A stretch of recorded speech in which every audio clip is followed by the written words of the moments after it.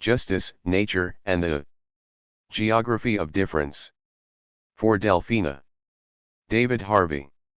Contents. Thoughts for a prologue. Acknowledgements.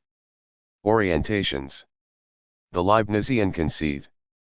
The of discourse. Historical agency and the loci of social change. The nature of environment. Part 2 Prologue. Valuing nature. The of social and environmental gun. Space, time, and place. Part 3 Prologue. The currency of space-time. Part 4 Justice, Difference, and Politics. Part 4 Prologue. Class relations, social justice, and the political geography of difference. The environment of justice. Thoughts for a prologue. Here is a map of our country, here is the sea of indifference. Glazed with salt, this is the haunted river flowing from brow to groin, we dare not taste its water. This is the desert where missiles are planted like corms. This is the breadbasket of foreclosed farms. This is the birthplace of the rockabilly boy. This is the cemetery of the poor who died for democracy. This is a battlefield from a 19th century war. The shrine is famous. This is the sea town of myth and story when the fishing fleets went bankrupt. Here is where the jobs were on the pier. Processing frozen fish sticks, hourly wages and no shares. These are other battlefields. Centralia, Detroit. Here are the forests primeval, the copper the silver lodes. These are the suburbs of acquiescence silence rising fume like from the streets. This is the capital of money and dolor, whose spires flare up through air inversions, whose bridges are crumbling, whose children are drifting, blind alleys pent between coiled rolls of razor wire. I promised to show you a map, you say, but this is a mural then. Yes, let it be. These are small distinctions. Where do we see it from is the question. Adrian Rich, an atlas of the difficult world. In recent years I have frequently found myself speaking at conferences on globalization. The conference at Duke University in November, 1994, was by far the most interesting. It brought together diverse people not only from many disciplines and walks of life but also from many different countries. It was a welcome change to listen to academics, activists, and representatives from the arts from countries like South Korea, China, India, Russia, and Egypt, as opposed to the rather repetitive and sterile discussions of globalization that all too often occur in university settings in the United States or Europe. But the atmosphere of the conference was frequently tense and arguments often hard to follow, illustrative of the inroads that hypercritical currents of thought like post-structuralism, postmodernism, deconstruction, and the like have made throughout the world. But what truly rendered the occasion memorable for me was my stay in the Omni Hotel in Durham, North Carolina. The hotel was full of families of a very distinctive sort. The men wore either slightly baggy suits or blazers and flannels, usually embellished with a jolly necktie. The children were remarkably well behaved, the boys typically dressed in blazers and flannels and the girls for the most part in frilly dresses. And the women all wore ankle-length dresses and, most distinctive of all, had long hair, the only permissible deviation apparently being to loop it up into a bun. This was definitely not Levi, Calvin Klein, or even Benetton territory, not a pair of jeans in sight. And everyone was remarkably friendly, bestowing beaming hellos and good days to obvious deviants from the sartorial norm such as myself.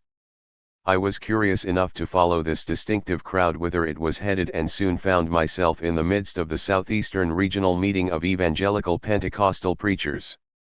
I was intrigued enough to stay. An evening of participant observation taught me a lot. I could not help contrasting, for example, the incredible enthusiasm, joy, and vigor of the Pentecostal meeting with the angst and competitive tension at the globalization conference. While the Pentecostal meeting was very much led from the front by white male preachers, the levels and degree of enthusiastic audience participation were extraordinarily high, compared to the heard it all before incredulity and resentful passivity of the campus audience. Furthermore, for the Pentecostals it was an orchestration of emotions and passions rather than of intellect that was being sought, and the ends and objectives of the orchestration were clear. I wondered what the parallel objective of the globalization conference might be. I had a hard time finding any strong or coherent answer to that question. The preacher who opened the ceremonies that evening did so with the following invocation. Through these 4 days, he said, we have come to understand the foundational beliefs that keep us firmly on the rock. Foundational beliefs. One wondered what on earth would happen if I started to talk about foundational beliefs in the globalization conference. The deconstructionists would go to work with icy precision, the relativists would callously sneer, the critical theorists would rub their hands and say this simply will not do, and the postmodernists would exclaim what a dinosaur. And I myself agree that all foundational beliefs should be scrutinized and questioned.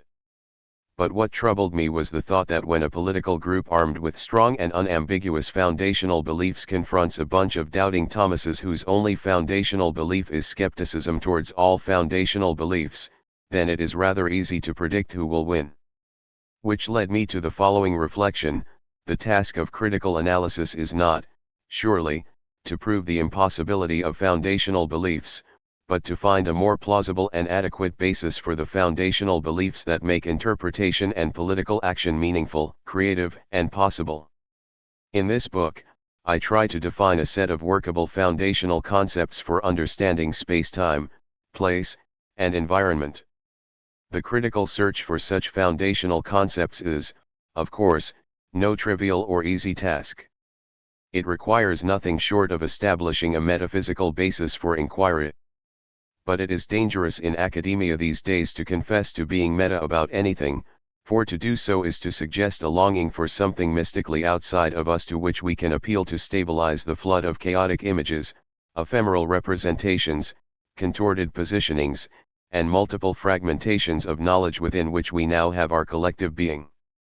But metaphysics in its traditional sense is precisely about the kind of critical inquiry that allows for the free interplay of passions, emotions, rationality, and intellect rather than their restrictive compartmentalizations.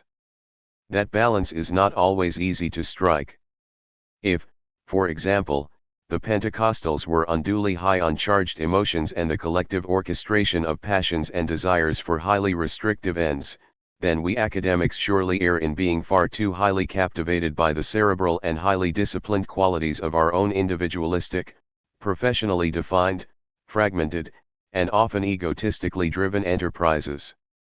Metaphysics at its best also seeks general principles to understand but never repress the evident complexity of physical, biological, and social life. Inquiry of this sort is never easygoing, and during the writing of this book I have often found myself longing for the easy simplicities of faith of the Pentecostals, the certitudes of positivism or the absolutes of dogmatic Marxism. As the evening with the Pentecostals wore on, it became evident that there was a very particular political target for the occasion. And that target was racism. The blood of Jesus, it was said, will wash away all signs of racial distinction. Racial discrimination within the church was construed as a barrier to the expansion of its powers, and in the midst of extraordinary scenes preacher after preacher exhorted the assembled whites to embrace their black brethren with joy, humility, and understanding. And so it was that an audience that in the context of the U.S. South would be traditionally thought hostile to racial integration came to embrace not only the black brethren present but also the ideal of racial equality in the eyes of the Church and of the Lord. Now I happen to be in favor of almost anything that mitigates the destructive, degrading, and debilitating practices of racism in the United States, and it certainly seemed to me that more may have been accomplished on that score in one evening of Pentecostal preaching than in 2 decades of lip service paid in my own university to ideals of affirmative action. There was, however, a hitch. Evil has, apparently, to reside somewhere, and the denunciation of the traitorous Jews, the murderers of Jesus Christ, hovered over the Pentecostal proceedings, making me wonder how much the politics of the occasion was also dominated by an attempt to wean away actual or potential African American supporters of Farrakhan's Nation of Islam. On my way out of the meeting I found myself confronted not only with a whole battery of preachers dying to tell me what appalling sinners they once had been and how wondrous it was to rediscover the ways of the Lord, but a set of booths selling everything from religious icons and books to T-shirts. A particular T-shirt caught my eye and I could not resist buying it. Produced by Righteous Wear, a Jesus Christ-centered company, it proclaimed in startling colors, get right or get left deconstructionists could have a field day with that one, I thought. Authority for the logo was located, however, in Ecclesiastes 10:2 and Matthew 25:33-4. Being in the Omni Hotel, I had instant access to Gideon's Bible and, on repairing to my room, I checked the two citations. Ecclesiastes merely stated that God placed wisdom on his right hand and foolishness on his left. I didn't mind that, since being of the political left I have long recognized that it takes 4. A little foolishness to change anything. But the passage from Matthew was much more bothersome. God separates the nations as a shepherd separates the sheep from the goats. And the sheep were placed on his right hand, from whence they inherited the kingdom, and the goats were placed on his left hand and condemned to the eternal fire prepared for the devil and his angels. Now it is a standing joke among many of his friends that God is not a leftist sympathizer, but condemnation to such total damnation seemed a bit too much. So why, exactly, were the goats condemned to the eternal fire? The reason given is that I was hungry and you gave me no food, I was thirsty and you gave me no drink, I was a stranger and you did not welcome me, naked and you did not clothe me, sick or in prison and you did not visit me. The goats protest that they did not see him hungry, thirsty, naked, sick, or in prison. God notes that they have met such people all around them on a daily basis and says, if you did it not to the least of these, you did it not to me. Now these happen to be rather old-fashioned, traditional, and, dare I say it, foundational values for a socialist politics. So what has happened to those concerns? Why was there so little take-up on such questions in the Globalization Conference? And how come the religious right now claims these concerns as their own? On this last point I immediately had a provocative thought. If God is located somewhere in space, then maybe what appears to be on his left is actually to our right. This turns out to be a far from trivial point. Leibniz, whose ideas I will often invoke, contested Newton's theories of absolute space and time and insisted upon a relational theory of space-time on the theological grounds that the absolute theory diminished God's powers by making it seem as if he was located in space and time. In the Leibnizian view, it would be impossible to talk of God having a left or right hand because God is an omnipresent power throughout the universe and not to be construed as someone who sits somewhere in space and time surveying all that happens. What seems like an arcane 17th century theological controversy has a contemporary echo. In the current rush to provide cognitive maps of everything going on in art, politics, the humanities, literary, and social theory, etc., the question of the relative location of various political groupings, stances, ideas, and movements has become a major criterion of evaluation and judgment. The discussion unfortunately evades the problem that mapping requires a map and that maps are typically totalizing, usually two-dimensional, Cartesian, and very undialectical devices with which it is possible to propound any mixture of extraordinary insights and monstrous 5. Lies. Mathematicians long ago proved, for example, that it is impossible to map even the spherical surface of the Earth on a flat piece of paper without distortion, and the history of map projections indicates an infinity of possible mapping systems, making it possible to transform left into right or both into nowhere, depending upon the particular projection chosen. This is not to say that maps are useless, far from it. But the mapping metaphor subsumes the problematics of representation within an often unquestioned choice to employ one particular projection rather than some other.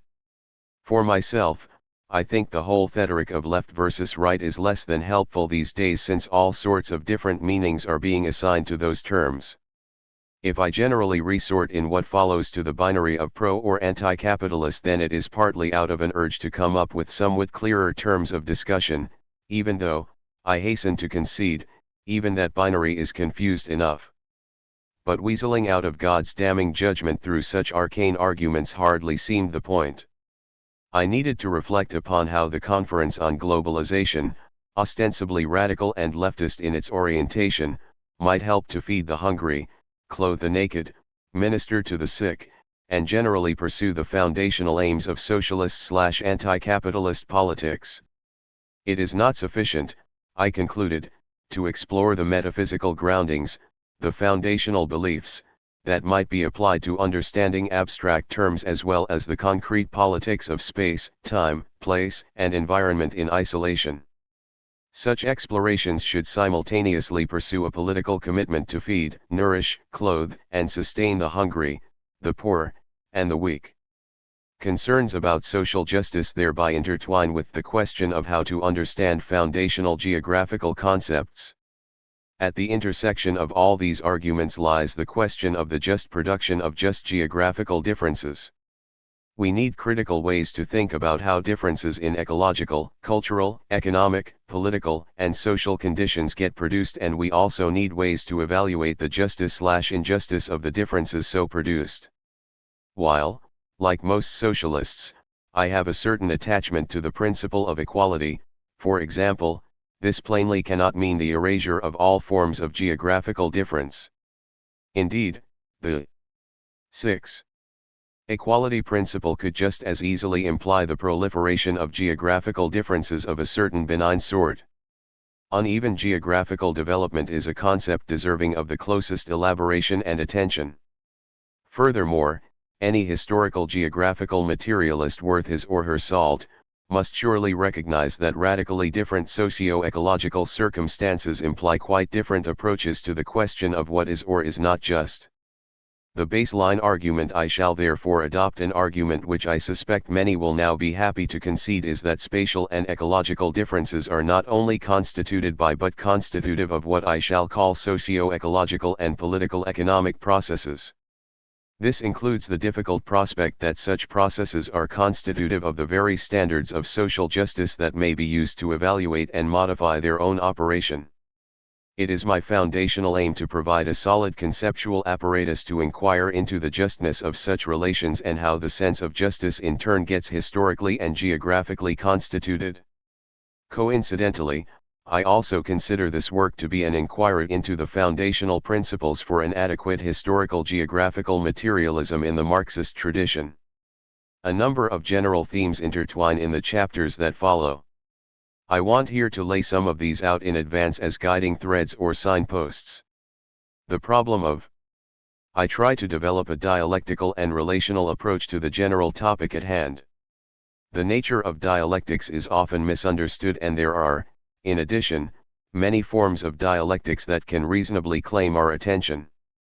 I therefore thought it wise to set out some initial principles of dialectics as a guide to the theoretical and conceptual practice that follows. To some, of course, the very mention of the word dialectics sounds unpromising and unduly complicated, though to others, such as those working in literary theory, dialectical formulations are now so commonplace as to be old hat. Resistance to this way of thinking has been much stronger in the social sciences for obvious reasons.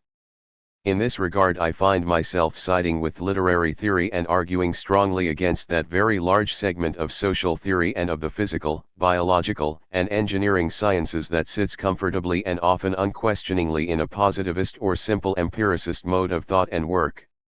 I would like to persuade my colleagues in these fields that an understanding of dialectics can deepen our understanding of socio-ecological processes in all manner of ways, without 7.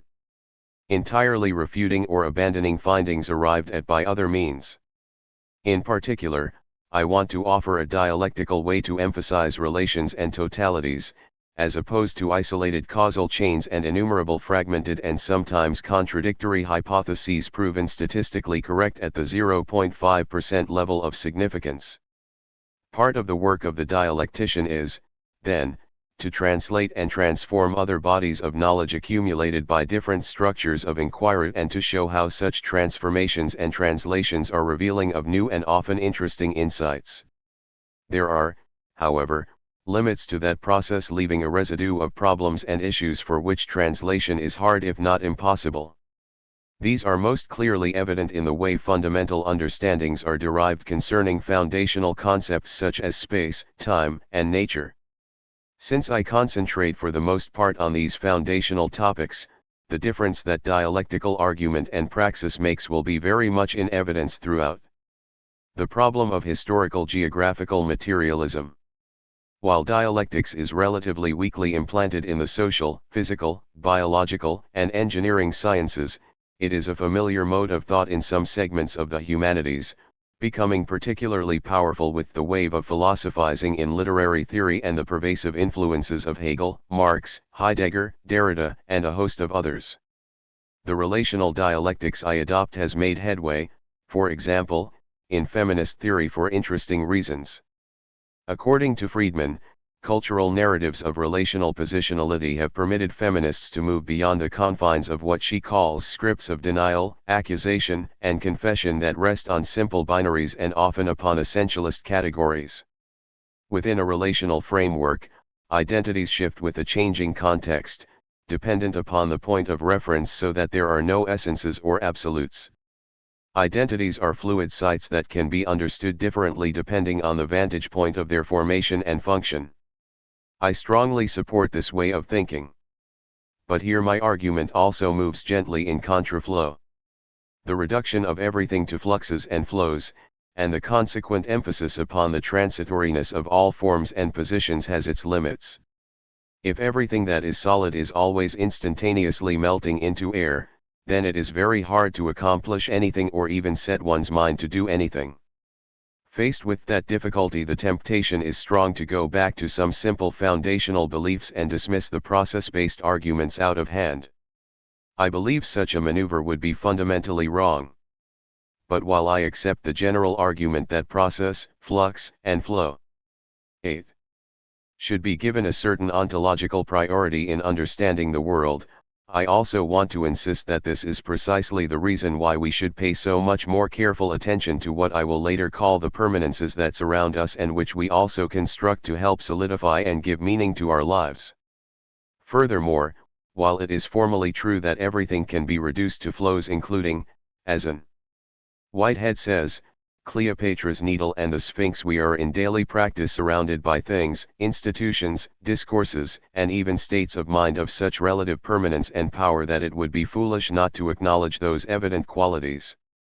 There is, I believe, little point in asserting some sort of dissolution of all fixity and permanence in the famous last instance if, as far as we human beings are concerned, that last instance is nowhere in sight. The solid rock of historical geographical materialism is here used to say that dialectical argumentation cannot be understood as outside of the concrete material conditions of the world in which we find ourselves, and those concrete conditions are often so set in literal concrete that we must perforce acknowledge their permanence, significance, and power. All of this has political import. Consider, for example, Derrida's extraordinary fantasy in Spectres of Marx, in which immersion in the flows is thought somehow to be radical and revolutionary in itself. The move that makes this possible is to separate dialectics from all tangible sense of historical geographical conditions as well as from any rootedness in a tangible and organized politics. Derrida can then envisage a new international without status, without title, and without name. Without party, without country, without national community. This is, as Eagleton remarks, the ultimate post-structuralist fantasy, an opposition without anything as distastefully systemic or dreably orthodox as an opposition, a dissent beyond all formulable discourse, a promise which would betray itself in the act of fulfillment, a perpetual excited openness to the Messiah who had better not let us down by doing anything as determinate as coming. We need not only to understand but also to create permanences, organization, institutions, doctrines, programs, formalized structures, and the like in order to change anything in any kind of meaningful or directed way. And it is at this point that I part company with that genre of relational dialectics that has become pure idealism. I seek a far firmer grounding to politics in the concrete historical and geographical conditions in which human action unfolds. In this regard, therefore, I find myself writing against an emerging trend, grounded in dialectical and relational ways of thinking, producing what might be called a new idealism in which thought and discourse are believed to be all that matter in powering the historical geography of socio-ecological and political economic change. 9. The problem of theorizing. There is a great deal of talk these days about practices of theorizing and of getting the theory right. These are concerns that I share, but I hasten to add that it is not always easy to understand what is meant by theorizing and theory. It stands to reason that these terms take on very special meaning when I assume a dialectical, historical, geographical, and materialist approach to knowledge, and that the rules of theorizing are here quite different from how they might be construed in, say, an analytic or positivist approach. The knowledges and theories produced by such different means are not wholly incompatible with each other. But nor are they directly assimilable to each other. The general stance I take is that a dialectical, historical, geographical, and materialist theory, because it deals with totalities, particularities, motion, and fixity in a certain way, holds out the prospect of embracing many other forms of theorizing within its frame, sometimes with only minimal loss to the integrity of the original. I am not concerned to justify that argument here. But there is one line of thought that is so fundamental to what follows that it is worth broaching in advance. The insertion of spatial considerations into most forms of social theorizing often turns out to be profoundly disruptive of how the theory can be specified and put to work. Social theoretic metanarratives usually concentrate on processes of temporal change, keeping spatiality constant. If spatiality typically disrupts received theory and dominant metanarratives, then those who, for whatever reason, want to disrupt them can most easily do so by invoking some sort of spatiality. This accounts, I suspect, for the extraordinary eruption of spatial metaphors in post-structuralist and postmodernist work. But here, too, I find myself in a somewhat odd position. For while I welcome on the one hand the explosion of interest in things spatial and a proliferation of texts and arguments that wrestle with what spatiality might be all about, it has never been my intention to use such a conceptual apparatus to attack meta-theory per se. My concern is, rather, with trying to rebuild Marxian meta-theory in such a way as to incorporate an understanding of spatio-temporality within its frame. This has me writing against those uses of spatiality and of spatial metaphor whose sole purpose seems to be to take unreconcilable difference, incommunicability, particularity, and irreducible individualism and fix them in stone. It has never been my point to argue that spatiality makes theory impossible. I want to reconstruct theory with space clearly integrated within it as foundational elements. The only way to do that is to 10. Theorize what might be meant by the production of space in particular, or, more generally, the production of nature. Such a project is not without its difficulties. But we should I think, do end up with a very different kind of understanding of how theory should be construed and what a meta-theory should look like. I believe it possible, on this basis, to construct a general theory of dialectical and historical geographical materialism. The question of values and the nature of justice. Situating oneself in the full flood of all the fluxes and flows of social change makes appeal to any permanent set of values with which to animate collective or well-directed social action suspect. This is not a new thought. Sometime towards the end of the 2nd century, camped along the misty, ague-plagued regions of the Danube, the Emperor Marcus Aurelius, trying vainly to hold back the barbarian hordes that threatened the borders and the permanence of the Roman Empire, wrote in his Meditations. One thing hastens into being, another hastens out of it.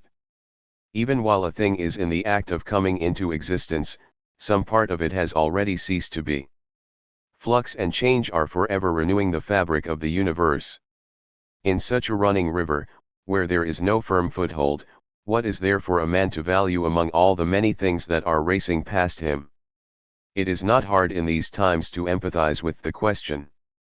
But the question cannot be evaded, not despite but because of all the manifest insecurities and volatilities in the political economy of daily life and the parallel preoccupation in radical segments of the humanities and the arts with emphasizing the instabilities of fluxes and flows. It is in this realm of values that conservative and religious thought has its strongest appeal, precisely because the presumption of permanence or of eternal truths gives a stability to values that radical thought finds hard to acknowledge. But meaningful political action cannot proceed without some embedded notions of value, if only a determination as to what is or is not important to analyze intellectually, let alone to struggle for politically. In some forms of inquiry, of course, the distinction between facts and values is held to be sacrosanct. To permit values to enter into the domain of scientific objective inquiry, for example, is often seen to taint all evidence and results and render them suspect or useless. In the dialectical/relational view, the separation of facts and values is impossible to achieve. In some areas of science, as we shall see, this dialectical/relational view of the inevitable fusion of facts and values has undergone a revival of sorts, as multiple contestations have arisen over, for example, how to interpret quantum theory. The answer to these difficulties, it seems to me, is to replace the fixed idea of values with an understanding of processes of valuation. Once we come to appreciate how such processes operate, we can also better understand how and why certain kinds of permanence get constructed in particular places and times so as to form dominant social values to which most people willingly subscribe. In what follows, therefore, there is a constant preoccupation with processes of valuation, how they operate and to what degree some set of relatively permanent values can be or have been constructed as pivots for diverse forms of socio-ecological action. The reader will doubtless notice, for example, the perpetual return to considerations of money as a dominant symbol of a process of valuation that affects us all. I had at one point toyed with the idea of taking all the passages that dealt with money and assembling them into one chapter. But, in the end, it seemed more appropriate to let the question of money permeate the various chapters in much the same way that it permeates almost every facet of socio-ecological, personal, and collective life in the world we have now constructed. The process of money valuation is, it transpires, simultaneously a process defining space, time, environment, and place, and I shall endeavor to unravel that connection in some detail. But money is not the only way in which the process of valuation can be understood.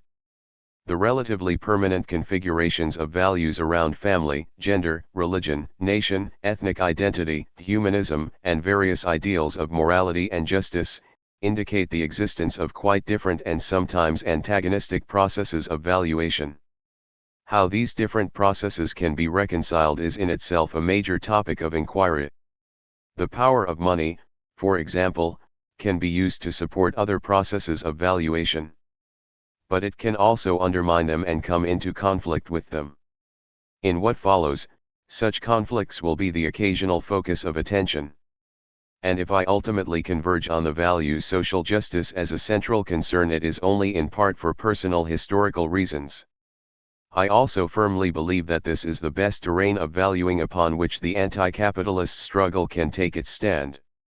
While, therefore, it may be true, as that old reprobate Lawrence Durrell once remarked, that life consists of perpetual choosing and the perpetual reservation of judgment, a political movement has to make its choice and 12.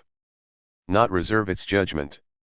This was, I believe, the central difference between the evangelical Pentecostals and the Globalization Conference. The former had no reservations of judgment, whereas finding and expressing such reservations is the name of the game in many intellectual modes of thought and practice.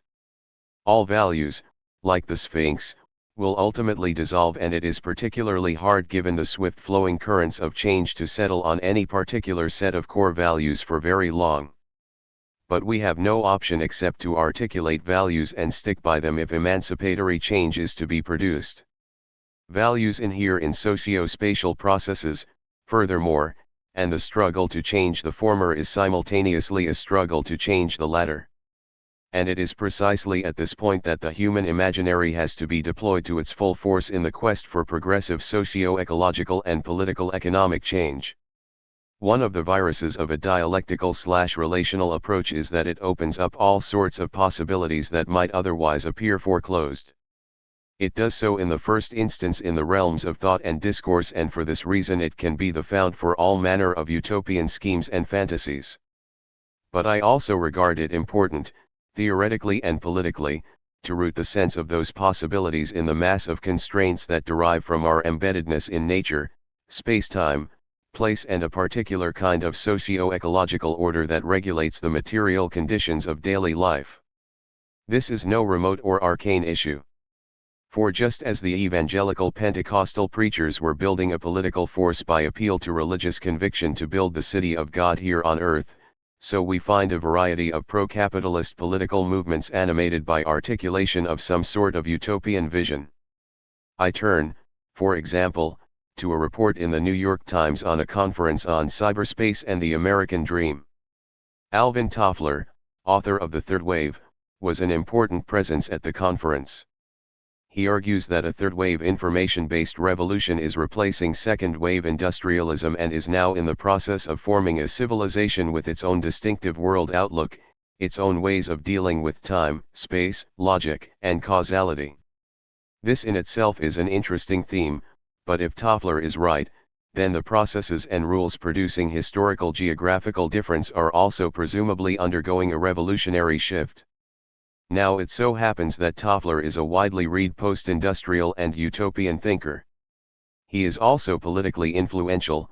Newt Gingrich, Republican leader of the U.S. House of Representatives, has adopted Toffler as one of his gurus and has evolved a revolutionary rhetoric in which the dismantling of the institutional structures of the regulatory and welfare state is seen as an imperative prelude to the liberation. 13. Of emancipatory third-wave forces now supposedly hemmed in by the institutions, practices, and decrepit power structures of a fading era of second-wave industrial capitalism. The press report in the New York Times continues by stating that a new coalition of forces is organizing to harness the brightest minds of high technology and use their collective brainpower to assist Mr. Gingrich as he tries to reshape the nation's political and economic landscape in preparation for the information revolution. And there are many who now believe that an emancipatory revolution in political economy, in social relations, in the explorations of identity, semantic worlds, and artistic forms is being born out of the capacity to create a virtual reality in cyberspace. Gingrich wonders, furthermore, if it might be possible to distribute laptop computers to every child in America as a solution to all social and economic ills, and a columnist in the Baltimore Sun argues that the way out of the long-term structural unemployment and confinement of human talents in the desolate public housing projects of the inner city is through access to the entrepreneurial possibilities of the Internet.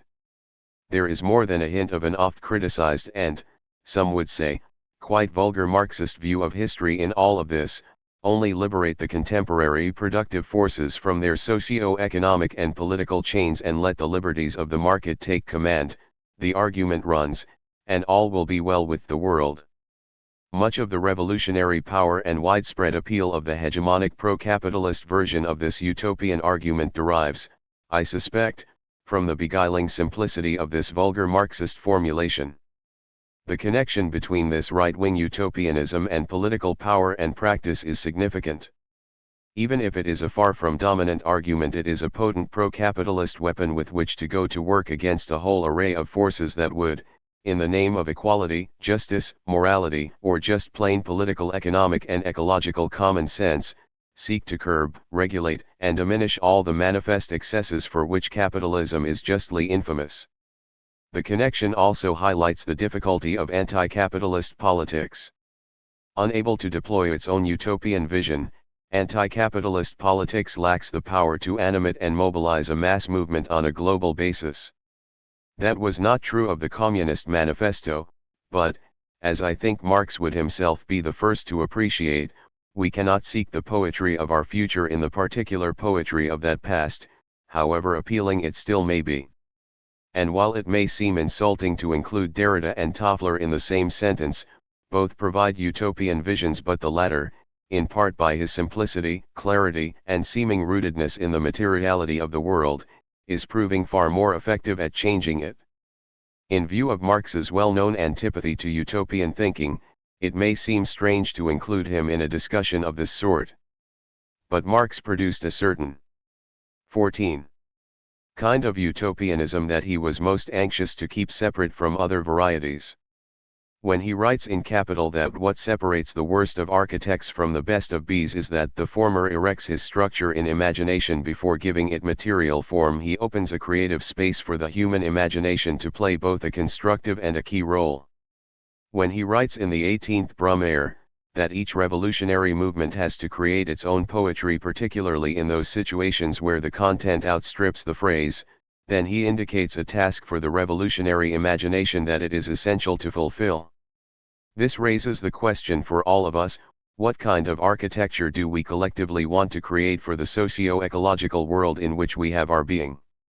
Not to pose that question is to evade the most crucial task confronting all forms of human action. It is with this in mind that I struggle to find foundational concepts for the human imaginary to contemplate our embeddedness in space, time, nature, and place. I have struggled in what follows to write as clearly as simply as I can, often on difficult and complicated subjects. But we can never write under historical or geographical conditions of our own making. As the Conference on Globalization indicated, the proliferating influence of what are loosely called post-structuralist and postmodernist ways of thinking and writing makes it particularly hard these days to find anything as mundane as a common language for expression, particularly in academia. Yet the highly specialized and distinctive languages that have been evolved these last 30 years often have something very important to say. I have therefore often found myself forced to take up such languages and terms, if only to give due consideration to what are serious arguments worthy of equally serious scrutiny. And in some instances I have found it useful to internalize within my own text certain specialized languages as privileged modes of expression of particular but important standpoints. Partly for this reason, I decided to devote a whole chapter to the topic of discourse in order to clarify my own discursive strategies while trying to position the role of the rapidly proliferating modes of representation in processes of socio-ecological and political economic change. In other instances, most particularly in the development of the relational theory of space and time in Chapter 8, I had no option except to engage with metaphysics at a fairly high level of abstraction. Foundational concepts do not come easily and, as Marx commented in one of his many prefaces to Capital, the difficulties that arise cannot easily be brushed aside. This is, he went on to remark, a disadvantage I am powerless to overcome, unless it be by forewarning and forearming those readers who zealously seek the truth. There is no royal road. 15. To science, and only those who do not dread the fatiguing climb of its steep paths have a chance of gaining its luminous summits. I hope that those who climb the path will find the summit as illuminating as I do. Not all historical and geographical conditions of existence are inhibiting to the production of new ways of thinking. I want to acknowledge the peculiarly favorable conditions that have allowed my own work to proceed. One of the great privileges of university life is to set up and co-teach courses in such a way as to be able to learn from a variety of very talented people working in diverse fields. I want to thank G.A. Cohen, Andrew Glenn, Neil Hertz, Bill Leslie, Kirsty McClure, Emily Martin, Erica Schoenberger, Eric Swangadu, Catherine Verderi, Gavin Williams, and Reds Wallman for providing an opportunity for extended dialogue through such a format. It is a similar privilege to work with some extraordinarily talented graduate students who struggle gamely to educate me in matters that I might otherwise be deeply resistant to. They will doubtless throw up their hands in frustration at my failure to take on board everything they have said, but my work has been immeasurably strengthened by their contributions. I include here the Oxford contingent of Clive Barnett, Martin Hadger, Argiro Lukács, Andrew Merrifield, Adrian Passmore, and Mike Samers, and Felicity Collard, Lisa Kim Davis and Melissa Wright in Johns Hopkins.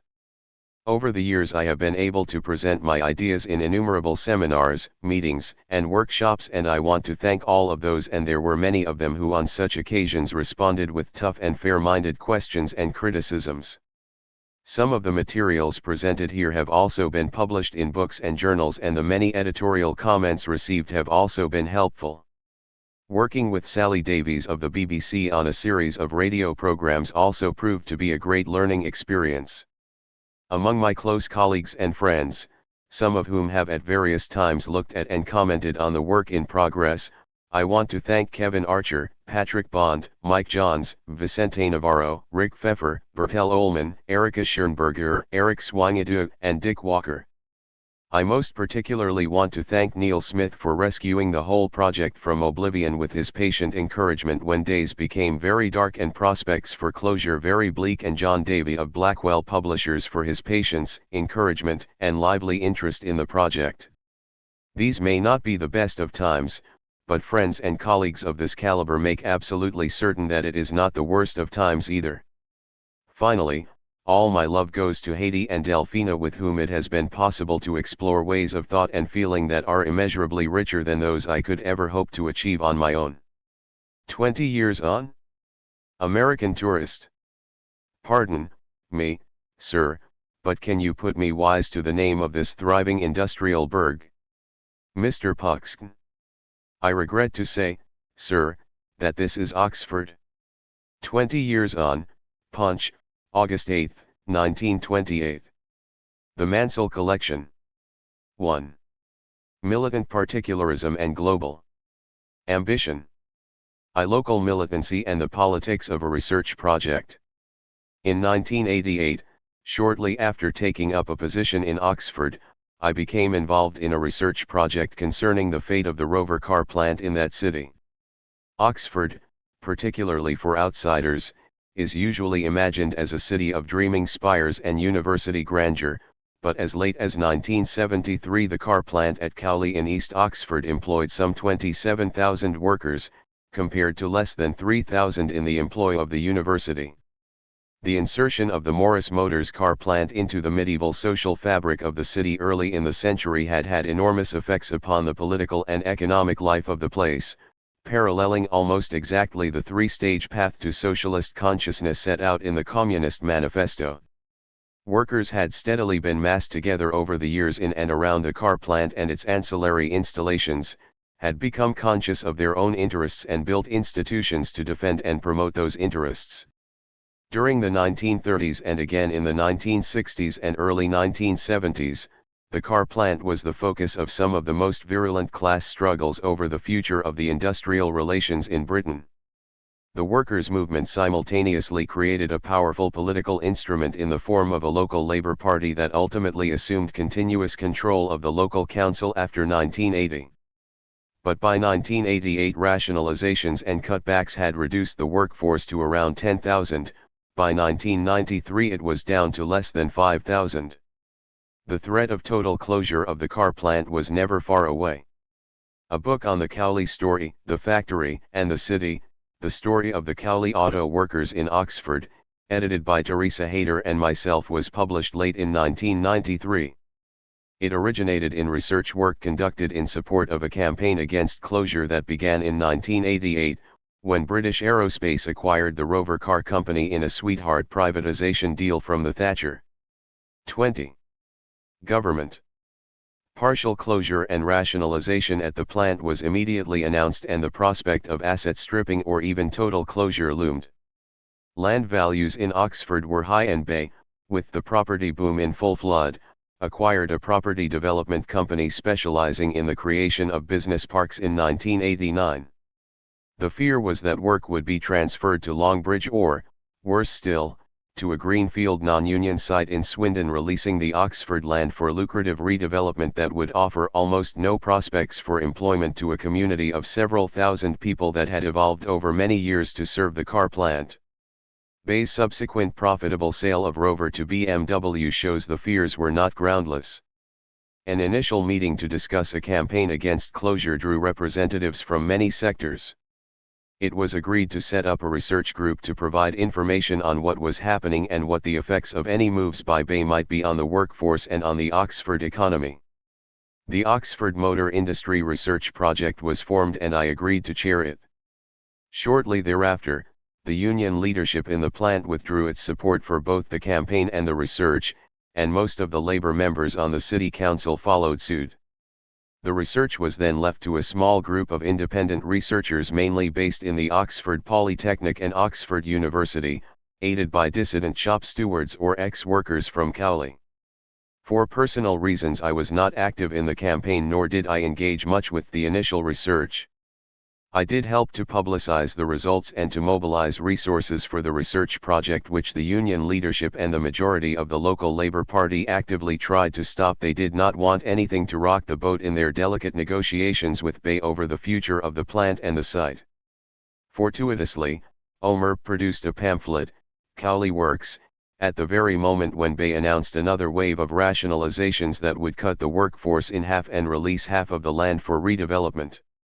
The history of the plant together with the story of the struggle to launch a campaign and the dynamics of the subsequent rundown are well described in the book.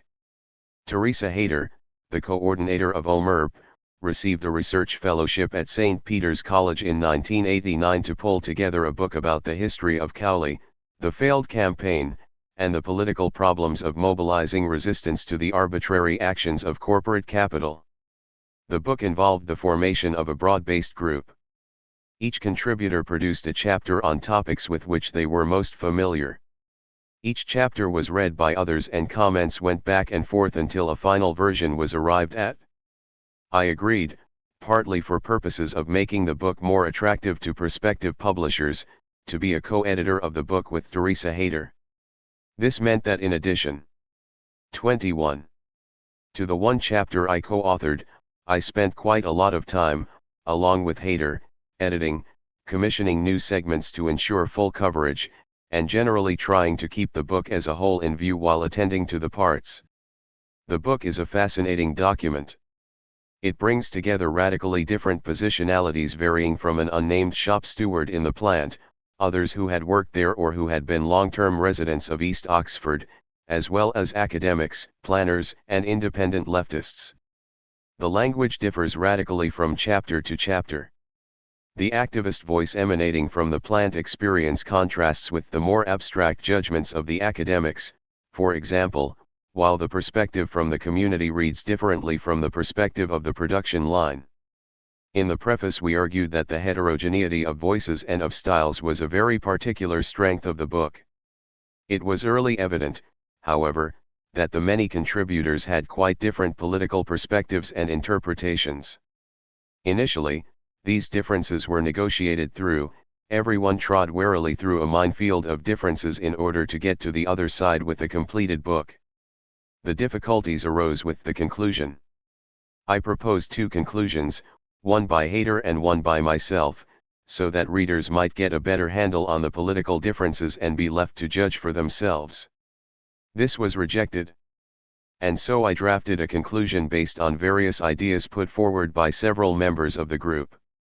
That draft conclusion succeeded in exploding almost every mine that had been negotiated in the writing of the book. Matters became extremely tense, difficult, and sometimes hostile between Hayter and me, with the group to some degree polarized around us.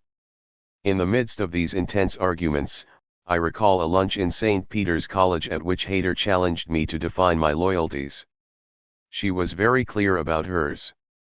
They lay with the militant shop stewards in the plant, who were not only staying on and laboring under the most appalling conditions but daily struggling to win back control from a reactionary union leadership so as to build a better basis for socialism. By contrast, she saw me as a free-floating Marxist intellectual who had no particular loyalties to anyone. So where did my loyalties lie? It was a stunning question and I have had to think about it a great deal since. At the time I recall arguing that while loyalty to those still employed in the plant was important, there were many more people in East Oxford who had been laid off or who had no prospects for employment who deserved equal time.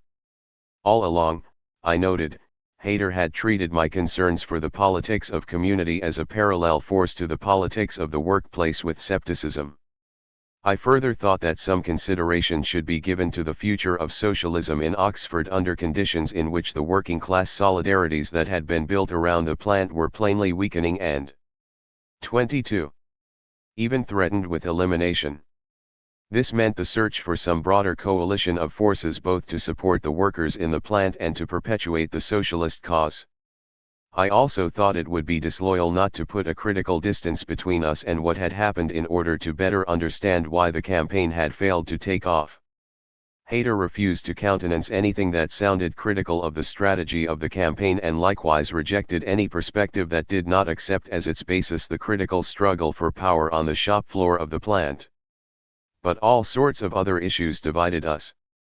Deteriorating work conditions in the plant, for example, made it hard to argue unequivocally for the long-term preservation of what were in effect shit jobs, even though it was plainly imperative to defend such jobs in the short run because there were no reasonable alternatives. The issue here was not to subordinate short-term actions to long-term pipe dreams, but to point out how difficult it is to move on a long-term trajectory when short-term exigencies demand something quite different. I was also concerned about the incredible overcapacity in the automobile industry in Britain as well as in Europe in general. Something was going to have to give somewhere and some way had to be found to protect workers' interests in general without falling into the reactionary politics of the new realism then paralyzing official union politics. But across what space should that generality be calculated? Britain? Europe? The world? I found myself arguing for at least a European-wide perspective on adjustments in automobile production capacity, but found it hard to justify stopping at that scale when pressed. There were also important ecological issues to be considered deriving not only from the plant itself but also from the nature of the product.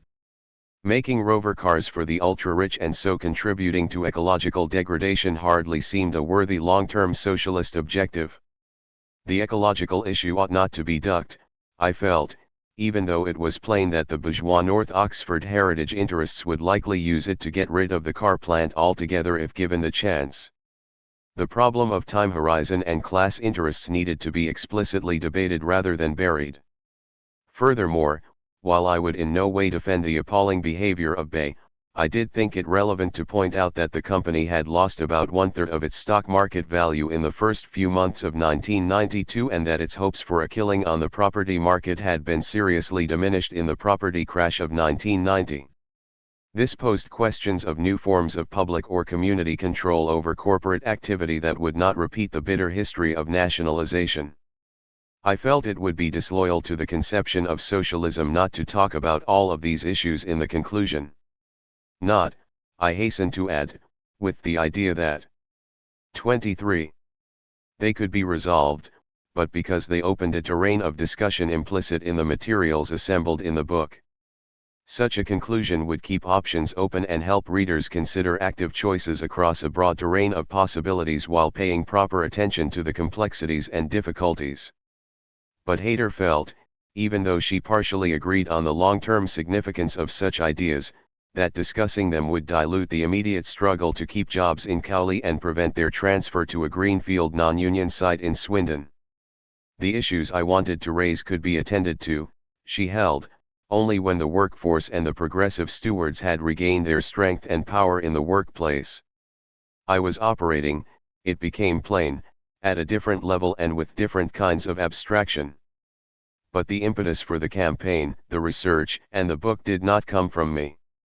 It arose out of the extraordinary strength and power of a tradition of union militancy emanating from the plant.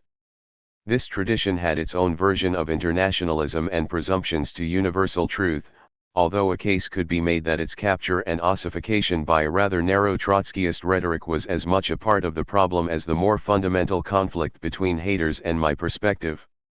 But it would be wrong to depict the argument in sectarian terms.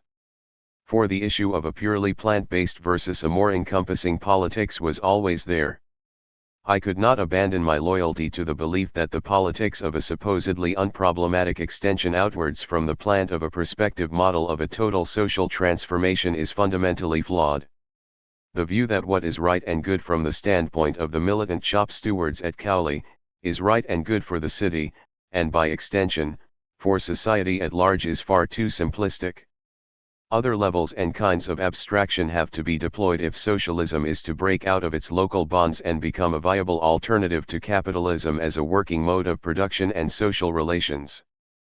But there is something equally problematic about imposing a politics guided by abstractions upon people who have given of their lives and labor over many years in a particular way in a particular place.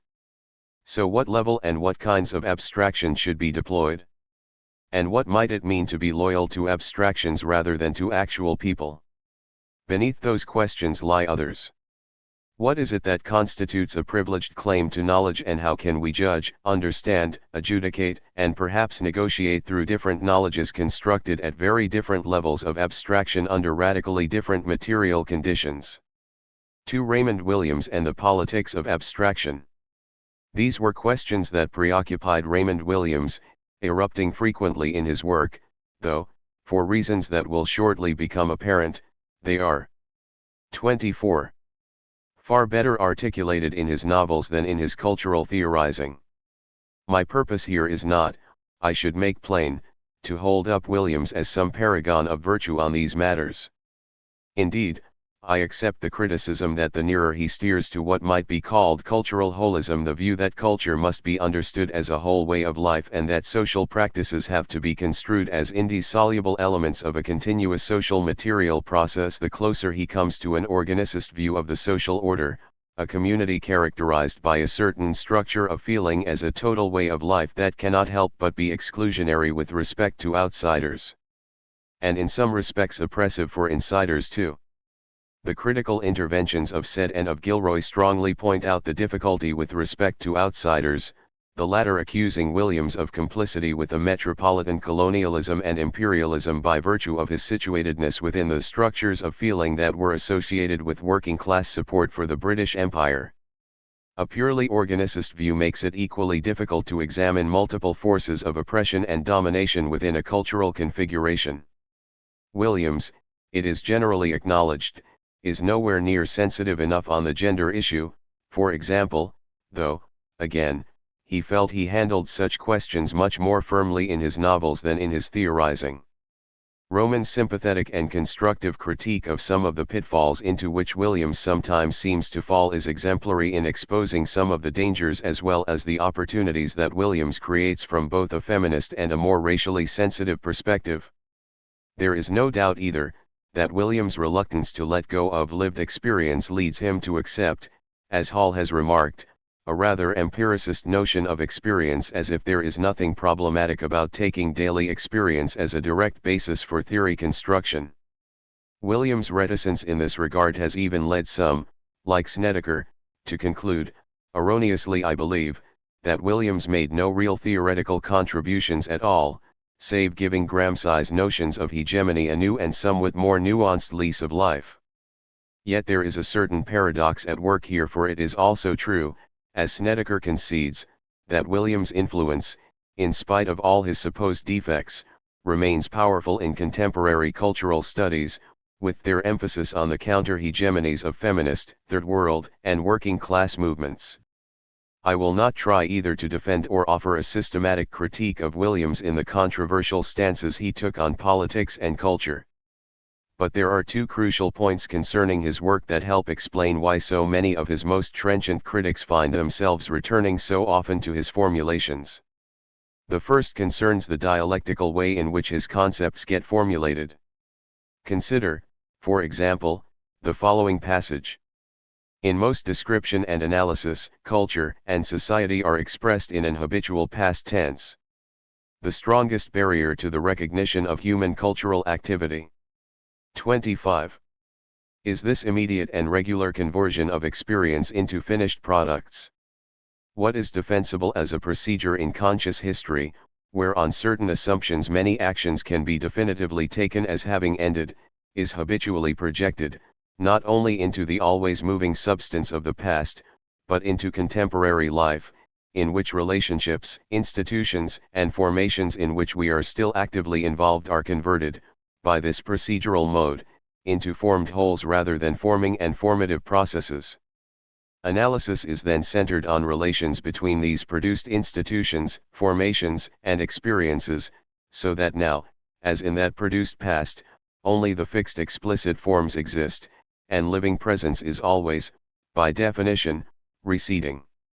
Williams is not immune from the tendency to produce alienated conceptions that instantiate formed wholes as dominance over forming and formative processes. But certainly in this passage he declares a strong preference for dialectical readings that prioritize the understanding of processes over things, So that any organicist notion of community, for example, is necessarily tempered by the knowledge of the complicated flows and processes that sustain it. Williams here charts a terrain of theoretical possibilities in which the reduction of relations between people into relations between concepts can be as continuously challenged as can our understanding of relationships, institutions, and forms be brought alive by focusing attention on the processes at work producing, sustaining, or dissolving them. The second point is that the manner of embeddedness of political action in what anthropologists like to term intimate culture is simultaneously empowering and problematic.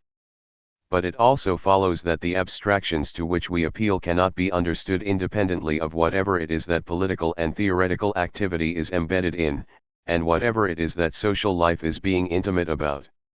A study of some of Williams' formulations can here be extremely helpful, since he both uses and systematically questions the notion of embeddedness and intimate culture throughout his work. In what follows, I shall pay particular attention to the way Williams treats environment, space, and place as framing concepts that help define what these ideas might mean. 3. The novel as environmental history. Press your fingers close on this lichened sandstone. With this stone and this grass, with this red earth, this place was received and made and remade. Its generations are distinct but all suddenly present. 26. So ends the opening statement of Williams' last and unfinished novel. The story begins in 23,000 BC and passes across periods of vast environmental and social change. The second story, for example, is set at the edge of the great ice sheet that surrounded the Black Mountains at the maximum point of glaciation in 16,000 BC. Subsequent episodes take up the advent of settled agriculture, writing, and other key moments of transformation of both the physical and social environment through human action.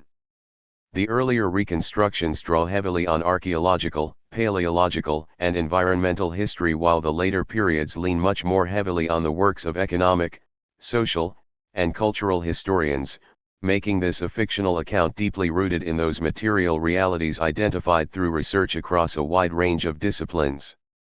In episode after episode, the people who have traversed and struggled in that place are imagined into life.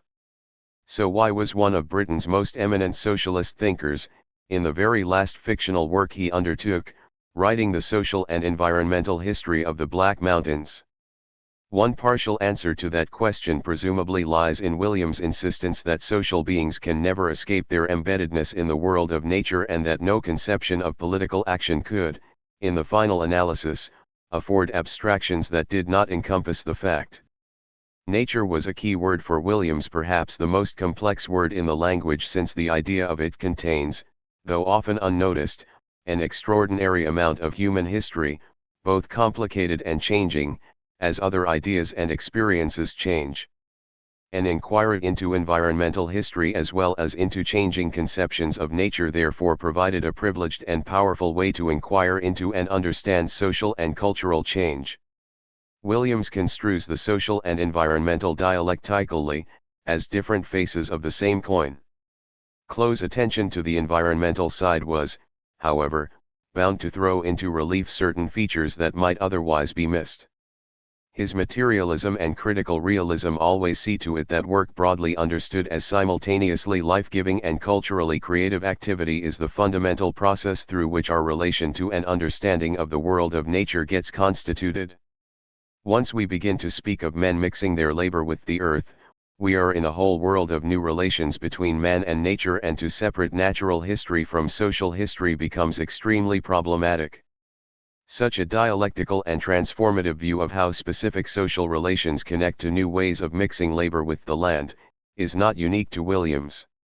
It echoes, for example, the views of Marx and Engels that as long as men exist, the history of nature and the history of men are mutually conditioned, because by acting on the external world and changing it, at the same time change own nature. William Crinan, the 27. Doyen of the contemporary movement to create a distinctively environmental form of history, makes a similar argument. An ecological history begins by assuming a dynamic and changing relationship between environment and culture, one as apt to produce contradictions as continuities. Moreover, it assumes that the interactions of the two are dialectical. Environment may initially shape the range of choices available to a people at a given moment, but then culture reshapes environment responding to those choices. The reshaped environment presents a new set of possibilities for cultural reproduction, thus setting up a new cycle of mutual determination. Changes in the way people create and recreate their livelihood must be analyzed in terms of changes not only in their social relations but in their ecological ones as well. But the environmental history of the Black Mountains is not something that evolves purely in place. The novel records waves of migration and colonization which situate the history of the Black Mountains in a matrix of spatiality, constituted by the flows and movements pulsing across Europe and beyond.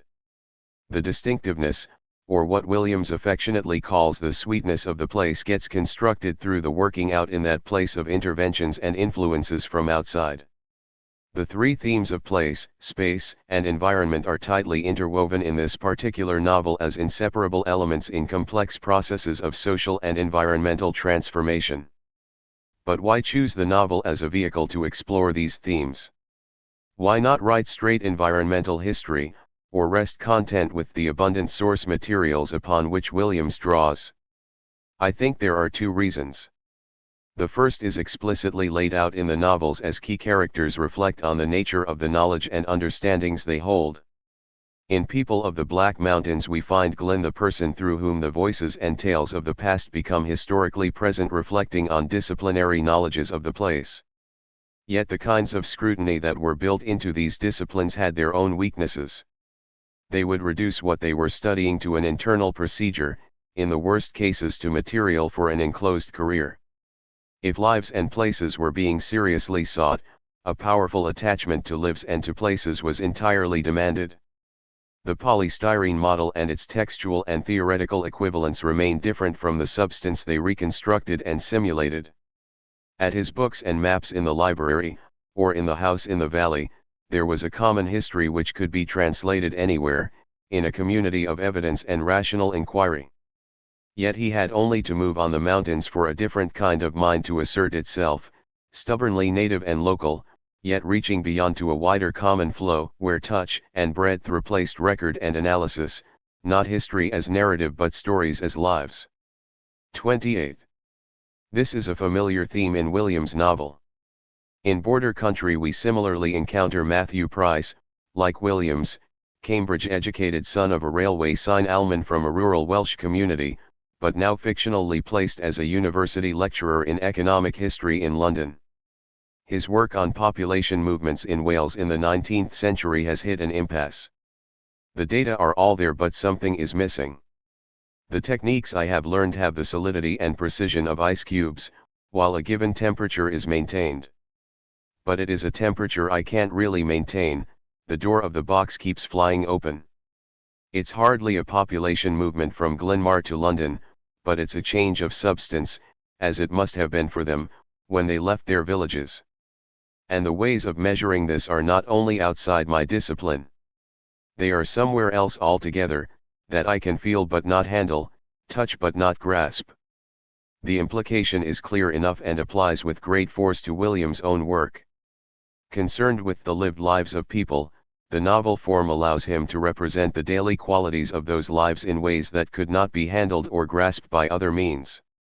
So while on the one hand Williams insists that his novels should not be treated as separate from his cultural theorizing, he also freely admits that he found some themes far easier to explore in his novels than in his theoretical work. But there is another reason behind the choice of a novel form. He wants to emphasize the ways in which personal and particular choices made under given conditions are the very essence of historical geographical change. The novel is not subject to closure in the same way that more analytic forms of thinking are. There are always choices and possibilities, perpetually unresolved tensions and differences, subtle shifts in structures of feeling, all of which stand to alter the terms of debate and political action, even under the most difficult and dire of conditions. Williams greatly admired Brecht's theatre. Brecht, he says, discovered ways of enacting genuine alternatives, not so much as in traditional drama, through the embodiment of alternatives in opposing characters, but by their embodiment in one person, who lives through this way and then that and invites us to draw our own conclusions. This means there is no imposed resolution, the tension is there to the end, and we are invited to consider it. All of William's central characters live that tension. The stories of the people of the Black Mountains are precisely about that also. Politically, this allows Williams to remind us of the way in which these peoples, by virtue of the choices they made and the ways they lived their lives, are all historically present. His aim is empowerment in the present through celebrating the strength and capacity to survive in the past. But there is something else at work too. 29. The crisis which came to me on the death of my father, who was a socialist and a railway worker. I haven't been able to explain this to people properly. Perhaps I explained it partly in my novel Border Country, was the sense of a kind of defeat for an idea of value. Maybe this was an unreasonable response. All right, he died too early, but men and women die. But it was very difficult not to see him as a victim at the end. I suppose it was this kind of experience which sent me back to the historical novel I'm now writing, People of the Black Mountains, about the movements of history over a very long period, in and through a particular place in Wales. And this history is a record of defeat, invasion, victimization, oppression. When one sees what was done to the people who are physically my ancestors, one feels it to be almost incredible. The defeats have occurred over and over again, and what my novel is then trying to explore is simply the condition of anything surviving at all. It's not a matter of the simple patriotic answer, we're Welsh, and still here. It's the infinite resilience, even deviousness, with which people have managed to persist in profoundly unfavorable conditions, and the striking diversity of beliefs in which they've expressed their autonomy. A sense of value which has won its way through different kinds of oppression of different forms, an ingrained and indestructible yet also changing embodiment of the possibilities of common life. The embeddedness that Williams celebrates is the ability of human beings, as social beings, to perpetuate and nurture in their daily lives and cultural practices the possibility of common values in the midst of a striking heterogeneity of beliefs. The maintenance of such values depends crucially, however, upon a certain kind of interpersonal relating that typically occurs in particular places. For the of space and place. So what were people building in the Black Mountains? It was place that was being received and made and remade. But what did place mean to Williams? It is not one of his key words. Nevertheless, a new theory of socialism must now centrally involve place. Remember, the argument was that the proletariat had no country, the factor which differentiated it from the property-owning classes. But place has been shown to be a crucial element in the bonding process, more so perhaps for the working class than the capital-owning classes, by the explosion of the international economy and the destructive effects of deindustrialization upon old communities. When capital has moved on, the importance of place is more clearly revealed. The embeddedness of working-class political action is, according to this account, primarily in place. In his novels, however, the meaning of place becomes 30. Particularly clear. The processes of place creation and dissolution, again a very dialectical conception as compared to the formed entity of an actual place, are active moments in the action. But the constitution of place cannot be abstracted from the shifting patterns of space relations. This principle is constantly reiterated in People of the Black Mountains, and it also informs the incredibly rich literary analysis of the country and the city. It is rendered even more vivid in the strike episode in Border Country. Political consciousness in a rural Welsh village community, traversed by a railway line along which goods and information flow, gets transformed by virtue of its relation to the miners' strike in South Wales, only in the end to be sold out by decisions taken in London. In an essay on the general strike of 1926, Williams makes clear how the episode in Border Country was shaped only after long conversations with his father. He then reflects on the structure of the problem as follows. These men at that country station were industrial workers, trade unionists, in a small group within a primarily rural and agricultural economy. All of them, like my father, still had close connections with that agricultural life. At the same time, by the very fact of the railway, with the trains passing through, from the cities, from the factories, from the ports, from the collieries, and by the fact of the telephone and the telegraph, which was especially important for the Sein-Almen, who through it had a community with other Sein-Almen over a wide social network, talking beyond their work with men they might never actually meet but whom they knew very well through voice, opinion, and story, they were part of a modern industrial working class. The strike episode shows how something special is achieved in that place, in this case a realization of class consciousness and an understanding of the possibility of a real alternative. But this possibility is arrived at through the internalization within that particular place and community of impulses originating from outside. How external impulses were transformed into a very local structure of feeling is a crucial part of the story.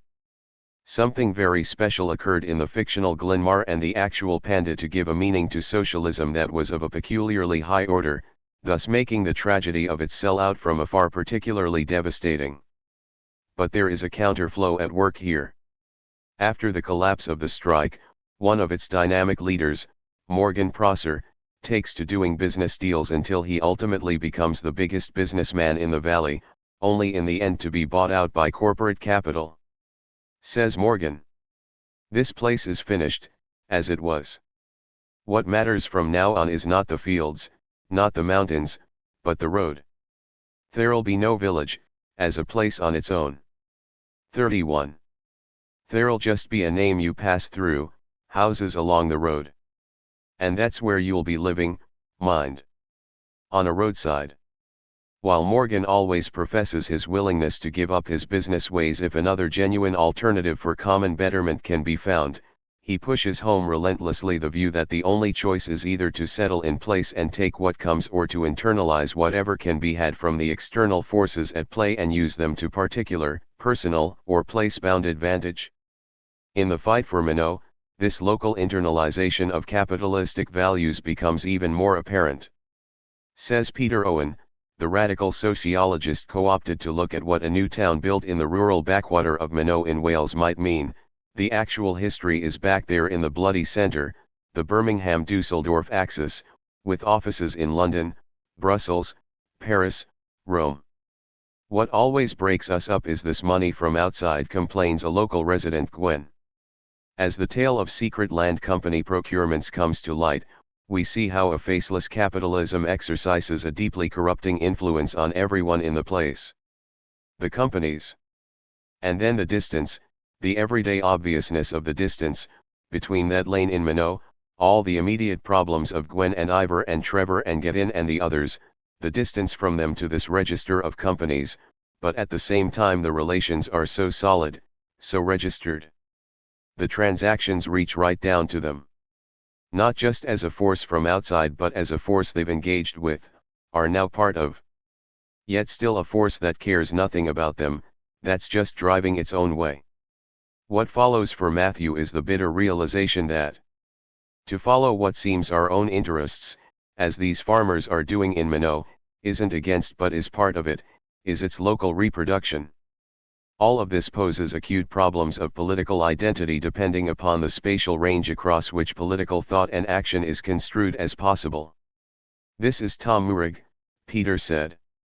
"He lives in Llanidloes or in Europe, I can't remember which." Tom Murig laughed. "He can't make up his mind," Peter said, "whether to proclaim an immediate federation of the Celtic peoples, with honorary membership for the Basques, or whether simply to take over Europe, with this new communal socialism they've been dreaming up in the hills. Either of those," Murig said, "or the third possibility, getting one of our people onto the district council." The humor of that exchange conceals an incredible tension. It turns out that the internalization of these external forces in Minot depends crucially upon a farmer. 32. On the district council having privileged knowledge of plans being hatched elsewhere. The relevant place and range of political action cannot get resolved outside of a particularly dialectical way of defining loyalties to place across space. and within such loyalties we will always find a peculiar tension between resistance and complicity to dominant social processes. V. The place of socialist politics.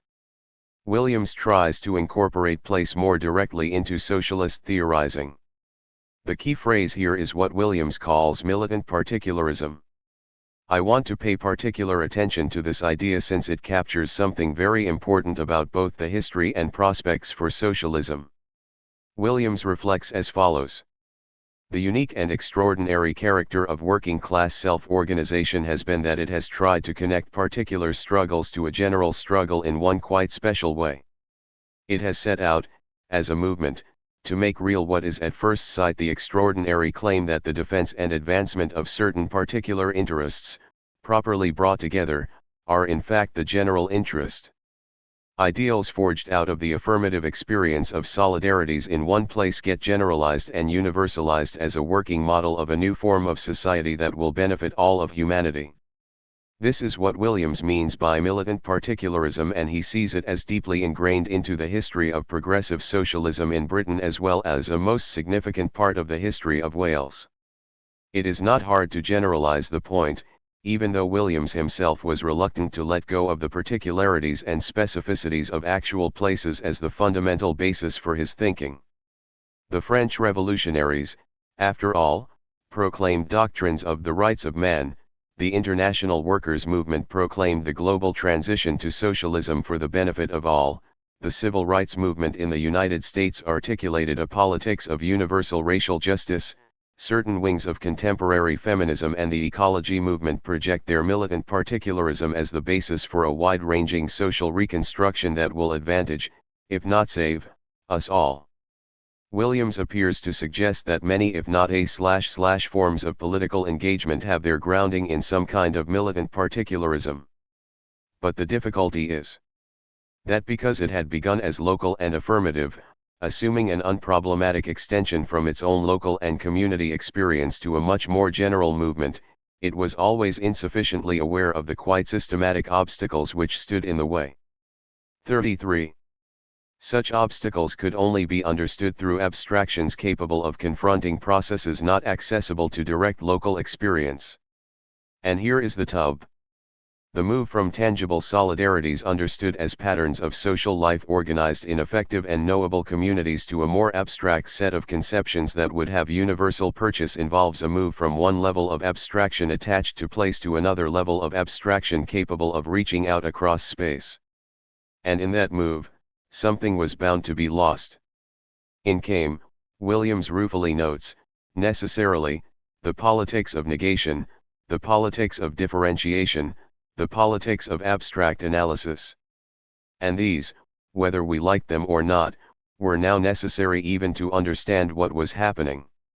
Even the language changes, shifting from words like our community, and our people in the coal fields to the organized working class, the proletariat and the masses in the metropolis where the abstractions are most hotly debated. The shift from one conceptual world, from one level of abstraction to another, can threaten the common purpose and values that ground the militant particularism achieved in particular places. This was my saddest discovery, when I found that in myself, that most crucial form of imperialism had happened. That is to say, where parts of your mind are taken over by a system of ideas, a system of feelings, which really do emanate from the power center. Right back in your own mind, and right back inside the oppressed and deprived community there are reproduced elements of the thinking and the feeling of that dominating center. If that negative politics is the only politics, then it is the final victory of a mode of thought which seems to me the ultimate product of capitalist society. Whatever its political label, it is a mode of thought which really has made relations between men into relations between things or relations between concepts. This tension between the different levels and kinds of abstractions to which individuals necessarily appeal in order to understand their relation to the world, is particularly vivid in his novels, often internalized within the conflicting emotions of the protagonists. In Border Country, Matthew takes the name given by his father into the wider world, but in Glenmar he is always known as Will, the name his mother wanted. The duality of that identity, who is he, Matthew or Will? is perpetually at work throughout the novel. Caught in that duality, it becomes almost impossible to find a language with which to speak. He was trained to detachment, the language itself, consistently abstracting and generalizing, supported him in this. And the detachment was real in another way. He felt, in this house, both a child and a stranger. He could not speak as either, could not speak really as himself at all, but only in the terms that this pattern offered. 34. The tension is registered even in the way in which a familiar landscape gets remembered. It was one thing to carry its image in his mind, as he did, everywhere, never a day passing but he closed his eyes and saw it again, his only landscape. But it was different to stand and look at the reality. It was not less beautiful, every detail of the land came up with its old excitement. But it was not still, as the image had been. It was no longer a landscape or a view, but a valley that people were using.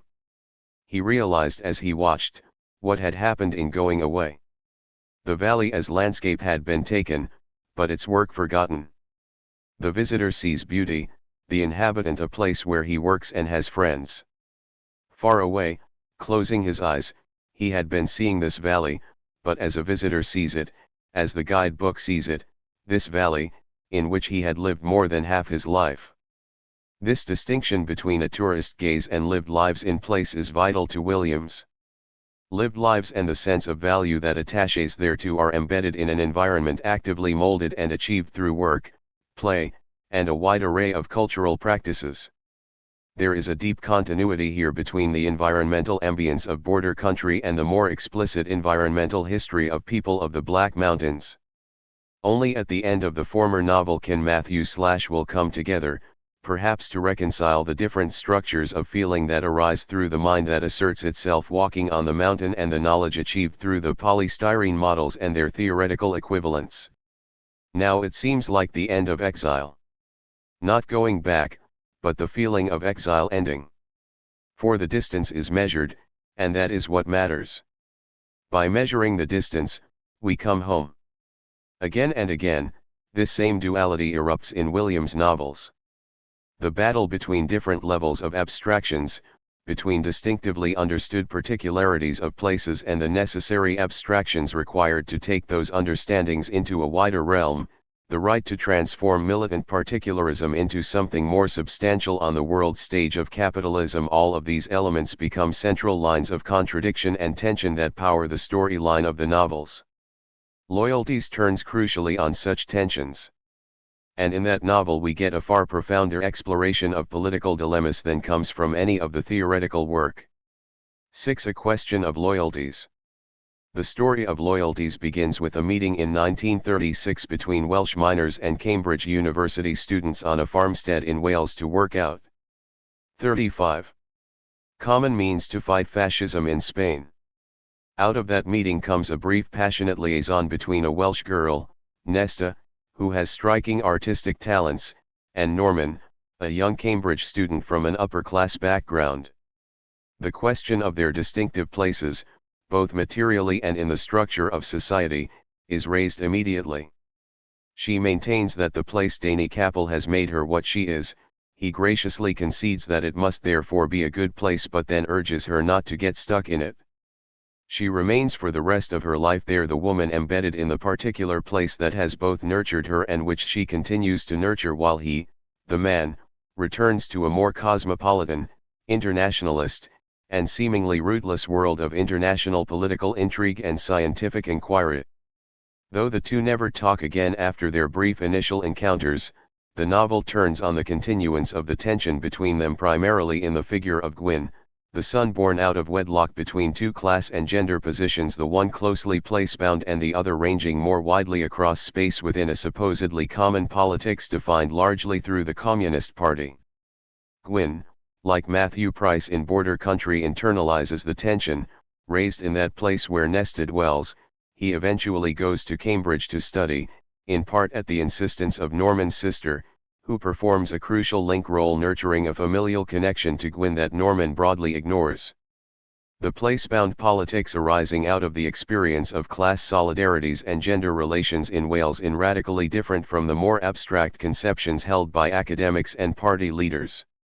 The difference is not, it should be noted, between parochialism and universalism. The minor, Bert, who ultimately marries Gwyn's mother and becomes Gwyn's real father, fights in Spain alongside other workers and students. When the student, who was close to Norman at Cambridge, is killed in action, Bert acquires his binoculars only on his deathbed to hand them on to Gwyn. Bert also fights in World War II, and suffers a hideous injury in Normandy that permanently disfigures his face. Bert forever carries the marks of his internationalist commitments on his body. Norman, Gwyn's biological father, dwells in a different world and fashions loyalties to the party and to the cause in a radically different way. Perhaps modeled on Burgess, Maclean, Philby, and Blunt, Norman, an accomplished scientist, is involved in passing on scientific knowledge to the communist powers, suffering interrogation, perpetual mental pressures, acquiring internal mental scars as he anguishes over whether to sustain loyalties contracted in one era when they made sense, in a Cold War world where conscience might dictate another course of action. Williams does not, interestingly, condemn Norman, though Bert's bitter deathbed judgment is powerfully registered against these runaways from their class. They used us, we know now, we got to do it. 36. By ourselves. Gwyn echoes this judgment. Norman and his ilk were the very worst because they involved in their betrayal what should have been the alternative, their own working class party, their socialism. But Gwyn's final angry confrontation with Norman is paralleled by an extraordinary outburst directed against Gwyn by his mother Nesta. The occasion arises when she reveals to him two sketch portraits she has hidden away, one of the young Norman, fair-haired and ethereal, and the other of a now-deceased Bert, drawn after his return from the war, a portrait that was terrible beyond any likeness, as if the already damaged face was still being broken and pulled apart. Gwyn is deeply moved but can only say how intensely beautiful the latter portrait is. She was staring at him angrily. Her face and body seemed twisted with sudden pain. He was bewildered because he had never seen her in even ordinary anger. She had been always so contained and quiet and pleasant, always younger than her age, self-possessed and slightly withdrawn. "TT is not beautiful," she screamed, in a terrible high voice. "Ma'am, please, I didn't mean that," Gwyn struggled to say. "Do you understand nothing?" she screamed. "Do you know nothing? Have you learned nothing?" "Ma'am, all I meant, it is not beautiful," she cried again. "It's ugly. It's destroying. It's human flesh broken and pulped. Yes. Yes, in him. But the truth, that you saw the truth, it's ugly, she screamed, now past all control. This violent clash of sensibilities, of structures of feeling, as Williams puts it, says it all. The problem here is not only the level of abstraction at which the worldview of socialist politics gets constituted, but of the very different structures of feeling that can attach to those different levels of abstraction. Gwyn has acquired the distance to look upon the portrait of Bert as a work of art, as a thing of beauty, precisely because it can capture and represent the awfulness of disfigurement with an elemental truth. But for Nesta it is not the representation that matters, but what is being represented. The sheer pain of that always remains fundamental and elemental. The difficulties posed by the search for any kind of critical distance then come more clearly into focus. In Border Country, for example, Matthew/Will takes to climbing the nearby mountain, the Kestrel, and admiring the view from on high. Looking at the patch where he had been raised, he knew it was not only a place, but people, yet from here it was as if no one lived there, no one had ever lived there, and yet, in its stillness, it was a memory of himself. The mountain had this power, to abstract and to clarify, but in the end he could not stay here, he must go back down where he lived. 37. And then, on the way down, the shapes faded and the ordinary identities returned. The voice in his mind faded and the ordinary voice came back. Like old Blakely asking, digging his stick in the turf. "What will you be reading, Will. Books, sir. No, better not. History, sir. History from the Kestrel, where you sit and watch memory move, across the wide valley. That was the sense of it, to watch, to interpret, to try and get clear. Only the wind narrowing the eyes, and so much living in you, deciding what you will see and how you will see it. Never above, watching. You'll find what you're watching is yourself. But it is not only the devil of abstraction at which different representations operate that is vital here. There is something else going on in these interchanges that derives from the kind of abstraction achievable given different ways of acquiring knowledge of the world. There is a polarization in William's argument. Ingold, in a rather different context, describes the opposition as that between a vision of the world as a sphere which encompasses us or as a globe upon which we can gaze. The local is not a more limited or narrowly focused apprehension than the global, it is one that rests on an altogether different mode of apprehension, one based on an active, perceptual engagement with components of the dwelt-in world, in the practical business of life, rather than on the detached, disinterested observation of a world apart. In the local perspective, the world is a sphere, centered on a particular place. From this experiential center, the attention of those who live there is drawn ever deeper into the world, in the quest for knowledge and understanding. Both Bert and Nesta seem always to be reaching out from their centered place Dani Capel, whereas Norman always tries to understand the world in a more detached way en route to his political commitments. Gwyn internalizes both perspectives and is given with conflicting thoughts and feelings. Yet, William seems to be saying, we cannot do without both kinds of abstraction any more than we can do without the conflicting modes of representation that necessarily attach to them. Williams tries to define a complementary, even dialectical relation between the two visions, though I think it is evident on what side of that opposition he feels most comfortable. We should, he again and again insists, never forget the brute ugliness of the realities of lived experience for the oppressed. We should not aestheticize or theorize those lived realities out of existence as felt pains and passions. To do so is to diminish or even to lose the raw anger against injustice and exploitation that powers so much of the striving for social change. The formulaic view that truth is beauty, for example, deserves to be treated with the wrath that Nesta metes out. 38. The question of loyalties is defined, then, both by the evil and kind of abstraction through which political questions are formulated.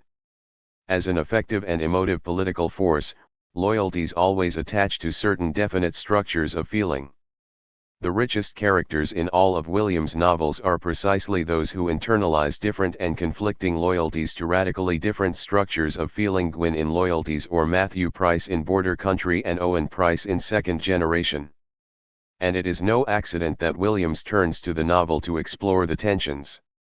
The Brechtian strategy is everywhere apparent and suggests not only that the tensions can never be resolved but that we should never expect them to be so. By perpetually keeping them open, we keep open a primary resource for the creative thinking and practices necessary to achieve progressive social change. This is a telling formulation of a problem that many must recognize.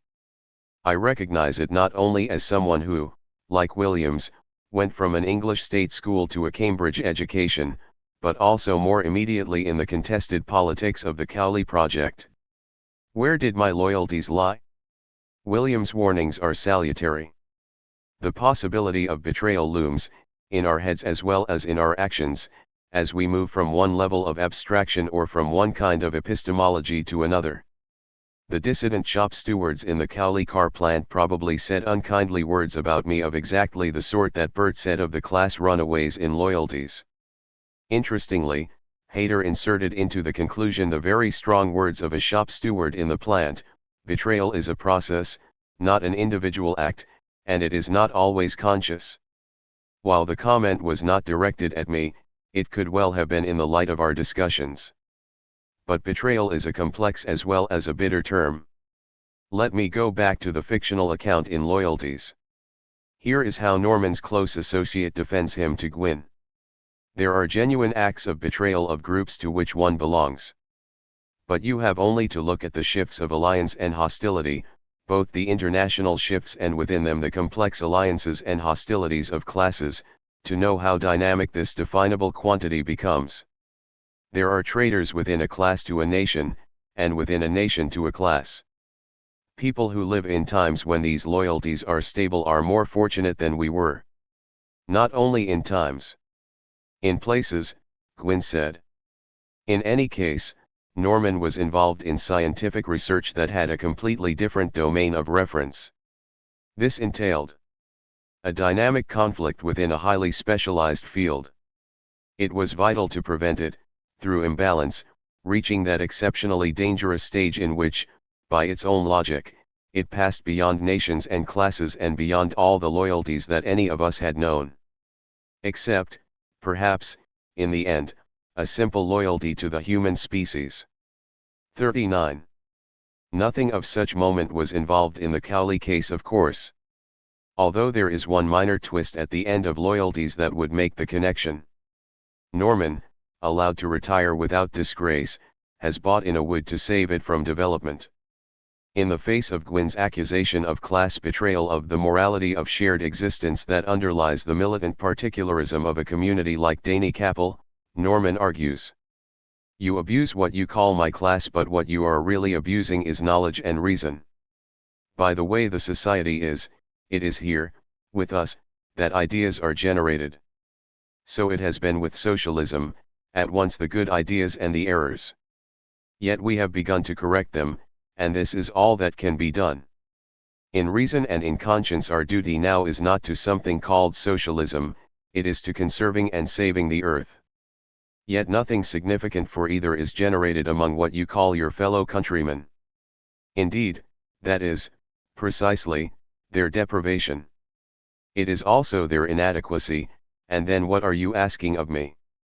That I should be loyal to ignorance, to short-sightedness, to prejudice, because these exist in my fellow countrymen? That I should stay still and connive in the destruction of the earth because my fellow countrymen are taking part in it? And that I should do this because of some traditional scruple, that I am bound to inherit a common inadequacy, a common ignorance, because its bearers speak the same tongue, inhabit the same threatened island. What morality, really, do you propose in that? Gwyn's response is sharp enough. What you thought about communism, what you now think about nature, is no more than a projection of what suited you. The fact that for others each belief is substantial merely enabled you to deceive them. The argument in loyalties is not, of course, resolved. And I think William's point is to insist that it can never be. Loyalties contracted at one scale, in one place and in terms of a particular structure of feeling, cannot easily be carried over without transformation or translation into the kinds of loyalties required to make socialism a viable movement either elsewhere or in general. But in the act of translation something important gets lost, leaving behind a bitter residue of always unresolved tension. 7. Loyalties, identities, and political commitments. Accepting this leads to some uncomfortable political reflections. Let me depict them at their starkest. The socialist cause in Britain has always been powered by militant particularisms of the sort that Williams described in Wales and I encountered in Cowley. A good deal of historical evidence could, I believe, be assembled in support of that argument. A recent volume of essays on fighting. 40. Back in Appalachia documents the point brilliantly within the United States. But those militant particularisms, even when they can be brought together into a national movement as they have been at various historical moments by the Labour Party in Britain, are in some senses profoundly conservative because they rest on the perpetuation of patterns of social relations and community solidarities, loyalties achieved under a certain kind of oppressive and uncaring industrial order. While ownership may change, the mines and assembly lines must be kept going, for these are the material basis for the ways of social relating and mechanisms of class solidarity embedded in particular places and communities. Socialist politics acquires its conservative edge because it cannot easily be about the radical transformation and overthrow of old modes of working and living. It must in the first instance be about keeping the coal mines open and the assembly lines moving at any cost. Should the struggle at Cowley be to keep the increasingly oppressive jobs in the car plant going, or to seek out different, better, healthier, more satisfying jobs in some quite different and more ecologically sensitive system of production? At a time of weakness and no alternatives, the Cowley struggle necessarily focused on the former objective, but I had the distinct impression that even in the long run and under the best of circumstances it would always be thus for those working on the shop floor, for those most strongly imbued with the militant particularism associated with working in the plant. There is another way of putting this. Can the political and social identities forged under an oppressive industrial order of a certain sort operating in a certain place survive the collapse or radical transformation of that order? The immediate answer I shall proffer is no. If that is so, then perpetuation of those political identities and loyalties requires perpetuation of the oppressive conditions that gave rise to them. Working class movements may then seek to perpetuate or return to the conditions of oppression that spawned them, in much the same way that those women who have acquired their sense of self under conditions of male violence return again and again to living with violent men. That parallel is instructive here. It is, as many feminists have argued and many women have shown, possible to break the pattern, to come out of the dependency. Working class movements can similarly retain a revolutionary impulse while taking on new political identities under transformed conditions of working and living. But it is a long hard process that needs a lot of careful work. Williams recognizes this difficulty explicitly in his discussion of the ecological issue. It is no use simply saying to South Wales miners that all around them is an ecological disaster. They already know. They live in it. They have lived in it for 41 generations. They carry it with them in their lungs. But you cannot just say to people who have committed their lives and their communities to certain kinds of production that this has all got to be changed. You can't just say, come out of the harmful industries, come out of the dangerous industries, let us do something better. Everything will have to be done by negotiation, by equitable negotiation, and it will have to be taken steadily along the way. The worry at the end of that road of negotiation is that socialist parties and governments will only succeed in undermining the social and political identities and loyalties that provide the seedbed of their own support. Socialism, it could be argued, is always about the negation of the material conditions of its own political identity. But it so happens that capitalism has fortuitously taken a path these last 20 years towards the elimination of many of the militant particularisms that have traditionally grounded socialist politics. The mines have closed, the assembly lines cut back or shut down, the shipyards turned silent. We then either take the position that Hayter voiced to me that the future of socialism in Oxford depended on the outcome of a struggle to get mass employment in car production back into Cowley, or else we have to search for new combinations of both old and new forms of militant particularism to ground a rather different version of socialist politics. I see no option except to take the latter path, however difficult and problematic it may be.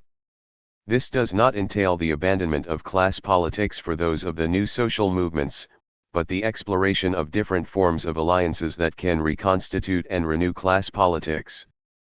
Put pragmatically, class politics in Oxford could survive the total closure of the Cowley plant, but only if it secures a new basis. There is still another dimension to all this, which has to do with the question of spatial scale and temporal horizon. With respect to the former, Neil Smith has recently remarked how we have done a very bad job of learning to negotiate between and link across different spatial scales of social theorizing and political action. He emphasizes what I see as a central confusion in contemporary constructions of socialism arising out of an extensive silence on the question of scale. The theory of geographical scale, more correctly the theory of the production of geographical scale, is grossly underdeveloped. In effect, there is no social theory of geographical scale, not to mention an historical materialist one. And yet it plays a crucial part in our whole geographical construction of material life. Was the brutal repression of Tiananmen Square a local event, a regional or national event, or was it an international event? We might reasonably assume that it was all four, which immediately reinforces the conclusion that social life operates in and constructs some sort of nested hierarchical space rather than a 42. Mosaic. How do we critically conceive of these various nested scales? How do we arbitrate and translate between them? Capitalism as a social system has managed not only to negotiate but often to actively manipulate such dilemmas of scale in its forms of class struggle. This has been particularly true of its penchant for achieving uneven sectoral and geographical development so as to force a divisive competitiveness between places defined at different scales. But where does place begin and end? And is there a scale beyond which militant particularism becomes impossible to ground, let alone sustain? The problem for socialist politics is to find ways to answer such questions, not in any final sense, but precisely through defining modes of communication and translation between different kinds and levels of abstraction. 8. On conclusions. I conceded that Hayter wrote the conclusion to The Factory and the City. The book, after all, was largely the result of her efforts. The result reads very oddly. Broadly workerist assertions that focus exclusively on the struggle to regain radical control in the plant are ameliorated here and there by questions about overcapacity, community involvement, and the environment. The effect is strange since it fails to identify any productive internalized tension. This is a pity. There was an opportunity here not to seek closure of an argument but to use the materials in the book to reflect upon and learn from what had happened, to open up a terrain of discussion and debate. I cannot help contrasting our effort with the far more thoughtful conclusion largely focusing upon the tension between class-based and plant-based Marxist perspectives on the one hand and neo-populist communitarian perspectives on the other provided by Stephen Fisher in Fighting Back in Appalachia, an edited collection of incidents of struggle and conflict in Appalachia that has many parallels in terms of the multiple voices it incorporates. Our failure helps explain, I think, why Williams resorted to the novel to explore certain dilemmas. The closure that we often seem compelled to search for in a piece of cultural or political economic research can more easily remain perpetually open for reflection in the novel form, even when, as happens to Matthew Price, some sort of reconciliation becomes possible once the distance is measured. Dual conclusions to the Cowley book would have kept issues and options open, the tensions alive, at the same time as it would have highlighted the question of the different levels and kinds of abstractions. In view of all this, I was quite startled to read Williams' novel Second Generation, sometime after the Cowley book was finished. This novel was published in 1964 and set in Oxford at around that time. It revolves around 43. The tensions between a university-based socialism on the one hand and the contested politics within the car plant on the other. The opening paragraph sets the scene for the problem of socialist politics in a divided city. If you stand, today, in Between Town Road, you can see either way, west to the spires and towers of the cathedral and colleges, east to the yards and sheds of the motor works. You see different worlds, but there is no frontier between them, there is only the movement and traffic of a single city. Kate Owen, a local Labour Party organizer and wife of a union leader in the plant, is torn between loyalty to family and community and the sexual freedom that beckons from the other side of the class divide within a university-based socialism. Peter Owen, her son, is likewise caught in between. He is studying for his doctorate in industrial sociology at an Oxford college at the same time as a violent shop floor struggle is wearing his father down and down in Cowley. All the themes Williams develops elsewhere concerning the contested knowledge that it is possible to acquire and hold are richly developed here, including the interplays of gender and class within structures of feeling embedded in socialist politics worked out in different places. Many of the substantive issues that arose in the work on the Cowley project actually crop up, without resolution, in Second Generation. Had I read it before rather than after becoming associated with the Cowley research, my approach might have been different. I would on the one hand have insisted on the Brechtian strategy of keeping the conclusions open. But on the other I would have taken more notice of Williams' injunction that everything will have to be done by negotiation, equitable negotiation, and it will have to be taken steadily along the way. 9 Evaluations and possibilities. The three words space, place, and environment encompass much of what geographers do. Their meaning has been contested within geography over the years in fierce debates over, for example, how and why localities and places might be said to matter and how properly to view relations between place and space. And in the course of this discussion, the question of level of abstraction and scale has again and again been raised. But geographers are not the only ones to deal in such matters. In recent years the meanings to be attributed to space, place, and nature have become 44. A crucial matter of debate in social, cultural, and literary theory, a debate in which geographers have certainly participated. These sorts of concerns and interests have been impelled in part by the question of the relations between what appears to be an emergent global capitalist culture on the one hand and the reassertion of all sorts of reactionary as well as potentially progressive militant particularisms based in particular places on the other, coupled with a seemingly serious threat of global environmental degradation. But the concerns have also in part been produced by a burgeoning tradition of cultural studies that Raymond Williams helped to define, with its emphasis upon structures of feeling, values, embeddedness, difference, and the particularities of the counter-hegemonic discourses and social relations oppositional groups construct. Williams thought a great deal about questions of space, place, and environment and evidently worried as to how they might be brought into play both in his cultural theory and in his views on socialism.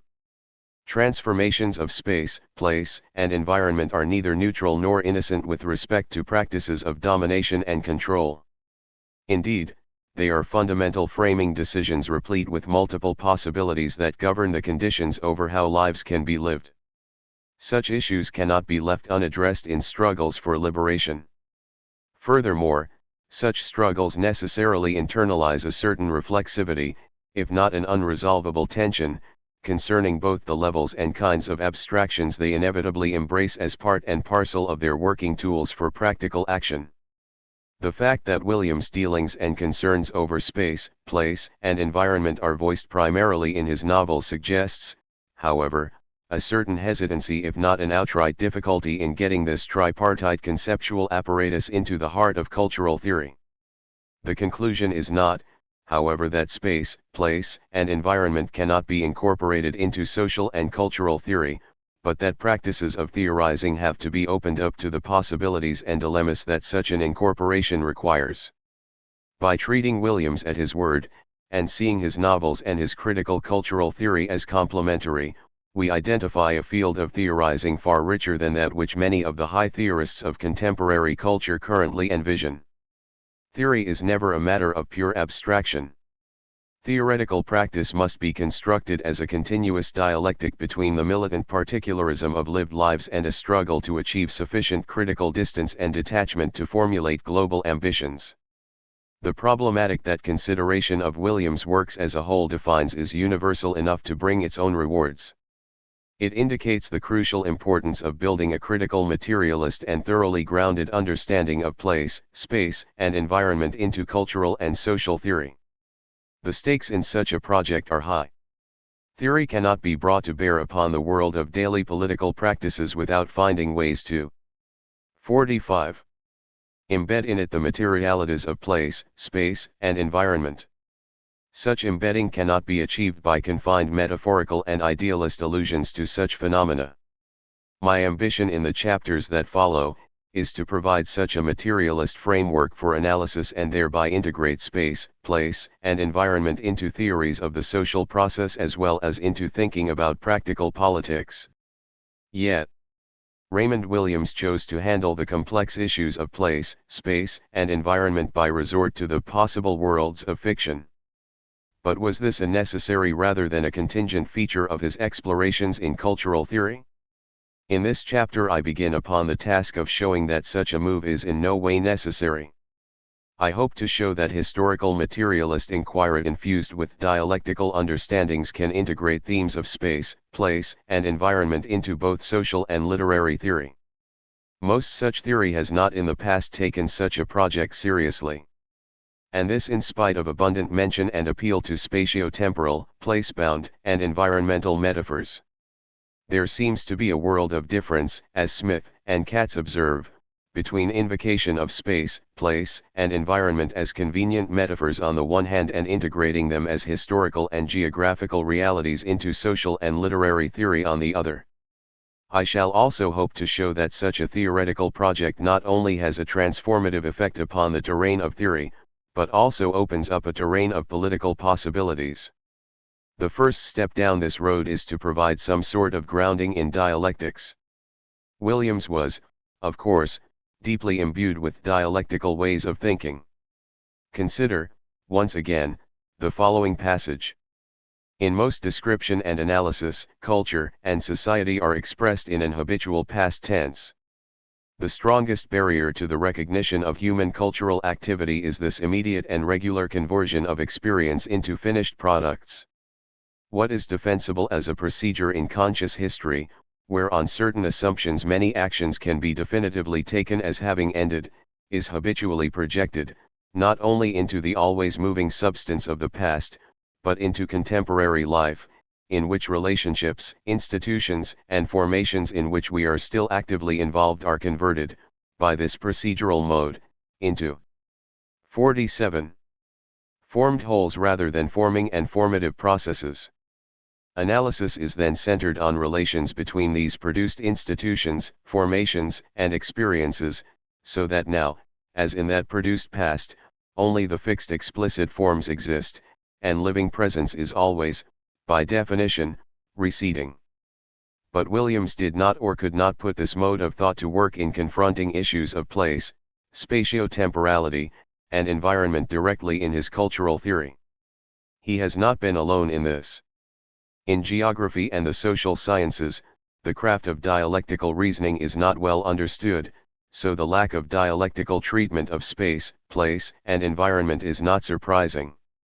In literary theory, however, dialectical modes of thought have become dominant in recent years, thanks in part to the resurgent influence of Hegel, Marx, Heidegger, Althusser, Foucault, Ricoeur, Derrida, and many others trained in the traditions of European philosophy.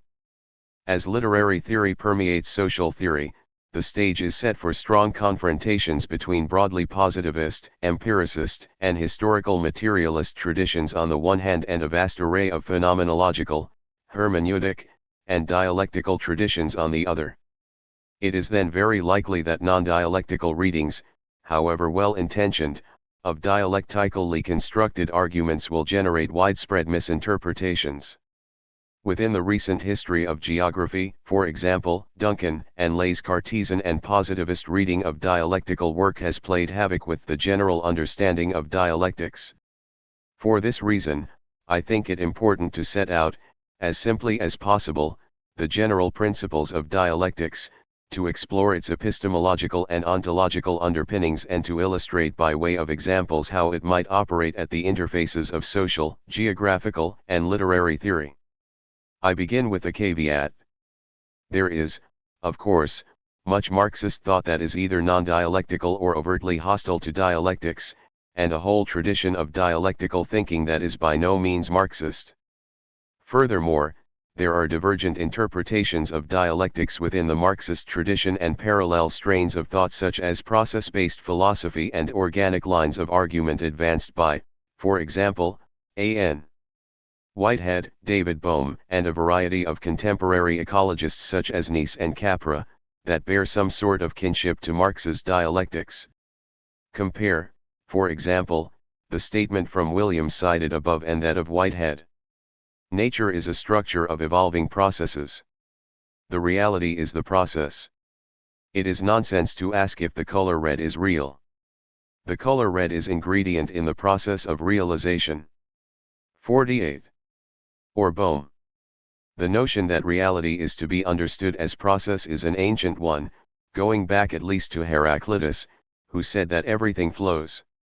I regard the essence of the notion of process as given by the statement, not only is everything changing, but all is flux. That is to say, what is the process of becoming itself, while all objects, events, entities, conditions, structures, etc. are forms that can be abstracted from this process. Then compare these statements with Ullmann's formulation of Marx's position. restructures our thinking about reality by replacing the common sense notion of thing, as something that has a history and AAS external connection with other things, with notions of process, which contains its history and possible futures, and relation, which contains as part of what it is its ties with other relations. In what follows I shall occasionally take up these parallel ways of thinking in order to illustrate the broader frame of reference within which Marx's version of dialectics lies. So while I try to situate myself firmly in the Marxist tradition, I shall try to take due cognizance of the richness of the dialectical tradition as a whole. The principles of Marx chose never to write out any principles of dialectics for a very good reason.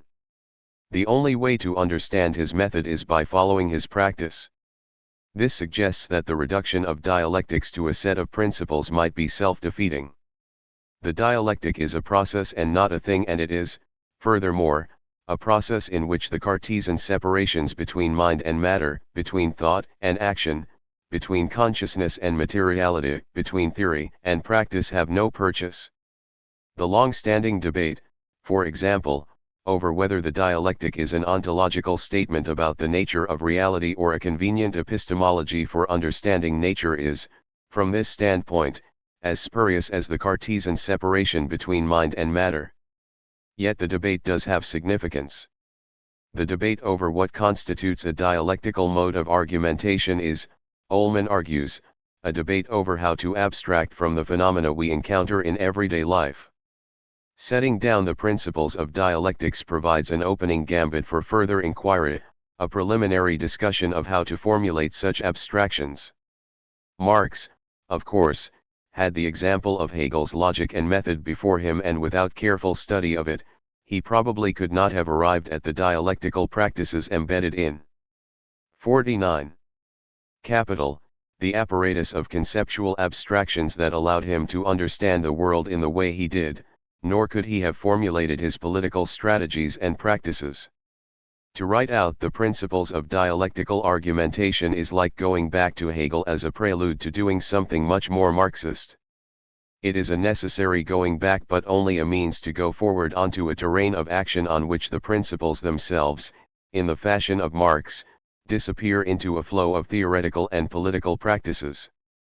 I shall not evoke Hegel's particular formulation here, but try to summarize as simply as I can some of the basic theses about dialectics that can be distilled not only from Marx's practices but also from those who have in recent years been drawn back to reflect on what dialectics might mean.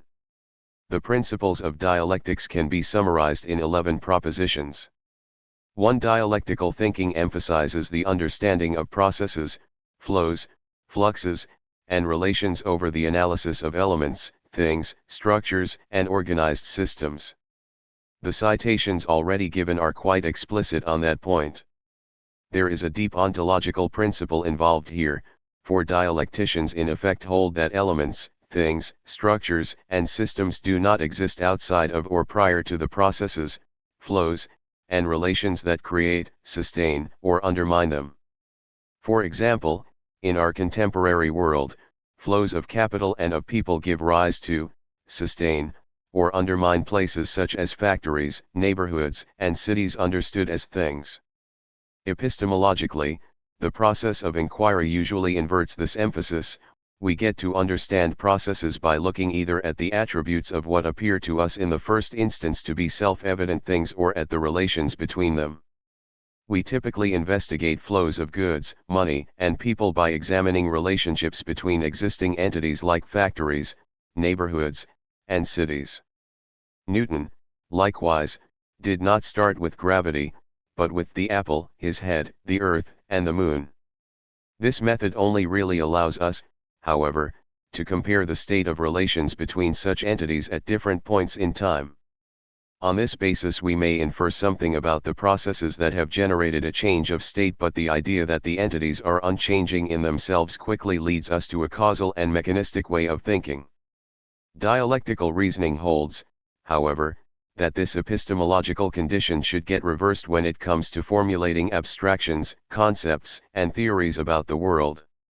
This transforms the self-evident world of things with which positivism and empiricism typically deals into a much more confusing world of relations and flows that are manifest as things. Consider, for example, the definition of capital.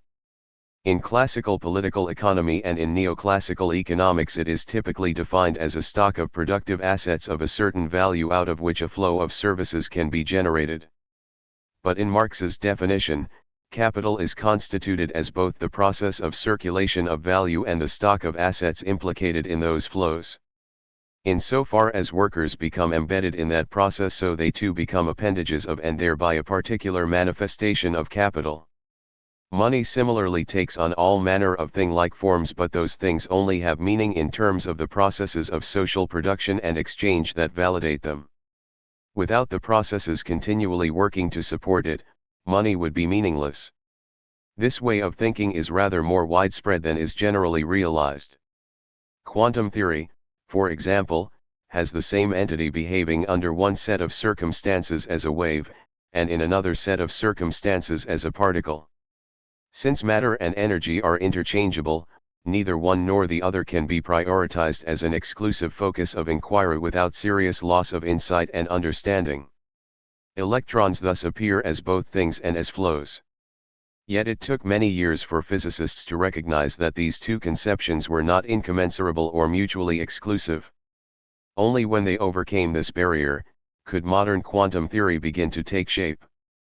It has likewise proven very difficult for social scientists to abandon what Ullmann calls the common sense view erected into a philosophical system by Locke, Hume, and others, that there are things and there are relations, and that neither can be subsumed in the other. 2.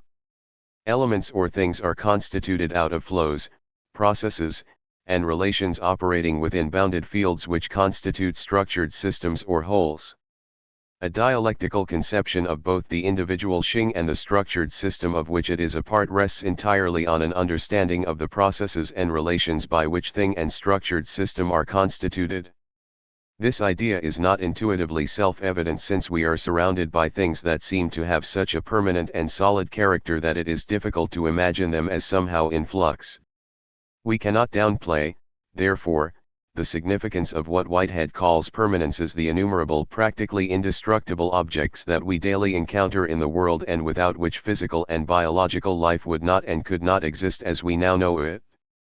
But, he went on to observe, even something as solid and long-lasting as an Egyptian pyramid is constituted out of matter in motion. Forces us always to ask the question of everything or event that we encounter: by what process was it constituted and how is it sustained? 3. The things and systems which many researchers treat as irreducible and therefore unproblematic are seen in dialectical thought as internally contradictory by virtue of the multiple processes that constitute them. I am, for purposes of social theory, considered an individual within a social system, and for certain restricted forms of inquiry such a supposition might appear entirely reasonable. But further inspection shows that I am a rather contradictory and problematic thing created by all sorts of processes.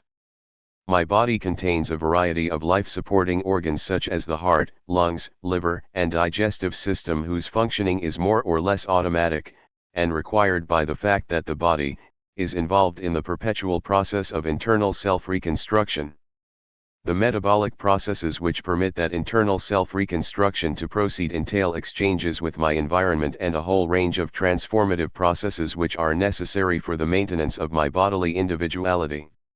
If the processes change, then the body is either transformed or ceases to exist. My sociality is likewise built up through my capturing of certain powers which reside in social processes. Continuous reconstitution of those powers is a process which is as perpetual as my life is long. To put the matter this way is not to view the thing as a passive product of external processes. What is remarkable about living systems is the way they capture diffuse energy or information flows and assemble them into complex but well-ordered forms. Human individuals, furthermore, have a remarkable capacity to capture and reorganize energy and information flows in ways which are creative rather than passive.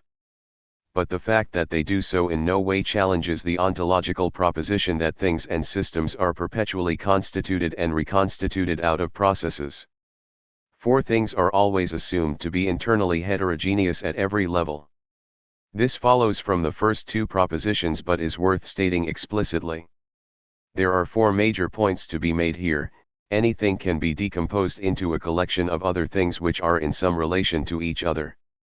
For example, a city can be considered as a thing in interaction with other cities, but it can also be broken down into neighborhoods or zones which can in turn be broken down into people, houses, schools, factories, etc., which can in turn be broken down ad infinitum.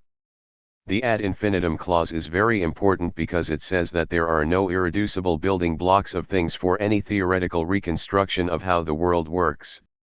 It then follows that what looks like a system at one level of analysis becomes a part at another level, example a global network of world cities.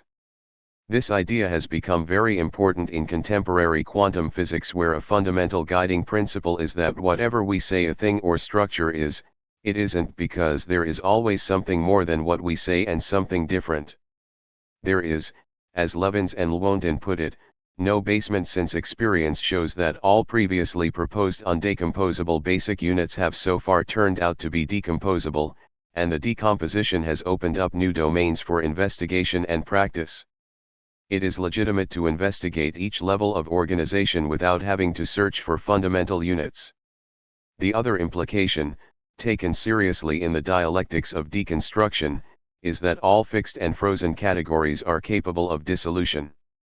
Critical practice in the humanities is very much guided these days, perhaps overly so, by concerns to dissolve fixed categories within conflicting fields and fluxes of socio-linguistic and representational practices.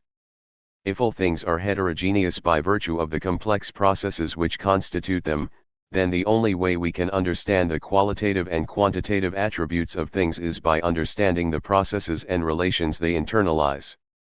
Ullmann has been very explicit about this in constructing his arguments concerning internal relations. But such arguments are now advanced in much of the ecological literature.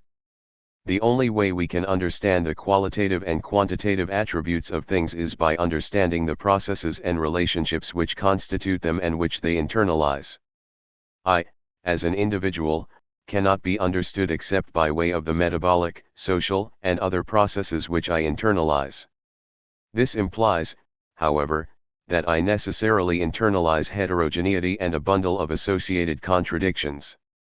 Contradiction is here understood in the sense given to the term by Ullmann, as a union of 2 or more internally related processes that are simultaneously supporting and undermining one another. This is a sentiment that Whitehead, always preferring the word event to thing because it captures the dynamism involved, characterizes as follows. The concept of internal relations requires the concept of substance as the activity synthesizing the relationships into its emergent character. The event is what it is, by reason of the unification in itself of a multiplicity of relationships. There is, however, a limitation to be put upon this argument. I as an individual, do not in practice internalize everything in the universe, but absorb mainly what is relevant to me through my relationships to processes operating over a relatively bounded field. There is, however, no fixed or a priori boundary to this system. Where my relevant environment begins and ends is itself a function of the ecological, economic, and other processes which are relevant to me. Relevance is dependent, furthermore, on my own actions. Setting boundaries with respect to space, time, scale, and environment then becomes a major strategic consideration in the development of concepts, abstractions, and theories. It is usually the case that any substantial change in these boundaries will radically change the nature of the concepts, abstractions, and theories. In geography we often encounter this problem in the form of the paradoxes generated by different scales of ecological correlation. We will frequently encounter this scale problem in what follows. Space and time are neither absolute nor external to processes but are contingent and contained with them. There are multiple spaces and times implicated in different physical, biological, and social processes. The latter all produce, to use Lefebvre's terminology, their own forms of space and time. Processes do not operate in but actively construct space and time, and in so doing define distinctive scales for their development. This is a complicated problem, it will be the subject of inquiry in Part 3. Parts and wholes are mutually constitutive of each other. Part makes whole, and whole makes part. This is a principle that Giddens promotes in some of his writings on structuration theory, and it is, of course, a fundamental principle which operates across the whole breadth and range of Marx's work. To say that parts and wholes are mutually constitutive of each other is to say much more than that there is a feedback loop between them. In the process of capturing the powers that reside in those ecological and economic systems which are relevant to me, I actively reconstitute or transform them within myself even before I project them back to reconstitute or transform the system from which those powers were initially derived. To take a couple of trivial but important examples, I breathe in, I reconstitute myself by virtue of the oxygen I gain, but in the process transform the chemistry of the air within me, and I breathe out and in so doing transform the atmosphere around me, or, I take in ideas and thoughts through listening and reading. I gain a sense of selfhood thereby, but in the process reformulate and transform words, and in projecting them back into society change the social world. Reductionist practices typically ignore this relationship, isolating parts as pre-existing units of which wholes are then composed, while some holistic practices reverse the preferential treatment. 7. The interdigitation of parts and wholes entails the interchangeability of subject and object, of cause and effect. Organisms, for example, have to be looked at as both the subjects and the objects of evolution in exactly the same way that individuals have to be considered as both subjects and objects of processes of social change. The reversibility of cause and effect renders causally specified models inappropriate. Precisely by virtue of its embeddedness in and representation of the flow of continuous processes, dialectics makes limited appeal to cause and effect argument, and then only as a particular limiting case. Causal argumentation necessarily rests, for example, upon absolute not relational conceptions of space and time. There can be, argues Whitehead, no explanation of nature as process or the passing of time. All that can be done is to use language which may speculatively demonstrate. 8. Transformative behavior creativity arises out of the contradictions which attach both to the internalized heterogeneity of things and out of the more obvious heterogeneity present within systems. Heterogeneity, as Ullmann and Levins and Lewontin insist, means more than mere diversity. The parts and processes confront each other as opposites, conditional on the wholes of which they are parts. Out of these oppositions, themselves constituted out of the flow of process, creative tensions and transformative behaviors arise. Becoming, to appropriate Hegel's language, arises out of the opposition between being and not being. Or, to cite Whitehead, the principle of process is that being is constituted by becoming. In the dialectical view, opposing forces, themselves constituted out of processes, in turn become particular nodal points for further patterns of transformative activity. Matter and not matter, positive and negative charges, repulsion and attraction, life and death, mind and matter, masculine and feminine, capital and labor, etc. are constituted as oppositions around which congeal a whole host of transformative activities that both reproduce the oppositions and restructure the physical, biological, and social world. Part of what things are, research problem only be how, when, and into what change and why they sometimes appear not to change. Levins and Lewontin make a similar point. The dialectical view insists that persistence and equilibrium are not the natural state of things but require explanation, which must be sought in the actions of the opposing forces. The conditions under which the opposing forces balance and the system as a whole is in stable equilibrium are quite special. They require the simultaneous satisfaction of as many mathematical relations as there are variables in the system, usually expressed as inequalities among the parameters of that system. Nature, says Whitehead, is always about the perpetual exploration of novelty. Since transformative action, and I here think primarily of creative rather than routine action, arises out of contradiction, it follows that it can in principle be found anywhere and everywhere in the physical, biological, and social world. To put it this way does not imply, however, that all moments within some continuous process are equally significant as creative points of transformative activity.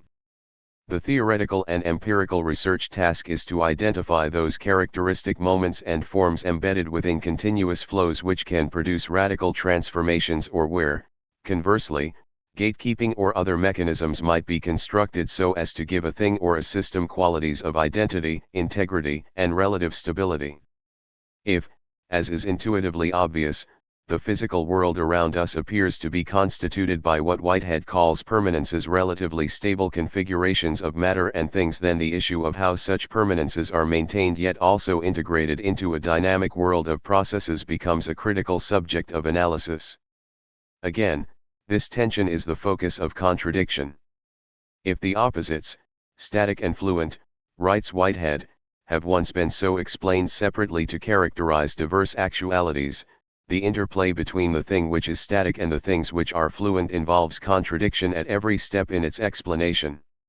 The question of agency in social and biological as well as in physical systems has to be formulated broadly in such terms. Dialectical inquiry is itself a process that produces permanences such as concepts, abstractions, theories, and institutionalized structures of knowledge which stand to be supported or undermined by continuing processes of inquiry.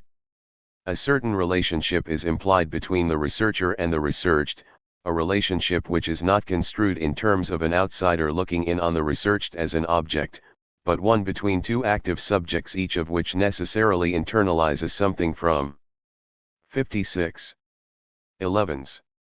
The other by virtue of the processes that connect them. Observation of the world is, Heisenberg argued, inevitably intervention in the world, in much the same way that deconstructionists will argue that the reading of a text is fundamental to its production. Marx similarly insists that only by transforming the world can we transform ourselves, that it is impossible to understand the world without simultaneously changing it as well as ourselves.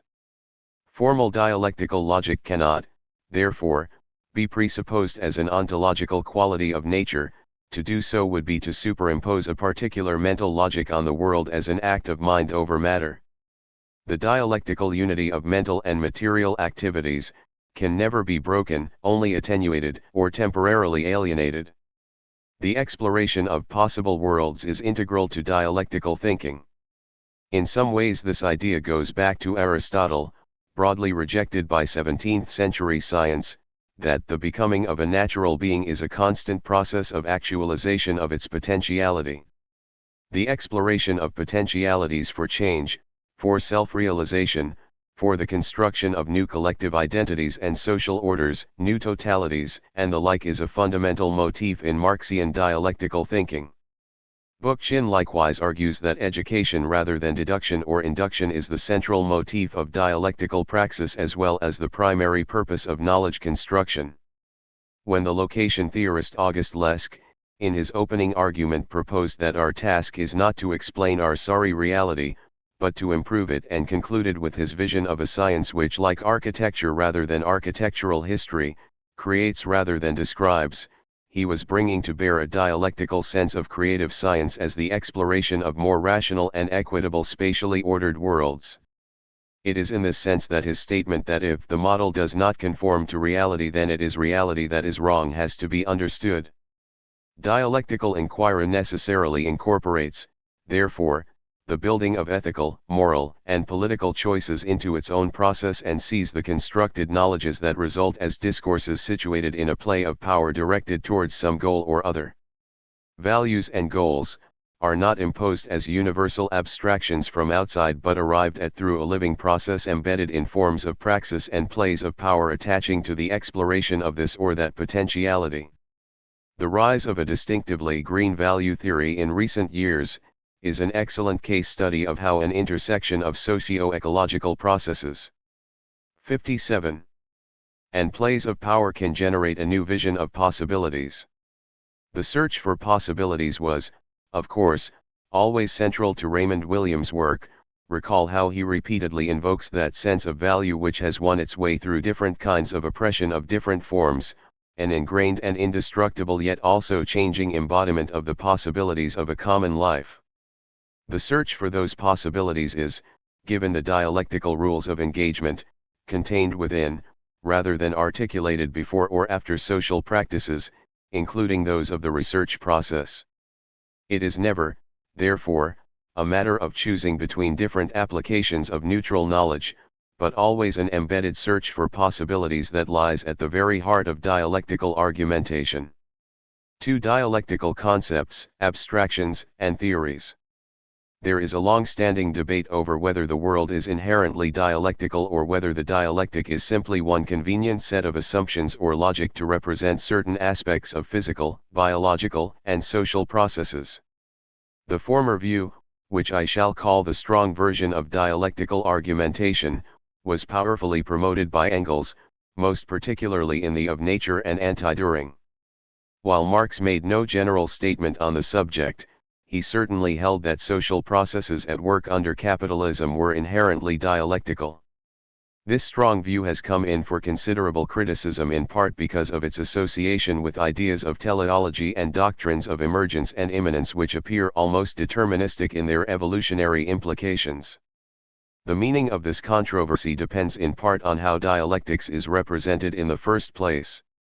The rather mechanical rendering of Hegel's dialectic as just a matter of thesis, antithesis, and synthesis certainly suggests, when set down synchronically, a rather simplistic teleology. Engels, for example, looked to the logical and idealist conception of dialectical argumentation set out in Hegel as his model as what was truly dialectical. So although Engels again and again insisted on the strong view that the natural and social world is inherently dialectical, he in fact imposed a particular logical and mental conception of what that dialectics was on the natural and social world. Marx, on the other hand, though he starts with Hegel, achieved a radical materialist transformation of Hegel's views. The effect is to dissolve the dialectic as a logic into a flow of argument and practices. The way I have here tried to specify dialectics, by focusing on the relationships between processes, things, and systems, avoids many of the problems which Engels bequeathed and Reddy's abstract discussion of dialectics as a set of principles for dissolution into a flow of argument. This seems to be 58. Much more in accord with Marx's own practice. I therefore see no reason to abandon the strong version of dialectics when formulated in this way. The east that can be said of it is that there is as much evidence for the argument that processes constitute things and systems in the natural and social world as there is evidence for any alternative proposition. There is, however, an acute epistemological problem of how to present, codify, abstract, and theorize the vast amount of information of seemingly incomparable status generated out of the kind of research program which a dialectical stance mandates.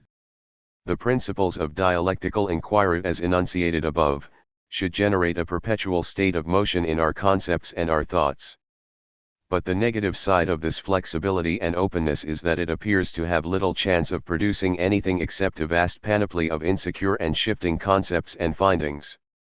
For those unfamiliar with dialectical thinking, the seeming slipperiness of dialectical concepts elicits a good deal of skepticism, impatience, and distrust. If, as Pareto argued, Marx's words are like bats, simultaneously having the character of birds and mice, then it seems possible to see anything one wants to in any particular situation. The purpose of multiple and relational approaches to phenomena is, as Ullmann points out in his commentary on this passage, to try to identify a restricted number of very general underlying processes which simultaneously unify and differentiate the phenomena we see in the world around us. This was very much the focus of Whitehead's concerns. In this sense, dialectics does seek a path towards a certain kind of ontological security, or reductionism, not a reductionism to things but to an understanding of common generative processes and relations. In this way we can conceive, for example, of a common process of capital circulation giving rise to an infinite variety of physical city landscapes and social forms. This commitment to parsimony and generality with respect to processes is common across a variety of fields, which range from David Bohm's work in quantum theory and its implications for physical, biological, social, and aesthetic forms, Wilkins' pursuit of principles of complementarity and the union of opposites in fields as diverse as physics, molecular biology, psychology, music, and the visual arts, Levin's and Lewontin's work on dialectical biology, as well as Marx's dialectical materialism. Perhaps one of the most interesting findings from such studies is that singular processes can give rise to highly diversified and highly complex as well as often quite unpredictable results. There are precedents for this kind of finding in spatial analysis. August Lesk, for example, in searching for both a normative 59 and positive theory of geographical location of human activities, started with a very simple set of generative principles concerning the maximization of profit by individual agents subject to monopolistic competition and economies of scale. From these principles he generated landscape patterns of remarkable spatial complexity. Work on fractals, chaos theory, and the like, illustrates how generative orders of even greater complexity can be developed out of simple rules of process. Bohm and Peat argue, furthermore, that the whole idea of such generative orders is not restricted simply to mathematics but is of potential relevance to all areas of experience. They apply it to painting, musical composition, novel writing. In all this activity, what is crucial is that in some sense the artist is always working from the generative source of the idea and allowing the work to unfold into ever more definite forms. In this regard his or her thought is similar to that which is proper to science. It proceeds from an origin in free play which then unfolds into ever more crystallized forms. In setting the generative principles to work in this way, Bohm and Peat embrace a dialectical view of human creativity, one that unifies art and science in a certain complementarity of opposites. In so doing, they come close to embracing Adorno interpretation of the work of art as a dialectical image understood as crystallizations of the historical process and as objective constellations in which the social condition represents itself. None of this means that underlying generative processes are easy to identify or specify. Indeed, the immense complexity of things and systems which we encounter makes it particularly hard, given the epistemological problem that we must always start with things and systems as they are, to identify underlying processes and to specify them exactly right. Furthermore, different processes intersect and intertwine. Capital circulation and ecological processes intersect. For example, to create complex forms of environmental transformation, this requires either a reformulation of the idea of process under consideration or finding ways to describe how different processes can and do intersect. The emphasis on prioritizing process which I have here outlined suggests, however, that the search for order which has traditionally characterized Western science since the Renaissance is itself transformed from a search to classify and categorize things and the relations between things, into a search for generative principles which produce orders of different types. 60. 3. Relations with other systems of thought. Dialectical thinking is one out of several possible modes of approach to understanding and representing the human condition and the world in which human life unfolds. It is in many respects intuitively appealing, if only because we experience life as process, and because we are constantly having to cope with the problem of keeping the process going even in the very act of producing the many things with which we surround ourselves. Furthermore, we are all acutely aware of what it means to become committed to the process of maintaining, developing, or letting go of the things we create. Academics surely also will recognize that how we learn is very different from what we write and that the written word often returns to haunt us as the power of a fixed thing, an alien force, that can rule our lives even no matter how hard we strive to go beyond it. But intuitive appeal has never provided the only or even the main justification for accepting any particular set of epistemological or ontological assumptions as the basis for generating knowledge. Indeed, much of the success of Western science has been based upon the construction of counterintuitive ways of thinking. A primary opposing system of thought is given by the Cartesian rationality which was built into classical physics and has since become the basis of theorizing in many of the other natural sciences, in engineering, medicine, the social sciences, and philosophy. Levins and Lewontin categorize this mode in terms of 4 ontological commitments, which then put their stamp on the process of creating knowledge. These four commitments are: there is a natural set of units or parts of which any whole system is made. These units are homogeneous within themselves, at least insofar as they affect the whole of which they are parts. The parts are ontologically prior to the whole, that is, the parts exist in isolation and come together to make wholes. The parts have intrinsic properties, which they possess in isolation and which they lend to the whole. In the simplest cases the whole is nothing but the sum of its parts. More complex cases allow for interactions of the parts to produce added properties of the whole. Causes are separate from effects, causes being the properties of subjects, and effects the properties of objects. While causes may respond to information coming from effects, there is no ambiguity about which is causing subject and which is caused object. This Cartesian view is widespread and it, too, has a certain intuitive appeal. We encounter things and systems which appear to have a stable and self-evident existence, so that it appears perfectly reasonable to build knowledge upon categorizations of them and upon the pattern of causal relations between them. From the dialectical point of view, however, this is to look at matters in an unduly restrictive and one-sided way. Levins and Lewontin go on, correctly in my view, to characterize the Cartesian view as an alienated form of reasoning because it depicts a world in which parts are separated from wholes and reified as things in themselves, causes separated from effects, subjects separated from objects.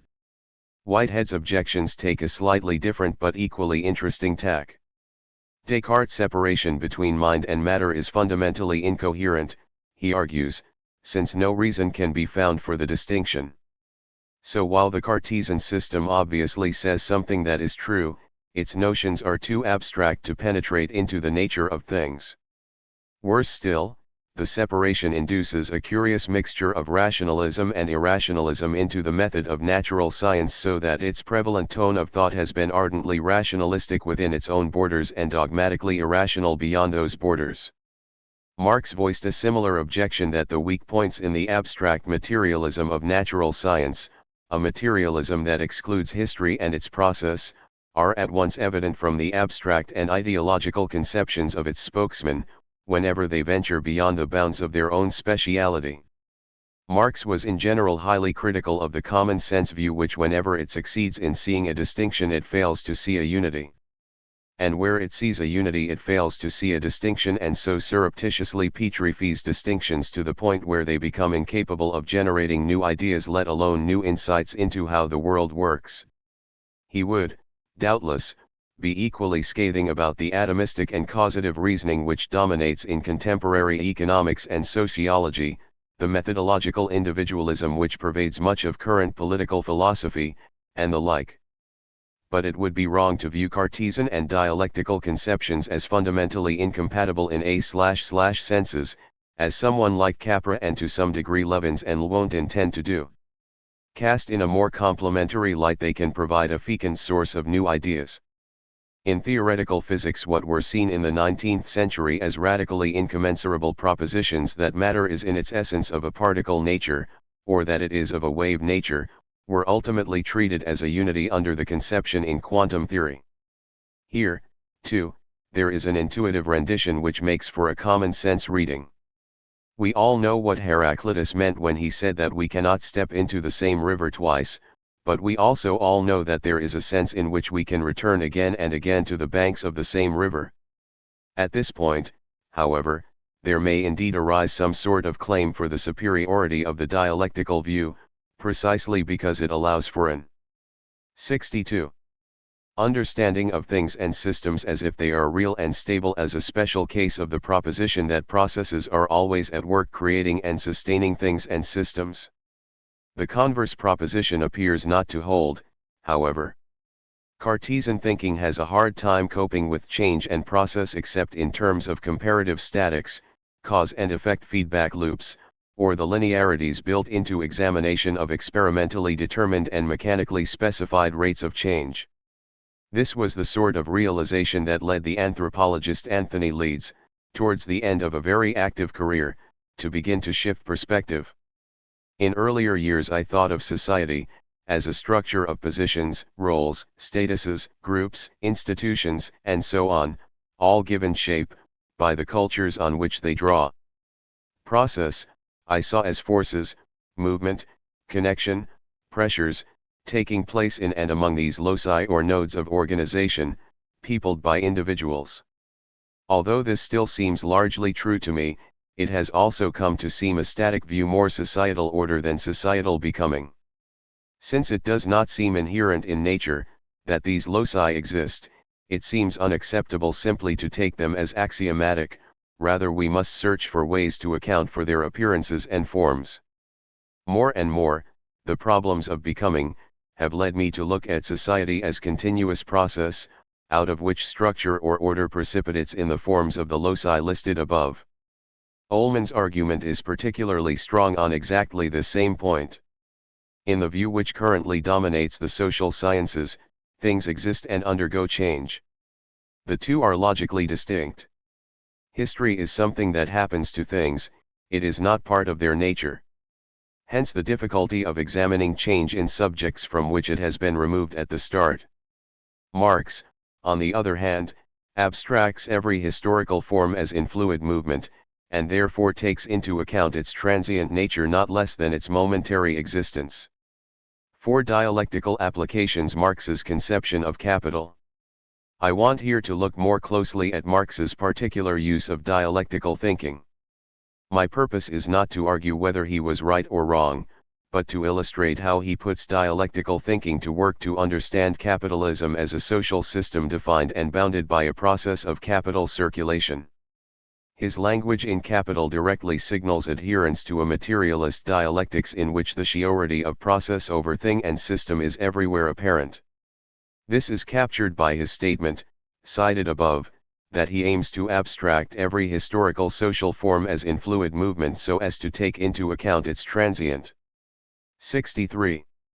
Nature not less than its momentary existence. The prior commitment to process rather than to thing or system could not be more plainly stated.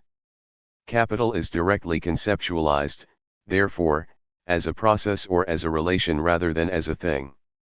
It is viewed, in its simplest incarnation, as a flow which at one moment assumes the form of money, and at another assumes the form of commodities or the form of productive activity. Value, Marx writes, is here the active factor in a process, in which, while constantly assuming the form in turn of money and commodities, it at the same time changes in magnitude, differentiates itself by throwing off surplus value from itself. Value therefore now becomes value in process, money in process and, as such, capital. This process definition differs radically from that typically incorporated into neoclassical economics where capital is treated as an unproblematic stock of assets with certain qualitative and quantitative attributes which, when set in motion by human agency, embody causative powers. Marx's point is not that there is no such thing as a stock of assets, but that we cannot understand what those assets are about, what they are worth or how they might be used without understanding the process in which they are embedded, in particular the process which gives rise to, reconstitutes, maintains, devalues, or destroys them. When Marx argues that capital does or capital creates, he is not arguing that a thing called capital has causal power, but that the process of capital circulation, understood as a whole, is at the center of vital social transformations and for that reason has to be looked upon as embodying a powerful generative principle affecting social life. We can understand this argument more generally by examining the following statement drawn from the Grundrisse. The conclusion we reach is not that production, distribution, exchange, and consumption are identical, but they all form members of a totality, distinctions within a unity. Production predominates not only over itself, in the antithetical definition of production, but over other moments as well. The process always returns to production to begin anew. That exchange and consumption cannot be predominant is self-evident. Likewise, distribution as distribution of products, while as distribution of the agents of production it is itself a moment of production. A definite production thus determines a definite consumption, distribution, and exchange as well as definite relations between these different moments.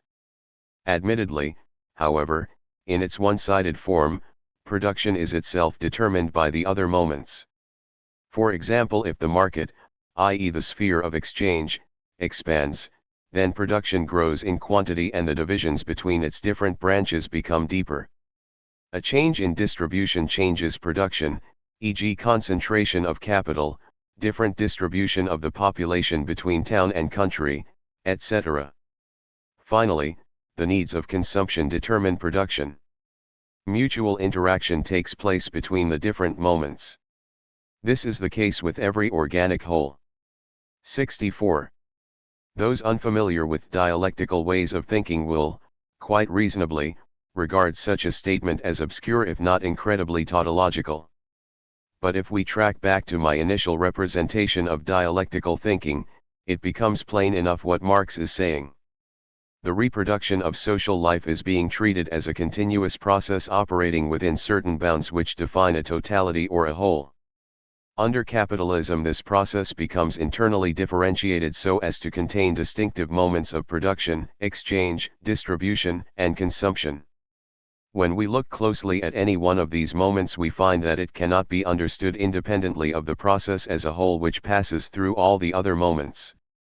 Production, therefore, necessarily internalizes impulses and pressures emanating from consumption, exchange, and distribution. But to think of production only in those terms is to think of it one-sidedly. We also have to recognize that production internalizes influences from itself and that creative and transformative powers with respect to the process as a whole potentially reside within its domain. But that potentiality presumably resides elsewhere also. If we understand production in a broad sense to mean any transformative activity, then plainly we are by definition asserting the predominance of production over everything else.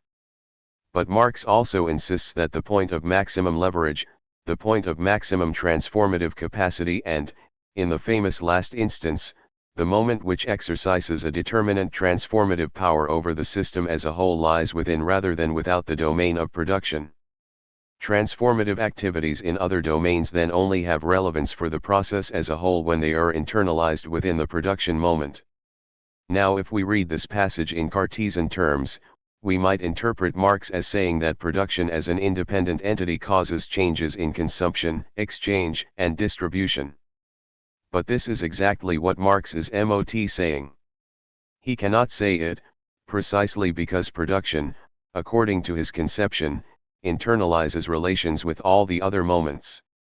Yet he is saying that the transformative moment in the whole process resides at the moment of production and that it is there where we have to concentrate our attention if we wish to understand the creative mechanisms by which the process is reconstituted, transformed, or enhanced. How, in short, are the powers that reside in this process of capital circulation mobilized at the moment of production in such a way as to transform the system of which it forms but a fleeting and inherently unstable moment? This seems a perfectly reasonable question to ask. It is in principle no different from asking how does 65. Any one individual internalize certain powers that reside in their environment, creatively transform them and thereby change the course of history or of evolution. In effect, the question can be answered only through a detailed historical materialist inquiry into the process of internalization that produces capital at the point of production itself. What Marx seeks to establish beyond any shadow of doubt is that it is the appropriation of the form-giving fire of the labor process, the appropriation of all manner of creative possibilities and powers of the laborer that allows capital to be in the world at all. But the internalization of these powers of labor as powers of capital at the point of production entails the transformation of the laborer into an appendage of capital, not only within production but in all spheres of mental, social, and physical activity. The figure of the cyborg, now given such currency by Haraway's remarkable manifesto on the subject, enters upon the historical stage with the colonization of production by capitalist powers and the internalization of the powers of labor within the figure of capital itself. There are all sorts of things to be said pro or contra the Marxian view, of course. It may be, for example, that there are other moments which ought to be incorporated in the schema, or that his stress on the significance of labor in production as the radical point of departure for the transformation of both social relations and the relation to nature is over-emphatic. But the fundamental point I want to insist on here is that critique of Marx should at least recognize what he is doing and how he is doing it, and not read him or represent him unthinkingly through Cartesian, positivist, or analytic lenses. But let us suppose, for illustrative purposes, that Marx correctly captured the general process of capital circulation through his abstractions. It is then important to see how such a theoretical formulation is elaborated upon and specified and put to work as an explanatory device. With respect to, we find Marx building more and more specific versions of his argument concerning the process of circulation of capital in general by recognizing that different processes attach to different kinds of capital, such as industrial, money, merchant, landed and even state capital. Differences can also be specified according to the physical form of the capital as well as according to different organizational forms. And the uncertain dynamics of class differentiation and struggle is a major source of uneven development, internalized contradiction, and instability. The process of capital circulation in general is modified by disaggregation into more and more specific though intersecting conditions of circulation. Capital in 66. General now has to be considered not as an undifferentiated unity but as something which is heterogeneous and often internally contradictory. The discovery of which of these internal differentiations has primacy or significance depends on the historical, geographical, and theoretical interrogation of material circumstances. For example, the often fraught relations between financiers and the industrial interest have periodically erupted into crises of considerable magnitude for the whole system of capital circulation. To elaborate on the theory in this way is not, however, to introduce a mass of external contingencies. The organization of firms or of nation-states, to take just a couple of examples, is not an external event that interferes with the pure circulation process of capital. In each case, we attempt to understand a social form as arising out of the circulation process and commanding a particular moment in the circulation of capital. That entity has a shaping influence by virtue of the powers it internalizes and the creativity of the transformations which it accomplishes. But its existence is embedded in the continuous flow of the process of which it is a part and, like any other entity, it internalizes contradictions, is heterogeneous, and inherently unstable by virtue of the complex processes which support, reconstitute, or develop it. The recent history of both firms and nation-states would, I think, broadly justify such a view of their status. Lewontin, incidentally, provides a similar interpretation for the mediating role of the organism in evolution. Organisms through their productive activities transform the environments to which they subsequently adapt in exactly the same way that firms actively transform the social and economic environments to which they must perforce then adapt. The work of elaboration, further specification, and better articulation of the theory is ongoing and can never be complete, if only because the world is always changing, in part because of the creative thoughts and activities generated by dialecticians as well as others. Theorizing, like any other process, is as continuous and transformative, as heterogeneous and as contradictory, as any other process which dialecticians confront. There is always plenty more to do, something more to be said, and innumerable points of theoretical intervention to be examined and acted upon. The process of dialectical thinking and its application to human affairs has also to be produced, sustained, developed. The aim and objective of my own work has in part been given over to identifying extensions to the theory and better specifying its operation with respect to time and space.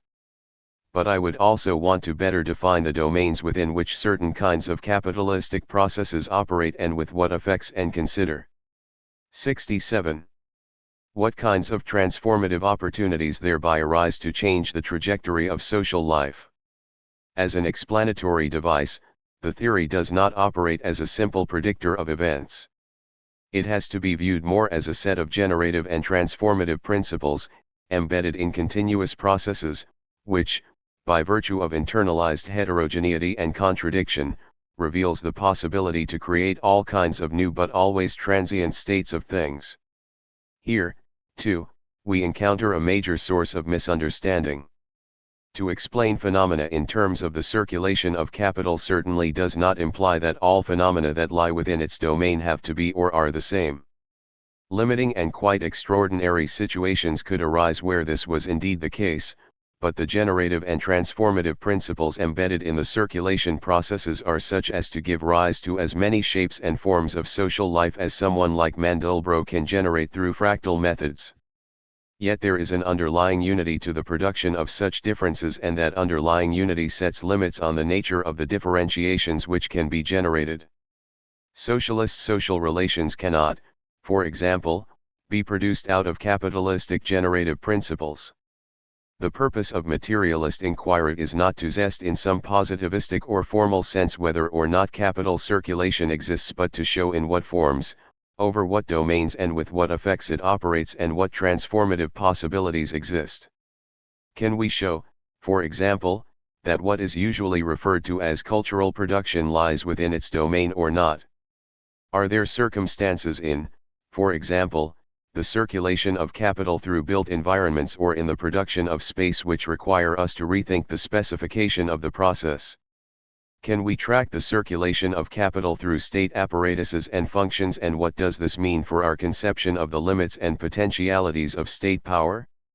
What happens if capital circulation is barred from direct operation in certain sectors, or if it is suddenly liberated to flow into arenas formerly denied to it?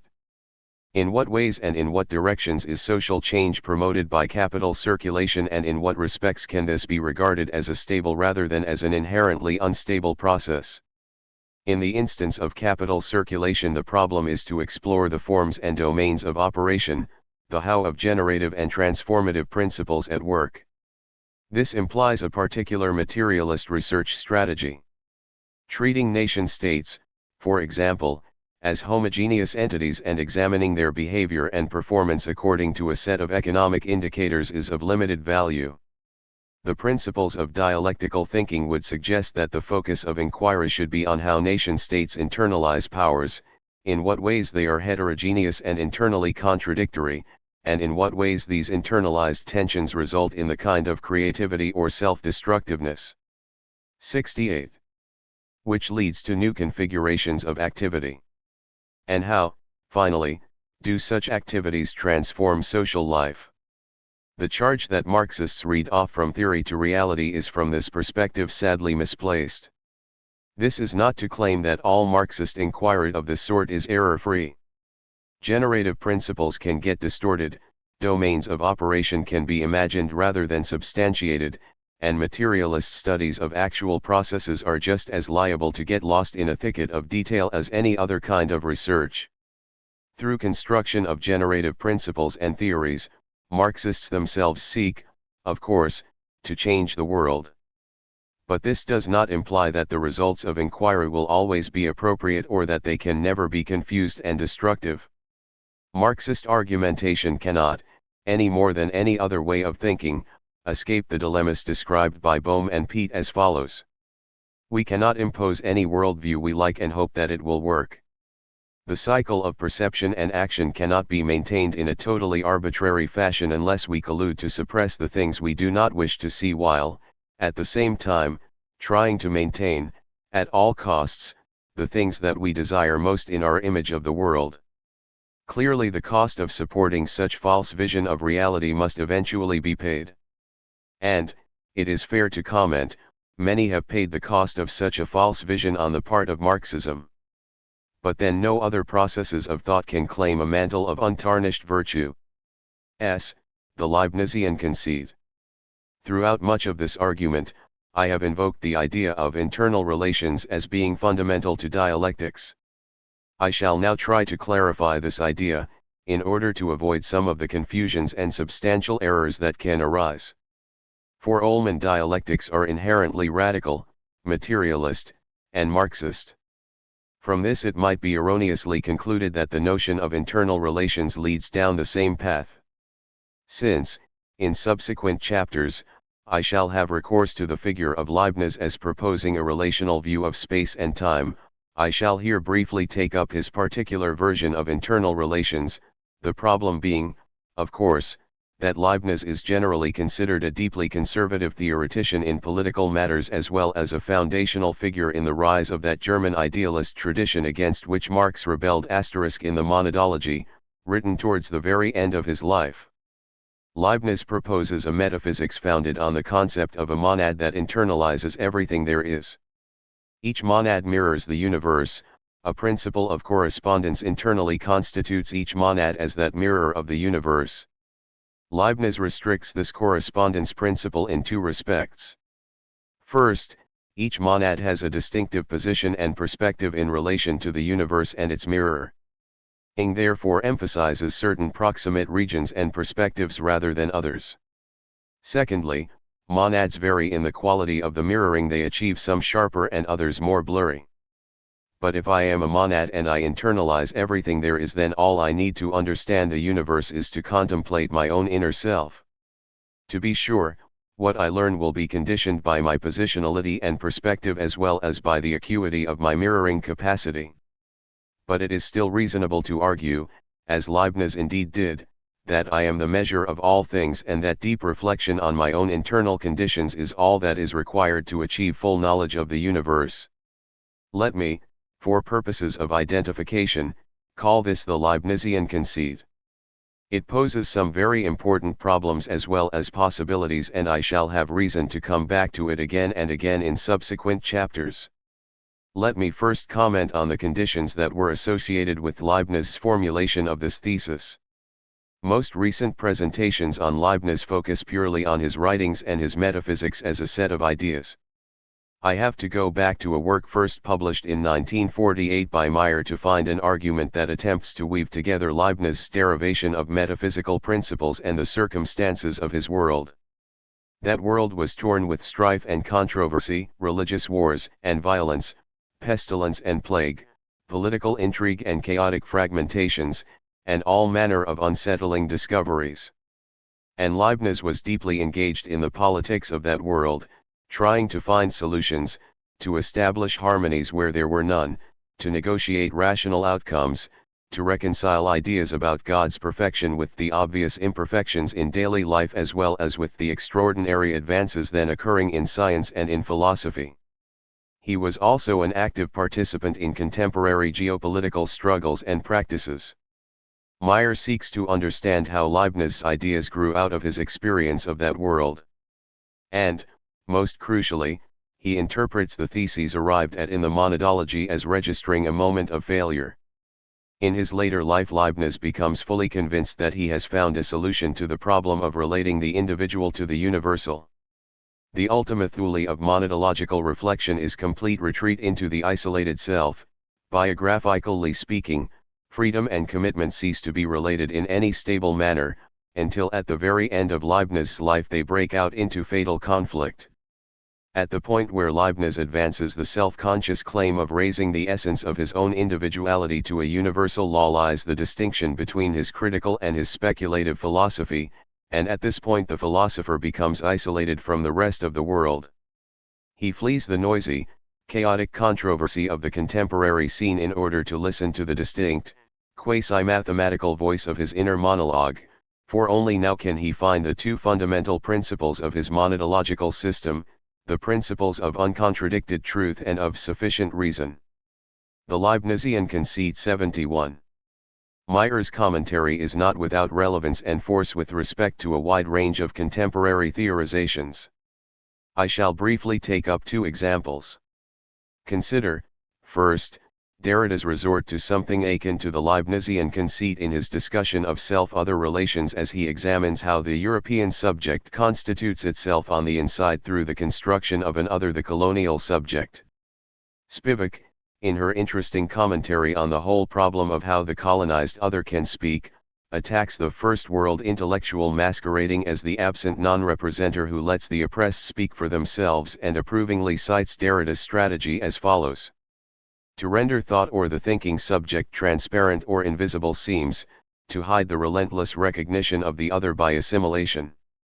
It is in the interest of such cautions that Derrida does not invoke letting the other speak for himself but rather invokes an appeal to, or call to the quite other, of rendering delirious that interior voice that is the voice of the other in us.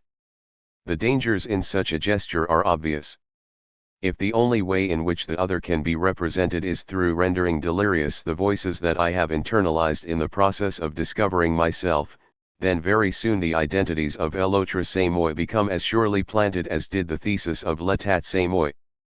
And this is exactly where Meyer felt the fatal contradiction lay in Leibniz's strategy. Leibniz claims that the observation of the essence of things is nothing else but an observation of the essence of our own spirit. The intellectual individuality of man, informed by an entirely new ethos of intellectual achievement, becomes the measure of all human existence. In this doctrine of personalist absolutism, which is essentially the same as Louis XIV's doctrine of political absolutism, no real community is possible. And at this point Leibniz's conception of man's sovereign spirit comes to contradict his own idea of toleration. The commonwealth becomes a mere aggregate of monads, and the aesthetically significant concept of harmonia mundi can no longer bridge the gulf between individual men, states, or nations.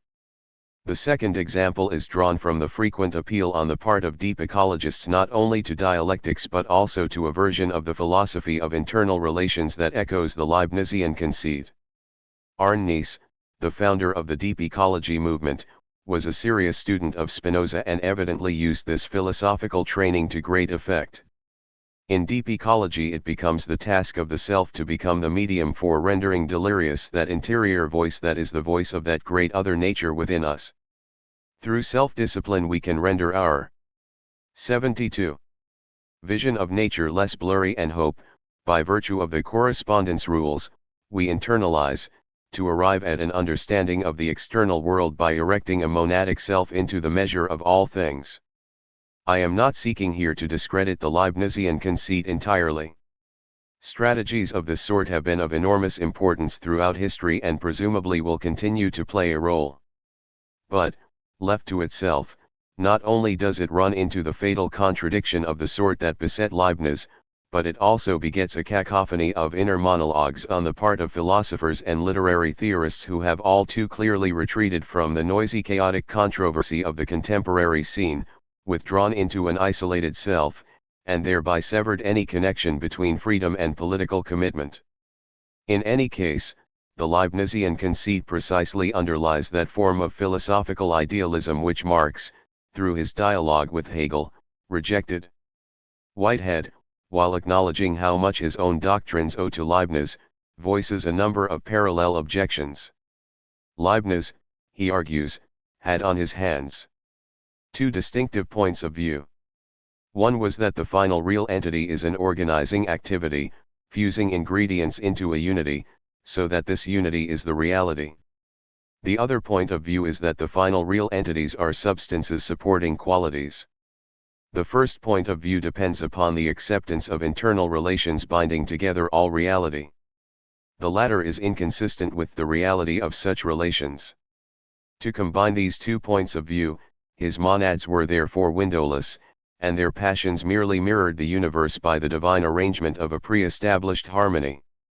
Thus there can be no concrete reality of internal relations in the sense of actual processes of internalization open to investigation. God has to function as the deus ex machina for the whole system to work. While Leibniz may have furnished a foundation stone for the great achievements of German philosophy, he leaves behind some awkward problems as to how to use the doctrine of internal relations in practical affairs. There are three main difficulties. The first, dealt with at some length in Ullmann, is that if everything is about flows, then how are we to speak of any particulars or individuals at all? If individuation, the identification of individuals or of what Strawson calls particulars, is considered dependent on spatial temporal location, then shifting the grounds for defining space and time, which, as we shall see in Chapter 10, is indeed the necessary implication of the relational view, shifts the grounds for how individuals, particulars, and entities are to be identified and understood. The Leibnizian conceit 73. The conception of the fundamental elements or individuals of which the world is composed is then perpetually open to question. Strawson states, for example, that no system which does not allow for spatial or temporal entities can be a system which allows for particulars at all. and in advancing his views on how particulars and entities are to be established, he uses Leibniz's arguments as a foil to construct what he considers a more coherent and comprehensive way to individuate phenomena. Leibniz's monads are entity-like enough, it turns out, to provide easy means to rebut Strawson's objections, but they are unsatisfactory as a general argument for the reasons Whitehead correctly advances. The answer here, given by writers as diverse as Ullmann, Whitehead, and Bohm, is that there is no particular barrier to construing things and entities as permanences or even as relatively autonomous entities, provided we recognize how those things and entities are constituted, sustained, and ultimately dissolved in flows, and how all entities are relationally defined with respect to others. To this Whitehead perceptively adds two other objections. He first observes, the difficulty which arises in respect to internal relations is to explain how any particular truth is possible. Insofar as there are internal relations, everything must depend upon everything else. But if this be the case, we cannot know about anything until we equally know everything else. Apparently, therefore, we are under the necessity of saying everything at once. This supposed necessity is palpably untrue. Accordingly, it is incumbent on us to explain how there can be internal relations, seeing that we admit finite truths. We will encounter this difficulty again in Chapter 12, where I take up some of the groundings of identity politics. If I internalize everything there is, then I am under the necessity to speak for everyone there is, which is equivalent to saying nothing particular at all. Equally serious is that the doctrine of internal relations makes it impossible to attribute change to any actual entity. If all monads internalize everything there is, then under what impulses can they change except by their own internal volition? Put another way, to say that flux and change is everywhere is equivalent to saying that it is also nowhere in particular. This may all seem to be a rather arcane and erudite issue, so let me illustrate its more practical and political economic importance by a return to Marx's conception of capital as outlined earlier. The argument, recall, is that production, consumption, exchange, and distribution are separate moments of a process, that each moment internalizes the conditions of the others, but that the moment of production is regarded in some sense as fundamental.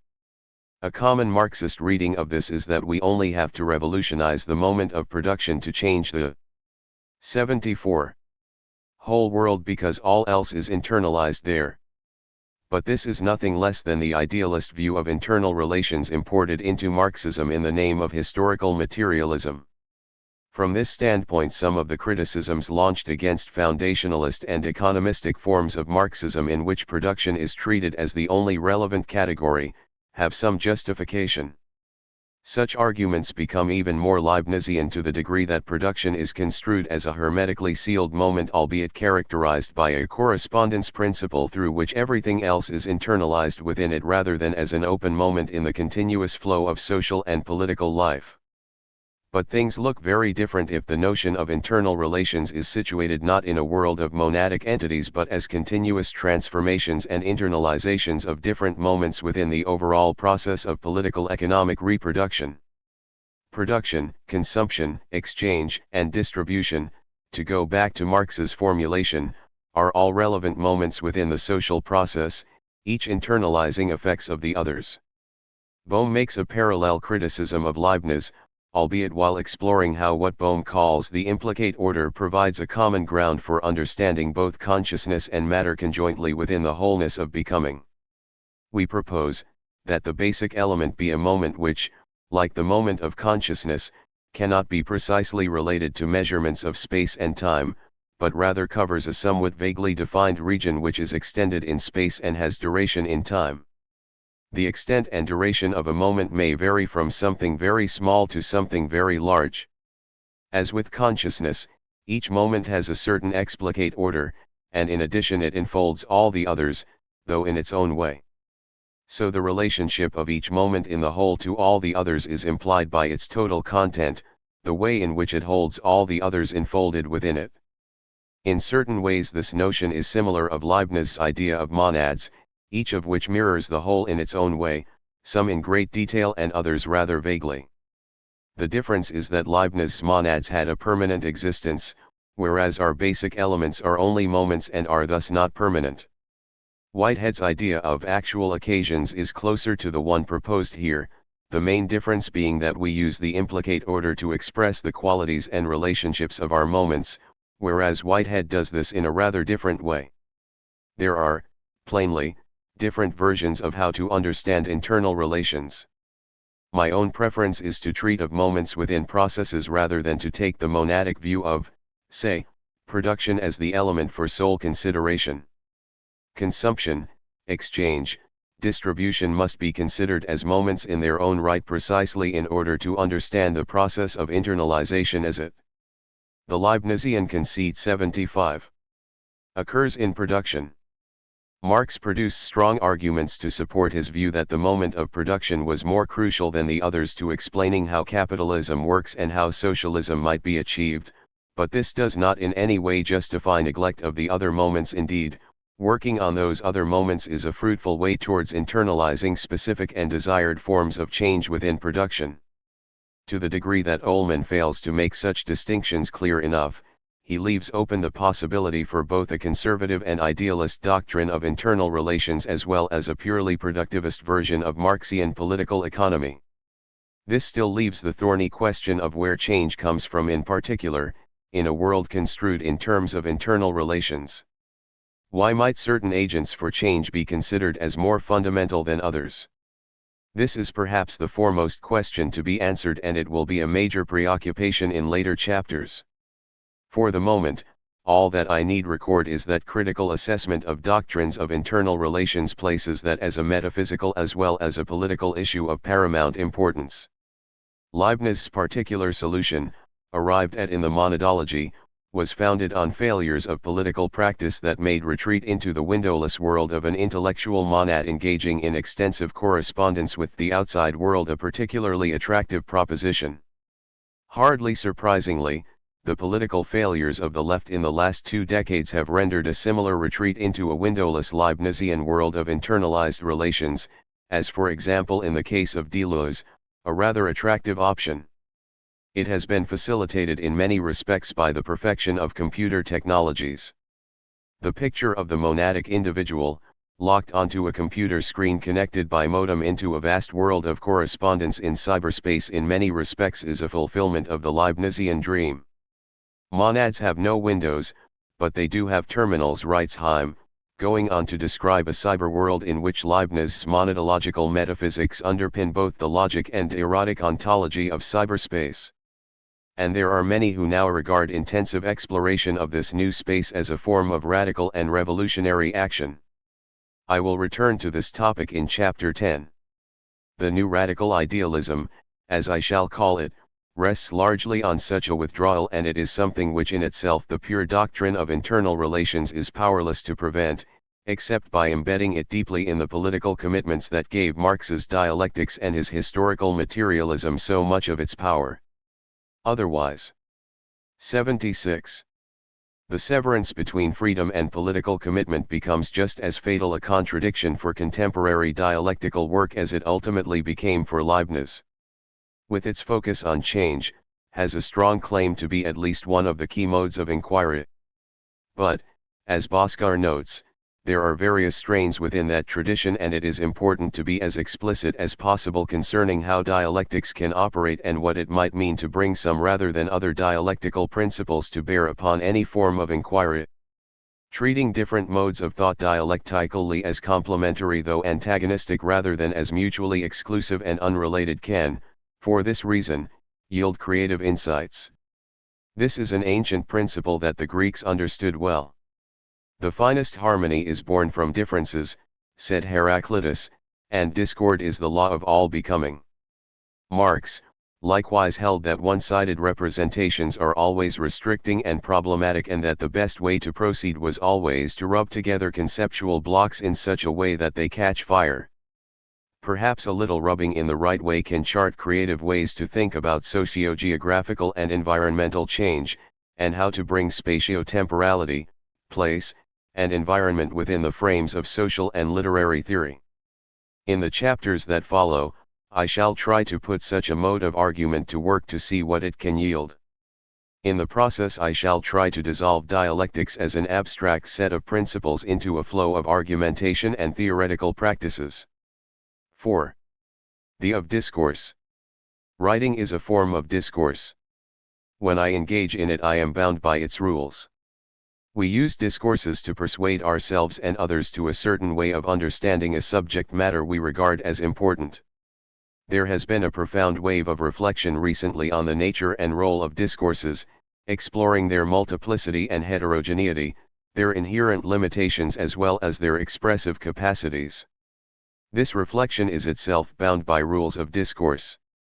The capacity to both reflect through discourse on what we think and do, and to reflect discursively on the nature of the discourses we construct, has important implications.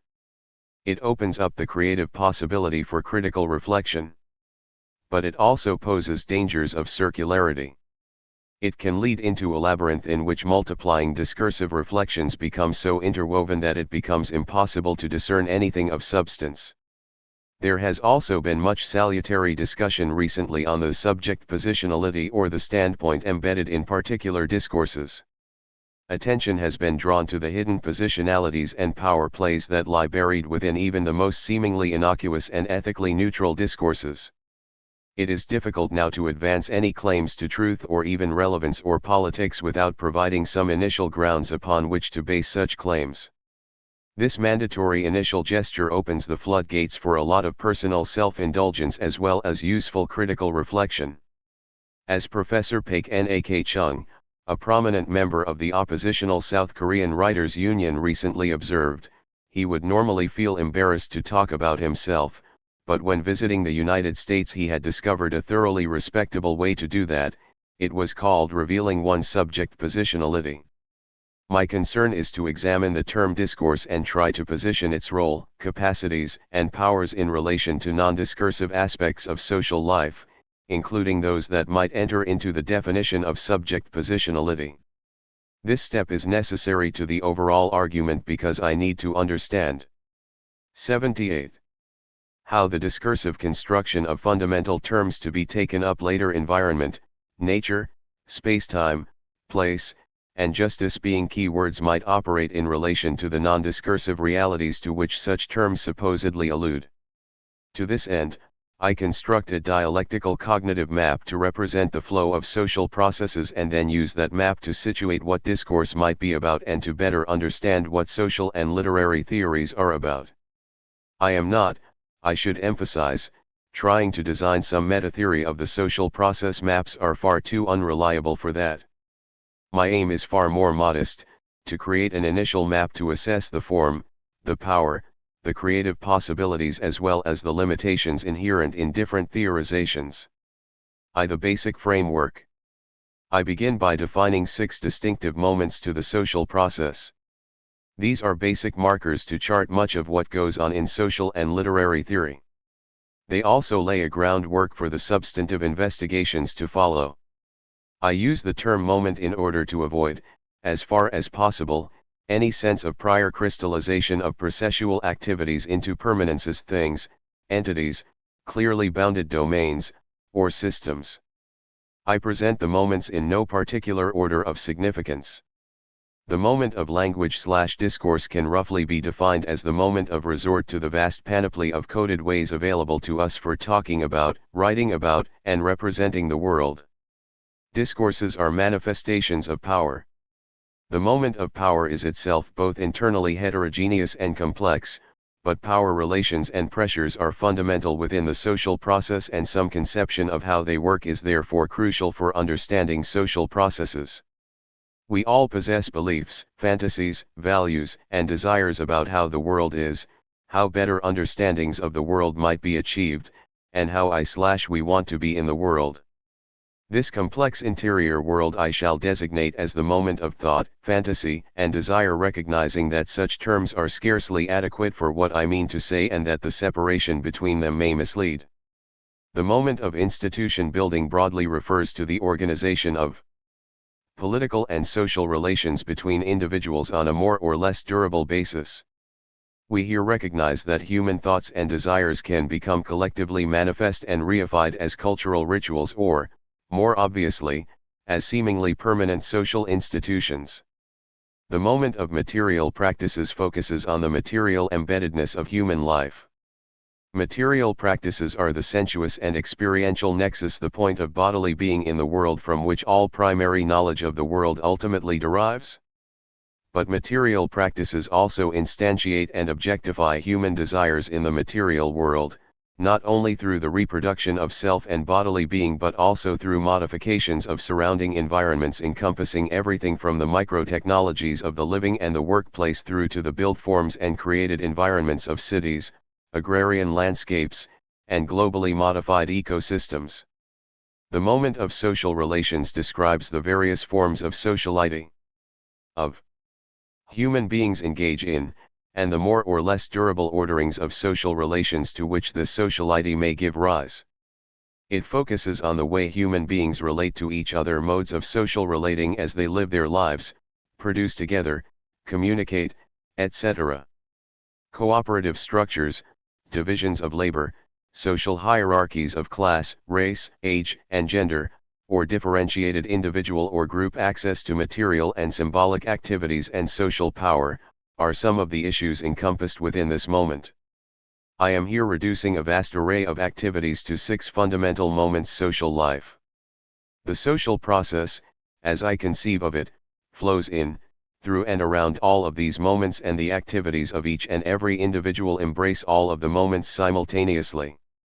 While this highly schematic representation has the advantage of immediate clarity, it is liable to lead to egregious error left in such a raw form. So I offer some immediate clarifications, building on the dialectical way of thinking outlined in Chapter 2. 1. The analytics I want to work with are dialectical. Each moment is constituted as an internal relation of the others within the flow of social and material life.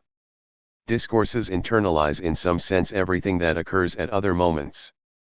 Discourses express human thought, fantasy, and desire. They are also institutionally based, materially constrained, experientially grounded manifestations of social and power relations. By the same token, discursive effects suffuse and saturate all other moments within the social process. But to privilege discourse above other moments is insufficient, misleading, and even dangerous. The theory of internal relations has to be used in a way that avoids the trap of monadic idealism and the pitfalls of the Leibnizian conceit. Errors arise when examination of one moment is held sufficient to understand the totality of the social process. Again and again we will find slippages of the sort that convert a dialectically correct statement like "there is nothing outside of the text" into false statements that everything can be understood through texts, and equally false practices that seek to use, say, the deconstruction of texts as the privileged pathway to understanding. 2. Internal relations are shaped through an activity of translation from one moment to another. But translation from, say, what is being desired to what is being said, done, institutionalized, etc., is fraught with dangers and difficulties. Something, and sometimes a great deal, gets lost. Translations from one language to another are difficult enough, but translation from, say, power as physical force to power as discourse is often a slippery business. A gap always exists between the different moments, so that slippage, ambiguity, and unintended consequences inevitably occur.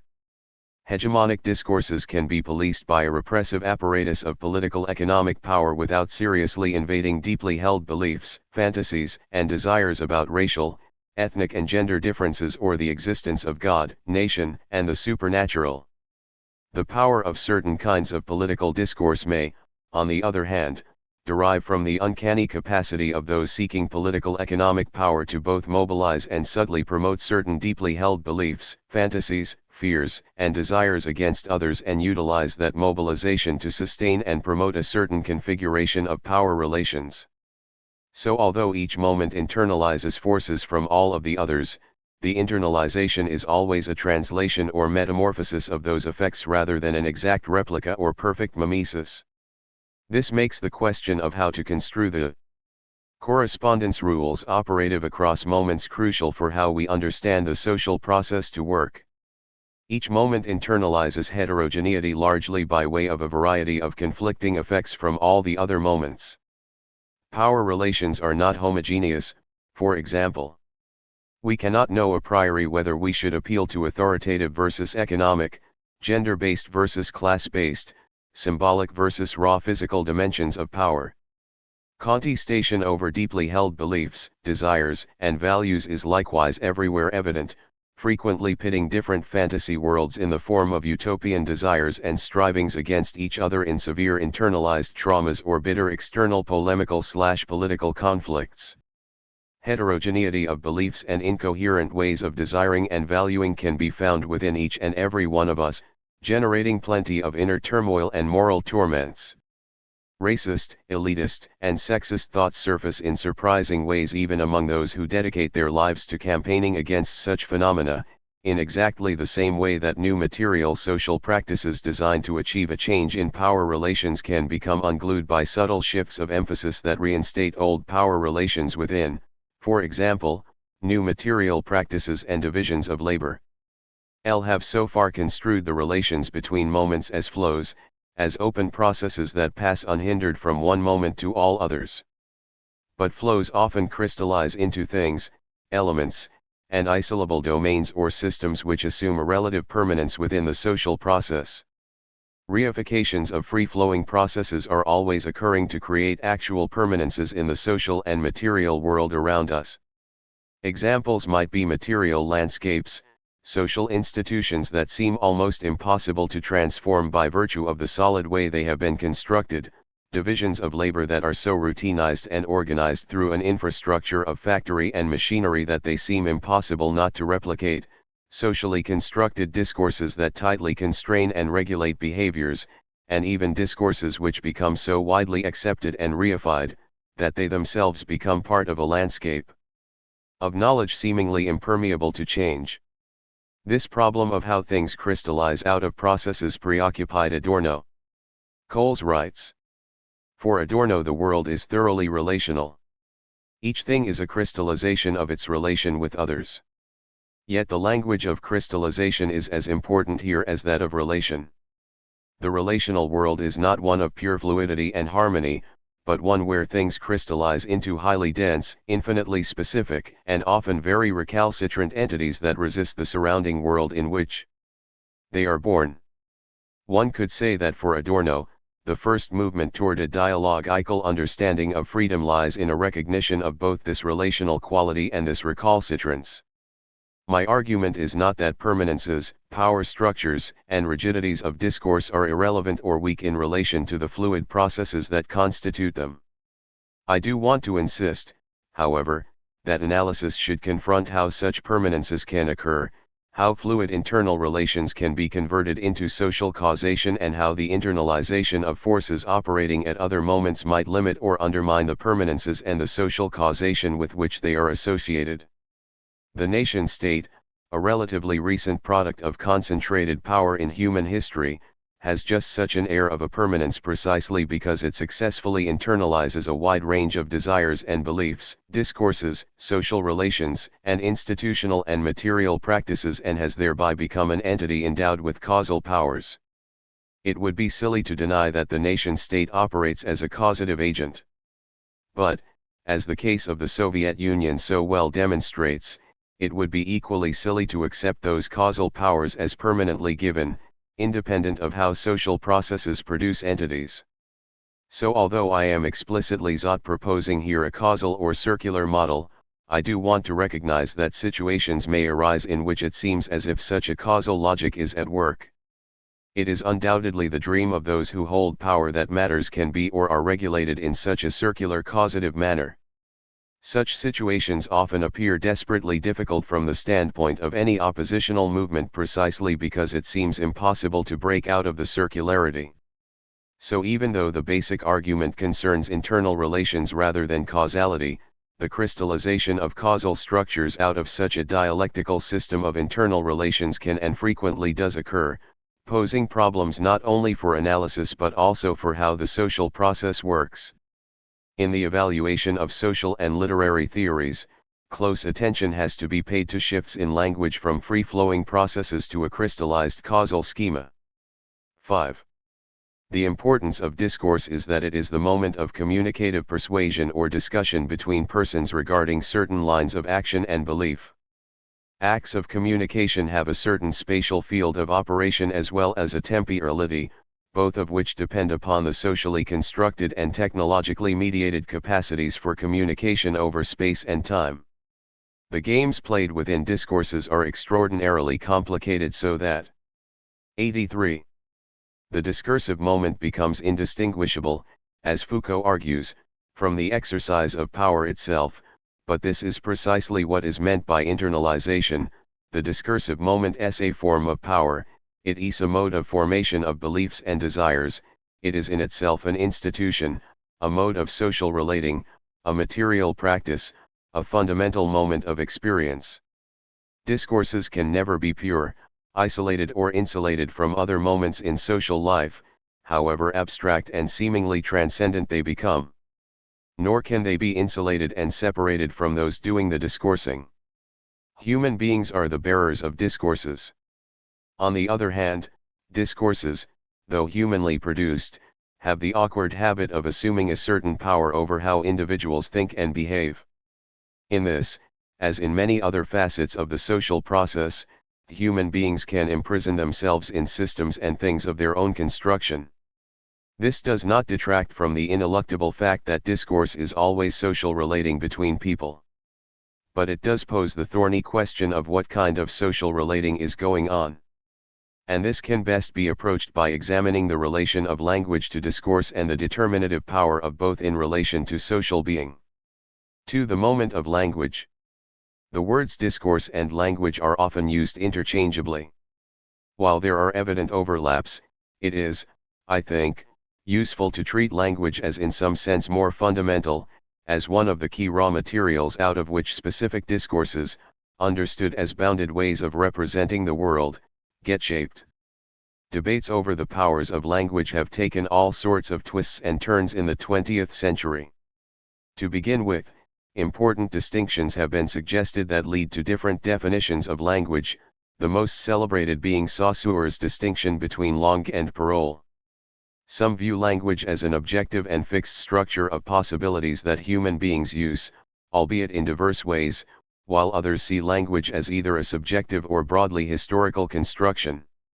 Those of the latter persuasion broadly divide over the question as to whether changes in language lead or follow changes in material practices, institutional forms, social and power relations, beliefs, and the like.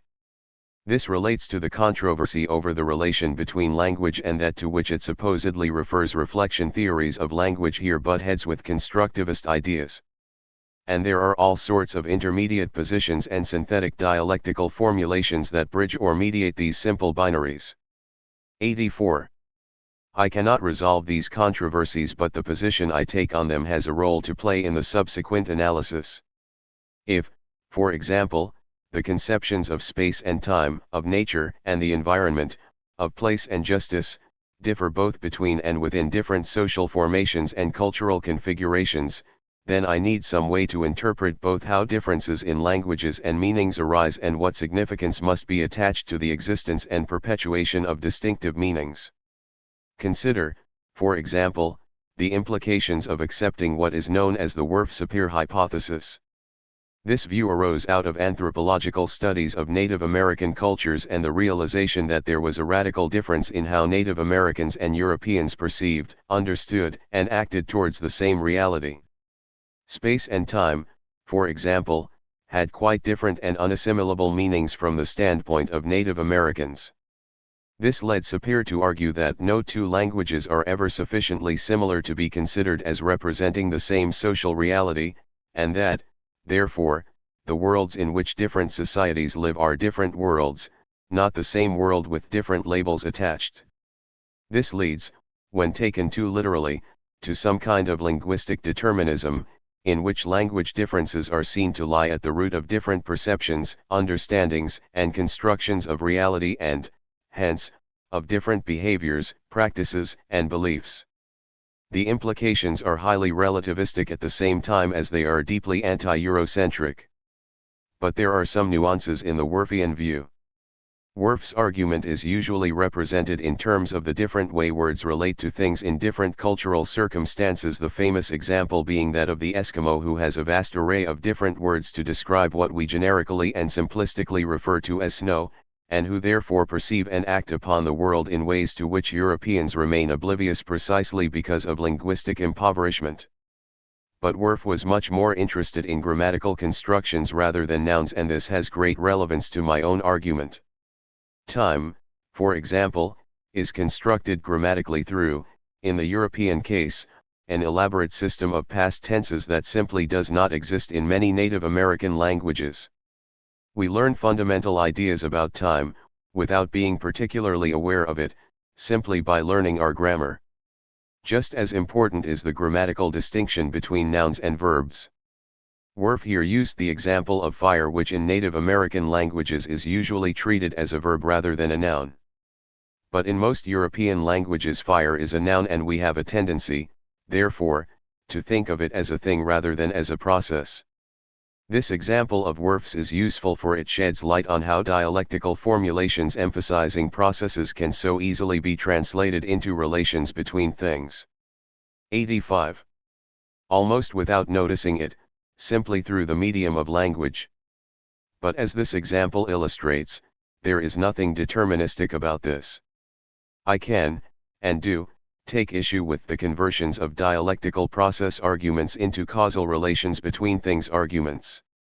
It is possible to avoid the tricks that language can play in the same way as we can learn a variety of terms to describe snow. The point here is to be aware of the significance of language differences and linguistic limitations, while conceding what seems an irrefutable proposition, that language has a vital role to play in constructing understandings of and mediating action in the world. But why do such differences in language exist? Here it is perfectly feasible to answer that the reason the Eskimos have multiple names for snow is because their social and material practices of reproduction require it in exactly the same way that we now have multiple names for different metallic alloys for which the generic term steel used to be sufficient. The issue of the determinate power of language over social life cannot so easily be dismissed, however. Man acts as though he were the shaper and master of language, while in fact language remains the master of man, says Heidegger, and a wide range of commentators and theorists concur with him in this judgment. In recent years, what Palmer calls the descent into discourse has consequently become more and more hegemonic in social and literary theory. We have fallen victim, Palmer argues, to the illusory premise/promise that language, broadly conceived as systems of signification that extend well beyond mere words to include symbols and structures of all ways of communicating, is the essential ground within which social life is embedded. Language thus constructs being, it orders the relations of classes and genders, ever attentive to specific hierarchies. It is the stage on which consciousness makes its historical entrance and politics is scripted. As its own master, moreover, language is non-referential, and there can be no reduction of its beginnings and meanings to some primal anterior reality. Palmer's objections to this move are strongly voiced. In the current fixation on language, he argues, a materialist understanding of the past is all too often sacrificed on the altar of an idealized reading of discourse and its influence. What then gets lost is the centrality of the question: how are texts and interpretations used within the interactions of institutions? How do they generate and participate in the relations of power and ordering? Palmer does not argue that the moment of language is neutral or passive in the social process, but that serious losses of understanding arise when it occupies a hegemonic and determinate place. The place of language in the social process is a matter of acute political contestation.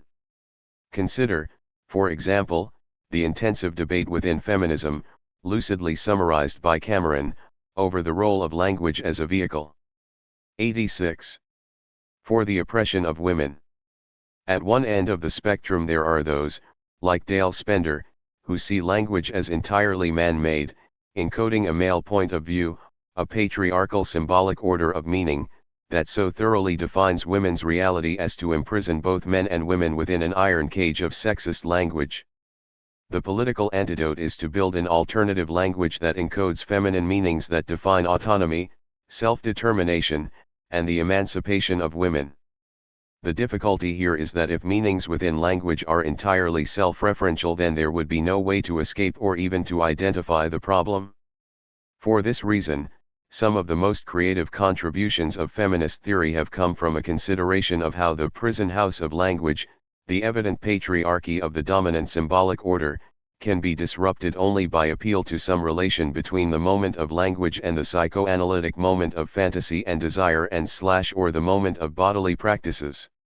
Some influential feminist theorists, Irigaray and Kristeva being the most prominent, have made use of Lacanian psychoanalysis precisely because it dwells upon the relational moment of insertion and socialization of the body into a symbolic order where the phallus reigns supreme. But, as Cameron goes on to suggest, this cannot be construed in isolation from other moments in the social process. Language, though the socially produced means of thought, is not socially controlled. Increasingly, control over the development of language and its use is held by state institutions, including mass media and monopolistic private enterprise as in journalism and advertising. The semiologists have sometimes failed to appreciate the possibility and existence of class or other minority control over language.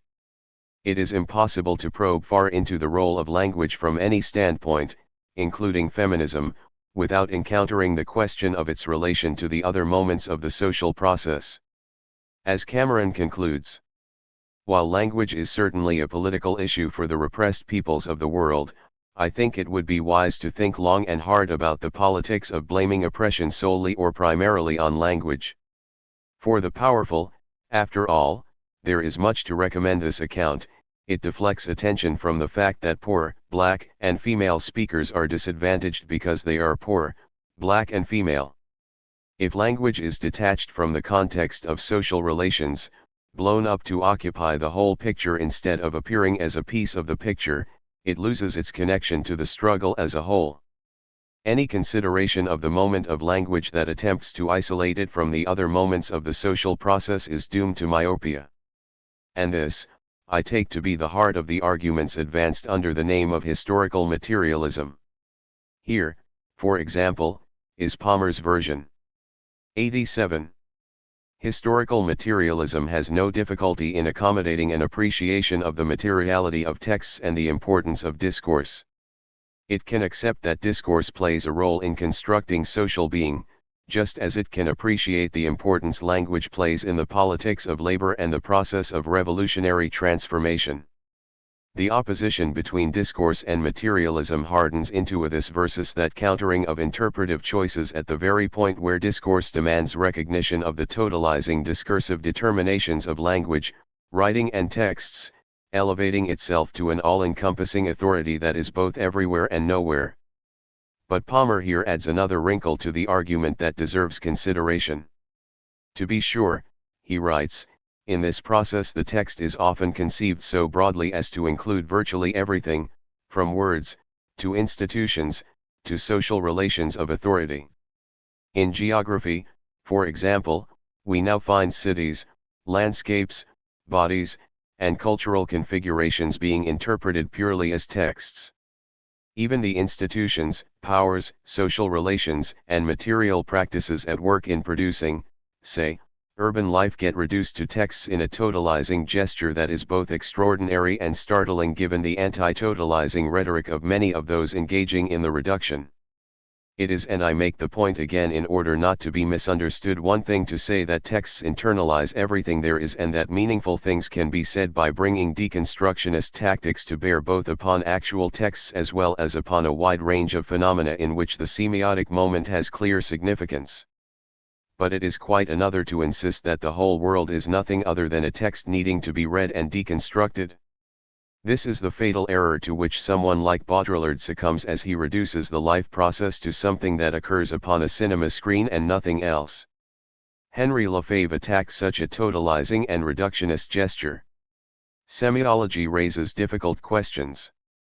When codes worked up from literary texts are applied to spaces, to urban spaces, say we remain, as may easily be shown, on the purely descriptive level.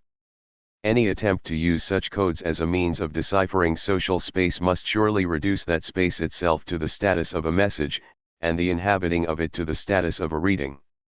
This is both to evade history and practice. Space was produced before being read, nor was it produced in order to be read and grasped, but rather in order to be dived by people with bodies and lives in their own particular urban context. 88. The position I am here converging on is close to that defined by the historical materialism of Raymond Williams that builds, to some degree, upon the pioneering work of Volozhinov. A definition of language, Williams writes, is always, implicitly or explicitly, a definition of human beings in the world. Language is, Williams insists, constitutive of that way of being, but it is so not in any one-way determinative sense such that material practices dictate language or vice versa. Language is, he insists, an indissoluble element of human self-creation. As such, it has to be understood as a historical geographical creation. While it acquires a formal structure, it cannot ever, in the final analysis, be treated as autonomous from the broader flow of historical geographical change. Language has then to be seen as a persistent kind of creation and recreation, a dynamic presence and a constant regenerative process. Usable signs are living evidence of a continuing social process, into which individuals are born and within which they are shaped, but to which they then actively contribute in a continuing process. We then find not a reified language and society but an active social language. Nor is this language simply a reflection or expression of material reality. What we have, rather, is a grasping of this reality through language, which as practical consciousness is saturated by and saturates all social activity, including productive activity.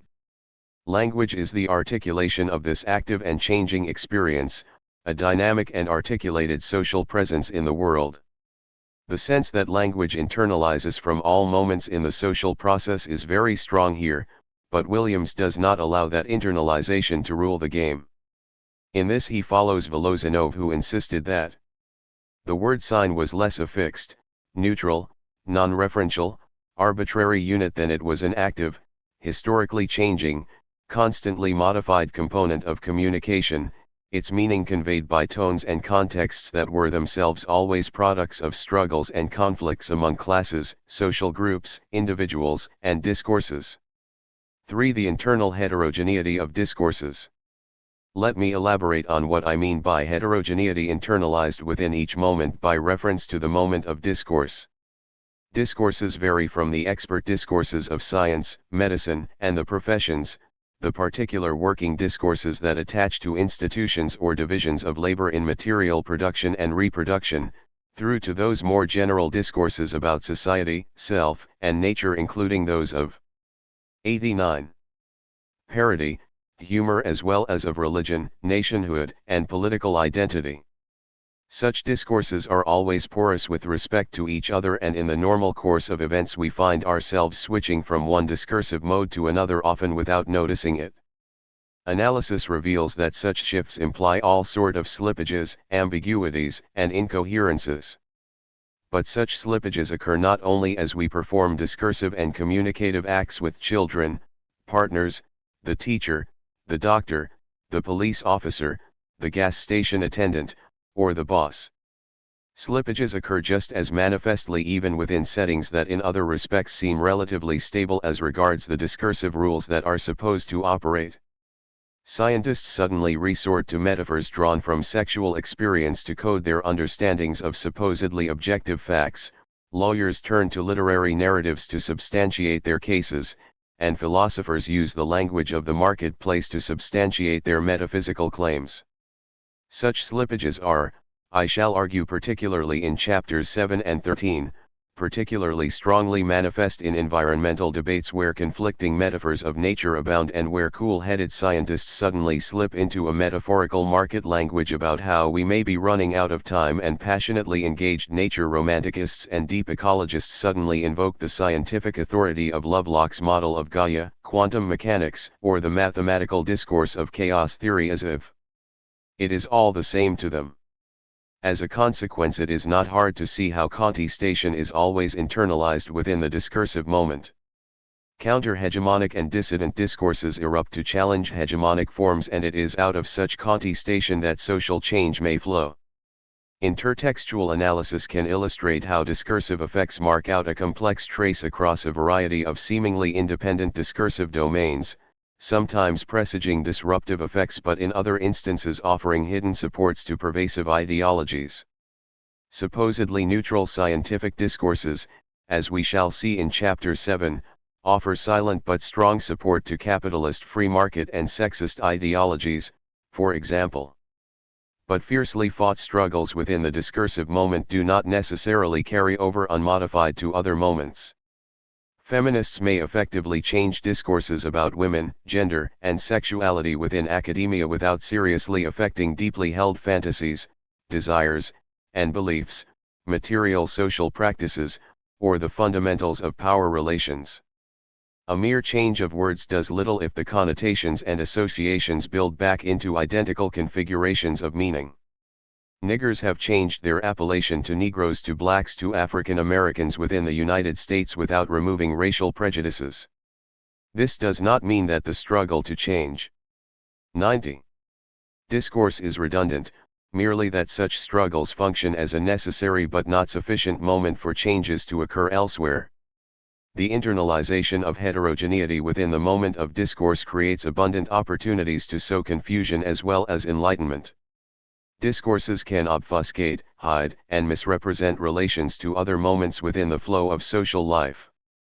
I am not talking solely here about the technique of the big lie, for there are all sorts of means by which a discourse can so limit or constrain vision so as to prevent discussion of serious problems.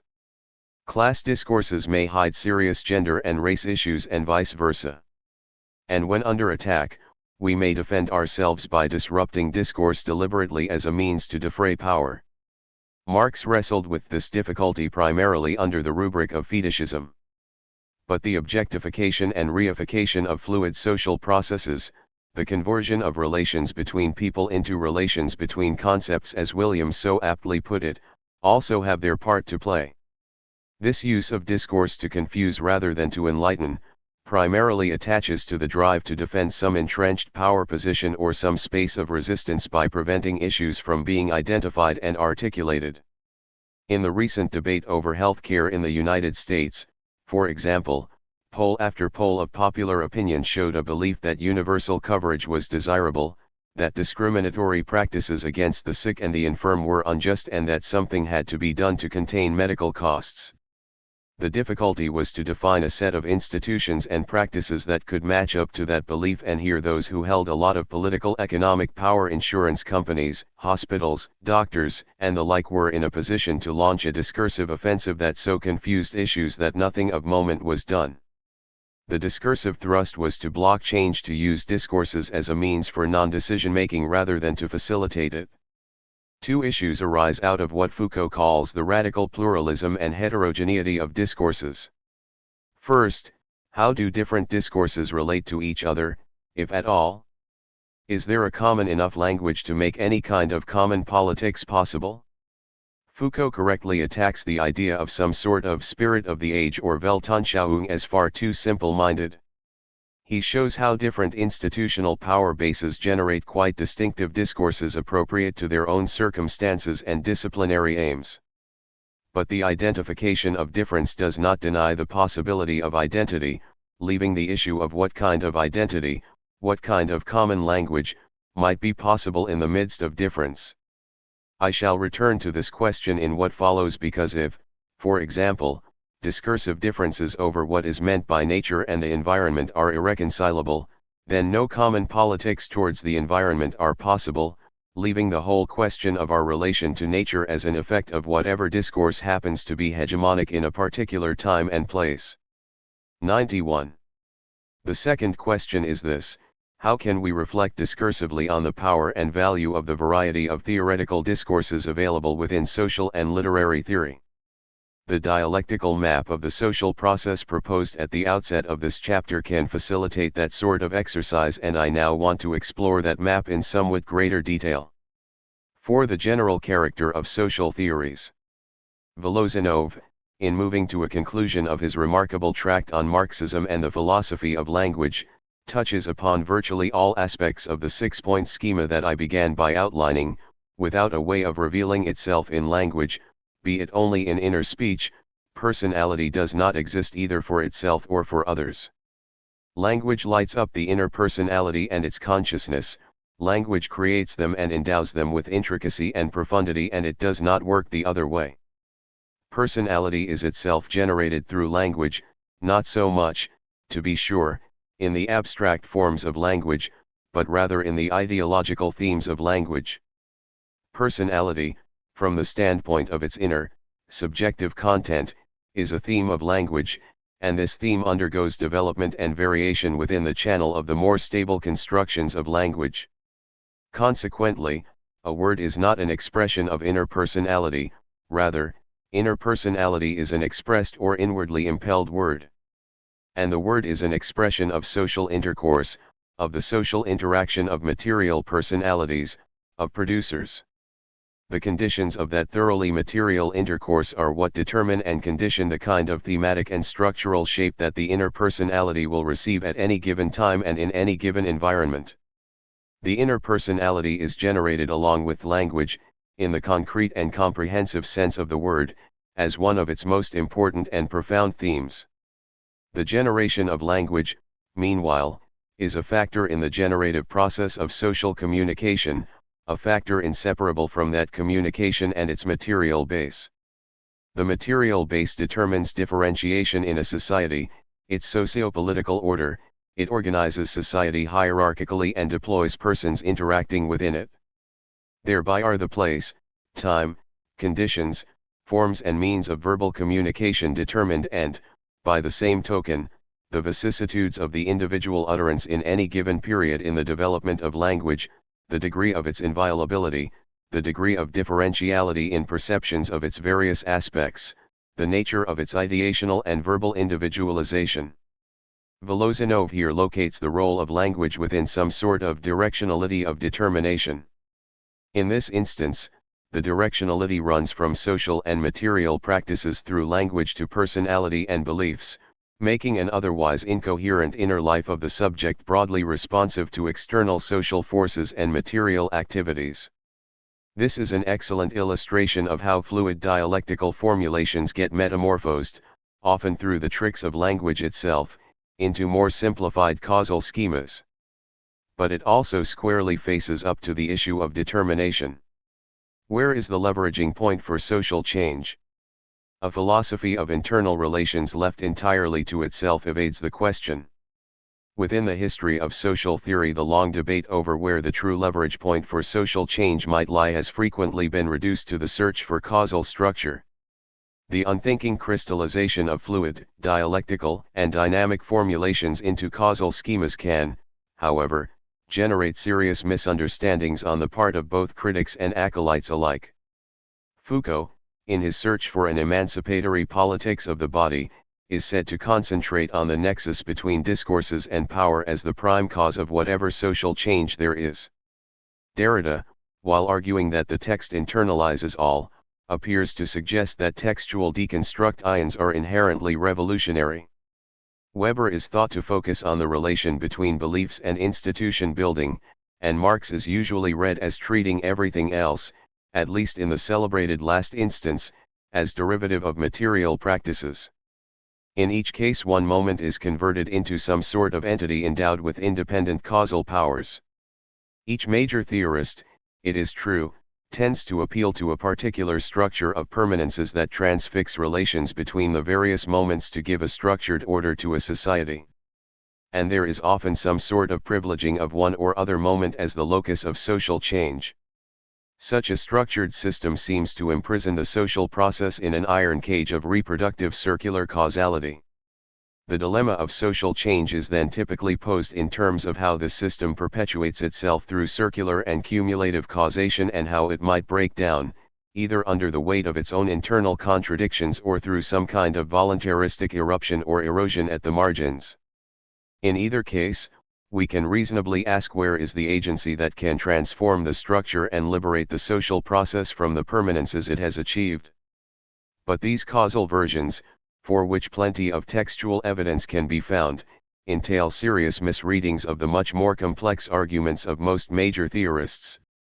The more dialectically minded simultaneously keep open an entirely different level of theorizing. In Marx's case, for example, much of the argument is precisely about how dynamic and fluid processes get transformed historically into structured permanences such as those inscribed within the political economy of capitalism and the logic of capital accumulation. And in looking for the locus of social change, Marx clearly states that it is in the realms of discourses and beliefs that we become conscious of political issues and fight them out. Furthermore, this fighting out necessarily entails institution build. 93. Ing as a fundamental moment on the path towards transformed material practices and social relations. The search for alternative forms of political economic power operates in Marx's thought and practice across all the moments of social action. Marx, in both his analytic work and politics, moves freely from one moment to another. The famous last instance of the material practices of production and reproduction, then operates, as it were, as both the starting point and the measuring point of achievement, the point where we can tangibly judge what has been accomplished. Material practices occupy their key position because Marx believes that sensual interaction with the world is the privileged grounding for all forms of human knowledge and for all understandings of what it means to be in the world. And Marx is not alone in this belief. It grounds much of Western science, for example. Material practices are the measuring point precisely because it is only in terms of the sensual interaction with the world that we can refigure what it now means to be in the world. But does this imply that the moment of material practices is the sole locus of meaningful social change? This would appear to be a fundamental tenet of Marx's historical materialism. Did he not explicitly argue, along with Engels in the German ideology, that the materialist conception of history relies on expounding the real process of production starting from the material production of life itself and comprehending the form of intercourse connected with and created by this mode of production, i.e. civil society in its various stages, as the basis of all history, describing it in its action as the state, and also explaining how all the different theoretical products and forms of consciousness, religion, philosophy, morality, etc., arise from it, and tracing the process of their formation from that basis. Thus the whole thing can, of course, be depicted in its totality. The internal tension in this passage is obvious enough.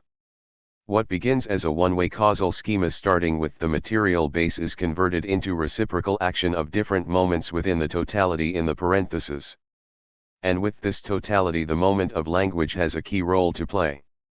Here is Marx in the German ideology. Only now, after having considered four moments, four aspects of the fundamental historical relationships, do we find that man also possesses consciousness, but even so, not inherent, not pure consciousness. From the start the spirit is afflicted with the curse of being burdened with matter, which here 94 makes its appearance in the form of agitated layers of air, sound, in short of language. Language is as old as men, and for that reason is really beginning to exist for me personally as well, for language, like consciousness, only arises from the need, the necessity of intercourse with other men. And in the 18th Brumaire, Marx depicts the relation between the imaginary and language as vital to political action. Men make their history, but not of their own free will, not under circumstances they themselves have chosen but under the given and inherited circumstances with which they are directly confronted. The tradition of the dead generations weighs like a nightmare on the minds of the living.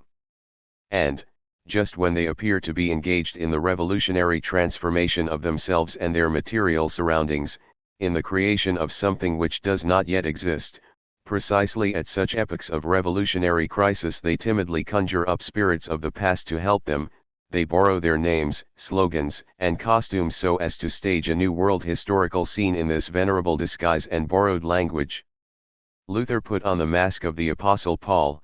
The revolution of 1789 to 1814 draped itself alternatively as the Roman Republic and the Roman Empire, and the revolution of 1848 knew no better than to parody at some points 1789 and at others the revolutionary traditions of 1793 to 5. In the same way, the beginner who has learned a new language always retranslates it into his mother tongue. He can only be said to express himself in it freely when he can manipulate it without reference to the old, and when he forgets his original language while using the new one. This preoccupation with language is a persistent theme in Marx's work as he probes the fetishistic conceptions of bourgeois political economy and seeks to substitute an entirely different language of political economy. Through a deconstruction of the Monetized language of the commodity and of profit and the creation of an alternative language that emphasizes exploitation, Marx evidently hoped to use the power of language, and of naming, to a political end.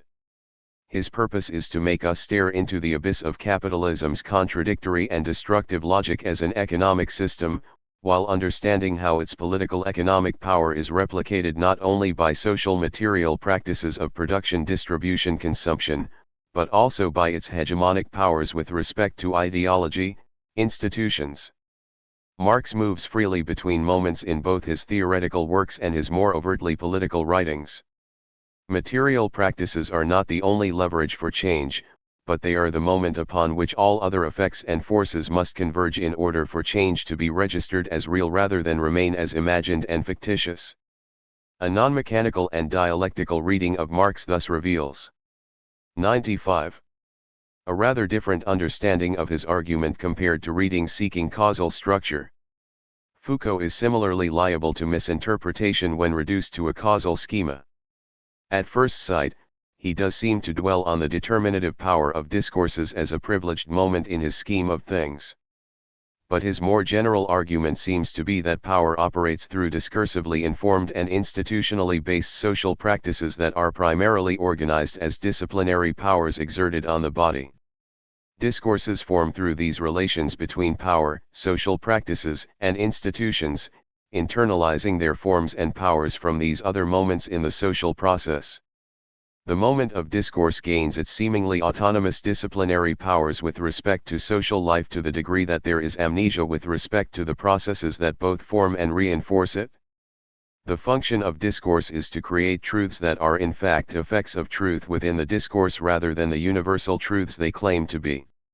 Such effects of truth become particularly pernicious, in Foucault's view, precisely because they emanate from institutions which operate as incarnations of power.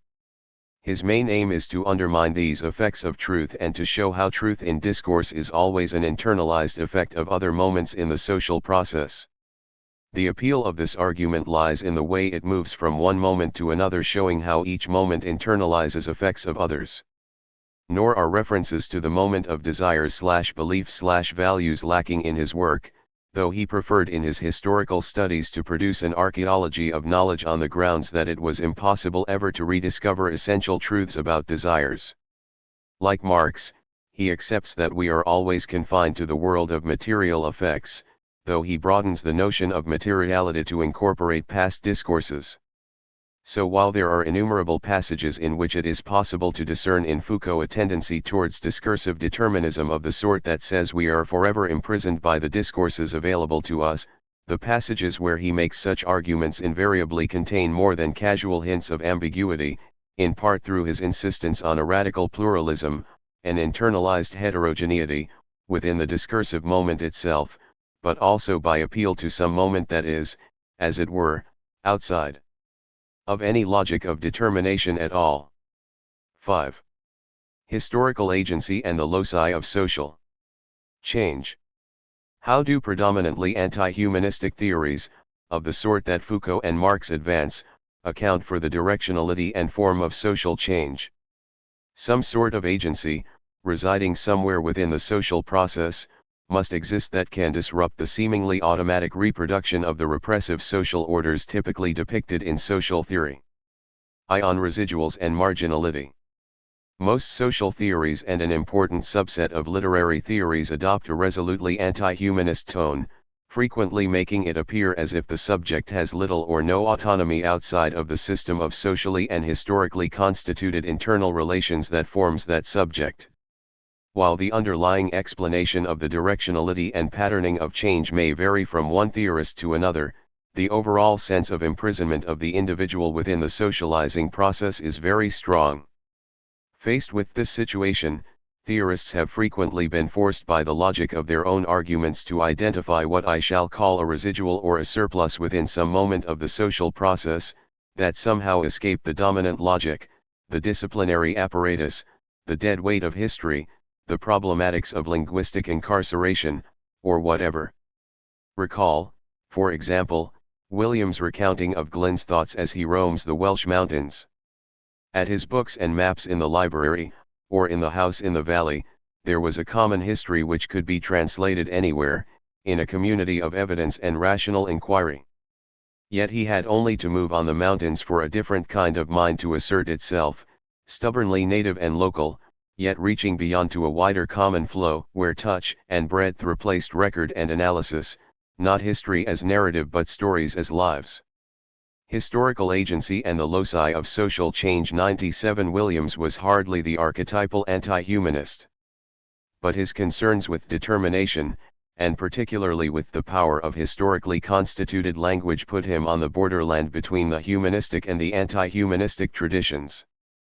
But what is important in this passage, is the insistence that there is something that cannot be captured within the dominant forms of a moment.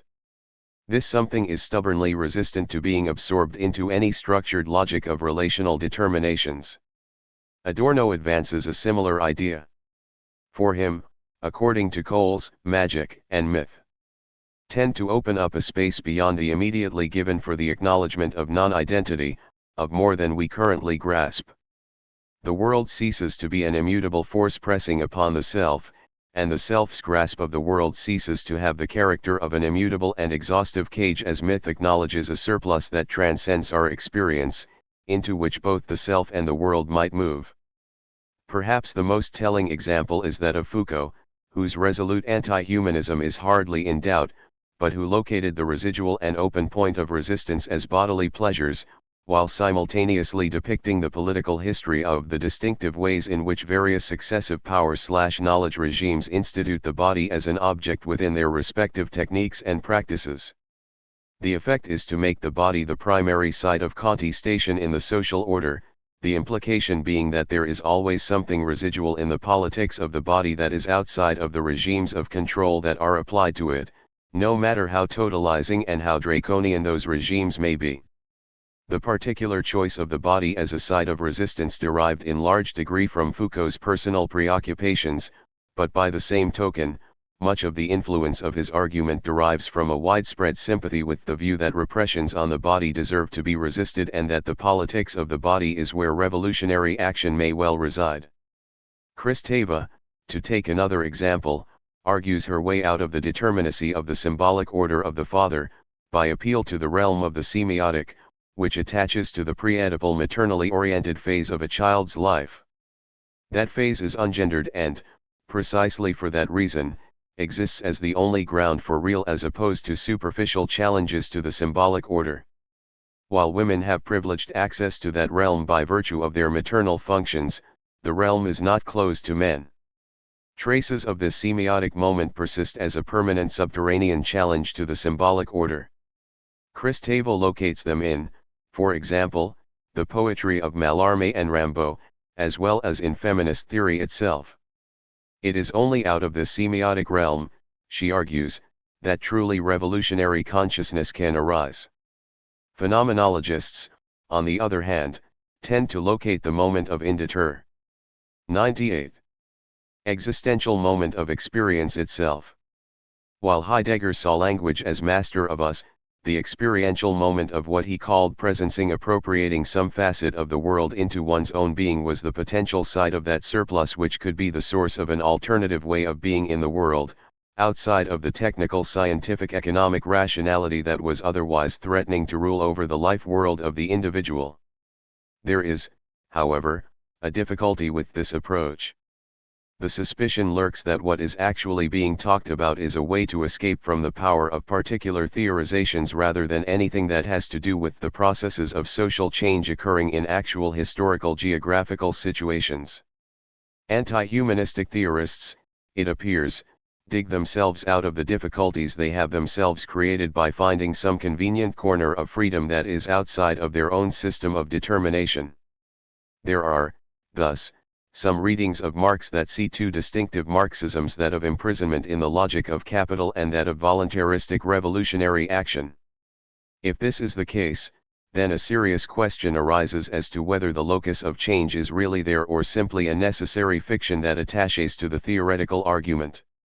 I shall later provide grounds for refuting this interpretation, but the question of locating agency is so pervasive that we must perforce cover all bases. In addition, the turn to a residual or surplus within some moment also has the unhappy habit of itself becoming the sole cause, the sole locus of agency for change within the social system. Let me illustrate with two case studies. 1. The case of the Lacanian residual. The first case is drawn from that most difficult of all moments in the flow of sociality, that which concerns the realms of human belief, desires, fantasies, fears, dreams, and values. Since Freud, this has become the privileged terrain of psychoanalysis. A psychoanalytic understanding of desire and its realization/denial/repression is now frequently privileged as an irreducible moment of freedom and as, therefore, the true locus of change. Consider, for example, Zizek's Lacanian analysis of the unexpected revival of nationalism in Eastern Europe in the wake of the collapse of communist rule. The fundamental thesis of Lacan, Zizek holds, is that what we call reality constitutes itself against the background of, an exclusion of some traumatic real. This is precisely what Lacan has in mind when he says that fantasy is the ultimate support of reality. Reality stabilizes itself when some fantasy frame of a symbolic bliss closes off the view into the abyss of the real. Far from being a kind of dream-like cobweb that prevents us from seeing reality as it effectively is, fantasy constitutes what we call reality. The most common bodily reality is constituted via a detour through the cobweb. Historical agency and the loci of social change. 99 of fantasy. In other words, we pay a price to gain access to reality, something the real of the trauma must be repressed. Two immediate conclusions are adduced. First, reality is always framed by a fantasy, i.e., for something real to be experienced as part of reality it must fit the preordained coordinates of our fantasy space, and secondly, discursive activity is meaningless independent of its fantasy support. Zizek insists that fantasy constitutes a hard kernel that resists reduction either to the symbolic orders of discursive activities or to any supposedly objective qualities of reality. The real, says Zizek, in a passage that echoes Williams, is a surplus, a hard kernel which resists any process of modeling, simulation, or metaphoricization. A strong distinction is invoked here between three moments in the social process: realities of experience and of discourses, and the fantasy beliefs that support them. Zizek pursues these differences to look at how the ideology of nationhood, the formation of an entity called nation, occurs. This paradoxical existence of an entity which is only insofar as subjects believe in its existence is the mode of being proper to ideological causes. The normal order of causality is here inverted, since it is the cause itself which is produced by its effects. Significantly, it is precisely at this point that the difference between Lacan and discursive idealism emerges most forcefully. Lacan does not reduce the cause to a performative effect of the discursive practices that refer to it. The pure discursive effect does not have enough substance to compel the attraction proper to a cause and the Lacanian terms of the strange substance which must be added so that a cause obtains its positive ontological consistency. The only substance acknowledged by psychoanalysis is of course enjoyment. A nation exists only as long as its specific enjoyment continues to be materialized in a set of social practices and transmitted through national myths that structure these practices. To emphasize in a deconstructionist mode that nation is not a biological or trans-historical fact but a contingent discursive construction, an overdetermined result of textual practices, is thus misleading. Such an emphasis overlooks the remainder of some real, non-discursive kernel of enjoyment which must be present for nation qua discursive entity effect to achieve its ontological consistency. There is a lot going on in this passage. Note first how the construction of the institution of nationhood understood as a ritualized entity is linked to social practices that materialize a specific relation between discourse and fantasy/belief/desire. At least 4 of the moments identified in Figure 4.1 are invoked. Social relationships are ignored, however, and the population is treated as homogeneous when it plainly is not. The weak justification for such an assumption rests on the statement that nationhood is about subjects' beliefs in other subjects. 100. Beliefs. The parallel to Anderson's interpretation of nation as an imagined community is striking. Power is likewise missing from the argument, but then Zizek's point is that it was precisely at the moment of revolution, in 1989, that power appeared to be vacated. The question he tries to answer is how that empty space of the missing master signifier got to be filled by nationalism. These are all fascinating questions. The final step in the argument is where the difficulties begin. It is one thing to identify a stubbornly recalcitrant residual in the psychoanalytic moment, but quite another to deny any such power to any other moment. What then follows is a reductionist psychoanalytic interpretation of resurgent Eastern European nationalism based on enjoyment as an expression of human fantasy and desire. The forces internalized within this one particular moment in the social process become the locus of social determination. Posed primarily as an alternative to other theorizations, Zizek's argument appears primarily as a means to escape from them, rather than as a cogent analysis of how a nationalist politics, its institutions and practices, its discourses and power relations, its social relations, as well as its fantasy space is actually taking root in daily life. 2 Voices from the margins. One of the least admirable traits of political argument in recent times has been the romantic turn in radical politics towards voices from the margins as somehow more authentic, less corrupt, and therefore more revolutionary.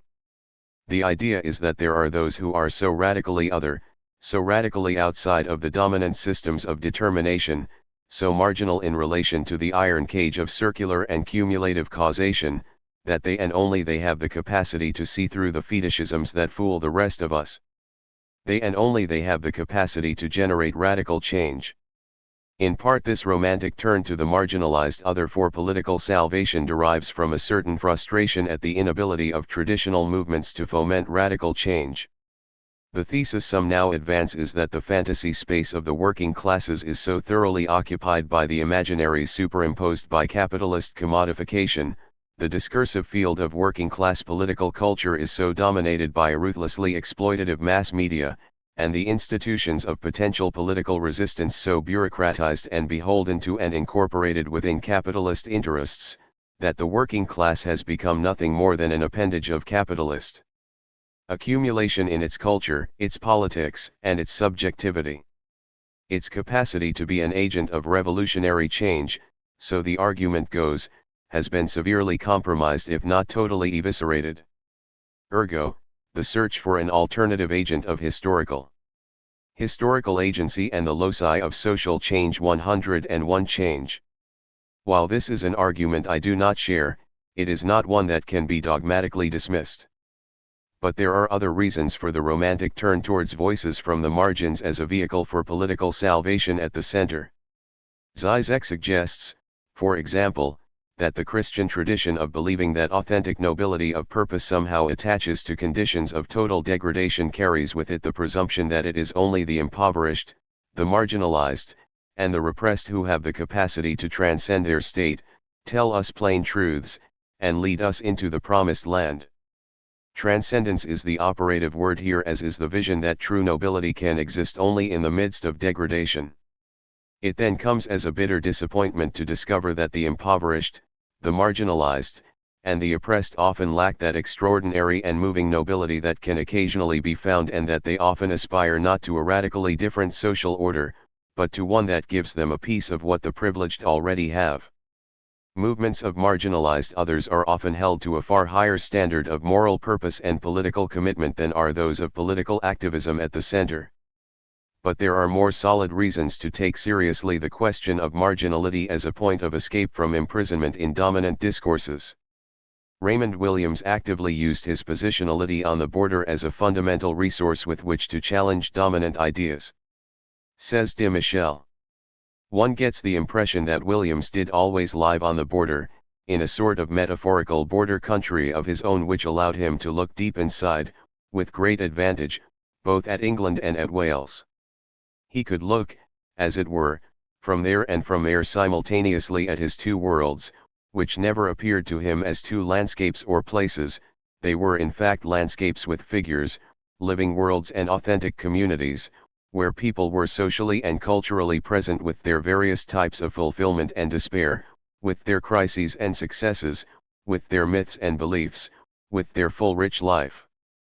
From that privileged border country experience, Williams could conceive the idea of a multifaceted worldview which let him discover significant relations between people, which are not naturally given but have to be consciously pursued and brought out on the surface by tenacious, even harmful search and effort.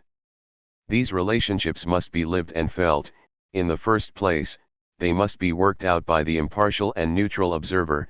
In the second place, what is at work here is a crucial ability to use what we now call standpoint and location to create a critical space from which to challenge hegemonic discourses, including even, as we saw in Chapter 1, those discourses about the proletariat and socialism that were dedicated to the emancipation of a marginalized 102 and disempowered working class.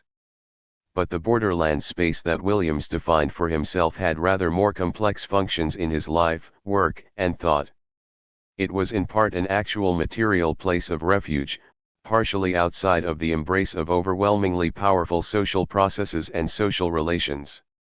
This experiential realm underpinned a metaphorical point of resistance outside of the language of dominant and hegemonic discourses. Such a location provides a unique point of resistance beyond the reach of some all-embracing and determinate theory. Here was the ultimate refuge of a counter-hegemonic politics that could never be taken away, the residual place that could never be tamed. This was the space from which alternative discourses, politics, imaginaries, could emanate. Bell Hooks resorts to a similar line of argument.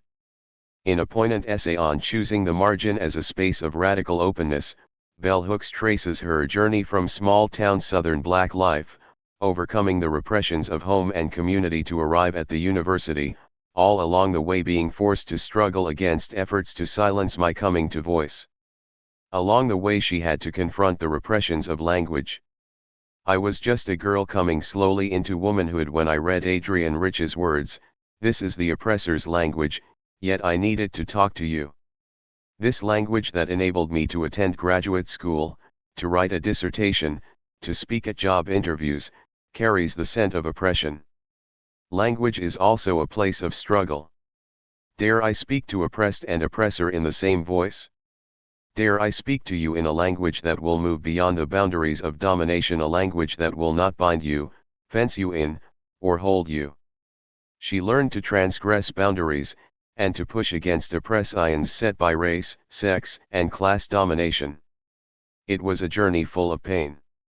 Coming to voice entailed intense personal emotional upheaval regarding place, identity, desire. Everywhere we go there is pressure to silence our voices, to co-opt and undermine them. Mostly, of course, we are not there. We never arrive or can't stay. Back in those spaces where we come from, we kill ourselves in despair, drowning in nihilism, caught in poverty, in addiction, in every postmodern mode of dying that can be named. Yet when we few remain in that other space, we are often too isolated, too alone. We die there too. Those of us who live, who make it, passionately holding on to aspects of that down-home life we do not intend to lose while simultaneously seeking new knowledge and experience, invent spaces of radical openness. Without such spaces we would not survive. For me this space of radical openness is a margin, a profound etch. Historical agency and the loci of social change. 103 It is from this space in the margin, a site of creativity and power, that bell hooks shapes a radical intervention. This marginality is central location for the production of a counter-hegemonic discourse that is not just found in words but in habits of being and in the way one lives. As such, I was not speaking of a marginality one wishes to lose, to give up or surrender as part of moving into the center, but rather of a side one stays in, clings to even, because it nourishes one's capacity to resist. It offers to one the possibility of radical perspective from which to see and create, to imagine alternatives, new worlds. But what kinds of new worlds? Resistance to what? The oppressions of race, gender, and class. To a Monetized economy and a commoditized culture? To the 1001 postmodern ways of dying? To a superimposed and alienating way of life? To hegemonic discourses? The answer surely has to be all of the above. As with Williams, the focus on language is powerfully connected to the way life gets lived and things get done, the way social relations are experienced and power gets exercised. Language is a place of struggle. But discursive struggles waged in isolation from the historical geography of lived lives and dominant power relations are meaningless. This is not, bell hooks insists, a mythic notion of marginality. It comes from lived experience. The margin is not simply a metaphor, but an imaginary that has real underpinnings. From that location a powerful condemnation of supposedly emancipatory discourses shaped at the center can be launched. I am waiting for them to stop talking about the other, to stop even describing how important it is to be able to speak about difference. Often this speech about the other is also a mask, an oppressive talk hiding gaps, annihilates, erases. No need to hear your voice when I can talk about you better than you can speak about yourself. No need to hear your voice. Only tell me about your pain. I want to know your story. And then I will tell it back to you in a new way. Tell it back to you in such a way that it has become mine, my own. Rewriting you, I write myself anew. I am still author, authority. I am still the colonizer, the speaking subject, and you are now at the center of my talk. Confronted with such colonizing discourses, it is not hard to imagine bell hooks, like Spivak, preferring Derrida's resort to the Leibnizian conceit of rendering delirious the voice of the other within oneself. But bell hooks here challenges hegemony in discourse by appeal to an experiential nexus in which dreams and desires find expression outside of that permitted by some dominant discourse. 104. Stop. We greet you as liberators. This we is that us in the margins, that we who inhabit marginal space that is not a site of domination but a place of resistance. Enter that space. The internalization of these effects, mobilized and constructed at the margin, within discourse is what makes language a place of struggle. The idea of standpoint, of location, and of place is very strong here. I had to leave that space I called home to move beyond boundaries, yet I needed also to return there. Indeed, the very meaning of home changes with the experience of decolonization, of radicalization. At times, home is nowhere. At times, one knows only extreme estrangement and alienation. Then home is no longer just one place. It is locations. Home is that place which enables and promotes varied and ever-changing perspectives, a place where one discovers new ways of seeing reality, frontiers of difference. The transitions at work in this passage need elucidation. Is there a movement from a real space one might call home to a metaphorical place that is to open to a different kind of becoming, open to the multiple forces pulsating throughout the world? And if so, how is this metaphorical place constituted? There are two dangers. The first is to slide into the Leibnizian conceit in the name of radical openness, to transform that metaphorical place into a windowless space supposedly sufficient unto itself because it internalizes effects from outside. The second is to slide into acceptance of a postmodern world of fragmentation and unresolvable difference, to become a mere point of convergence of everything there is, as if openness is by definition radical. Bell Hooks appears to head in that direction. One confronts and accepts dispersal and fragmentation as part of the construction of a new world order that reveals more fully where we are, who we can become, an order that does not demand forgetting. The purpose of these two brief considerations on Zizek and Bell Hooks is first to examine how the idea of a residual or a surplus somehow outside of or beyond the hegemonic rules of determination gets set up. Once located, that surplus is used to identify the locus of agency, of resistance, of an organizing force that can change the hegemonic directionality of historical geographical change. In recent years, this free point from which to resist dominant practices has increasingly been located on the margins. Voices from the margin, and in this regard Bell Hooks' chosen location is emblematic, become those to whom we are urged to pay the closest attention as the harbingers of serious social change. So where is the locus of agency to give change direction, and how is it that spatiality is in some form or other increasingly invoked in the argument? Historical agency and the loci of social change. 105. 2. The locus of change. The simplest answer to the first question, where is the locus of agency, is everywhere. This is not as unhelpful an answer as it might at first seem. To begin with, the presumption from a dialectical/process-based and historical materialist view of the world is that it is not change per se that has to be explained, but the forces that hold down change and or which give it a certain directionality. There is no single moment within the social process devoid of the capacity for transformative activity, a new imaginary, a new discourse arising out of some peculiar hybrid of others, new rituals or institutional configurations, new modes of social relating, new material practices and bodily experiences, new political power relations arising out of their internalized contradictions. Each and every one of these moments is full to the brim with transformative potentialities. Since divisions of labor attach unevenly across the different moments, individuals with special expertise in, say, the discursive realm or the political institutional realm, always have the possibility to exercise some kind of agency for change even within their own limited situations. But several interesting questions then follow. 1. How are all of these diverse potentialities and possibilities controlled and disciplined to produce permanences, the circular causal structures and systems that we daily encounter in that entity we call society? How do the stabilities of a historically and geographically achieved social order crystallize out from within the flux and fluidity of social processes? Historical materialism does address that question.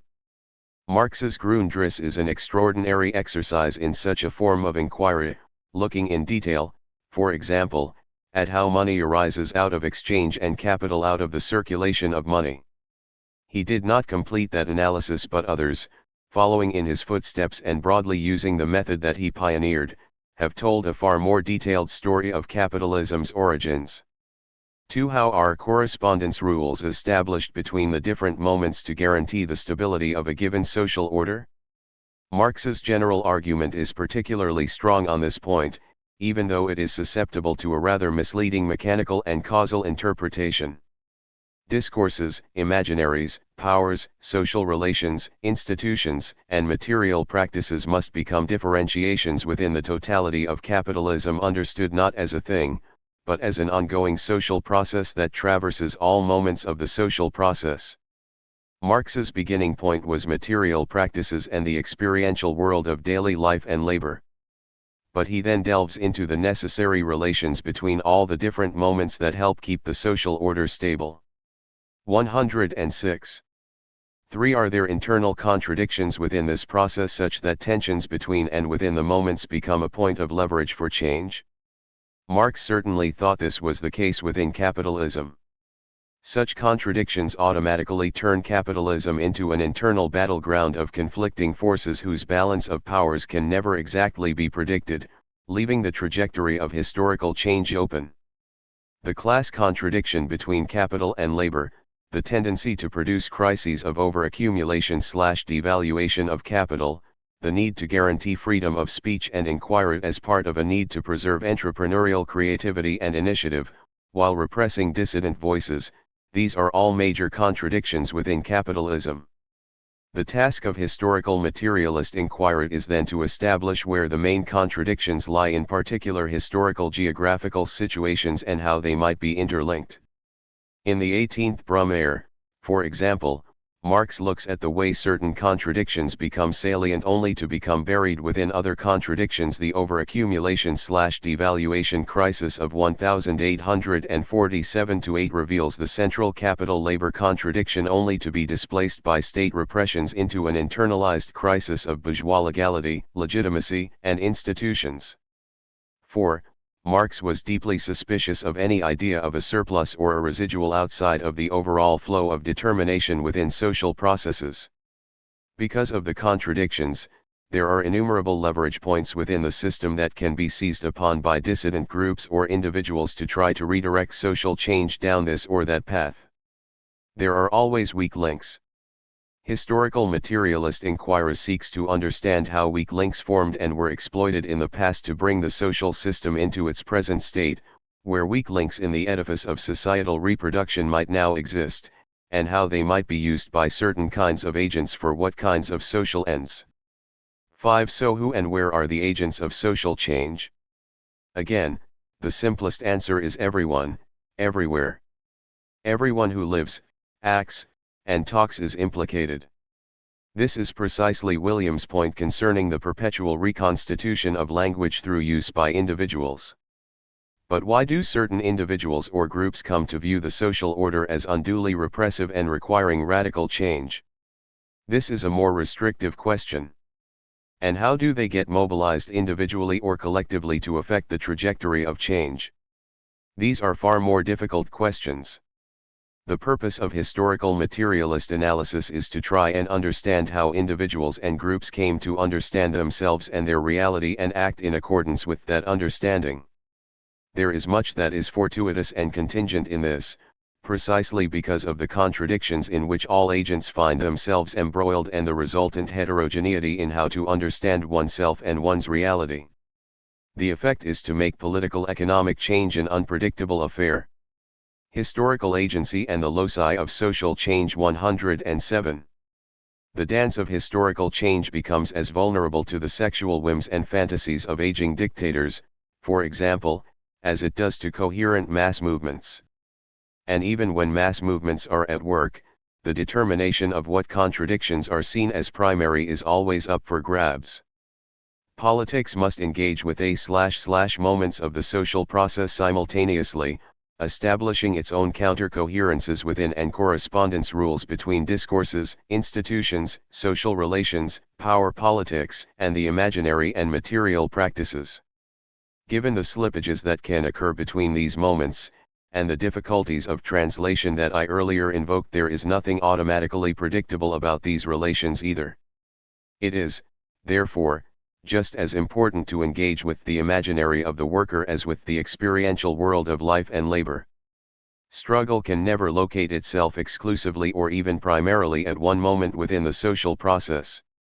All of this must sound, and in some respects is, profoundly at odds with traditional views of Marx's historical materialism. Yet it seems to me the only conceivable way to view the question of agency and locus of change in a genuinely dialectical and historical materialist manner. So what remains is the problem of how to reconcile these views with some of the more obvious features of Marx's argument, in particular the commitment to revolutionary class struggle that on the surface appear so incompatible with them. The problem for Marx is not to explain change because change is the norm and stability the rare occurrence. Nor is Marx's general problem one of explaining how particular groups, interests, and powers seize the time and turn this or that aspect of the social process to their own advantage or lose out in a particular high-stakes game. What Marx was interested in was revolution. He was concerned to understand how the totality of the social ordering that constituted capitalism could change, how, in short, capitalism might be overthrown. But that also meant understanding how capitalism as a social ordering could preserve itself through changes and through all sorts of struggles. This converges directly on the single most important question: what are the necessary and sufficient conditions to transform the structure of capitalist social ordering to produce an alternative kind of society called socialist or communist? Marx's conclusion was quite simple and, I think, indubitably correct.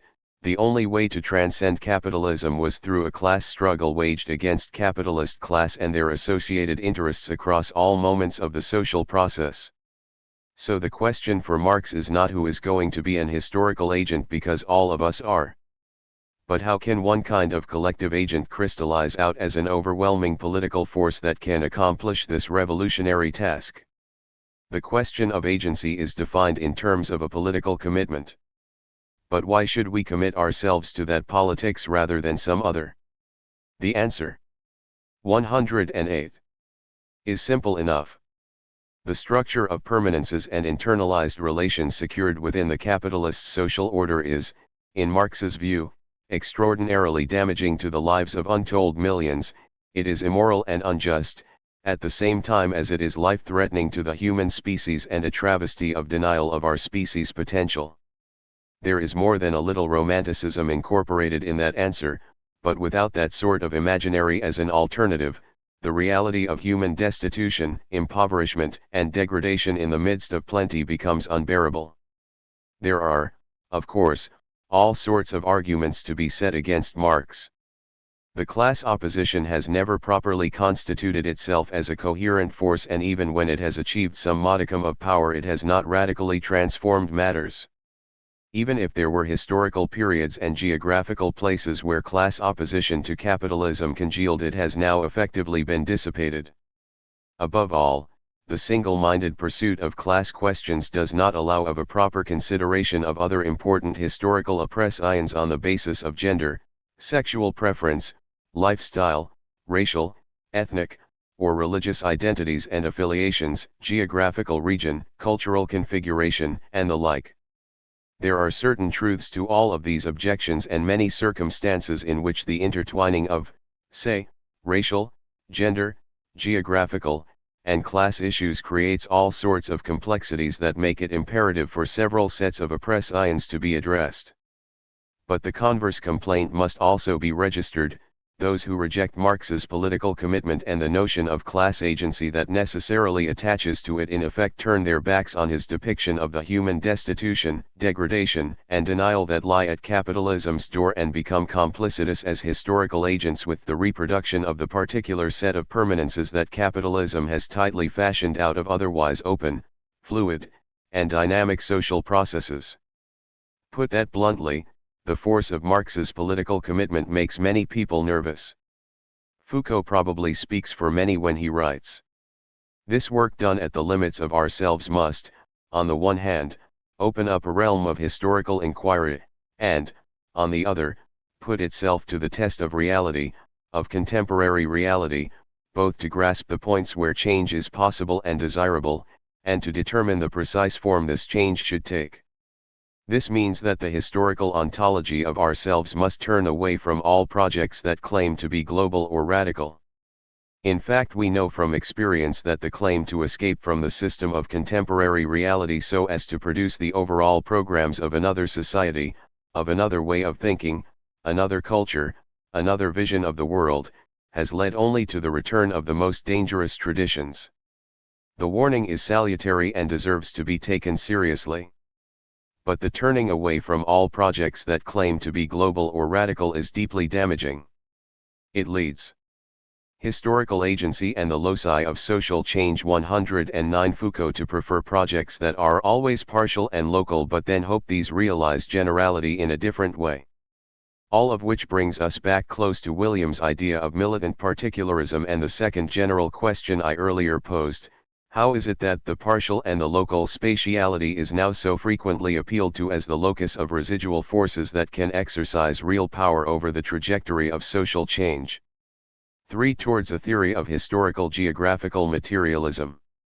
In recent years, the extraordinary, but now quite widespread claim, has been advanced that space defines the realm of difference, of otherness, the uncontrolled, the unpredictable, the unexpected, and, hence, the locus of agency and the leveraging point for emancipatory politics. Space defines the untamable residual to all meta-theories of the social process. These are very strong claims that deserve critical scrutiny. They presage the question of how to understand the geography of difference, the spatiality of theorizations, in relation to the issues of agency and social determination. Here, for example, is Norsetina's description of those movements within sociology that imply a rupture with Enlightenment thinking and a negation of many of the definitive features that have been associated with the modern. These movements center on microanalysis as a detailed description of social episodes through means such that ethnography, discourse analysis, or visual methods. Most importantly, microanalyses have discovered, emphasized, and described the /occult nature of modern life. The whole body of microanalytic research rests on localizing concepts, epitomized by terms such as local order and indexicality in ethnomethodology, situation, setting and the stage metaphor in symbolic interactionism, province of meaning and situatedness in phenomenology, etc. The whole microanalytic revolution is a revolution not about what is small, but about the spatialization of experience. This same sentiment can be arrived at from a quite different direction. When Foucault argues that the dialectic is a way of evading the always open and hazardous reality of conflict by reducing it to a Hegelian skeleton, he invokes a version of the dialectic that cannot distinguish among events and differentiate the networks and levels to which they belong. Escape from the teleologies of Hegel and Marx can then most readily be achieved by appeal to the particularities of spatiality. This accords with the rather widespread view, which Ross attributes to Feuerbach, that time is the privileged category of the dialectician, because it excludes and subordinates where space tolerates and coordinates. Within geography we also find advocates of this view. Sayre, for example, argues that time is the 110 realm of necessity whereas space is the realm of contingency. Let me put my cards on the table. I am resolutely opposed to the claim that space is outside of social determination or theorization and even more emphatically that it is somehow outside of the dialectic. Nor do I accept at least without considerable qualification the political equivalent, the idea that spaces on the margin are the sites of radical openness and revolutionary possibility. This is not to say that liberated spaces are impossible to construct, that social constructions of spatiality cannot be used, in either a real or metaphorical sense, as strategic elements within revolutionary politics. Nor, most emphatically, does it mean that voices from the margin are not worth listening to or irrelevant to political struggle against capitalist domination. Indeed, as I shall later hope to show, a spatializing of political strategies is crucial for any form of emancipatory politics. But I do challenge the turn to the supposed indeterminacy of spatiality as the moment of freedom, the site of resistance, and therefore the seedbed of social change. To think in such terms is, I shall later argue, to fundamentally misconstrue how space is itself constituted through the social process. My arguments here in part derive from experience. I entered academic geography in an era when the belief in uniqueness of place supposedly put the discipline outside of theory. This exceptionalist claim became a matter of fierce debate in the 1960s and I, for one, have spent much of my academic life subsequently seeking to refute that proposition and to discover the ways in which topics like space, place, and environment might be understood both theoretically and practically. Apart from changing political commitments, my intellectual turn to historical materialism and to dialectics derives in large degree from the conclusion that this was the best way to explore such questions. I therefore find it odd that so many contemporary academics, in their haste to escape the confines of what they see as an imprisoning set of meta-theories, might want to return to an exceptionalist style of argumentation that produced, in the geography of the 1950s, a dull, listless, fragmented, unenlightening, and unproductive style of work in which theoretical presumptions and prejudices hid behind exceptionalist claims. Of course, it might reasonably be argued that the theoretical sophistication now achieved makes the production of such a dismal style of work unlikely. But even as knowledgeable a commentator as Spivak worries about the political implications of too hasty a retreat from meta-theory. However reductionistic an economic analysis might seem, the French intellectuals forget at their peril that this entire overdetermined enterprise was in the historical agency and the loci of social change. 111. Interest of a dynamic economic situation requiring that interests, motives, and power be ruthlessly dislocated. To invoke that dislocation now as a radical discovery that should make us diagnose the economic as a piece of dated analytic machinery may well be to continue the work of that dislocation and unwittingly to help in securing a new balance of hegemonic relations. But there are important reasons why beliefs about the contingency of spatiality are so widespread. To begin with, the insertion of spatiality, and even more particularly the insertion of some notion of the dynamic and fluid construction of spatiality as a product of material and social processes, typically disrupts many social theories. Consider the case of neoclassical economics, where theory crucially depends upon showing how equilibrium prices form in competitive environments. What Koopmans and Beckmann showed was that equilibrium was impossible to achieve in even a relatively simple spatial location/allocation problem. This paradox has never been resolved, leaving neoclassical economic theory to elaborate its arguments on a foundation of shifting sand.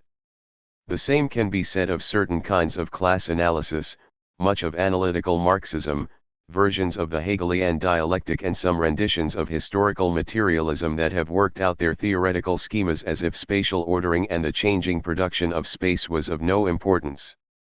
Many social theories have ignored space. Many of the propositions advanced or deduced from those theories fall apart when spatiality is reintroduced.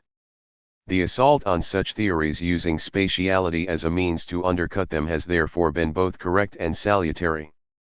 But the inference that there can be no theory of the production of space or that the search for any sort of general or meta-theory must be abandoned, is plainly wrong. But how, then, can a theoretical discourse about spatiality be constructed, and how can historical materialism be made more explicitly geographical? Later chapters will take up those questions in much greater detail. Here I shall simply confine myself to some preliminary remarks on what a discourse about historical geographical materialism must address. 1. The discursive activity of mapping space is a fundamental prerequisite to the structuring of any kind of knowledge. All talk about situatedness, location and positionality is meaningless without a mapping of the space. 112. In which those situations, locations, and positions occur.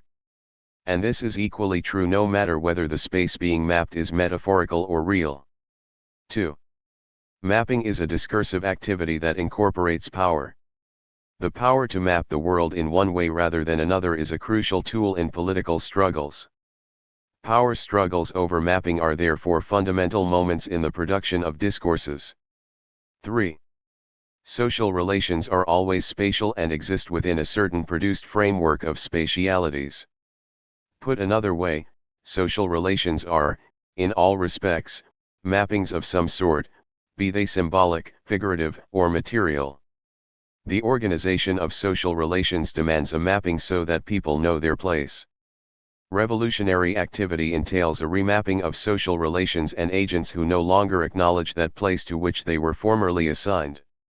From this it follows that the production of spatial relations is a production of social relations, and to alter one is to alter the other. 4. Material practices transform the spaces of experience from which all knowledge of spatiality is derived. These transformative material practices in part accord with discursive maps and plans, but they are also manifestations of symbolic meanings, mythologies, desires. The spatialities produced through material practices also constitute the material framework within which social relations, power structures, and discursive practices unfold. 5. Institutions are produced spaces of a more or less durable sort. In the most obvious sense they are territorializations, territories of control and surveillance, terrains of jurisdiction, and domains of organization and administration. but they also entail the organization of symbolic spaces and the spatial orchestration of semiotic systems that support and guide all manner of institutional practices and allegiances. Insertion into the symbolic spatial order and learning to read the semiotics of institutionalized landscapes is an effect of power upon the individual that has a primary role in guaranteeing subservience to the social order. 6. The imaginary is a fertile source of all sorts of possible spatial worlds that can prefigure, albeit incoherently, all manner of different discourses, power relations, social relations, institutional structures, and material practices. The imaginary of spatiality is of crucial significance in the search for alternative mappings of the social process and of its outcomes. The structures of many social and literary theories are, in this regard, often secret mappings of otherwise intractable processes and events by appeal to a certain imaginary. The secrecy is often a deliberate historical agency and the loci of social change. 113. Masking of the presuppositions of power and of social relations that lie behind the perpetuation of institutions.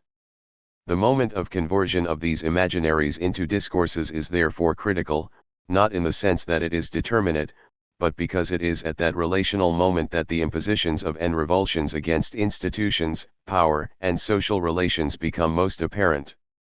This schematic overview of some of the general orientations of a historical geographical materialism with respect to handling spatiality leaves a great deal out. In what follows I shall attempt to flesh out this schema, not only with respect to space, but also with respect to cognate terms such as time, place, and environment. But historical geographical materialism is a form of discourse and it, too, has its positionality within the social process. It helps understand the world in rather different ways to those given by more conventional social and literary theories.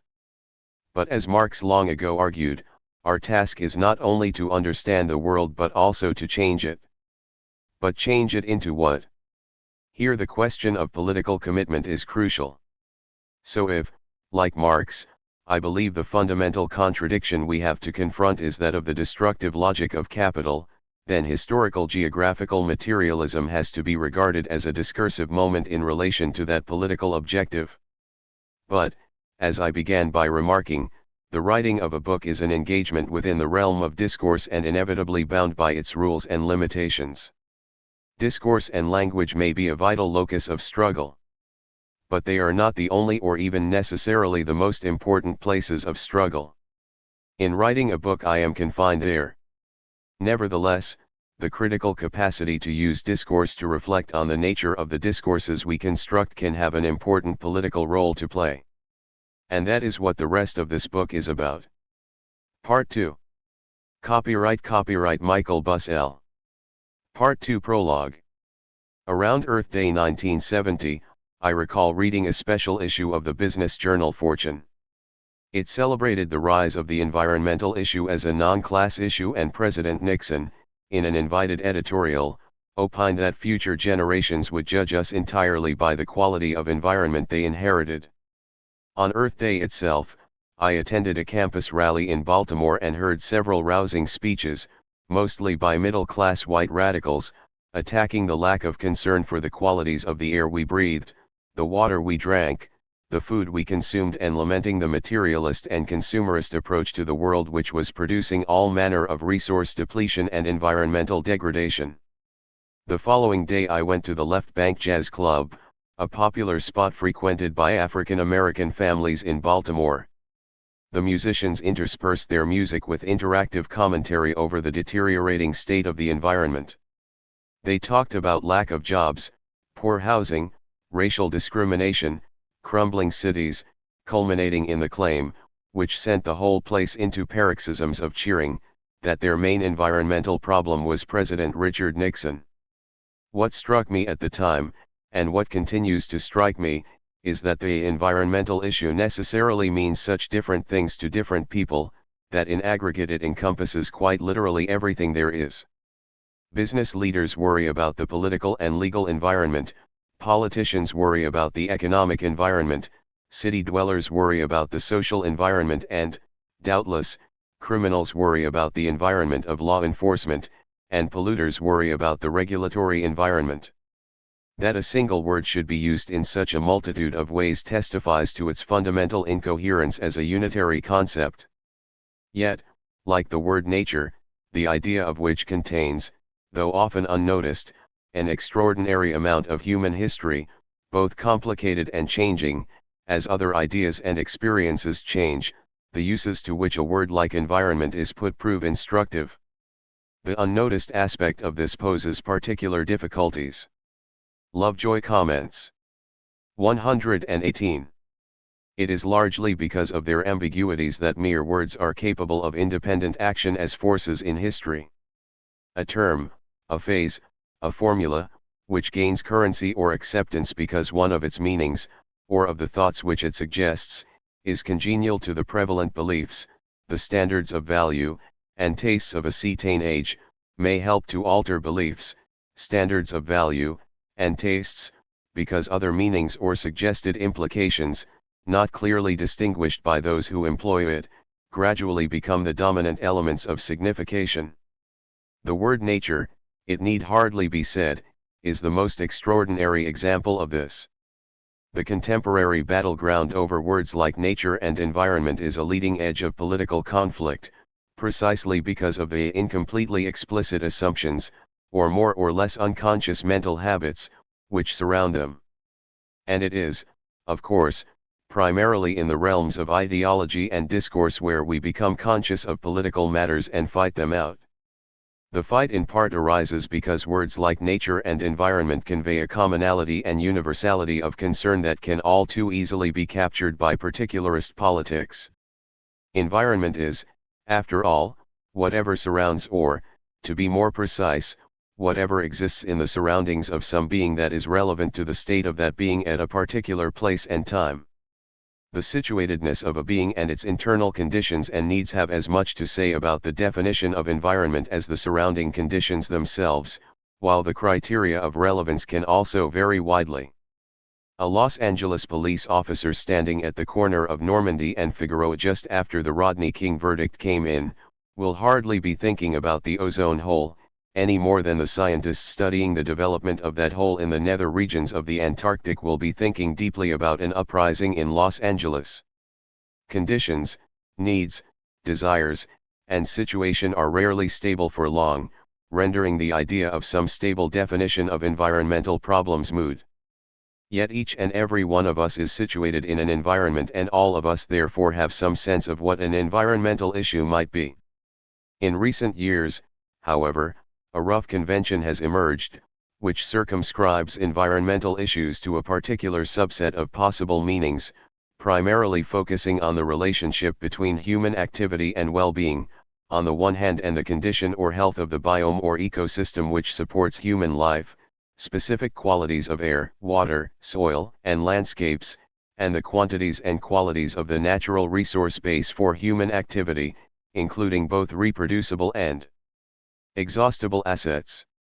But even mildly biocentric interpretations would quite properly challenge the implicit division between nature and culture in this convention.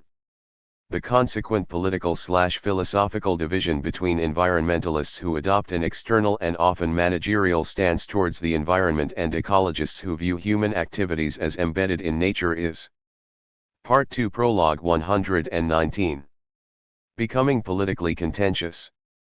In any case, there is increasing public acceptance of the idea that much of what we call natural, at least as far as the surface ecology of the globe and its atmosphere is concerned, has been significantly modified by human action.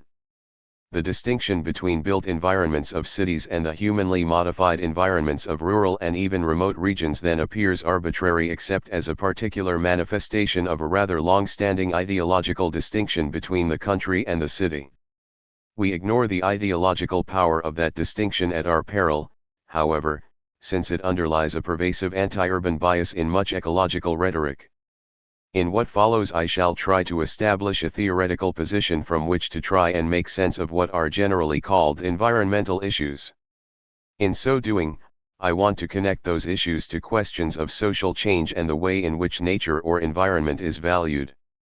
I seek to show that all proposals concerning the environment are necessarily and simultaneously proposals for social change, and that action on them always entails the instantiation in nature of a certain regime of values. Ultimately, by putting environmental and social change into a dialectical and historical geographical frame of thinking, I hope to derive constructive ways to confront the dilemmas of what so often appear to be contradictory and often mutually exclusive social definitions of environmental problems. 6. The domination of nature and its discontents. The issue. I begin with two quotations. We abuse land because we regard it as a commodity belonging to us. When we see land as a community to which we belong, we may begin to use it with love and respect. Where money is not itself the community, it must dissolve the community. It is the elementary precondition of bourgeois society that labor should directly produce exchange value, i.e. money, and similarly that money should directly purchase labor, and therefore the laborer, but only insofar as he alienates his activity in the exchange. Money thereby directly and simultaneously becomes the real community, since it is the general substance for the survival for all, and at the same time the social product of all. From Marx's perspective, the land ethic that Leopold has in mind is a hopeless quest in a bourgeois society where the community of money prevails. Leopold's land ethic would necessarily entail the construction of an alternative mode of production and consumption to that of capitalism. The clarity and self-evident qualities of that argument have not, interestingly, generated a rapprochement between ecological/environmentalist and socialist politics. The two have by and large remained antagonistic to each other, and inspection of the two quotations reveals why. Leopold defines a realm of thinking and action outside of the narrow constraints of the economy. His is a much more biocentric way of thinking. Working class politics and its concentration on revolutionizing political economic processes appears to perpetuate rather than resolve the problem as Leopold defines it, because it offers at best an instrumental and managerial approach to nature. At its worst, socialism pursues Promethean. 121. Projects in which the domination of nature is presumed both possible and desirable. In what follows I shall try to see if there are ways to bridge this antagonism and turn it into a creative rather than destructive tension. Can a progressive ecological politics be invented that does not in some way or other invoke some sense of superior understanding, dominion, and even domination? Is there or ought there to be a place for a distinctively ecological angle to progressive socialist politics? And, if so, what should it be? And how did we arrive at this seeming impasse in which the struggle for emancipation from class oppressions appears so antagonistic to the struggle to emancipate human beings from a purely instrumental relation to nature? To the domination of nature. Contemporary ecological thought often traces the origins of such questions, as well as many of our contemporary environmental ills, back to the hubris and wrong-headedness of Enlightenment acceptance of the thesis that nature was there for the using and that the domination of nature was a feasible project. This argument is badly in need of scrutiny. Philosophical arguments favoring the domination, mastery, control, or humanization of nature, though they may have had ideological taproots in the Christian doctrine of dominion, came strongly into their own during the 17th and 18th centuries. Francis Bacon vigorously propounded such views, and in a celebrated passage in the Discourse on Method Descartes argued that the general good of all mankind could best be pursued not by resort to speculative philosophy but by the attainment of knowledge that is useful in life so as to render ourselves the masters and possessors of nature. Such views were implicated in the development of modern science and the rise of distinctively instrumental and capitalistic values with respect to the human use of the natural world. Descartes and Bacon, Marx argued, saw with the eyes of the manufacturing period. Animals were no longer viewed as living assistants as they were in the Middle Ages and construed instead as machines. This anticipated an alteration in the form of production and the practical subjugation of nature by man as a result of the altered methods of thought. While Marx's judgment is a bit formulaic, I nevertheless think it important to see the articulation of ideas of domination as part of an overall package of thought, beliefs, sensibilities, attitudes, and practices which gained ascendancy in the political economy of Western European society during the 17th and 18th centuries. The particular role of the domination of nature thesis can best be understood in relation to the twin Enlightenment ideals of human emancipation and 122. Self-realization. Emancipation addressed a whole range of issues starting with problems of material wants and needs, physical, biological, and social insecurities, passing through varieties of oppression of the individual by state, dynastic, or class privileges and powers, through to emancipation from superstition, false consciousness, organized religion, and all manner of supposedly irrational beliefs. SE/F realization was an even vaguer proposition, but it certainly called for the release of the creative and imaginative powers with which humans are individually endowed and the opening up of entirely new vistas for individual human development, whether it be through production, consumption, artistic, scientific and cultural output, politics, or law. It was also accompanied by what Taylor calls the massive subjective turn of modern culture, a new form of inwardness in which we come to think of ourselves as being with inner depths. The voice of nature within us becomes a key component of action and understanding. Plainly, this massive subjective turn poses acute dangers when coupled with any philosophy of internal relations. It produces the very worst forms of what I have already dubbed the Leibnizian conceit. But it also facilitates that useful though dangerous separation between I and it that grounds modern scientific inquiry into the processes at work in nature. That separation was the key to unlocking the secrets of nature so as to facilitate emancipation and self-realization. The twin aims of emancipation and self-realization were inseparable but frequently contradictory. Since the thesis of domination of nature attached to both, it, too, internalized contradictions. But it took time for them to become apparent. Initially, emancipation in the public sphere was quite properly viewed as a precondition for self-realization, while individual self-realization was viewed as a proper means to collective emancipatory ends. And it was presumed that reason could always unite the two. But the whole 18th century understands reason, not as a sound body of knowledge, principles, and truths, but as a kind of energy, a force which is fully comprehensible only in its agency and effects. What reason is and what it can do, can never be known by its results but only by its function. And its most important function is to bind and to dissolve. It dissolves everything merely factual, all simple data of experience, and everything believed on the evidence of revelation, tradition, and authority, and it does not rest content until it has analyzed all these things into their simplest component parts and into their last elements of belief and opinion. Following this work of dissolution begins the work of construction. Reason cannot stop with the dispersed parts, it has to build from them a new structure, a true whole. The outcome of this process of creative destruction, of doubting and seeking, tearing down and building up was by no means as homogeneous as many now depict it. But Enlightenment thought did share. 123. The belief that the secrets of nature including human nature stood to be revealed and that knowledge and self-knowledge could be used not only to make human beings more at home with and comfortable in the world but also to open up a terrain of conscious political choice as to the trajectory of collective human development. The Enlightenment attributed to critical thought, furthermore, not merely an imitative function but the power and task of shaping life itself. It is, Foucault suggests, this critical attitude rather than any body of doctrinal elements that still binds us so strongly to Enlightenment practices. But the Enlightenment also tended to share a particular view of how the secrets of nature and human nature were to be uncovered.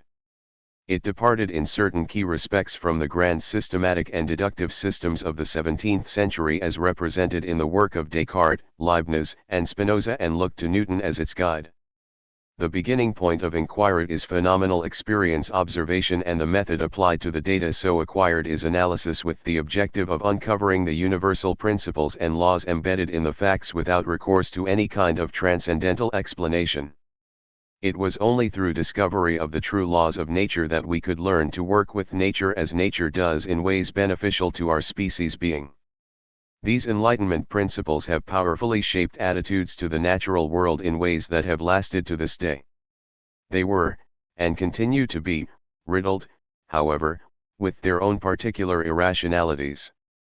Presumptions were built into how the world was to be understood that could not themselves be subject to rational or inductive proof. We have already considered how Cartesian rationality, which continued in some respects to ground Enlightenment thought, was mired at a certain level in serious contradictions. And we will later take up how Newton's conceptions of absolute space and time similarly entailed unwarranted a priori conceptions.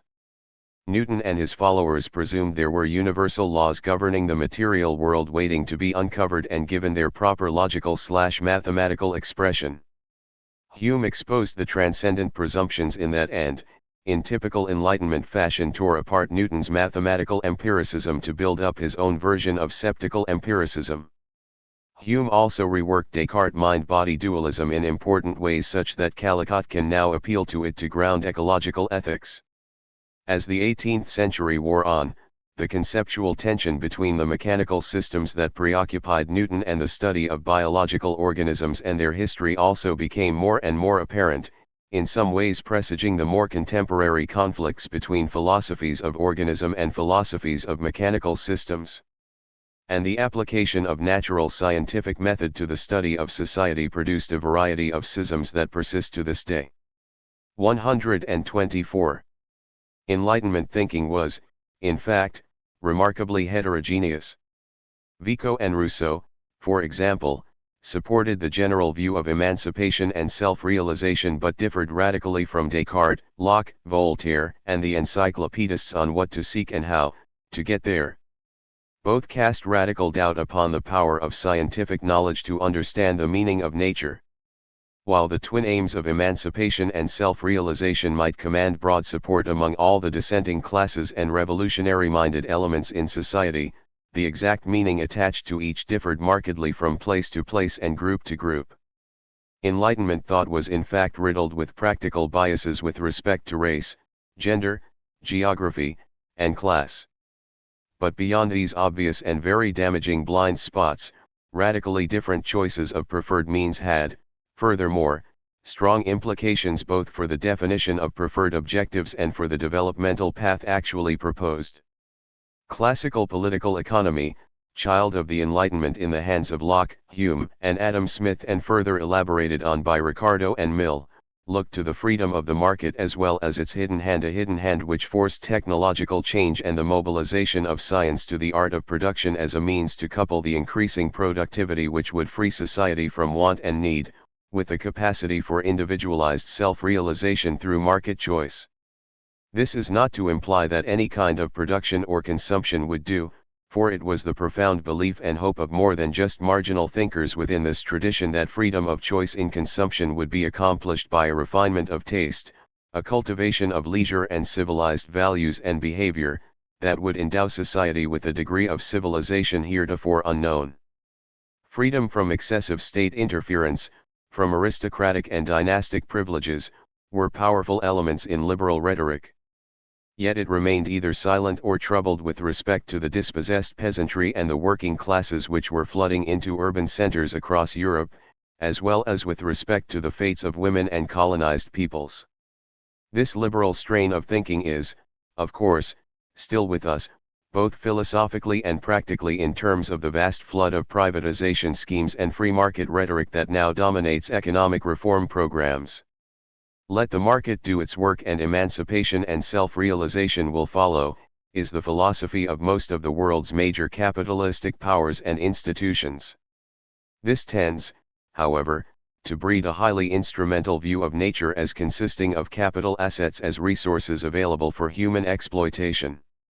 One side effect of 18th century political economy was that the domination 125 of nature was viewed as a necessary prerequisite to emancipation and self-realization. Sophisticated knowledge of nature was required in order to manipulate the natural world to human purposes, to exploit it for market exchange, even to humanize it according to human design. But the thesis of domination never deliberately embraced the destruction and despoliation of the natural world. Prudence would require the protection and enhancement of natural assets as a form of capital, except under conditions of such abundance that free and unchecked depletion made rational sense. If destruction and depletion could be found, then it was a sign of such immense abundance that it did not matter. When it mattered, the price system would adjust to indicate a condition of scarcity that required attention. And if gross despoliation could be found, then the fault lay with the imprudent practices of a rapacious and uncaring merchant and agrarian capitalism that came into its own during this period, rather than with Enlightenment thought itself. Enlightenment thinkers embraced, however, a vaster panoply of proposals than those voiced by the liberal theorists. Some of these were so perverse and oppositional that there is room to debate whether they deserve to be even looked upon as part of the Enlightenment corpus sensu strictu. They included the specific views of self-realization and emancipation set out by the Marquis de Sade, as well as those of Jacobean revolutionaries like Babeuf. But if there is one other major attractor within this chaos of possibilities, it lies in the communitarian tradition, which always saw, and continues to see, emancipation and self-realization as a collective rather than individualistic concern. Communitarians of all sorts, utopian socialists, anarchists, and proto-communists, as well as a host of democratic moral theorists, had at least this in common, that the free market cannot provide the appropriate means for emancipation and self-realization for the mass of the population, either in part or in whole, and that some alternative form of political economic organization, a truly public realm or a moral economy of some sort, must be found to deliver on Enlightenment promises. From this perspective, it is even possible to see the doctrine of self-realization now made so much of by deep ecologists such as Nice as a particular version of the Enlightenment impulse projected across a conception of community which embraces the whole biosystem in which human life is embedded. Marx's 19th-century version of the Enlightenment project is in polar opposition to that of liberal theory, yet it is also at odds with most versions of communitarian doctrines. He was, of course, just as deeply interested in questions of emancipation and self-realization as his opponents, and in this sense fully subscribed to Enlightenment aims. But in Capital he shows how freedom of the market, the hidden hand, necessarily delivers equality in the realm of exchange but oppression and exploitation of the working class in production, and it is therefore a fatally flawed mechanism for making good on. 126. Enlightenment promises. The emancipation of the working class has as its precondition at the very least strict social and political control over market operations and, if possible, the radical transformation of power relations in the realm of production as well as in the discursive and institutional spheres.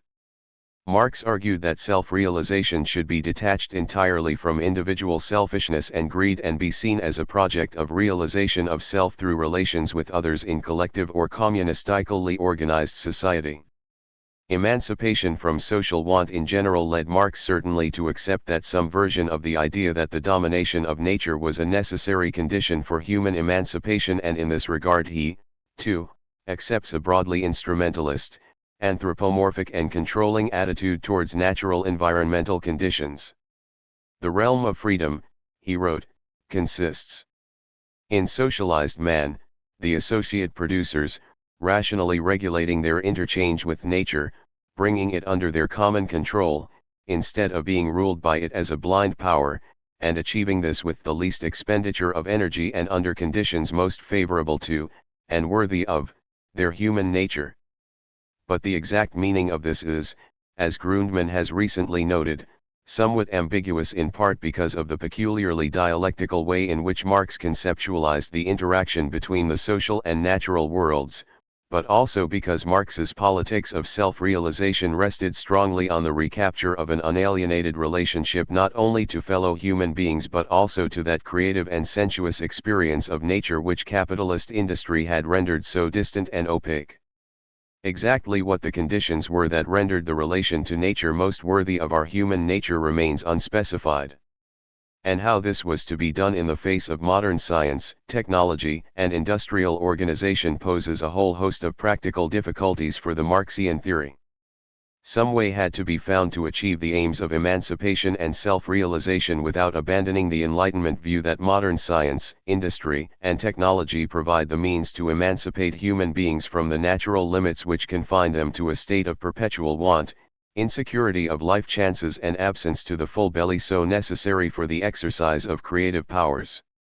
These are significant conundrums to which I shall subsequently return.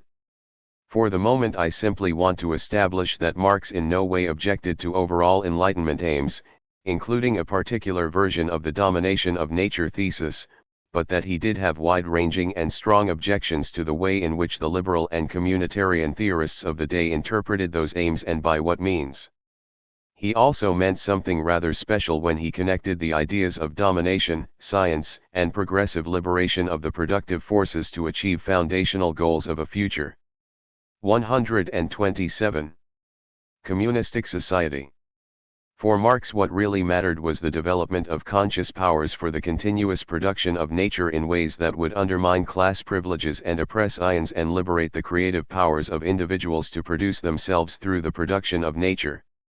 If liberal and Marxian theory accept albeit conflicting versions of the domination of nature thesis as fundamental to their emancipatory projects, then two of the major currents of thought which have shaped politics over the past 2 centuries appear to have at least this common base. Dissent from the domination view has not been lacking, however, and the main lines of dissent were already well defined within the Enlightenment itself. It was, to begin with, entirely possible that nature's laws would ultimately show that human beings were prisoners of nature rather than masters of it. This formed, as we shall see, the Malthusian basis for opposition to Enlightenment utopianism as regards the perfectibility of man. But there were a number of other ways in which uncovering nature's laws had troubling consequences for Enlightenment optimism. One Montesquieu in his famous text on the spirit of the laws applied something loosely akin to scientific method to the comparative study of societies.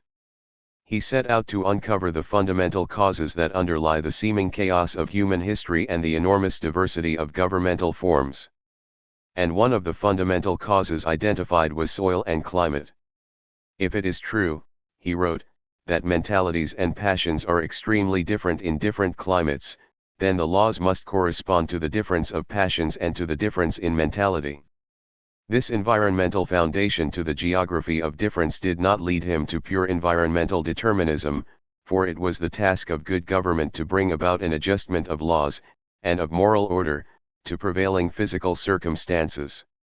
But this meant that laws and systems of governance must vary according to environmental constraints, thus opening up the whole question of environmental influences on human behavior as well as the Pandora's box of cultural and moral relativism based on environmental difference.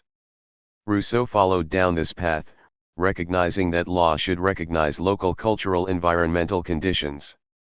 While this plainly challenged the idea of any simple or easy domination of nature, it also laid the groundwork for later theories of environmentally based racial difference and environmentally determined cultural superiority.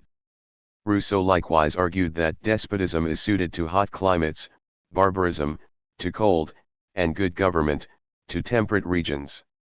2. If the Enlightenment proposed an attack upon enslavement through a certain scientific disenchantment of the world, then there was an immediate response of searching for re-enchantment. The sense of a loss of contact with the natural world, alienation from. 128. Nature produced a variety of responses across the spectrum of the class system.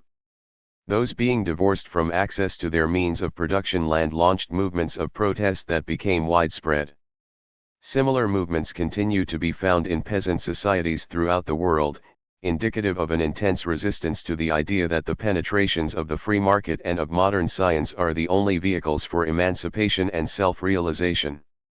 Those in the upper classes of a more traditional frame of mind increasingly sought what Weber called redemption from the intellectualism of science in order to return to one's own nature and therewith to nature in general. The Romantic reaction had its roots in the 18th century with the Rousseau of the Second Discourse, and the Nouvelle Heloise pioneering the way. the voice of nature within us that Rousseau released when coupled with the massive subjective turn had all manner of consequences for how nature was to be construed and thereby rendered conflictual the relationship between an ideology of domination on the one hand and a politics of emancipation and self-realization on the other. This spawned a tradition incorporating later figures like Wordsworth, Schiller, and Thoreau that is powerfully present, particularly in the deep ecology movement. 3. Even in the absence of clear protest movements of this sort, Enlightenment thinkers had to confront clearly the question of exactly what the humanization of nature might mean and to exactly what effect the newly found powers of science and rational inquiry, of autonomous moral judgment, might be used. This question became a central preoccupation of aesthetic theory, also a child of Enlightenment thought. Baumgarten, drawing heavily upon Leibniz, led the way in Germany and the Earl of Shaftesbury pushed an analogous project in Britain. The effect was to move towards a definition of culture and the relation to nature which would have been quite extraordinary to preceding generations. The transformation of nature, its humanization through landscape gardening, for example, became one privileged means of not only regaining what seemed to be lost elsewhere, but of defining a future for humanity in which self-realization could only be achieved by liberating the human senses to the sublime and transcendental experience of being at one with the world. But if the liberation of the senses became a crucial aspect of the Enlightenment project through the rise of aesthetics, then the effect was not only to achieve what Eagleton calls a massive introjection of abstract reason by the life of the senses, but to produce an internal opposition to the very provenance of reason itself. Reason, having spun off with Baumgarten the subaltern discourse of aesthetics, now appears to have been swallowed up by it. The rational end. 129. The sensuous, far from reproducing one another's inner structure, have ended up wholly at odds. So while it was Baumgarten's ambition to bring the understanding of poetry, art, landscapes within the realm of reason, such a project defied the techniques of reduction that played such a key role in science. To reduce the impact of the color red upon our senses to its purely physical concept was to lose something in exactly the same way that the reduction of a landscape's meaning to a description of its geological components was to lose the essence of what aesthetic experience was about. Aesthetics therefore had to remain at the level of surface appearance, immediate impact and, most important of all, at the level of the totality. And aesthetic knowledge was very hard to come by without resort to something akin to the Leibnizian conceit. The result was to transform the concept of domination of nature. It was Baumgarten who made the pregnant and happy statement that dominion over all inferior powers belongs to reason, but that this rule must never degenerate into tyranny. The subject shall not be deprived of its own nature, nor shall it renounce its peculiar character. It is rather to be understood and protected in both these aspects. Finally, there is the question of the nature of the human nature for which self-realization is meaningful. Even at its very inception, Enlightenment thinking was plagued with the question of the supposed natural goodness and perfectibility of man, and those who ventured too simplistically down that path met a chorus of dissenting voices. Rousseau, for example, while he conceded the vigorous power of self-improvement, saw this as a double-edged virtue lying at the source of discoveries, and his errors, his vices, and his virtues, makes him at length a tyrant both over himself and over nature. He began to sound much more like other conservative political commentators of his period when he argued that too much liberty, like too much good wine, could all too easily ruin and intoxicate weak and delicate constitutions to which they are not suited. People once accustomed to masters are not in a condition to do without them. If they attempt to shake off the yoke, they will more estrange themselves from freedom, as, by mistaking it for unbridled license to which it is diametrically opposed, they nearly always manage, by their revolutions, to hand themselves over to seducers, who only make their chains heavier than before. This was, of course, the fear that led Edmund Burke to argue passionately against the French Revolution. The conservative case tended to the view that the inherent baseness and evil in human beings could be constrained only. 130. By the strictest of institutional arrangements, and that, in the absence of such arrangements, all forms of society and civility would disintegrate. The problem was, then, to find ways to create good out of inherent evil, and it was Adam Smith's genius to suggest that the base instincts of greed and avarice could be mobilized into a social system that would operate to the benefit of all only in a free market in which the hidden hand would guide society as a whole in profitable directions. And what if human nature was itself malleable, transformable, and, hence, an unstable set of qualities that were there for the making? The aims of self-realization and emancipation could not then be held as stable trajectories based on an essentialist reading of human wants, needs, capacities and powers. Deprived of such essentialist readings, the whole idea of alienation from nature becomes suspect. In all of these respects, Enlightenment thought uncovered contradictions within itself and raised issues that permeate current environmental debate. We should, Foucault correctly argues, refuse everything that might present itself in the form of a simplistic and authoritarian alternative. You either accept the Enlightenment and remain within the tradition of its rationalism, or else you criticize the Enlightenment and then try to escape from its principles of rationality. And we do not break free of this blackmail by introducing dialectical nuances while seeking to determine what good and bad elements there may have been in the Enlightenment. There has probably never been a historical period and geographical concentration of such free discursive play of the human imaginary as that which the Enlightenment produced. To be sure, many of the discursive adventures bore little relation to existing political economic practices, but that disjuncture was as inevitable as it was deliberate. The science of nature as of society was meant to reveal not just what existed but what stood to be created. If thought was supposed no longer to imitate but to acquire the power and task of shaping life itself, then the exploration of possible worlds and of the limits to human possibilities became a mandatory aspect of what all discourses were supposed to be about.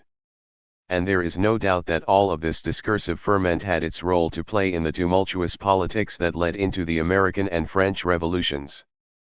But it was in another not entirely disassociated respect that Enlightenment thought began to find a more material basis for its discursive exercises.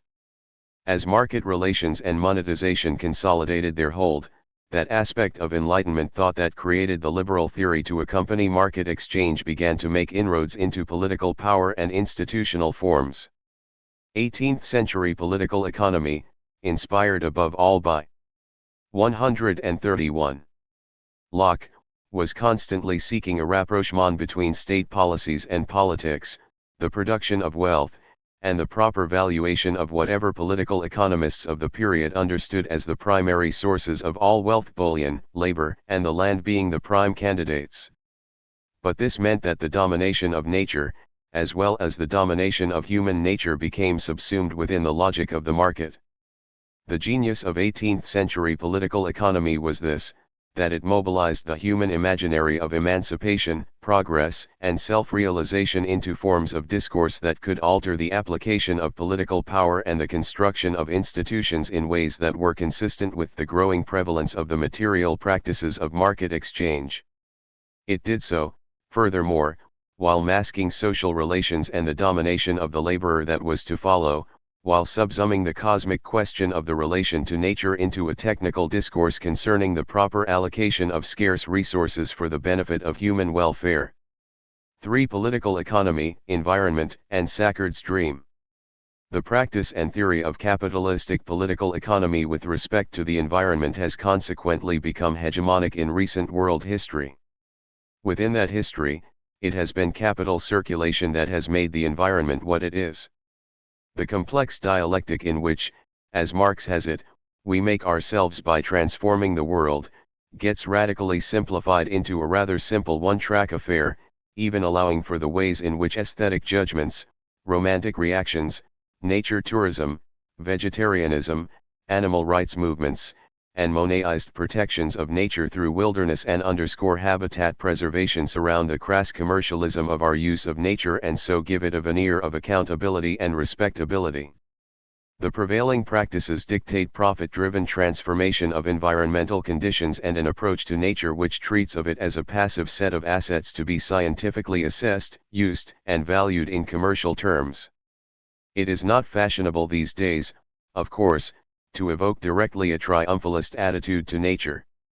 but I think it important to understand that this is what both the theory and practice of capitalistic political economy entails.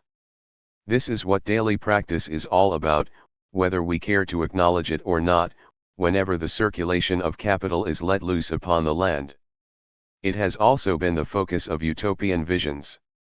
In the 1830s the Saint Simonians announced, for example, the end of exploitation of man by virtue of the associated capitals of the world undertaking the rational exploitation of the globe. The exploitation of external nature becomes henceforth the sole end of man's physical activity. 132. The consequent radical simplification of the dialectic through which we make ourselves by making our world, does not, as is sometimes thought, reduce the capitalist approach to nature to an unimaginative or bloodless affair, in which cold calculation drives out worldly passions. Indeed, the evidence suggests that it is precisely the power of money to give vent to all manner of human passions that gives such extraordinary power to the capitalistic approach to and over nature.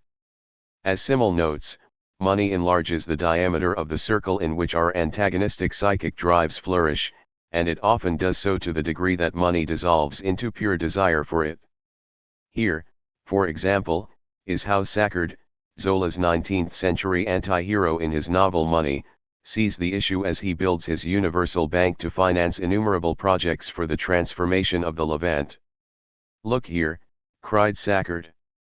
"You will behold a complete resurrection over all those depopulated plains, those deserted passes, which our railways will traverse. Yes, fields will be cleared, roads and canals built, new cities will spring from the soil, life will return as it returns to a sick body, when we stimulate the system by injecting new blood into exhausted veins. Yes. Money will work these miracles." Zola's language here is instructive. The circulation of money is assimilated to the circulation of the blood, and the biological metaphors of the circulation of the blood and sexual desire are then put to work so strongly that it seems less and less to be metaphor than expressive of a deep continuity.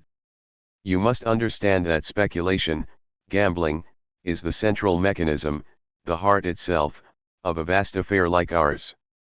Yes, it attracts blood, takes it from every source in little streamlets, collects it, sends it back in rivers in all directions, and establishes an enormous circulation of money, which is the very life of great enterprises. Speculation, why, it is the one inducement that we have to live, it is the eternal desire that compels us to live and struggle. Without speculation, my dear friend, there would be no business of any kind. It is the same as in love. In love as in speculation there is much filth.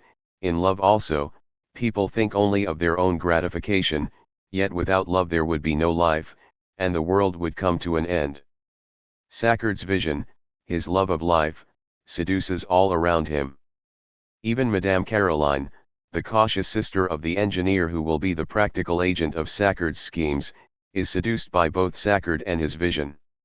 She, who knows the Levant well, is struck by the desolate and unharmonious present state of the land in relation to human potentialities. 133. She became angry, and asked if it was allowable that men should thus spoil the work of nature, a land so blessed, of such exquisite beauty, where all climates were to be found, the glowing plains, the temperate mountain-sides, the perpetual snows of lofty peaks. And her love of life, her ever-buoyant hopefulness, filled her with enthusiasm at the idea of the all-powerful magic wand with which science and speculation could strike this old sleeping soil and suddenly reawaken it. And it was just this that she saw rising again, the forward, irresistible march, the social impulse towards the greatest possible sum of happiness, the need of action, of going ahead, without knowing exactly whither, and amid it all there was the globe turned upside down by the ant swarm rebuilding its abode, its work never ending, fresh sources of enjoyment ever being discovered, man's power increasing tenfold, the earth belonging to him more and more every day. Money, aiding science, yielded progress. That formula, money, aiding science, yielding progress, has ever been at the center of capitalist culture and its Promethean historical geography of environmental transformations. And Zola was not inventing, he based his whole novel on the activities of the Parier brothers, finance capitalists extraordinaire, who schooled in the principles of Saint Simonian thought converted that utopian vision into a practical politics of financial monopolization, speculation, and construction that dominated Second Empire France until their bankruptcy in 1867, engineered by the opposition of Rothschild. For the Frankfurt School critique of domination. While there were plenty of currents of thought opposed to the core ideas of the Enlightenment, we owe the frontal assault upon the ideology of domination of nature to the Marxists of the Frankfurt School. The distinctive train of thought has subsequently been kept very much alive by some feminists, particularly of an eco-feminist persuasion, as well as by a variety of thinkers in the ecological movement. And even though many now hold that the Frankfurt School's analysis failed, it opened up a proliferating trail of thought that has been both persistent and influential. The story of the Frankfurt School has been thoroughly told and evaluated elsewhere. It sought to replace the Marxist emphasis on class struggle as the motor of history with what it saw as the far larger conflict between man and nature, both without and within. This was viewed as a conflict whose origins went back to before capitalism and whose continuation, indeed, intensification, appeared likely after capitalism would end. The Enlightenment was considered a key moment in the history of that conflict, a moment of reformulation of beliefs. 134. Practices, and discourses in which the idea of domination and mastery of nature became paramount. In the Of the Enlightenment, Horkheimer and Adorno undertook a dialectical analysis of the consequences of the shifting terms of the struggle between man and nature. Sharing as they did the Enlightenment objectives of emancipation and self-realization, the question they clearly posed was this: how is it that those objectives have been frustrated by the very philosophical and political economic shifts and practices designed to realize them? Given the rise of fascism and totalitarianism, this was a pressing political problem rather than an abstract concern. The continuing elaboration and proliferation of weapons and delivery systems of mass destruction keeps that concern very much alive. Horkheimer and Adorno chose not to see such negative politics as an aberration or betrayal of Enlightenment principles, but as a distinctive product of the contradictions implicit in Enlightenment thoughts and practices. In formulating their argument, they appealed to a particular version of the theory of internal relations. Descartes had construed nature as the other, and in so doing reified nature as a thing, a purely external other entirely separate from the world of thought. While Descartes himself still clung strongly to religious meanings, the effect was to make it seem as if nature had no meaning in itself. Deprived of any autonomous life force, nature was open to be manipulated without restraint according to the human will. Nature became, as Heidegger later complained, one vast gasoline station for human exploitation. What this analysis elided, according to the Frankfurt School, was the dialectics of internal relations in which nature was both something external to man but also an internal reality. Domination of the external other could and would become internalized, Horkheimer argued, creating a dialectical reversal of the principle of domination by which man makes himself a tool of that same nature which he subjugates. Mastery over external nature required and produced an oppressive mastery over internal nature. Worse still, mastery over nature inevitably turns into mastery over men. A vicious circle results, imprisoning science and technology in a fateful dialectic of increasing mastery and increasing conflict. The attractive promises of mastery over nature, social peace and material abundance for all remain unfulfilled. The real danger that the resulting frustration may be turned against the instruments of mastery themselves must not be underestimated. As integral factors in the ascending spiral of domination over internal and external nature, they are bound to an irrational dynamic which may destroy the fruits of their own civilizing rationality. What Horkheimer and Adorno called the revolt of nature was not necessarily a positive force for change. The effect may be to fetter rather than to free nature, with fascism a satanic synthesis of reason and nature seen as one distinctive outcome. The purpose of mastery over nature is the security of life and its enhancement alike for individuals and the species. But the means presently available for pursuing these objectives encompass such potential destructiveness that their full employment in the struggle for existence would leave in ruins all the advantage so far gained at the price of so much suffering. It is not my purpose here to undertake any deep elaboration, critique, or defense of the Frankfurt School's achievements. But I do think it important to distill from their critique of the domination of nature some key questions for environmental ecological politics. 1. The role of scientific inquiry as a liberatory force is called into question. Horkheimer and Adorno did not abandon science. They took it as the key task of critical inquiry to reform science itself, to try and recapture some sense of humanity and purpose, and to internalize within science itself some effort at a re-enchantment with the world as opposed to the disenchantment embedded in that creation of nature as other in Enlightenment thought. They fought against positivism and the scientific method as usually construed in Newtonian/Cartesian terms, but held open the possibility for the construction of an alternative science. 2. This question was tightly coupled with considerations of rationality/irrationality. The Frankfurt School challenged the hegemony of instrumental rationality and sought in its place an alternative rationality that had the power to give a deeper sense of meaning to life, to recuperate a sensuous and open dialogical relation between human beings and external nature without giving in to what they saw as the blind forces of romantic fury, religious ideology, nature idolatory and satanic myth. How to do that is still, of course, a very open question. 3. To do this, the Frankfurt School chose to pay very close attention to the aesthetic tradition. But what kind of aesthetic was possible after Auschwitz, asked Adorno. That question is also put to the test, and the answer is as nuanced as it is problematic. It is all very well to liberate the life of the senses to foster the return of all that had been repressed by instrumental rationality and Enlightenment reason. But what if the result was fascism? What if it was a dynamic but thoroughly banal mass culture of consumerism in which 136. Every fetishism under the sun was put up for sale?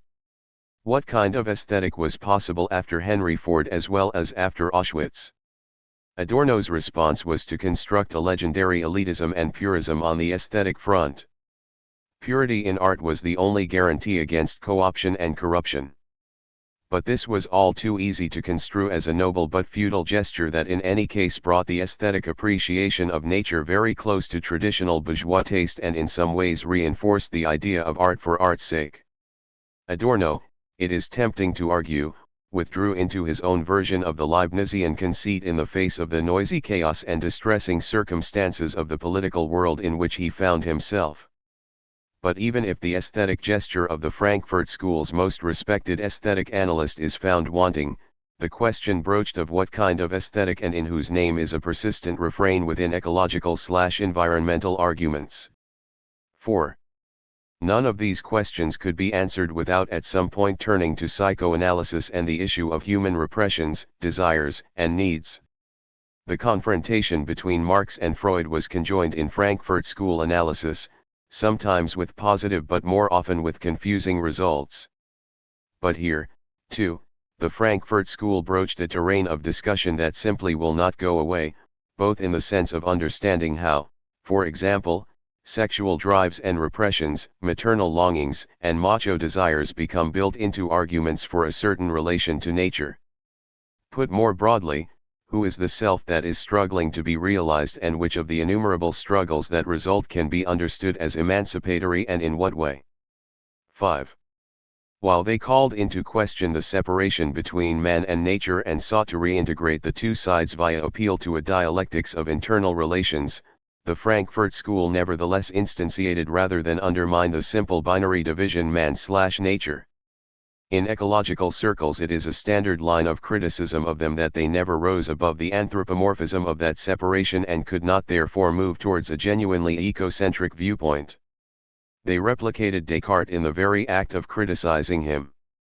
But this is a rather more general problem than many ecological thinkers presently recognize. While the dialectical formalism of the Frankfurt School in the end got in the way of its powers of historical materialist analysis, thus illustrating the limits of a certain kind of application of the philosophy of internal relations, the question of how and under what circumstances it is valid to resort to such a binary form of analysis has to be confronted.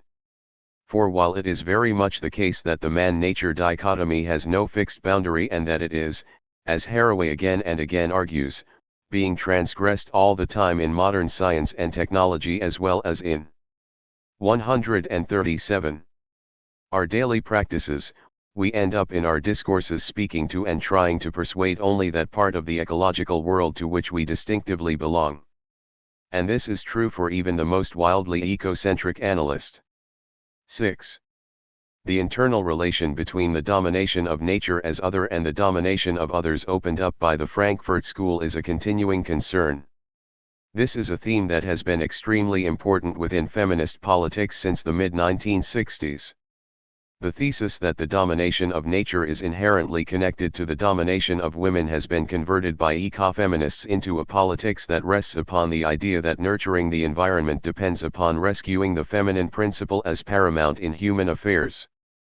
Only in that way, the argument goes, could the rapaciousness of, say, Saccard's sexual drive to dominate and possess the world be counteracted. The depiction of nature as feminine, however, did not only license an oppressive male politics of domination and oppression. It also connected, as Soper observes, to a rather more complicated set of masculine emotions varying from that of desire for outright possession through patriarchal benevolence and Oedipal guilt to longing to return to the womb-like comfort of a nurturing Mother Earth. So while, in the highly gendered and oppressive metaphorics of Francis Bacon, abundant evidence could be culled for the linkage between domination of nature and domination of women, and while, in the colonial literature abundant support can be found for the domination of nature being rendered equivalent to the domination of natives, the straight equation of such attitudes to all forms of masculine desire is suspect. Nevertheless, a cogent argument supported by abundant evidence can be constructed that connects a certain kind of masculinity with certain forms of scientific inquiry and technological practices of domination, mastery, and control both of external and internal nature. But this connection between the domination of nature and the domination of others has a further dimension. Nature transforming projects of any sort have distributional consequences, and the patent inequity of many of these has been the source of powerful conflicts. These are now the focus of struggle in the environmental justice movement and within a polyglot group of movements known as the environmentalism of the poor. This was not a theme that the Frankfurt School explicitly explored, but it is always latent in their critical analysis. And some of these conflicts take a curious turn. There is little ambiguity when, say, massive ecological destruction is visited on an impoverished population such as that of Bhopal through the breakdown of a modern industrial technology that has all the hallmarks of the domination of nature imprinted on it. But when the World Wildlife Fund presses to create 138. A nature reserve in a developing country and insists on the eviction of indigenous populations who have long used that habitat as their resource base, then this suggests that the World Wildlife Fund has acquired just as severe and draconian ideal of the domination of nature in all of its senses as anyone in the World Bank or, for that matter, in the Enlightenment ever did. Is it ever possible, then, entirely to avoid some version of the dominion/domination/control thesis, and, if not, is it ever possible for that not to convert into some version of the dominion/domination/control over others? That question is never far from the heart of all ecological politics. The failings of the Frankfurt School's approach reflect in certain respects the fecundity of the questions opened up. While it opens up a terrain of investigation into repressed nature, it does so by hypothesizing instinctual urges for which it is very hard to find independent evidence outside of the very technologies of inquiry which are being subjected to criticism. While it draws attention to the potential for rebellion against the instrumentalities of domination of nature, including the techniques of consumerism and management of mass culture, against the processes of globalization and colonization of the life world by a homogenizing instrumental rationality and market commodification, it provides very little vision as to how such rebelliousness might channel into productive and emancipatory directions as opposed to self-destructive nihilism. But in all of this, there are two specific lines of difficulty that are of particular import for my own inquiry. The first concerns the limits and power of a philosophy of internal relations. To varying degrees, the Frankfurt School appealed to this mode of thought, and Adorno's work was particularly strong in this regard. His negative, as we have seen, was a particularly trenchant exploration of the power of internal relations as a revelatory device. But Whitehead's critique of a mode of analysis in which everything relates to everything else so as to lead to nothing is here appropriate. Indeed, Habermas' judgment that negative dialectics leads nowhere is cast in the same mold.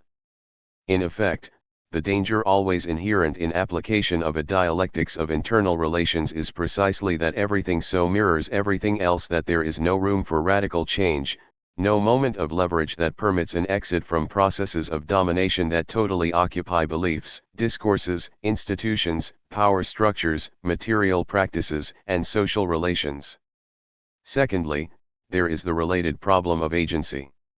Having laid aside the working class as the agent of contemporary history, the Frankfurt School had difficulty in finding an alternative locus of action.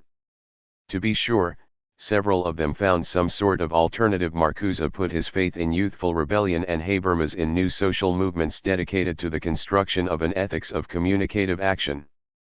But for the most part the Frankfurt School could not identify any coherent or meaningful agency of social change that was not already thoroughly corrupted, co-opted. 139. And trapped in the mechanics of domination of nature, self, and others. Here, too, a more open conception of internal relations across diverse moments of the social process could have helped open up the dialectical form of analysis into a more historical and less purely logical mode. It was for these two fundamental reasons that the reputation of pessimism became firmly attached to the work of the Frankfurt School. But there were far more powerful and persuasive arguments for pessimism available within the main currents of Western thought, and these did not in any way require coming to terms with Marxism, dialectics, or internal relations. For if ever there was a cause for pessimism as regards our relation to nature, it surely lay with Parson Malthus and his doctrines. V. Ecoscarcity and natural limits, the Malthusian tradition. Initially formulated at the end of the 18th century as a straight antidote to Enlightenment optimism, the Malthusian and neo-Malthusian arguments concerning ecoscarcity and natural limits have operated as a perpetual Jeremiad refrain within the dominant progressive humanism of the Western pro-capitalist tradition. Passion between the sexes produced population growth beyond the natural capacities of the Earth's larder, and emancipation from poverty, war, and disease was necessarily frustrated as a result. The drive for self-realization automatically thwarted any hopes for emancipation from material want. But the ecoscarcity argument has, as Glacken also shows, a long prehistory, that includes a whole series of 18th-century thinkers, confronted as they all were with the obvious facts of periodic famines and deadly epidemics. And while most hoped that the domination of nature might cure such ills, there were many who recognized that this had to be in clear acknowledgement of what the limits in nature were. The perpetual return of that argument, and its periodic ascendancy, now even within some currents of Marxism, testifies to the grumbling persistency of the problem of ecoscarcity. Benton argues that the basic ideas of historical materialism can without distortion be regarded as a proposal for an ecological approach to the understanding of human nature and history. The difficulty, he asserts, is that there is a hiatus, internal to the mature writings of Marx, between this general commitment and Marx's political economic conception of the labor process. I want to propose that a more dialectical reading of Marx, in which the labor process is seen as a form giving fire perpetually modifying other processes while passing through and giving rise to distinctive shings, eliminates much of that hiatus. Not only does it then become possible to explore the commonalities and conflicts between Marx's project and some sectors of contemporary 140 ecological thinking, but it also allows us to begin to construct more adequate languages with which to reflect upon the nature of socio-ecological activities and projects.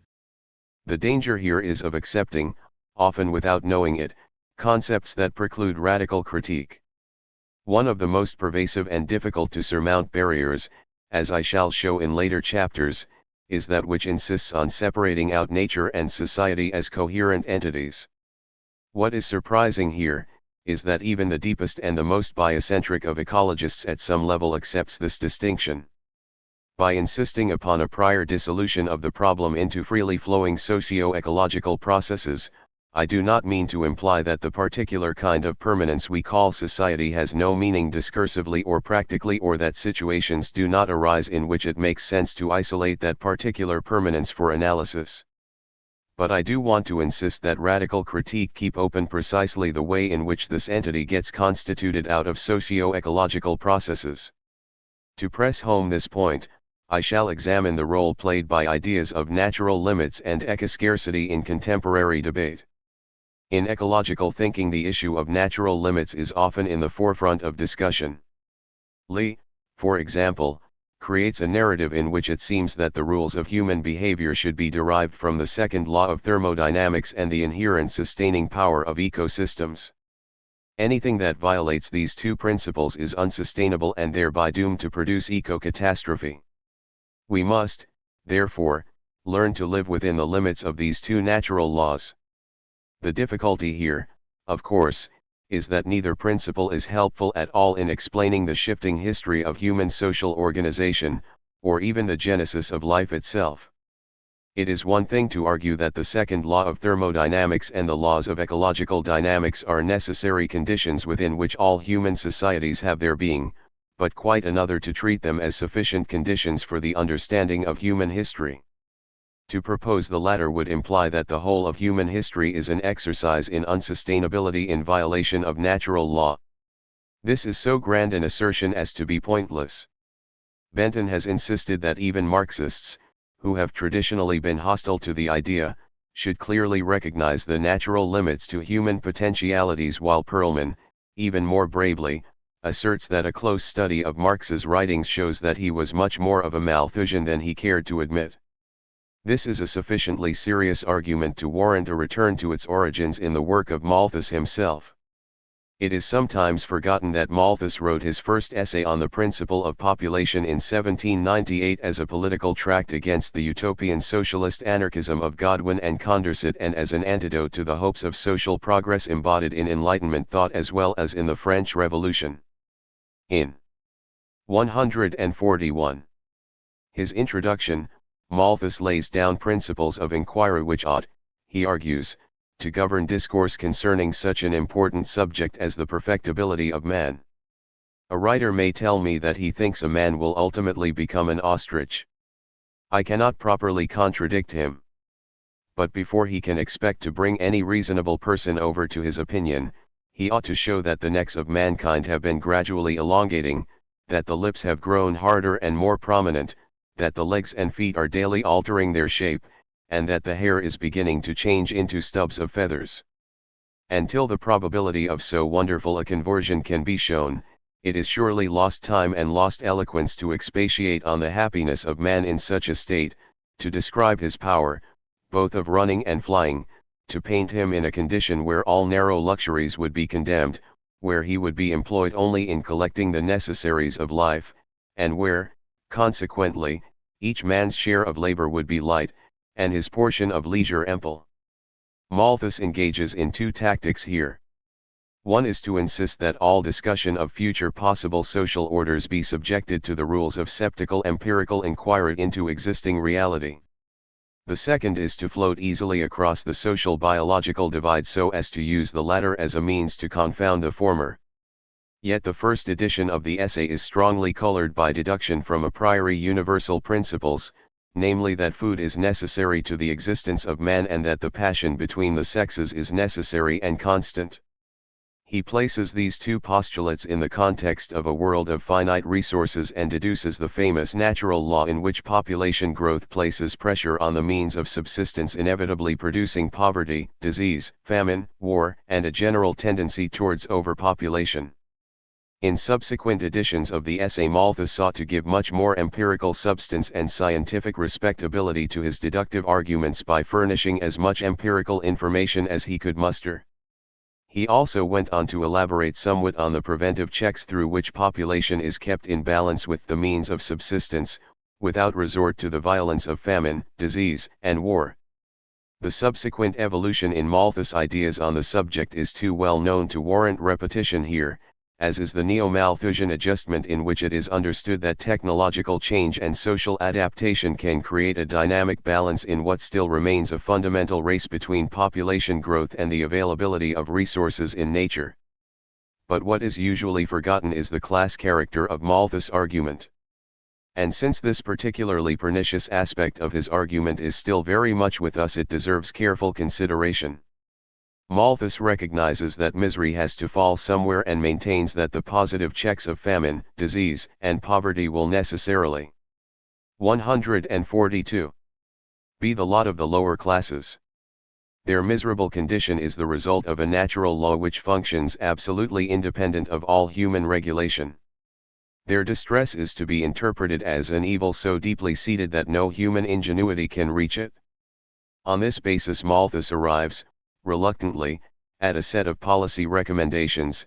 Providing welfare to the poor merely increases the aggregate of human misery, because freeing the lowest classes from positive checks only results in an expansion of their numbers, a gradual reduction in their standard of living, a decline in the incentive to work, and a diminished contribution to wealth creation as waged laborers. Increasing subsistence levels to a part of society that cannot in general be considered as the most valuable part diminishes the shares that would otherwise belong to more industrious and worthy members, and thus forces more to become dependent. From this Malthus draws a moral. Hard as it may appear in individual instances, dependent poverty ought to be held disgraceful.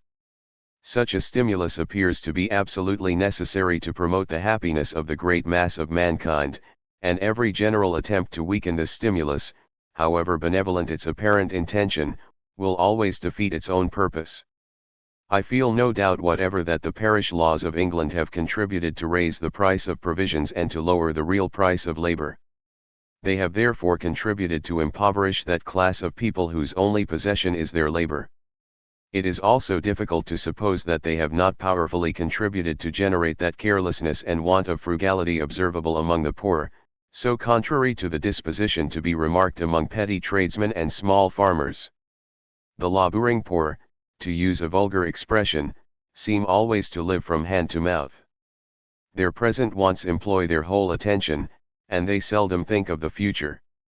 Even when they have an opportunity of saving, they seldom exercise it, but all that is beyond their present necessities goes, generally speaking, to the alehouse. The poor laws of England may therefore be said to diminish both the power and the will to save among the common people, and thus to weaken one of the strongest incentives to sobriety and industry, and consequently to happiness. This argument sounds all too familiar. Substitute welfare for the poor laws, drugs for the alehouse, teenage pregnancy for carelessness and want of frugality, and we here find written the familiar litany of complaints that has increasingly dominated the discussion of welfare policies towards the lower classes in Britain and the United States these last 20 years. But this must all be offset by Malthus' approach to the upper classes, principally those of the industrial and landed interests whose roles are more closely analyzed in the Principles of Political Economy.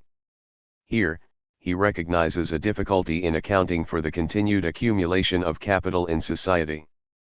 The capitalist saves, invests in productive activity, sells the product at a profit, plows back the profit as new investment, and commences the cycle of 143. Accumulation once more. But the capitalist has to sell the product to someone if a profit is to be had, and the capitalist is saving rather than consuming.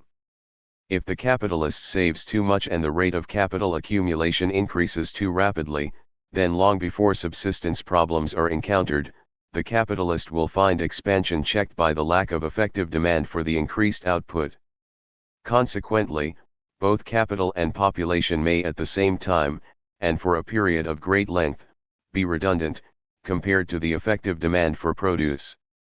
Malthus' solution to this effective demand problem is to rely upon the proper exercise of the power to consume on the part of those unproductive classes, the landlords, state functionaries, etc., who were outside of the production process. Malthus took pains to dissociate himself from any direct apologetics for conspicuous consumption on the part of the landed gentry. All he wanted to do was to pin down where the effective demand might come from that would keep capital accumulation stable. It is unquestionably true that wealth produces wants, but it is a still more important truth that wants produce wealth. Each cause acts and reacts upon the other, but the order, both of precedence and importance, is with the wants which stimulate industry. The greatest of all difficulties in converting uncivilized and thinly peopled countries into civilized and populous ones, is to inspire them with the wants best calculated to excite their exertions in the production of wealth.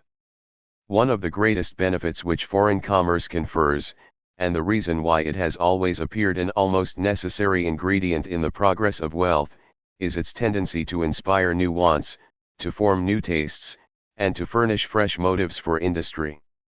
Even civilized and improved countries cannot afford to lose any of these motives. Effective demand, located in the unproductive classes of society and stimulated by need creation and foreign trade, plays a vital role in stimulating both the accumulation of capital and the expansion of employment. Labor, it may then be argued, will be unemployed if the upper classes fail to consume as much as possible or if there are any restrictions on foreign trade. This theory of effective demand does not sit easily with the theory of population. For one thing, it appears illogical to assert that the power to consume be withheld from the lowest classes in society in the name of controlling the pressure of population on resources, while asserting via the theory of effective demand that the upper classes should consume as 144 much as possible. Within the advanced capitalist countries, this obscenity is now rampant, as we find consumer confidence of the upper classes depicted as fundamental to sustaining the accumulation of capital, while all forms of welfare for the lower classes are slashed because they are regarded as a pernicious drain on growth. Internationally, this same opposition arises as advanced capitalist countries preach to the rest of the world about how the latter's population growth is putting pressure on resources while urging their own upper classes onto an orgy of conspicuous consumption as a necessary contribution to sustainable growth. Malthus was at least aware of the contradiction. He sought to resolve it by arguing that the upper classes do not increase their numbers according to natural law but regulate their numbers by prudent habits generated out of a fear of decline in their station in life. Only the lower classes are caught within the immutable law of nature such that they imprudently breed. The law of population is in effect disaggregated into one law for the poor and another law for the rich.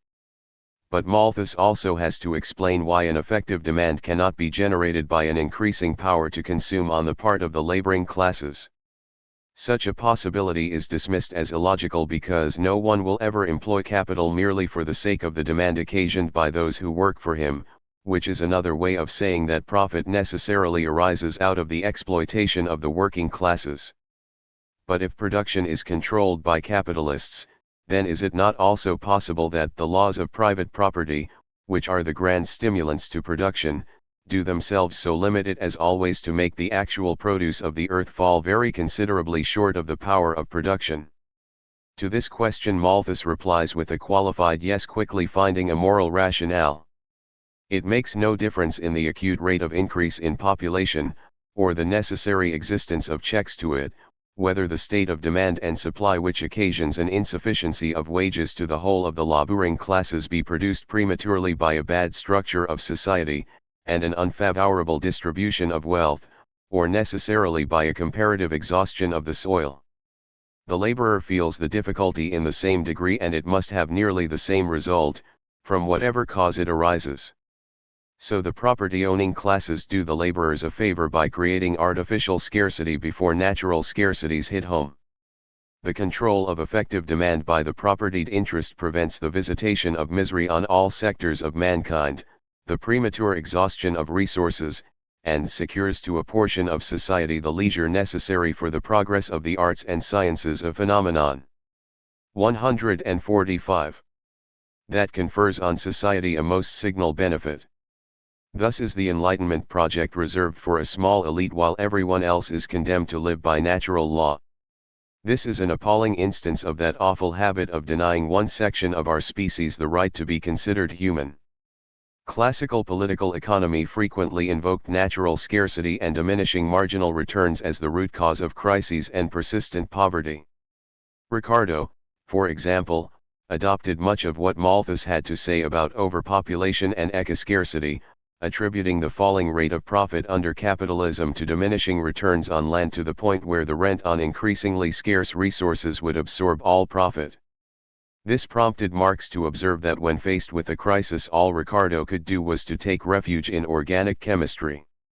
Marx, of course, would have no truck with the eco-scarcity argument.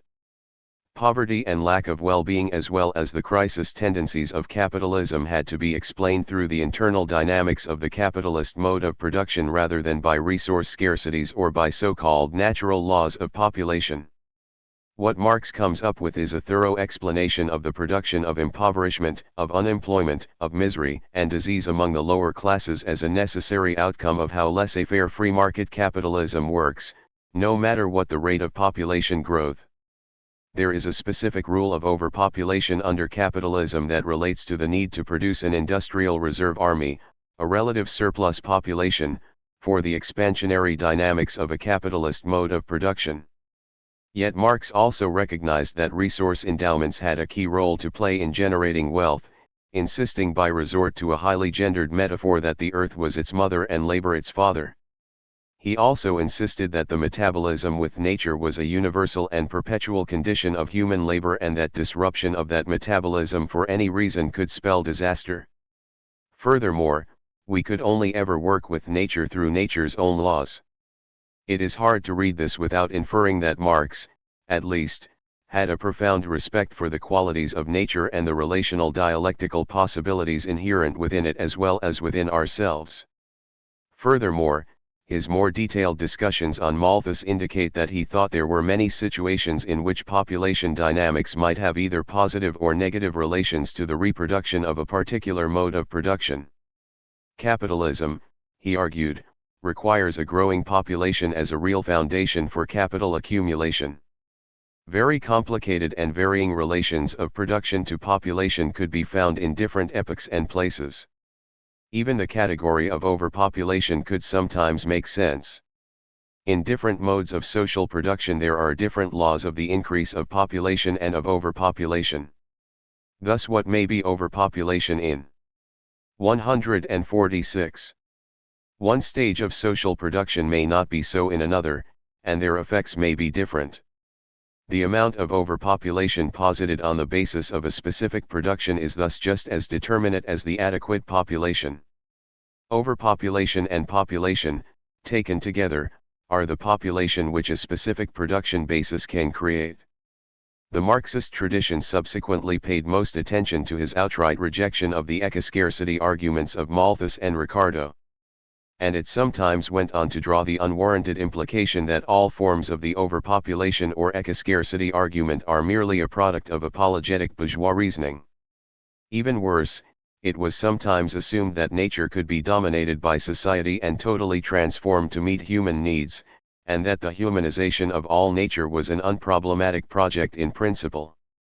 Stalin took over not only a simplistic language of the mastery of nature but, in his celebrated support of Lysenko, gave such an exhibition of hubris towards the natural world that even some otherwise convinced Marxists shuddered.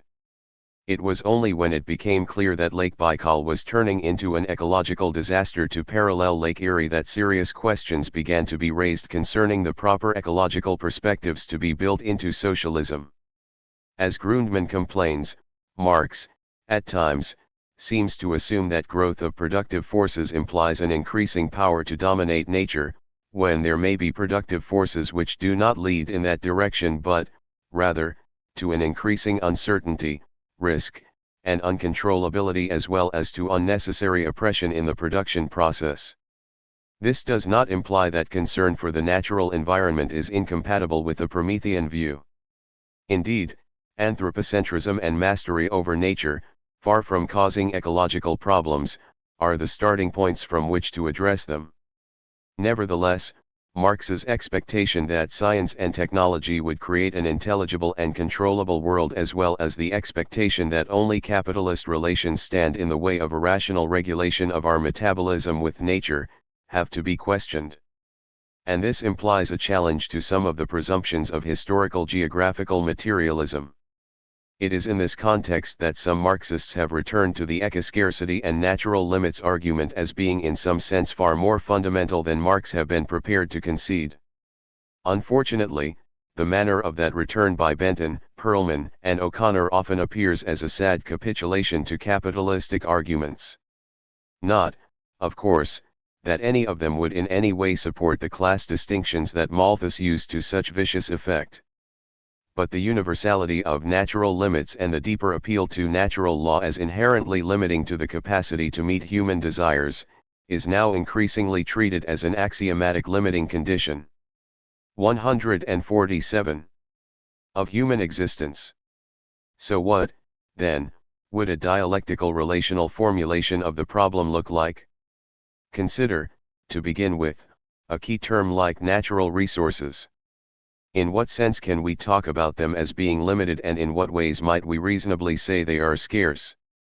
The definition of these key terms is evidently crucial, if only for the whole science of economics, which usually defines itself as the science of the allocation of scarce resources. So let me offer a relational definition of the term natural resource as a cultural, technical, and economic appraisal of elements and processes in nature that can be applied to fulfill social objectives and goals through specific material practices. We can unpack the terms in this definition one by one. Appraisal refers to a state of knowledge and a capacity to understand and communicate discursively that varies historically and geographically. The long history of capitalism itself shows that technical and economic appraisals can change rapidly, and the addition of the cultural dimension makes for even greater fluidity and variability in the definition. Social objectives and goals can vary greatly depending upon who is doing the desiring about what and how human desires get institutionalized, discursively expressed, and politically organized. And the elements and processes in nature change also, not only because change is always occurring, but because material practices are always transformative activities engaged in by human beings operating in a variety of modes with all sorts of intended and unintended consequences. What exists in nature is in a constant state of transformation. To declare a state of ecoscarcity is in effect to say that we have not the will, wit, or capacity to change our state of knowledge, our social goals, cultural modes, and technological mixes, or our form of economy, and that we are powerless to modify either our material practices or nature according to human requirements.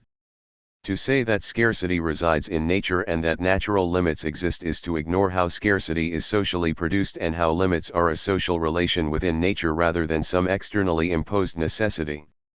Even the short history of capitalism surely proves that resources are not fixed, that all of them are dynamic and changing. It is one thing to say that capitalism in a given state is encountering a condition of ecoscarcity and overpopulation of its own distinctive making. Indeed, it can be argued with some force, pace Marx, that capitalism as a mode of production necessarily must always do that, so that to translate this particular circumstance into a set of universal limitations is to completely elide the political ecological point. In this regard at least, Benton, after pursuing the holy grail of natural limits to its own limit, has it right.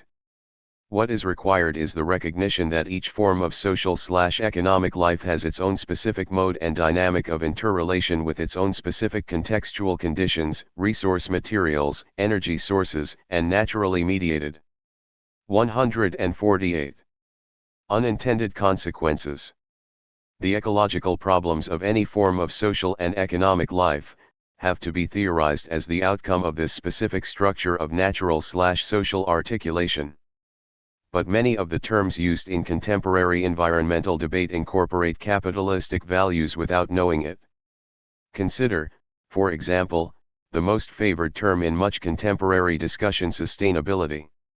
That term means entirely different things to different people, but it is very hard to be in favor of unsustainable practices, so the term sticks as positive reinforcement of policies and politics by giving them the aura of being environmentally sensitive. The general drift of the term's use situates it against the background of sustaining a particular set of social relations by way of a particular set of ecological projects. It is not hard to satirize that idea. Imagine a highly simplified ecological economic situation in which New York City has two species, international bankers and cockroaches. The ecosystem is quite symbiotic since bankers produce masses of waste paper and that is the favored food of cockroaches. International bankers are the endangered species and so sustainability gets defined in terms of organizing the use of the earth to keep them in business. The model, though far-fetched, is illuminating, since it indicates why and how it is that international finance, via the World Bank, is these days so interested in ecological sustainability. The duality of ecological and social projects here takes some interesting twists, for while it is true that debt repayment, as ecologists argue, is at the root of many ecological problems, it is precisely the threat of debt default that forces international finance to recognize that such ecological problems exist. What is then evident is that all debate about ecoscarcity, natural limits, overpopulation, and sustainability is a debate about the preservation of a particular social order rather than a debate about the preservation of nature per se. Ideas about environment, population, and resources are not neutral. They are political in origin and have political effects. Once, for example, connotations of absolute limits come to surround the concepts of resource, scarcity, and subsistence, then an absolute limit is set on population. And the political implications of a term like overpopulation can be devastating. Somebody, somewhere, is redundant and there is not enough to go round. Redundant? Of course not. Are you redundant? Of course not. So who is redundant? Of course. It must be them. And if there is not enough to go round, then it is only right and proper that they, who contribute so little to society, ought to 149. Bear the brunt of the burden.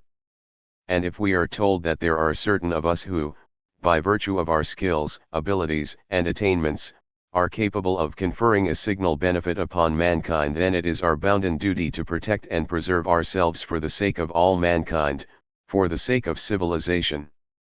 Whenever a theory of overpopulation seizes hold in a society ruled by a dominant class, then the subservient classes invariably experience some form of material, political, economic, and social repression.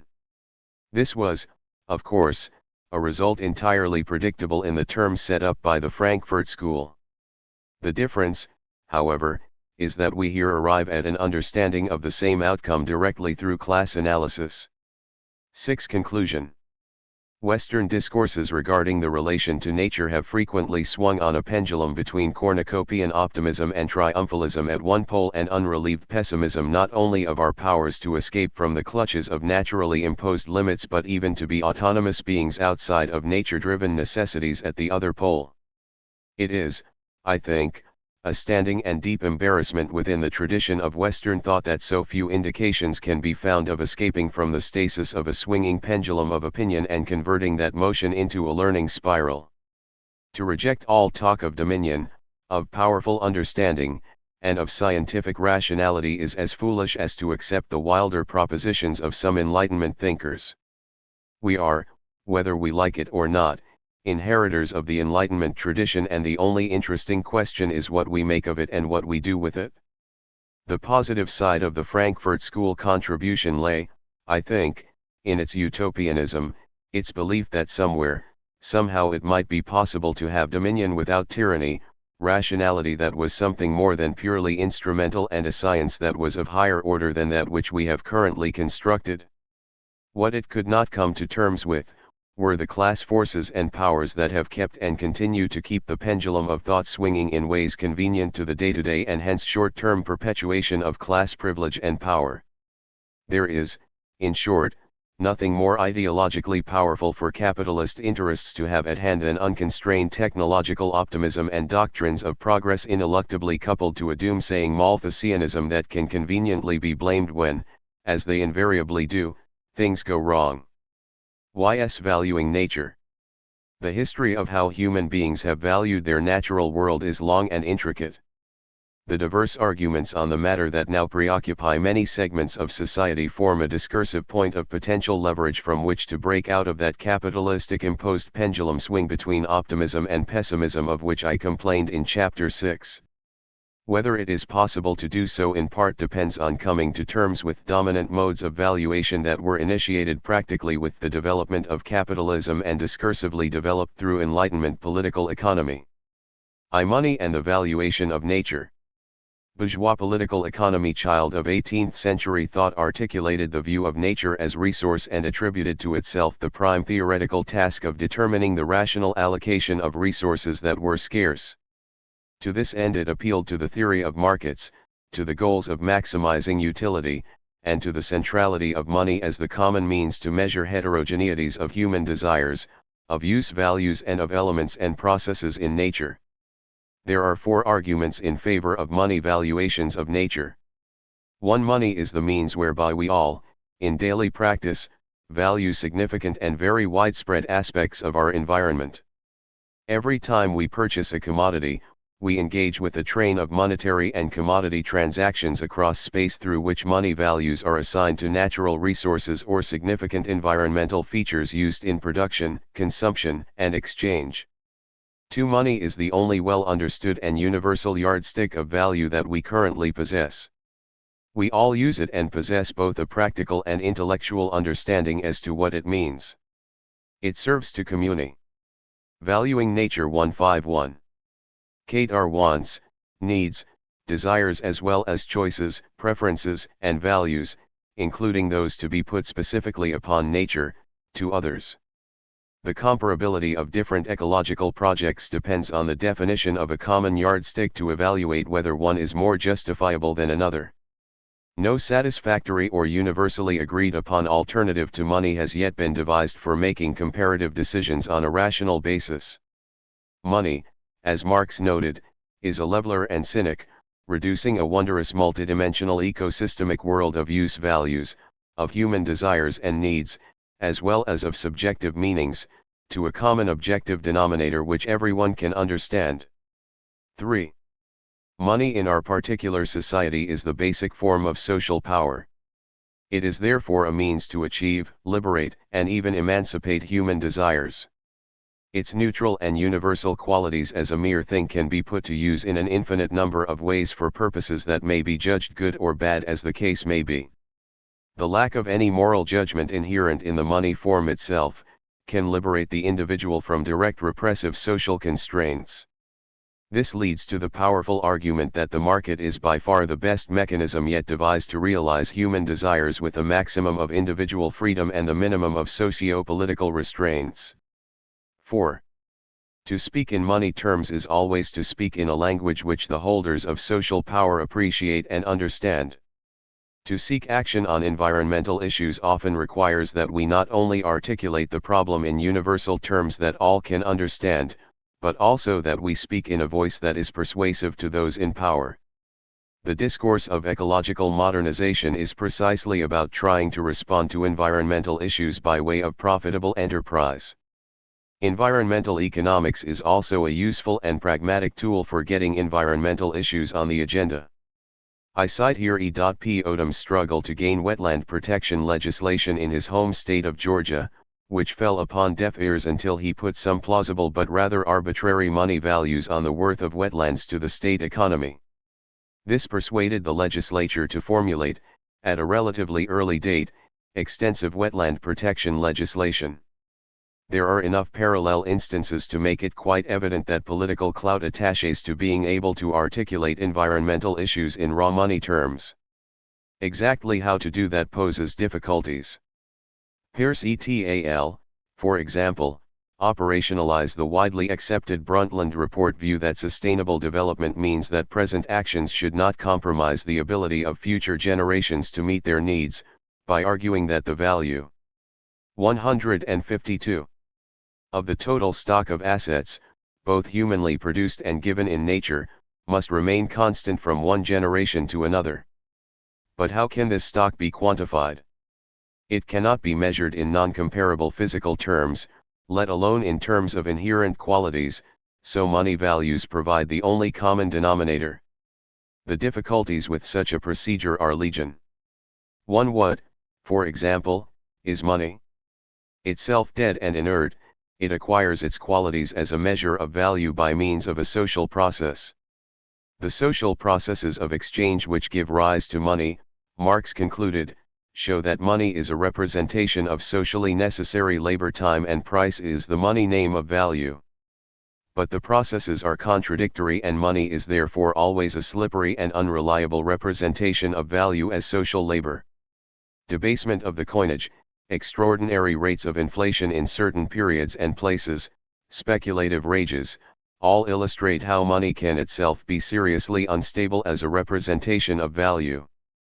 Money, we say, is only worth what it will buy, and we even talk of the value of money, which means that we vest in whatever is designated as money some social qualities inherent in everything else that is exchanged.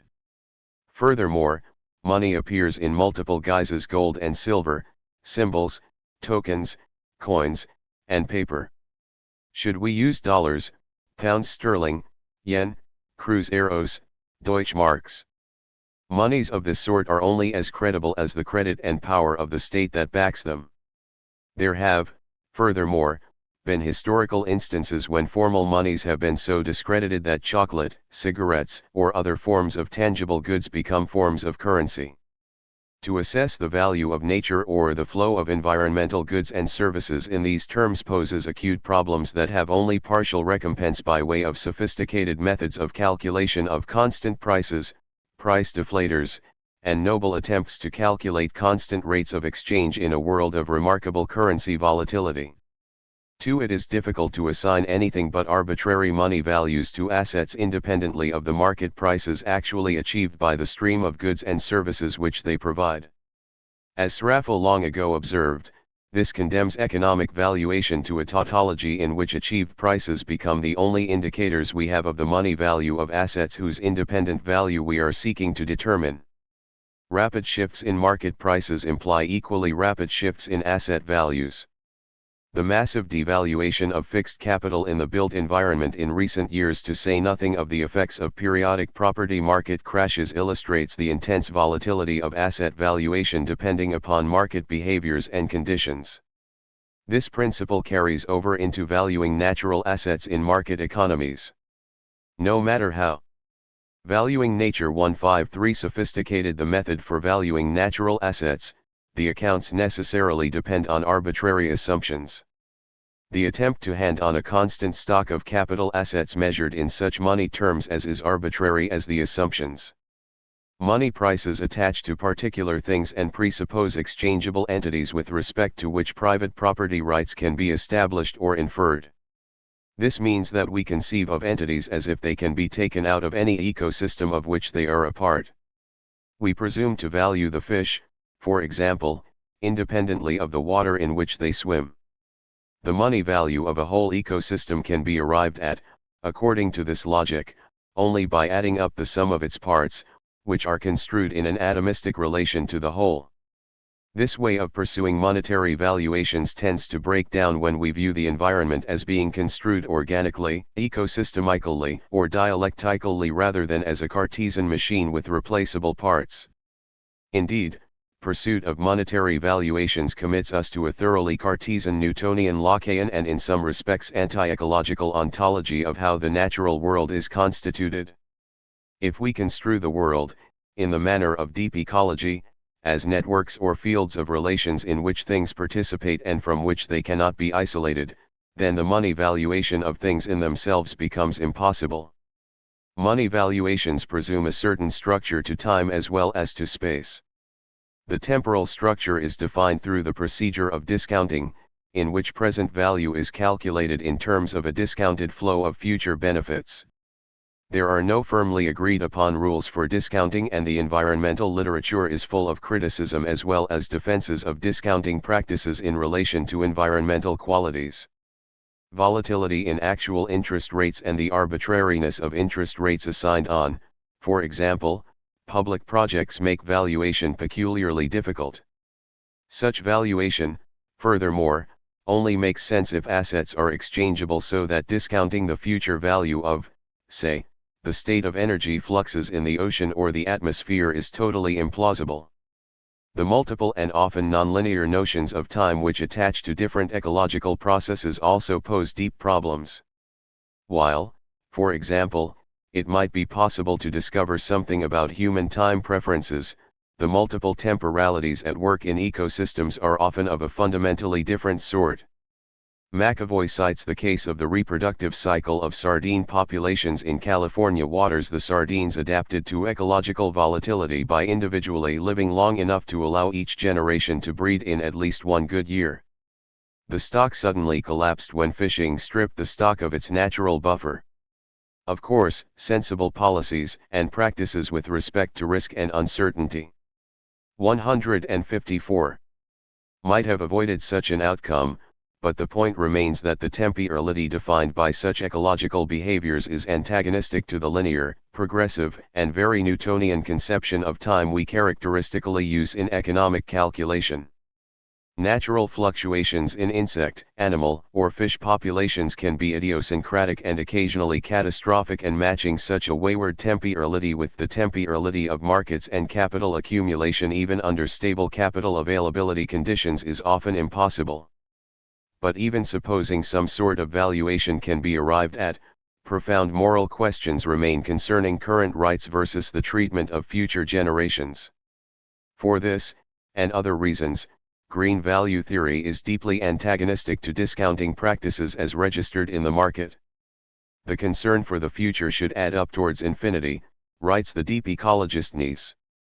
The difficulty with this irresponsible kind of statement, all too typical of the radical ecologists, is that it condemns us to a joyless present in the form of a rate of consumption close to the bare minimum of physical existence.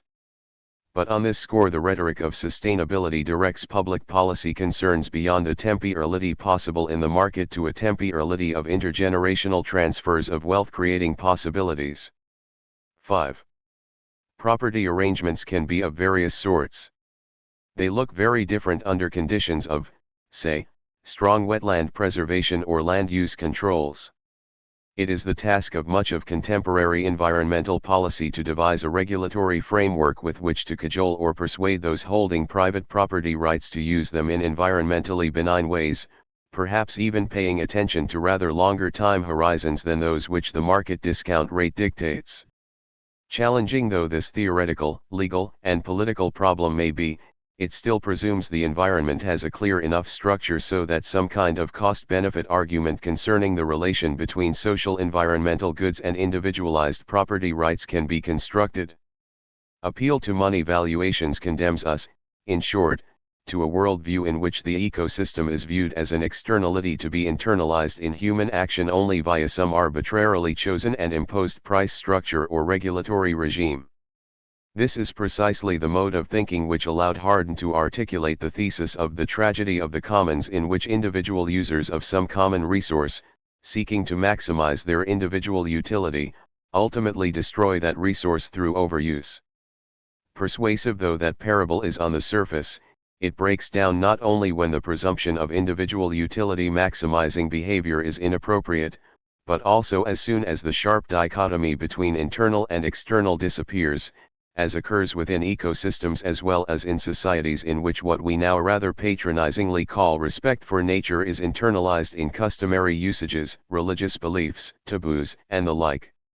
6. Valuing nature. 155. It is hard in the light of these problems not to conclude that there is something about money valuations that makes them inherently anti-ecological, confining the field of thinking and of action to instrumental environmental management.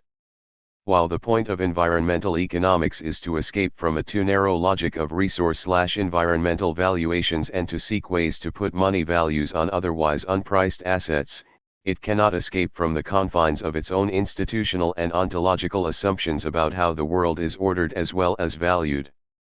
Money as a form of social power has a certain asymmetry to it. Those who have it can use it to force those who do not to do their bidding. This power asymmetry in social relations ineluctably connects to the inequities in environmental relations in exactly the same way that the project to dominate nature necessarily entailed a project to dominate people. Excessive environmental degradation and costs, for example, can be visited upon the least powerful individuals or even nation-states as environmental hazards in the workplace as well as in the community. Ozone concentrations in large cities in the United States affect the poor and people of color disproportionately, and exposure to toxins in the workplace is class-conditioned. From this arises a conflation of the environmental and the social justice issues, leading many to argue that the solution to the latter is a necessary prerequisite to any attack upon the former. Money, lastly, hardly satisfies as an appropriate means to represent the strength or the manifold complexity of human wants, desires, passions, and values, even though it has the capacity to liberate desires from social constraints. We see in the nature of money itself something of the essence of prostitution, says Simmel, and Marx concurs. Freud took things even further, picking up on our penchant to describe money as something dirty and unclean. It is possible the contrast between the most precious substance known to men and the most worthless has led to the specific identification of gold with faces, he wrote, and shocked his Victorian readers by treating gold as transformed excrement and bourgeois exchange relations as sublimated rituals of the anus. Money, wrote his friend Ferenczi, is nothing other than odorless, dehydrated filth that has been made to shine. We do not have to go so far as Freud and Ferenczi to recognize that there is something morally or ethically questionable or downright objectionable to valuing human life in terms of discounted lifetime earnings and nature in monetary terms. This is the negative underside to the power of money to press for liberation. 156. Capitalism is, from this last standpoint, beset by a central moral dilemma. Money supplants all other forms of imagery and puts in its place something that either has no distinctive image because it is colorless, odorless, and indifferent in relation to the social labor it is supposed to represent, or, if it projects any image at all, connotes dirt, filth, excrement, and prostitution. The effect is to create a moral vacuum at the heart of capitalist society, a colorless self-image of value that can have no purchase upon collective as opposed to individual social identity. It cannot provide an image of social bonding or of community in the usual sense of that term, and it fails as a central value system to articulate human hopes and aspirations in collective terms. Money is what we necessarily aspire to for purposes of daily reproduction and the realization of individual desires, wants, and needs. In this sense, money does indeed become the community, but a community emptied of any particular moral passion or of humane meanings, even though it engages human passions in furious and obsessive ways. At this point, the critic of money valuations, who is nevertheless deeply concerned about environmental degradation, is faced with a dilemma: eschew the language of daily economic practice and political power and speak in the wilderness, or articulate deeply held non-monetizable values in a language believed to be inappropriate or fundamentally alien. The deeper dilemma is that though money may lack moral meaning in itself, it becomes the vehicle through which human desires and passions get mediated and measured. Zola caught the problem directly when he has Caroline say, "Money was the dung heap that nurtured the growth of tomorrow's humanity. Without speculation there could be no vibrant and fruitful undertakings any more than there could be children without lust. It took this excess of passion, all this contemptibly wasted and lost life to ensure the continuation of life. Money, the poisoner and destroyer, was becoming the seed bed for all forms of social growth. It was the manure needed to sustain the great public works whose execution was bringing the peoples of the globe together and pacifying the earth. Everything that was good came out of that which was evil." Although the ultimate moral of Zola's novel is that acceptance of that thesis leads to speculative farce and personal tragedy, no less a theorist than Max Weber sternly and quite properly warned that it was an egregious error to think that only good could come out of good and only evil out of evil. Money may be profoundly inadequate, soulless, and the root of all evil, but it does not necessarily follow that social and by extension all ecological ills result from market coordinations in which private property, individualism, and money valuations operate. On the other hand, we also have sufficient evidence concerning the unrestrained consequences of what Kapp called the social costs. Valuing Nature 157. of private enterprise to know that it is equally illusory to believe the Adam Smith thesis that social good automatically arises out of the necessary evils of the hidden hand of market behaviors. Left to its own devices, Marx argued, capitalistic progress is a progress in the art, not only of robbing the laborer, but of robbing the soil. The conclusion is, then, rather more ambiguous than many might want to accept. First, all the time we engage in commodity exchanges mediated by money, it will be impossible in practice to avoid money valuations. Secondly, valuations of environmental assets in money terms, while highly problematic and seriously defective, are not an unmitigated evil. To judge how good or bad they are presumes, however, the existence of other modes of valuation against which money valuations can be compared and critically judged. So how else can nature be valued? Do values inhere in nature? There has been a long history within bourgeois life of resistance to and search for an alternative to money as a way to express values. Religion, community, family, nation, have all been proffered as candidates, but the particular set of alternatives I here wish to consider are those which see values residing in nature, for romanticism, aesthetics, environmentalism, and ecologism all have strong elements of that ethic built within them. And the idea is not foreign to Marxism either. When Marx argued on the Jewish question that money has robbed the whole world, both the world of men and nature, of its specific value, and that the view of nature attained under the dominion of private property and money is a real contempt for and practical debasement of nature, he comes very close to endorsing the view that money has destroyed earlier and perhaps recoverable intrinsic natural values. The advantage of seeing values as residing in nature is that it provides an immediate sense of ontological security and permanence. The natural world provides a rich, variegated, and permanent candidate for induction into the hall of universal and permanent values to inform human action and to give meaning to otherwise ephemeral and fragmented lives. Writes Leopold. It is inconceivable to me that an ethical relation to land can exist without love, respect, and admiration for the land, and a high regard for its value. By value, I of course mean something far broader than mere economic value. I mean value in the philosophical sense, so that a thing is right when it tends to preserve the integrity, stability, and beauty of the biotic community. It is wrong when it tends otherwise. 158. But how do we know, and what does it mean to say that integrity, stability, and beauty are qualities that inhere in nature? This brings us to the crucial question: if values reside in nature, then how can we know what they are?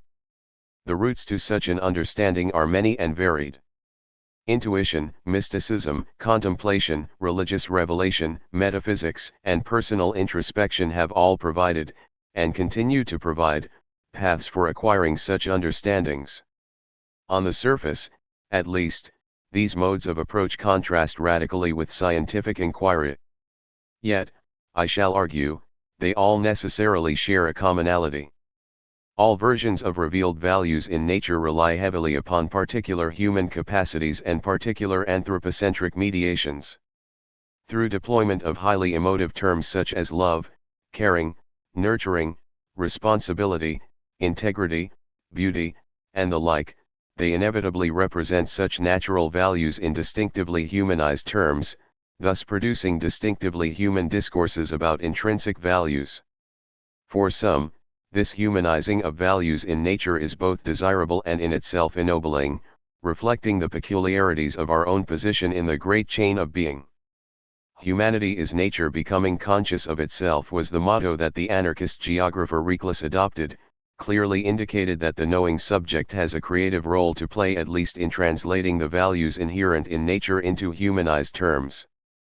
But if, as Ingold notes, the physical world of nature cannot be apprehended as such, let alone confronted and appropriated, save by a consciousness to some degree emancipated from it, then how can we be sure that human beings are appropriate agents to represent all the values that reside in nature?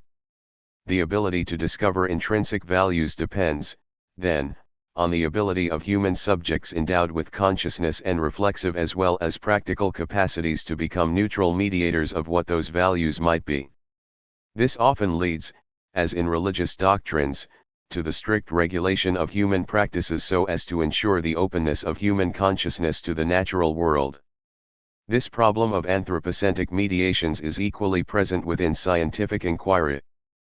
But here too the scientist is usually cast in the role of a knowing subject acting as a neutral mediator, under the strictest guidelines of certain methods and practices, seeking to uncover, understand, and represent accurately the processes at work in nature.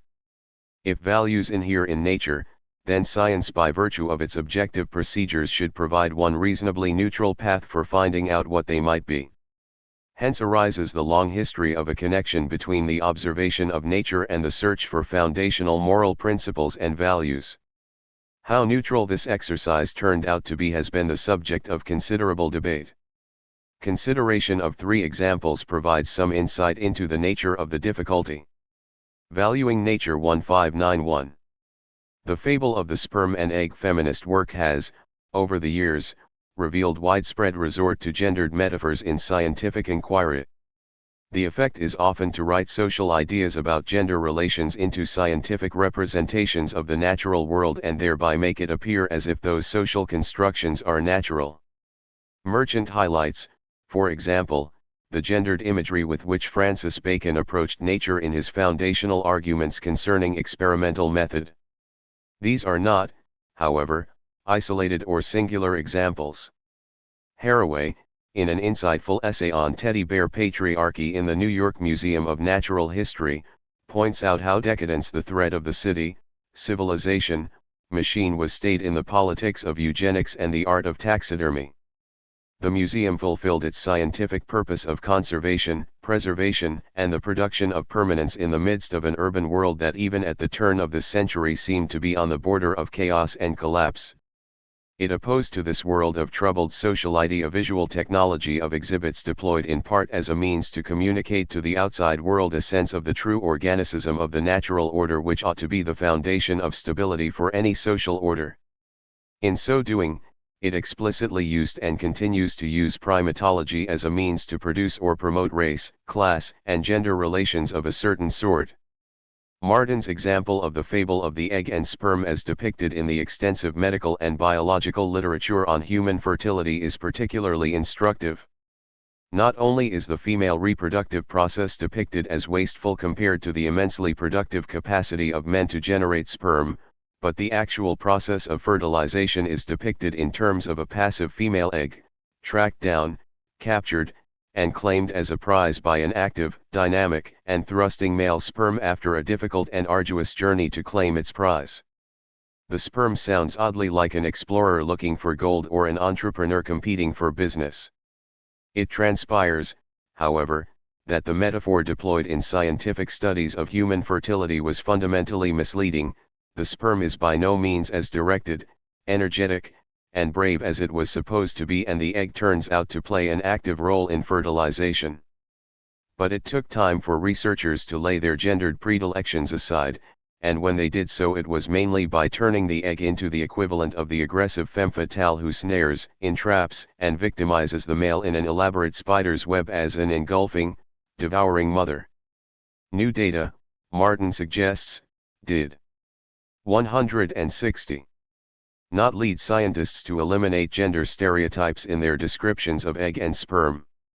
Instead, scientists simply began to describe egg and sperm in different, but no less damaging terms. We plainly cannot draw any inferences whatsoever as to the values inherent in nature by appeal to investigations and inquiries of this sort. Two Darwin metaphors consider, as a second example, the complex metaphors that play against and alongside each other in Darwin's The Origin of Species. There is, firstly, the metaphor of stock breeding practices. This, as Young points out, took the artificial selection procedures which were well understood in stock breeding and placed them in a natural setting, posing the immediate difficulty of who was the conscious agent behind natural selection. There is, secondly, the Malthusian metaphor which Darwin explicitly acknowledged as fundamental to this theory. Entrepreneurial values of competition, survival of the fittest in a struggle for existence then appeared in Darwin's work as natural values to which social Darwinism could later appeal and which contemporary common sense continues to deploy. Todd's in a detailed examination of how Darwin's ideas were received in Russia shows, however, that the Russians almost universally rejected the relevance of the Malthusian metaphor and downplayed intraspecific struggle and competition as an evolutionary mechanism. This unifying national style flowed from the basic conditions of Russia's national life, from the very nature of its class structure and political traditions, and of its land and climate. Russia's political economy lacked a dynamic pro-laissez-faire bourgeoisie and was dominated by landowners and peasants. The leading political tendencies, monarchism and a socialist-oriented populism, shared a cooperative social ethos and a distaste for the competitive individualism widely associated with Malthus and Great Britain. Furthermore, Russia was an expansive, sparsely populated land with a swiftly changing and often severe climate. It is difficult to imagine a setting less consonant with Malthus's notion that organisms were pressed constantly into mutual conflict by population pressures on limited space and resources. This combination of anti-Malthusian and non-Malthusian influences deprived Darwin's metaphor of commonsensical power and explanatory appeal. Though a great admirer of Darwin, this aspect of his work was not lost on Marx. "It is remarkable," he wrote to Engels, "how Darwin recognizes among beasts and plants his English society with its divisions of labor, competition, opening up of new markets, inventions, and Malthusian struggle for existence." Valuing Nature 161. Had Darwin not been so struck, as were many Englishmen of that era, by the extraordinary fecundity of tropical environments and oriented their thinking to the subarctic regions, and if they had been socially armed with images of what we now call the moral economy of the peasantry, they might well have downplayed, as the Russian evolutionists of all political persuasions did, the mechanisms of competition. They might have emphasized cooperation and mutual aid instead. When Kropotkin arrived in London from Russia, armed with his theories of mutual aid as a potent force in both natural and social evolution, he was simply dismissed as an anarchist crank, so powerful was the aura of social Darwinism at the time. But there is another interesting metaphor at work in Darwin's argument, to some degree antagonistic to that of competition and the struggle for existence. This had to do with species diversification into niches. The guiding metaphor here seems to have been the proliferation of the divisions of labor and the increasing roundaboutness of production occurring within the factory system, about which Darwin was also very knowledgeable, given that he was married to Emma, the daughter of industrialist Josiah Wedgwood. Increasing specialization and diversification of species into non-competitive environmental niches here ameliorates a story that would otherwise surely end up in one species dominant over all. In all of these instances, the interplay of socially grounded metaphors and scientific inquiry is such as to make it extremely difficult to extract from the scientific findings any socially untainted information on the values that might reside in nature. It is not surprising, therefore, to find Darwin's influential and powerful scientific views being appropriated by a wide range of political movements as a natural basis for their particular political programs. Nor should we be surprised that others, such as Ali and his ecologist colleagues at the University of Chicago in the interwar years, could use their scientific work on animal ecology as a vehicle to support and even promote their communitarian, pacifist, and cooperative views. 3. The territorial imperative animal ethology in the hands of Ardrey, Lawrence, and Morris suggested that territoriality in animals was about exclusive control over localized resources, and the inference was carried over that social systems necessarily have as their basis competitive struggles for control of territories. Territorial exclusions and competitive struggles were then presumed to be natural. This is an issue of considerable importance to the argument on place and community advanced in Chapter 11, so it is useful to provide here a provisional comment on its validity. Ingold, after careful examination. 162. Of the extensive anthropological evidence on territorial behavior among hunters and gatherers, concludes that territoriality is rarely competitive or exclusionary. It furnishes a mode of reciprocal communication, conveying information about the locations of people and resources which is of mutual benefit to all parties. By the same token, it has nothing whatsoever to do with the maintenance, through active defense, of exclusive access to resources by a social group, is a means of effecting cooperation over an extensive but common range in an ecological situation which precludes regular face-to-face contact between cooperating units in the course of extractive activities. Quite simply, it prevents adjacent groups, ignorant of each other's positions, from traversing the same ground and thereby spoiling the success of their respective exploitative operations. Territorial compartmentalization may be perfectly compatible with the collective appropriation of nature. Territorial stakeouts, according to this account, are as much about mutual cooperation between members of a species as about competition. Indeed, the distinction between competition and cooperation collapses into a dialectical relation in which one can become the other and vice versa under certain conditions. Exclusionary territoriality, Ingold points out, is solely a function of property rights of a settled and exclusionary sort, and such rights are a product of society not inherent in nature. And this was, of course, a point long ago understood by Rousseau. The first man who, having enclosed a piece of ground, bethought himself of saying "this is mine," and found people simple enough to believe him, was the real founder of civil society. From how many crimes, wars, and murders, from how many horrors and misfortunes might not anyone have saved mankind, by pulling up the stakes, or filling in the ditch, and crying to his fellows, "Beware of listening to this impostor, you are undone if you once forget that the fruits of the earth belong to us all, and the earth itself to nobody." 3. The nature of metaphors. The conclusion to be drawn from these three examples is, it seems to me, inescapable. If values reside in nature, we have no scientific way of knowing what they are independently of the values implicit in the metaphors deployed in mounting specific lines of scientific inquiry. Even the names we use betray the depth and pervasiveness of the problem. Worker bees cannot understand the Communist Manifesto any more than the praying mantis goes to church, yet the terminology helps naturalize distinctive social power relations and practices. The language of the selfish gene or the valuing nature 163 blind watchmaker provide equally vivid social referents of scientific arguments, and Dawkins, most persistent popularizer of these views, quite unself-consciously uses the metaphor of survival conditions for Chicago gangsters as a convenient metaphor to explain the basic logic of genetic selection. Rousseau, interestingly, spotted the trick long ago when he wrote of the blunder made by those who, in reasoning on the state of nature, always import into it ideas gathered in a state of society. Ecologists concerned, for example, to articulate conceptions of equilibrium, plant succession, and climax vegetation as properties of the natural world, have reflected as much about the human search for permanence and security as the quest for an accurate and neutral description or theorization of ecological processes.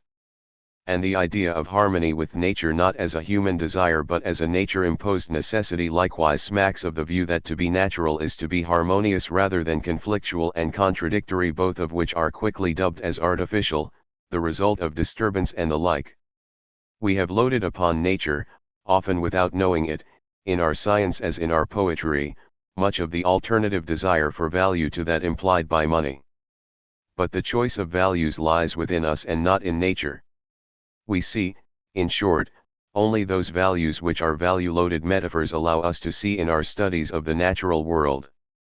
Harmony and equilibrium, beauty, integrity and stability, cooperation and mutual aid, ugliness and violence, hierarchy and order, competition and the struggle for existence, turbulence and unpredictable dynamic change, atomistic causation, dialectics and principles of complementarity, chaos and disorder, fractals and strange attractors, all of them can be identified as natural values not because they are arbitrarily assigned to nature, but because no matter how ruthless, pristine, and rigorously objective our method of inquiry may be, the framework of interpretation is given in the metaphor rather than in the evidence. From contemporary reproductive and cell biology we will learn, for example, that the world is necessarily hierarchically ordered into command and control systems that look suspiciously like a Fordist factory system, while from contemporary immunology we will conclude that the world is ordered as a fluid communication systems with dispersed command-control intelligence networks which look much more like contemporary models of flexible industrial and commercial organization. When, therefore, it is claimed that nature teaches, what usually follows, Williams remarks, is selective, according to the speaker's general purpose. The solution, here, cannot be to seek scientific inquiry without metaphors. Their deployment lies at the root of the production of all knowledge. It is the primary means whereby the human imaginary gets mobilized to gain understandings of the natural and social worlds, and we can no more dispense with that imaginary than we can. 164. Live without breathing. The qualities of that imaginary, as Osserman so brilliantly demonstrates in his enchanting book on the history of mathematical understandings of the universe, were fundamental to erecting more and more adequate representations of all sorts of intricate physical processes. Max Black reflects, perhaps every sentence must start with metaphor and end with algebra, and perhaps without metaphor there would never have been any algebra. Metaphoric perception, Bohm and Pete concur, is fundamental to all science, both in extending existing thought processes as well as in penetrating into as yet unknown domains of reality, which are in some sense implicit in the metaphor. And if this argument holds for those branches of knowledge, such as physics and biology, which are generally held to be characterized by a certain purity of scientific method, then it holds even more so, as Timpanaro and Williams agree, with the contested and often arbitrary and tendentious findings of psychoanalysis. This latter field is in particular plagued by intertwining of terms that have a double character, in that they are internally held to be findings from empirical evidence and yet at the same time are quite rapidly diffused in forms of discourse usually dependent on concepts founded in a more normal linguistic mode, in the development of a language in social and historical experience. But to put it this way does not mean that the metaphors are purely products of the human imaginary, unalloyed and untainted by any exposure to material practices, power relations, and the like. Kuhn thus holds that all theories of metaphor presuppose a theory of literal meanings, and considers that tropes like metaphor would be unimaginable except within a community whose members had previously assimilated their literal use. Literal meanings do not derive directly from something called reality in the sense usually accorded that term as something entirely and exclusively outside of thought. But metaphors do derive their power from the social and material practices and experiences of the world to which literal meanings always attach. We can, therefore, only reflect critically upon the dialectical properties of the metaphors in use and watch carefully as human beings amass scientific and other evidence for a particular naturalized set of values. And then we find that the values supposedly inherent in nature are properties of the metaphors, of the human imaginary internalizing and working on the multiple effects of other moments in the social process, most conspicuously those of material social practices. We can never speak about nature, says Capra, without, at the same time, speaking about ourselves. For deep ecology, self-realization and the Leibnizian concede. The connection that Capra makes has not gone unrecognized in ecological thinking and attempts to rescue some ideal of intrinsic or inherent values on Valuing Nature 165. Its basis are legion. Callicott, for example, accepts that any concept of intrinsic value as objective and independent of any valuing consciousness is untenable. But something called inherent value, he argues, can be naturally grounded, and to bolster his argument he goes back to Hume, modified by Darwin. Hume suggests that the values you project onto objects are not arbitrary, but arise spontaneously in you because of the constitution of your nature. From Darwin, Callicott gets the idea that the effective constitution of human nature is standardized by natural selection, so that certain sentiments were naturally selected in a social environment which permitted and facilitated growth in the size and complexity of society. The social sentiments, however, though fixed by natural selection, are open-ended. There is more than just a little room for the cultural determination of their objects. Thus, just what is of value, either instrumentally or inherently, is partly determined by what Hume called reason, but what might be better called cultural representation. Although Leopold masterfully played upon our open social and moral sentiments by representing plants and animals, soils and waters as fellow members of our maximally expanded biotic community. Hence, to those who are ecologically well informed, non-human natural entities are inherently valuable as putative members of one extended family or society.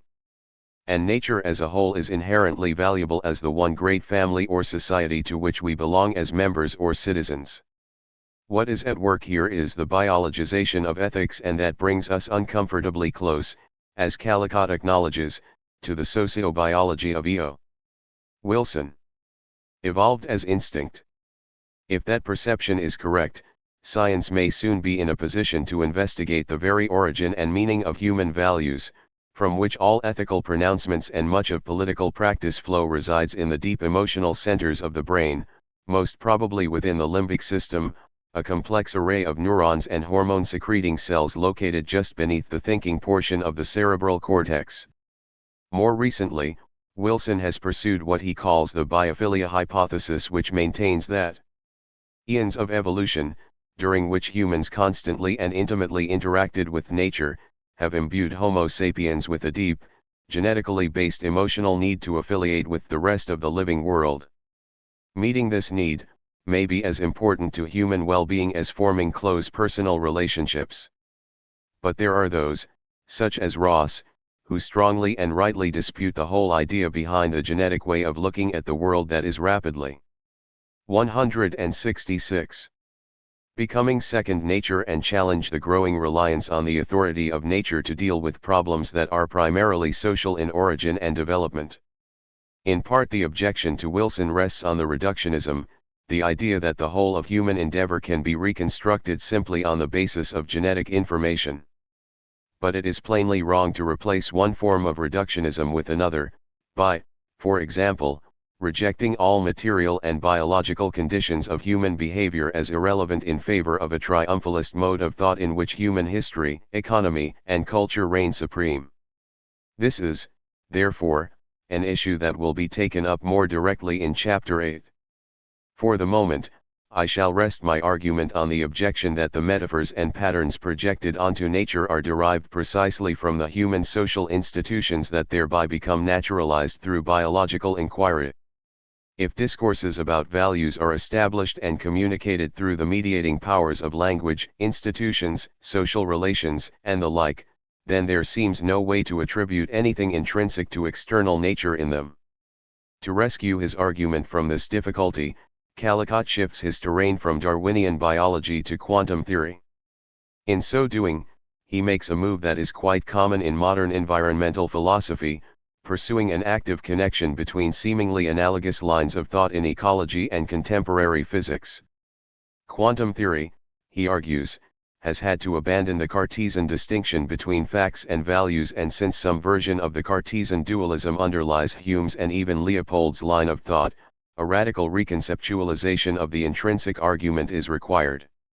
If, in quantum theory, there is no reason to distinguish arbitrarily between mind and matter, facts and values, consciousness and materiality, then physics and ethics are equally descriptive of nature. This conclusion, as Zimmermann rightly argues, is open to dispute, since there are at least 6 different interpretations of quantum physics, and by no means all of them are antagonistic to Descartes. But Callicott claims that quantum physics views the universe as an internally related cosmic web.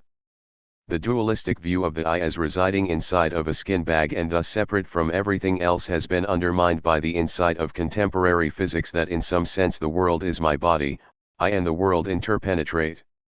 Since we have traditionally assumed that the I is internally related to all of nature, then we can arguably regard nature, too, as intrinsically valuable. Callicott himself concludes. Valuing Nature 167.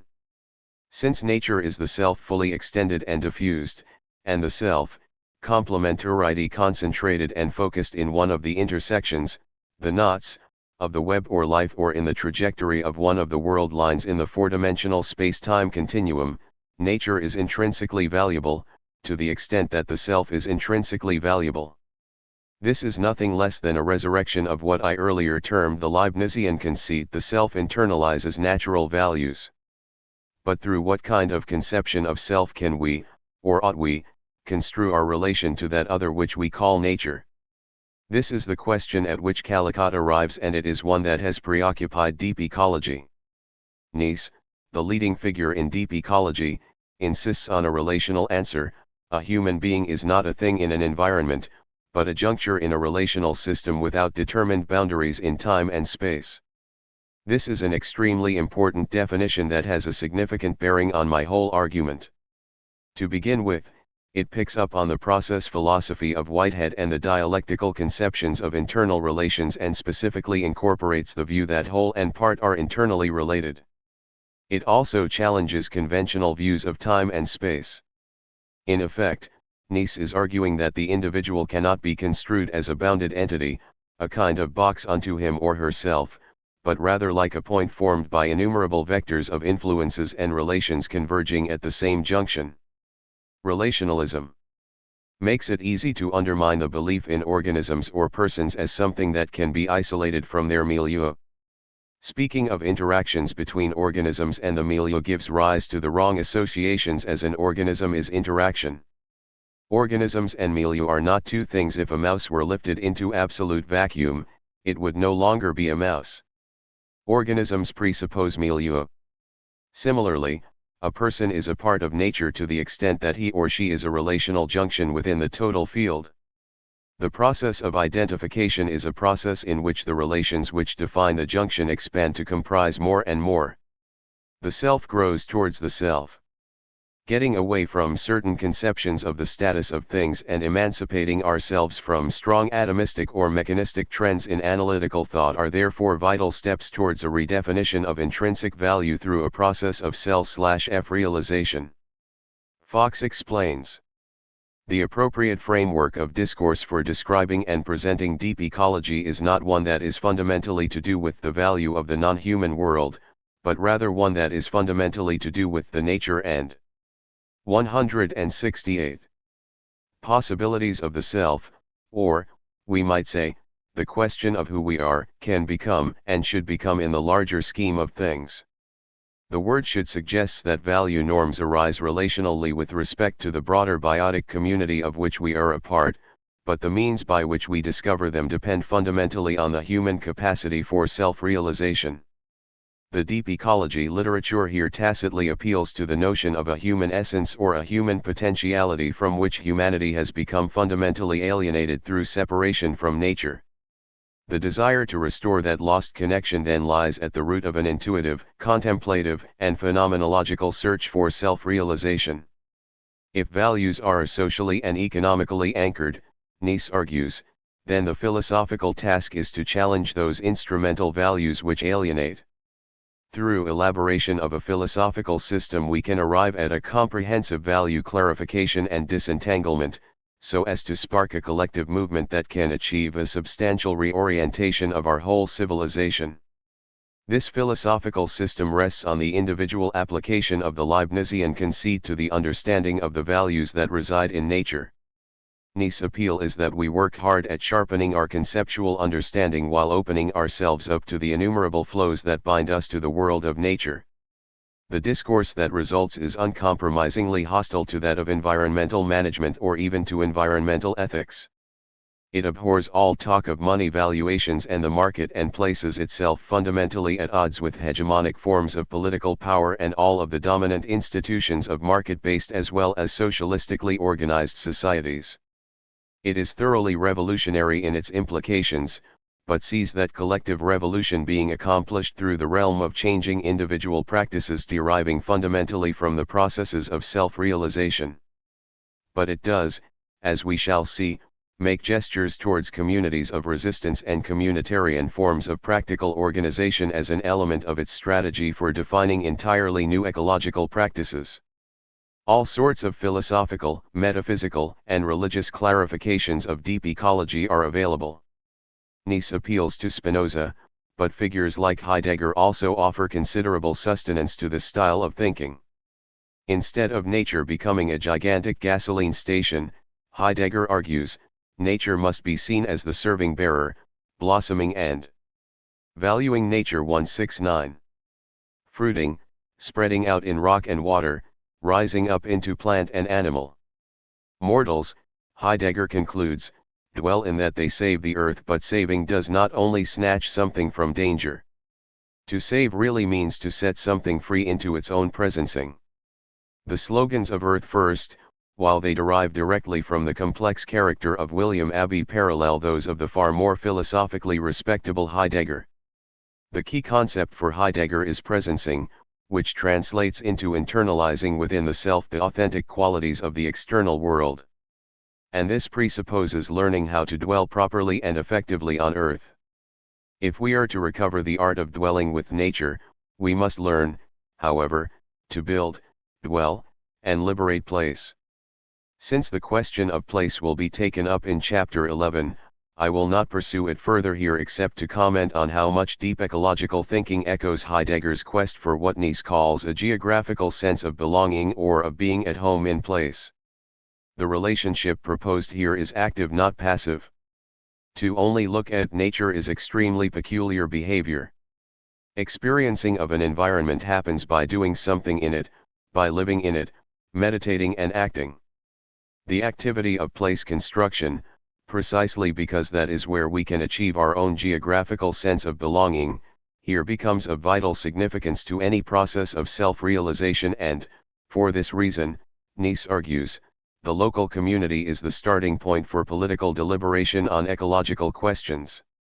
This takes us out of the realm of the purely personal, a realm that many deep ecologists, being deeply attached to the Leibnizian conceit, seem to have difficulty escaping from, to the sociality of any project of self-realization.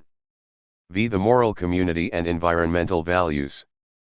Nice and Heidegger's ideas are paralleled by movements in North America towards a bi-original ethic, in which Leopold's recommendation that we enlarge the boundaries of community to include soils, waters, plants, and animals, or collectively, the land, is taken quite literally as a program for living with nature in place. The ideals of a place-bound environmental identity are strong and lead to principles of how to dwell in the land in a Heideggerian sense. Berg and Dasman say this means learning to live in place in an area that has been disrupted and injured through past exploitation. It involves becoming native to a place through becoming aware. 170. Of the particular ecological relationships that operate within and around it. It means understanding activities and evolving social behavior that will enrich the life of that place, restore its life-supporting systems, and establish an ecologically and socially sustainable pattern of existence within it. Simply stated, it involves becoming fully alive in and with a place. It involves applying for membership in a biotic community and ceasing to be its exploiter. Bi-originalism as a cultural movement, therefore, celebrates the particular, the unique, and often indescribable features of a place. It celebrates this through the visual arts, music, drama, and symbols which convey the feeling of place. We arrive here at the core of what Gooden calls a green theory of value. It is a set of sentiments and propositions which provides a unified moral vision running, in various guises, throughout almost all ecological and green political thinking. It has radical, liberal, and quite conservative manifestations, as we shall shortly see. And by virtue of its strong attachment of moral community to the experience of place, it frequently directs environmental politics towards a preservation and enhancement of the achieved qualities of particular places. But the notion of a moral community also proves problematic. Consider, for example, how it plays in the work of Ségoff. While individuals often act as purely self-interested and atomistically constituted economic agents selfishly pursuing their own goals, he argues, they not only can but frequently do act in completely different ways as members of a moral community, particularly with respect to environmental issues. In the American case, he concludes that social regulation most fundamentally has to do with the identity of a nation committed historically, for example, to appreciate and preserve a fabulous natural heritage and to pass it on reasonably undisturbed to future generations. This is not a question of what we want, it is not exactly a question of what we believe in, it is a question of what we are. There is no theoretical way to answer such a question, the answer has to do with our history, our destiny, and our self-perception as a people. There are a variety of points to be made here. First, this is a strongly communitarian version of the self-realization thesis advanced by Fox. Secondly, it has as much to say about the construction of a nation's identity as it does about the environment. And here we immediately hit upon a difficulty with the moral suasion and political implications of distinctively green values. For they are inevitably implicated in the construction of particular kinds of moral community that can just as easily be nationalistic, exclusion. Valuing nature 171. Airy, and in some instances violently fascistic as they can be democratic, decentralized, and anarchist. Bramwell, for example, points out the Nazi connection, not only via Heidegger but also via the building of a distinctively fascist tradition around German Romanticism, themes about blood and soil and the like, incidentally noting the extensive and often innovative conservation and afforestation programs that the Nazis pursued. Even if Bramwell overstates the case, it is not hard to see how distinctive attitudes to particular environments can become powerfully implicated in the building of any sense of nationalist or communitarian identity. Sagoff's insensitivity in using the term America when he means the United States and his tendency to depopulate the continent of indigenous peoples and to ignore its class, gender, and racial structure in his account of the nation's encounter with the environment contains many of the same disturbing exclusions. Environmental politics then becomes caught up in handing down to future generations a sense of national identity grounded in certain environmental traits. Put the other way round, nationalism without some appeal to environmental imagery and identity is a most unlikely configuration. If the forest is a symbol of German nation, then forest dieback is a threat to national identity. This association played a key role in sparking the contemporary German Green movement, but it has also posed considerable difficulty for that movement because it reveals how contemporary ecological sensibilities have their roots in traditions that also prompted the Nazis to be the first radical environmentalists in charge of a state. Even an ecological radical like Spreetnik is then forced to recognize that the spiritual dimension of green politics is an extremely charged and problematic area in West Germany. It is relatively easy, of course, to pillory the environmentalist excesses of Nazism, so let me take the difficulty onto a much more respectable terrain, namely that of Aldo Leopold himself.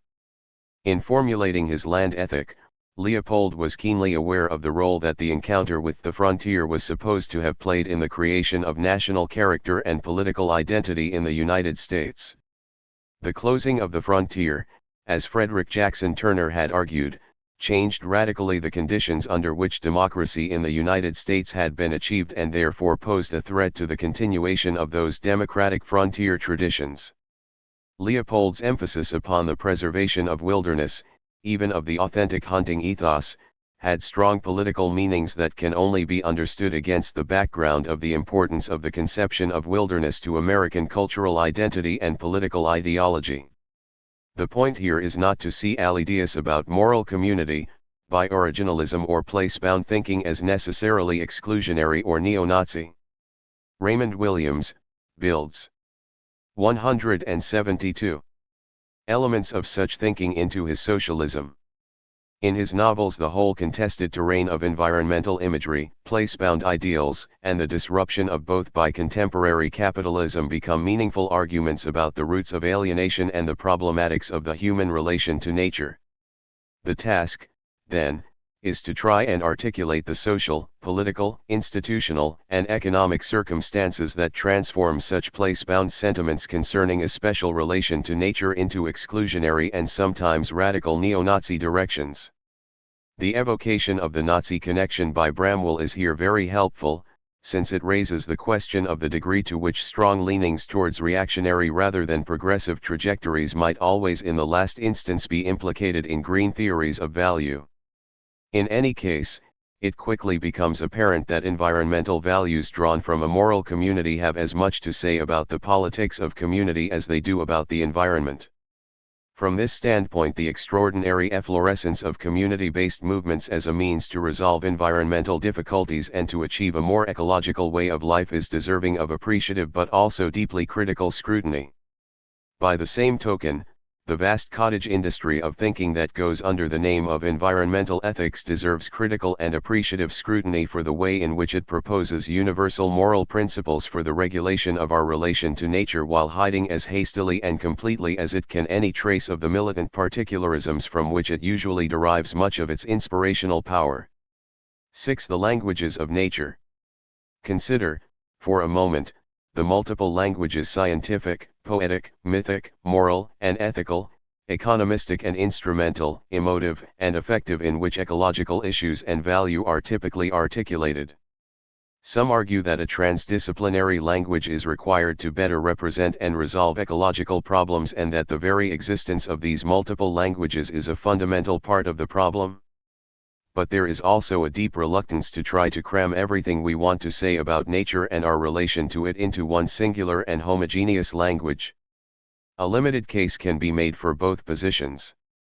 The heterogeneity of discourses about nature has to be accepted as not only an inevitable but also a very constructive and creative feature of ecological argumentation, provided that it is read not as fragmented and separate modes of thought and action embedded in isolated communities, but as the internalized heterogeneity, the play of difference, which all of us surely valuing nature 173 feel and experience in our interaction with others in both the human and non-human world. This is particularly apparent in the diversity of values instantiated in nature through social action. In capitalist society, these values are primarily instrumental and utilitarian, dependent upon the monetary calculus and the market. But an intuitive sense of intrinsic natural value is also widespread, partly in recognition of the idea that self-realization is not outside of some sort of intimate relation of self to nature. The search for moral values and an environmental ethic evokes community politics and brings the environmental issue fully within the frame of cultural politics. It also brings it within the purview of bureaucratic opinion and the regulatory/legal/administrative discourse of institutions. All of the forms of value that I earlier described are to be found at work both discursively, and all of them internalize demonstrable effects within practical politics, social relations, and material practices. Yet there is in this eclecticism an omnipresent danger. Not only do different discourses lie uneasily side by side so that it becomes hard to spot the unity within the difference, but the careful analysis of the way power relations get embedded in distinctive discourses suggests that the vast conceptual muddle and cacophony of discourses is far from innocent in the reproduction of capitalism. Critical engagement with that is no trivial political task. I began by arguing that the definition of environment is so confused as to make it difficult if not impossible to develop any clear conception of what it is we mean by it without first defining the positionality of the subject being environed and having some understanding of the lines of action either being engaged upon or contemplated by that subject. We now find that the concept of nature, while all important for the reasons that Williams outlined, embodies a similar set of difficulties. Soper puts it this way. Nature refers us to the object of study of the natural and biological sciences, to issues in metaphysics concerning the differing modes of being of the natural and the human, and to the environment and its various non-human forms of life. The natural is both distinguished from the human and the cultural, but also the concept through which we pose questions about the more or less natural or artificial quality of our own behavior and cultural formation, about the existence and quality of human nature, and about the respective roles of nature and culture in the formation of individuals and their social milieu. Nature also carries an immensely complex and contradictory symbolic load. It is the subject of very contradictory ideologies, and it has been represented in an enormous variety of differing ways. The contradictory ideologies may be, however, less contradictory than they seem once statements are contextualized, positioned, and evaluated in relation to certain kinds of action. Discourses about nature and the natural become 174. Less confusing when taken as moments in a social process in which conflicting forms of social power struggle to gain command of institutions, social relations, and material practices for particular purposes.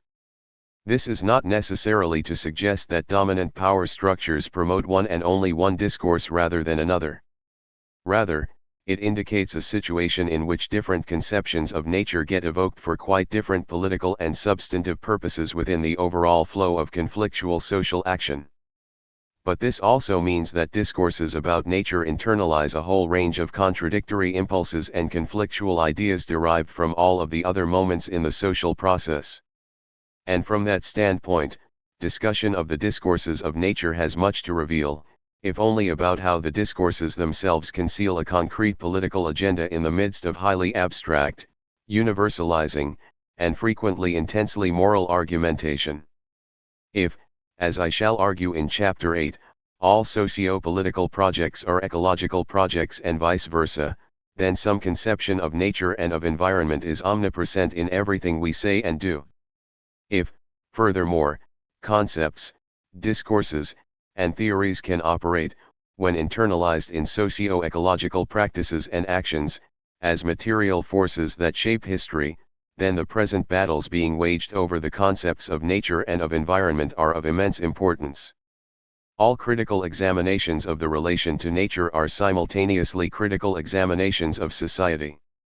The incredible vigor with which ruling interests have sought to contain, shape, mystify, and muddy the contemporary debate over nature and environment may be repugnant to us, but I suspect it offers the greatest promise for bringing about the profound and painful adaptations that the coming generations must make. While their personal commitments are overtly liberal, both authors reluctantly concede the necessity of some kind of centralized authoritarianism as a realistic response to natural resource limits and the painful adaptations that such limits will inevitably force upon us. In the case of the strongly Malthusian wing of the ecological movement, and Garrett Hardin is probably the best representative, the appeal to authoritarian solutions is explicit as the only possible political solution to the tragedy of the commons. Most of the writing in this genre presumes that resource scarcities and population pressure lie at the heart of the environmental ecological issue. Since these issues were paramount in the early 1970s, this style of argument was then also at its height. In recent years, however, authoritarian solutions to the environmental crisis have been abandoned by the movement. But there is almost always an authoritarian edge somewhere in ecological politics. Corporate and state managerialism.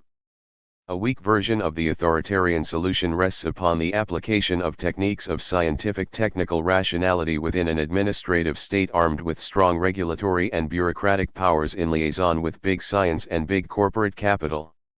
The centerpiece of the argument here is that our definition of many ecological problems is necessarily science-led and that solutions equally depend upon the mobilization of scientific expertise and corporate technological skills embedded within a rational process of political economic decision-making.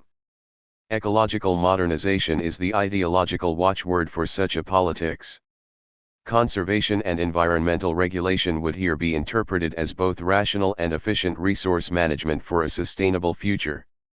Certain sectors of corporate capital, particularly those which stand to benefit from providing the technology necessary for global monitoring of planetary health, find the imagery of global management or planetary medicine very attractive, for example. Pluralistic liberalism. Democratic rights and freedoms are sometimes regarded as essential to ecological politics precisely because of the difficulty of defining in any omniscient or omnipotent way what a proper environmental ecological policy might be and what particular values should be brought to bear in discussing environmental issues. Open and perpetual negotiation over environmental ecological issues in a society where diverse pressure groups are allowed to flourish is seen as the only way to assure that the environmental issue is always kept on the agenda. Whoever wants to speak for or about nature can, and institutions are created to permit contestation over the rights of trees and owls. Consensus about environmental issues, and therefore the best bet for environmental protection, can best be reached only after complex negotiation and power plays between a variety of interest groups. But consensus is at best only a temporary moment in a deeply contested and pluralistic politics concerning the values to be attributed to nature and how to view ecological change. Conservatism. In some of the ecological literature on the principle of prudence and respect for tradition plays a leading role. Human adaptations to and of natural environments have been arrived at over centuries and should not be unnecessarily disturbed. Conservation and preservation of existing landscapes and usages, sometimes argued for by explicit appeal to aesthetic judgments, give such a framework a conservative ring. But arguments of this sort have a radical edge. They can be strongly anti-capitalistic and, when placed in an international setting, they can also be strongly anti-imperialistic. Tradition ought presumably to be respected everywhere, so that all-out modernization is always regarded as the of social and environmental change 179 problematic. Considerable sympathy can then be extended towards, say, indigenous peoples under siege from commodification and exchange relations. All of this has its romantic side, but it can also produce a hard-headed politics of place that is highly protective of a given environment. The issue is not non-intervention in the environment, but preservation of traditional modes of social and environmental interaction precisely because these have been found to work, at least for some groups. The preservation of the political power and values of such groups is just as important here, of course, as environmental considerations. Moral community. The complex issues which arise when ideals of moral community are invoked have already been examined. Many communities evolve some rough consensus as to what their moral obligations are with respect to modes of social relating as well as to ways of behaving with respect to the rights of nature.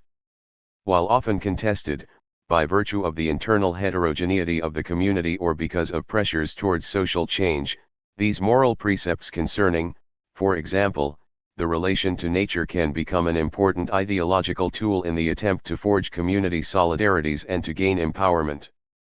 This is the space, par excellence of moral debate on environmental issues coupled with the articulation of communitarian politics and values that center on ideals of civic virtues. A virtuous relation to nature is closely tied to communitarian ideals of civic virtues. Eco-socialism.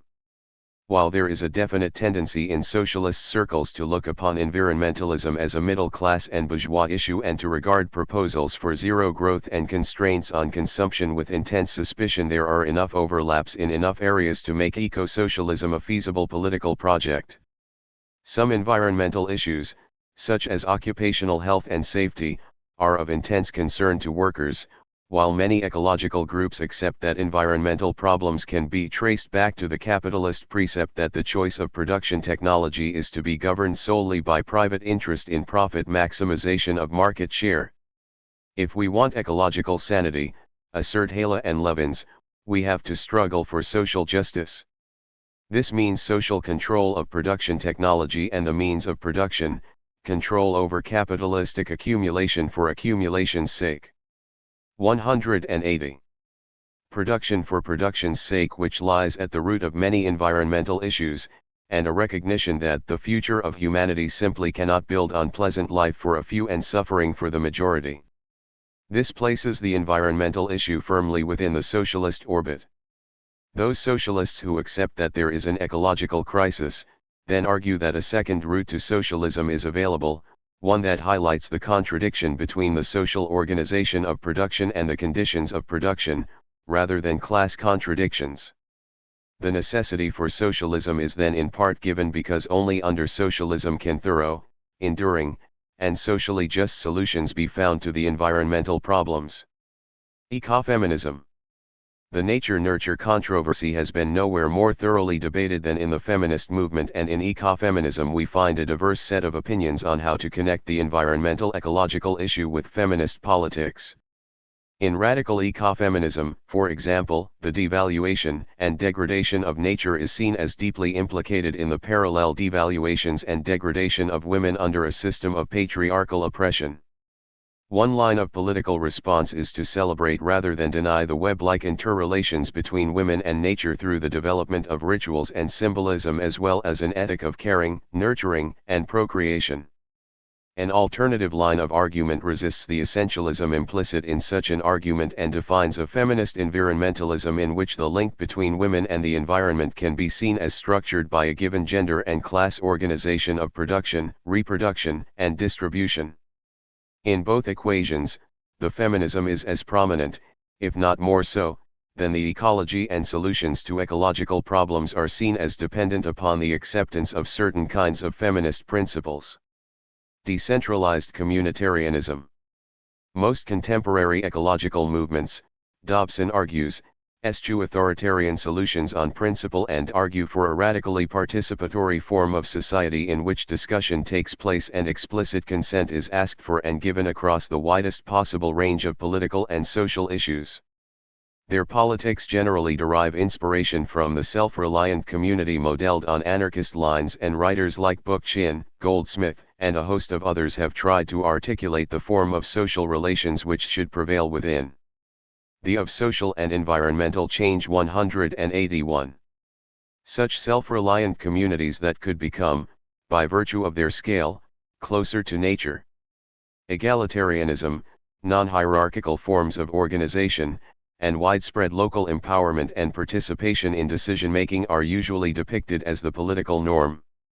Decentralization and community empowerment, coupled with a certain degree of bi-originalism, is then seen as the only effective solution to an alienated relation to nature and alienation in social relationships. The positions I have here outlined are by no means mutually exclusive, and all kinds of co-optations from one line of thought to another can be observed. The World Bank's concern with sustainability has led to a co-optation of ecofeminist arguments to place women in the forefront of development projects. Decentralized green politics likewise seeks to co-opt some of the findings, if not some of the personnel, from within a highly centralized science of global environmental management. The array of ecological politics I have here outlined must also be supplemented by an even vaster and much more complex array of special pleading, in which environmental ecological issues or requirements are invoked for very particular social purposes. Scientists, for example, hungry for funding as well as for attention, may create environmental issues that reflect as much about the political economy and sociology of science as they do about the condition of the environment.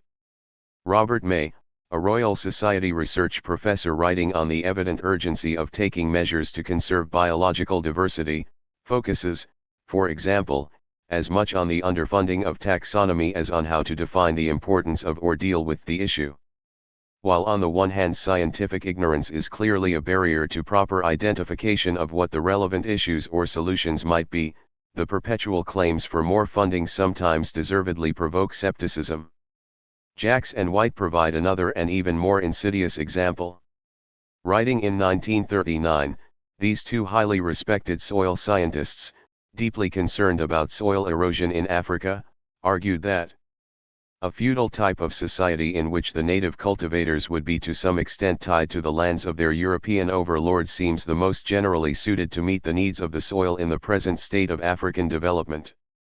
Africa cannot be expected to accept feudalism without a struggle. In parts of British Africa it would mean jettisoning the promising experiment of indirect rule. Everywhere it would mean denying to the natives some of the liberty and opportunities for material advancement to which their labors should entitle them.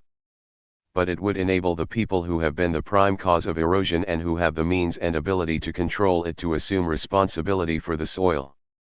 Self-interest, untrammelled by fears of native rivalry, would ensure that the responsibility was carried out in the ultimate interests of the soil. At present, humanitarian considerations for the natives prevent Europeans from winning. 182. The attainable position of dominance over the soil. Humanity may perhaps be the higher ideal, but the soil demands are dominant, and if white men will not and black men cannot assume the position, the vegetation will do so, by the process of erosion finally squeezing out the whites.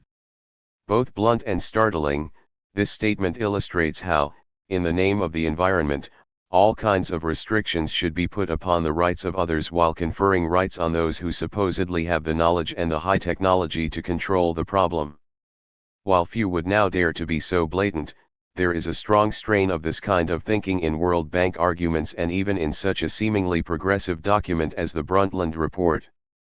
Control over the resources of others, in the name of planetary health, sustainability, or preventing environmental degradation, is never too far from the surface of many Western proposals for global environmental management.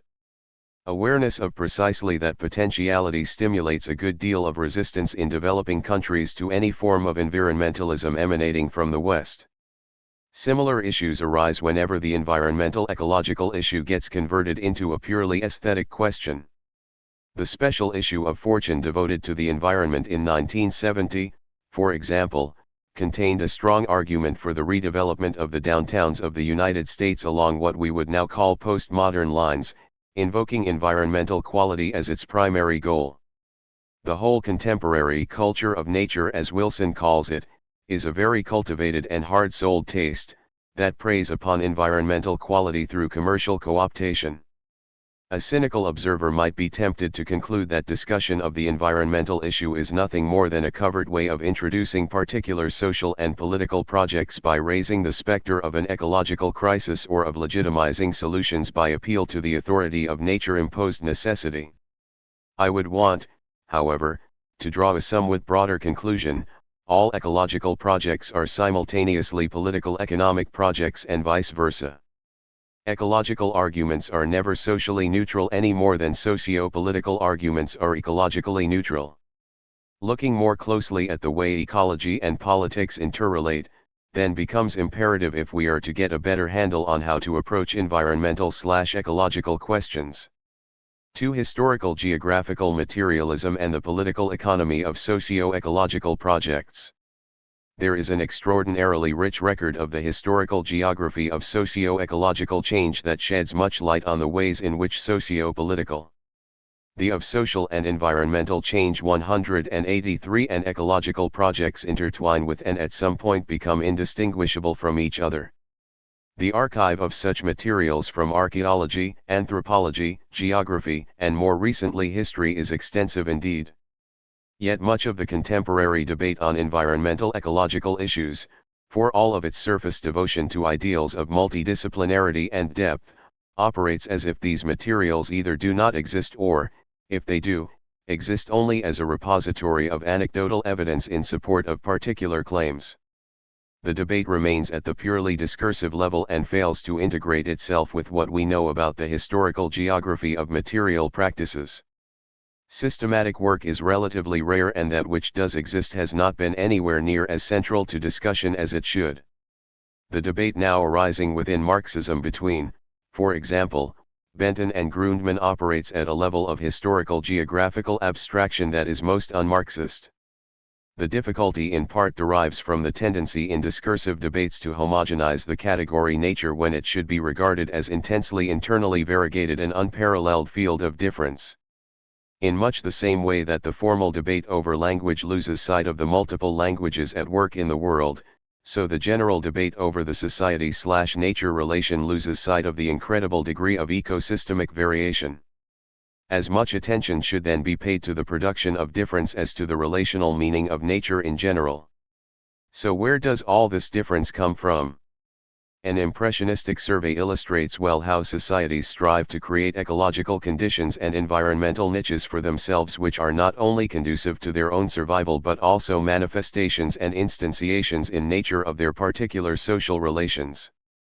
Since no society can accomplish such a task without encountering unintended ecological consequences, the contradiction between social and ecological change can become highly problematic, even from time to time putting the very survival of the society concerned at risk. This latter point was made as long ago as 1864, by that extraordinary pioneer in the study of the historical geography of environmental change, George Perkins Marsh. While Marsh recognized that it was often hard to distinguish between anthropogenic and non-anthropogenic changes, he regarded it as certain that man has done much to mold the form of the Earth's surface in ways that were by no means always destructive to human interests. Nevertheless, we have long forgotten that the Earth was given to us for usufruct alone, not for consumption, still less for profligate waste. The net effect of human interventions is that the harmonies of nature are turned to discords because the intentional changes pale in comparison with the contingent and 184. Unsought results which have flowed from them. Engels, without much in the way of evidence, made the same point.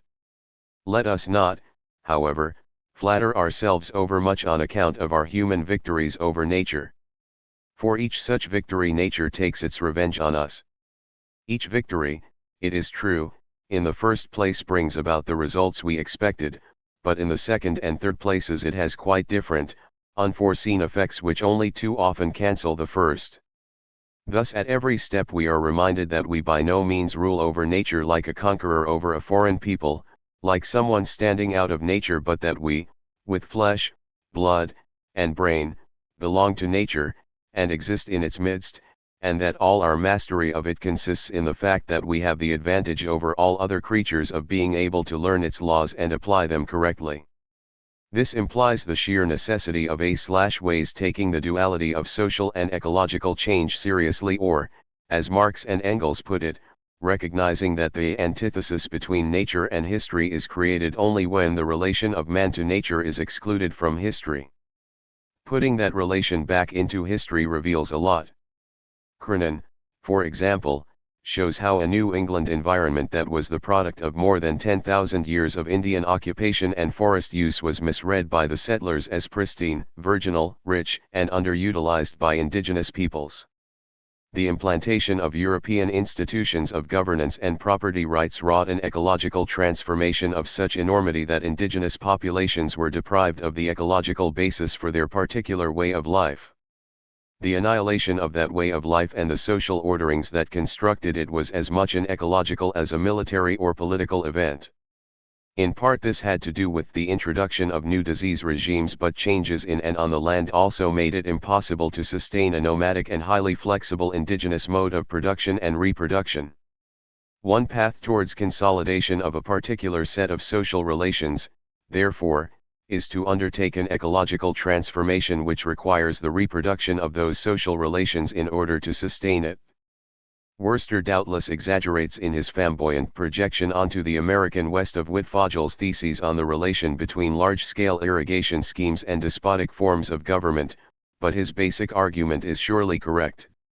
Once the original proposals for a communitarian, decentralized, bioregional, river basin confined settlement system for the U.S. West, drawn up by the geologist John Wesley Powell at the end of the 19th century, were rejected.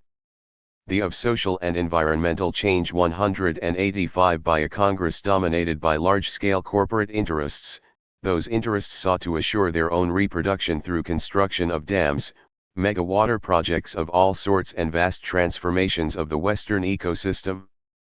Sustaining such a grandiose ecological project came to depend crucially upon the creation and maintenance of centralized state powers and certain class relations. The consequent subversion of the Jeffersonian dream of agrarian democracy has ever since created intense contradictions in the body politic of states like California. But here another implication follows: contradictions in the social relations entail social contradictions on the land and within ecosystemic projects themselves. Not only do the rich occupy privileged niches in the habitat while the poor tend to work and live in the more toxic or hazardous zones, but the very design of the transformed ecosystem is redolent of its social relations. Conversely, projects set up in purely ecological terms, one thinks of the so-called Green Revolution for example, have all manner of distributive and social consequences.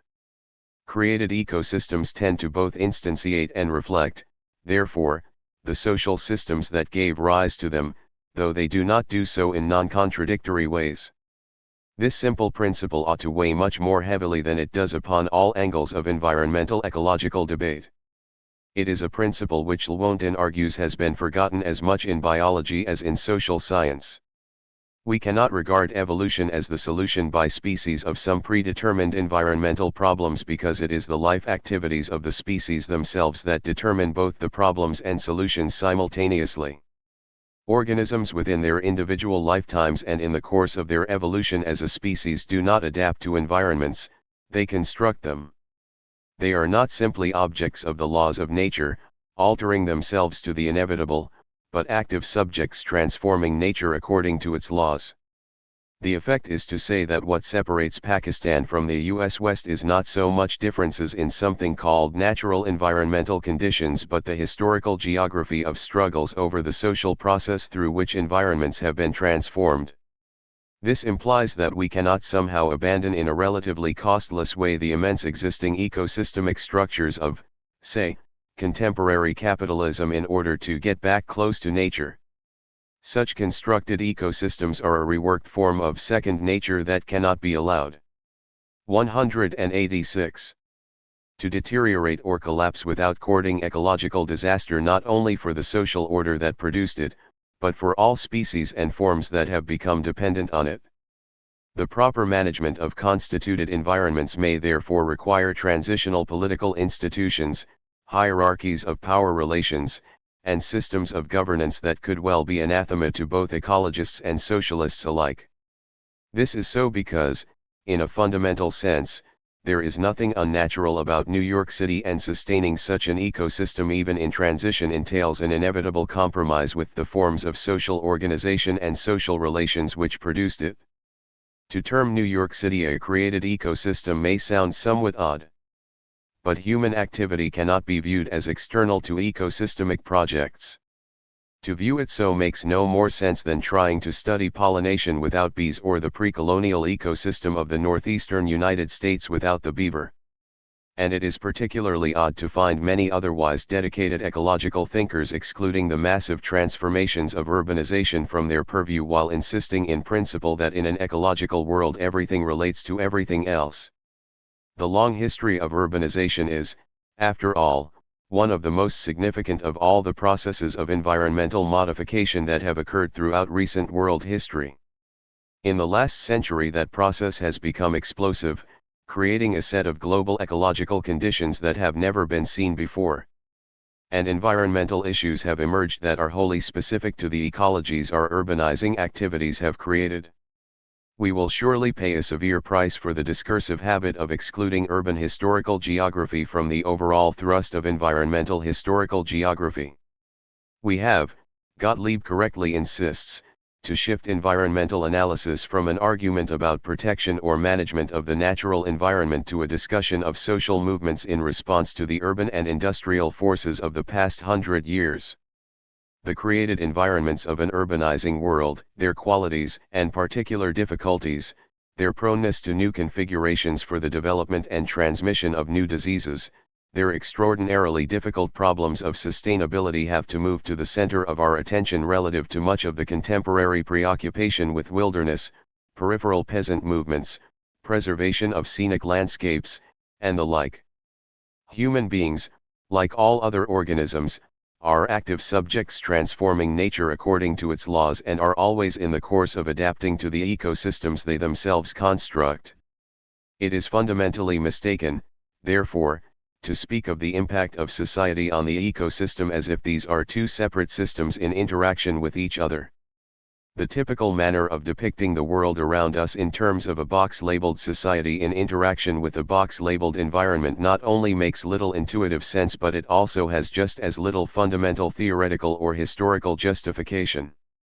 Money flows and commodity movements, for example, have to be regarded as fundamental to contemporary ecosystems, not only because of the past geographical transfer of plant and animal species from one environment to another, but also because these flows formed and continue to form a coordinating network that keeps contemporary ecological habitats reproducing and changing in the particular way they do. If those money flows cease tomorrow, then the disruption within the world's ecosystems would be enormous. And as the flows shift and change their character, as is always the case given the uneven geographical development of capitalism, so the creative impulses embedded in any socio-ecological system will also shift and change in ways that may be stressful, contradictory, or salutary as the case may be. Here, too, Crenan's consideration of Chicago as a city operating as a fundamental exchange point between and transformative influence within the ecosystems of North America provides an interesting case study. It in effect translates and extends Smith's theses concerning the production of nature through commodity exchange and capital accumulation into a detailed historical geographical narrative. The category environmental or ecological movement may also for this reason be a misnomer, particularly when applied to resistances of indigenous peoples to ecological change. Such resistances may not be based, as many in the West might suppose, upon some deep inner need to preserve a distinctive and unalienated relation to nature or to keep intact valued symbols of ancestry and the like, but upon a much clearer recognition that an ecological transformation imposed from outside will destroy indigenous modes of production. Guha, for example, in his study of the Chipko tree-hugging movement in the Himalayas against commercial logging and high-tech forest yield management, shows that the most celebrated environmental movement in the Third World is viewed by its participants as being above all a peasant movement in defense of traditional rights in the forest and only secondarily, if at all, an environmental or feminist movement. Yet, to the degree that a homogenizing urban industrial culture is generating its own distinctive forms of ecological and cultural contradictions and crises, the Chipko, precisely by virtue of their ecological practices, represent one of the most innovative responses to the ecological and cultural crisis of modern society. Indigenous groups can, however, also be totally unsentimental in their ecological practices. It is largely a Western construction, heavily influenced by the Romantic reaction to modern industrialism, which leads many to the view. 188. That they were and continue to be somehow closer to nature than we are. Faced with the ecological vulnerability often associated with such proximity to nature, indigenous groups can transform both their practices and their views of nature with startling rapidity.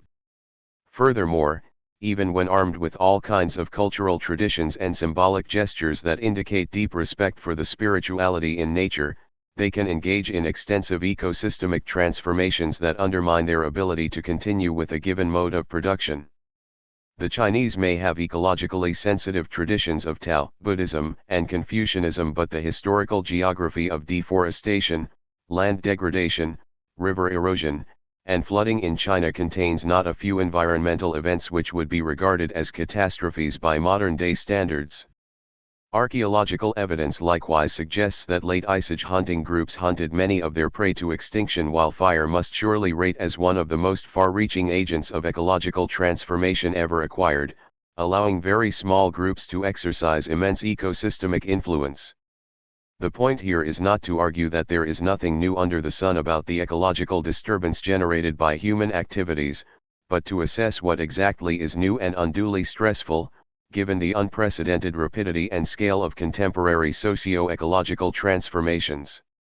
But historical geographical inquiries of this sort also put in perspective those claims typically advanced by some ecologists that once upon a time people everywhere knew how to live in harmony with the natural world, and to view with skepticism Buchan's equally dubious claim that a relatively self-sufficient community, visibly dependent on its environment for the means of life, would gain a new respect for the organic interrelationships that sustain it.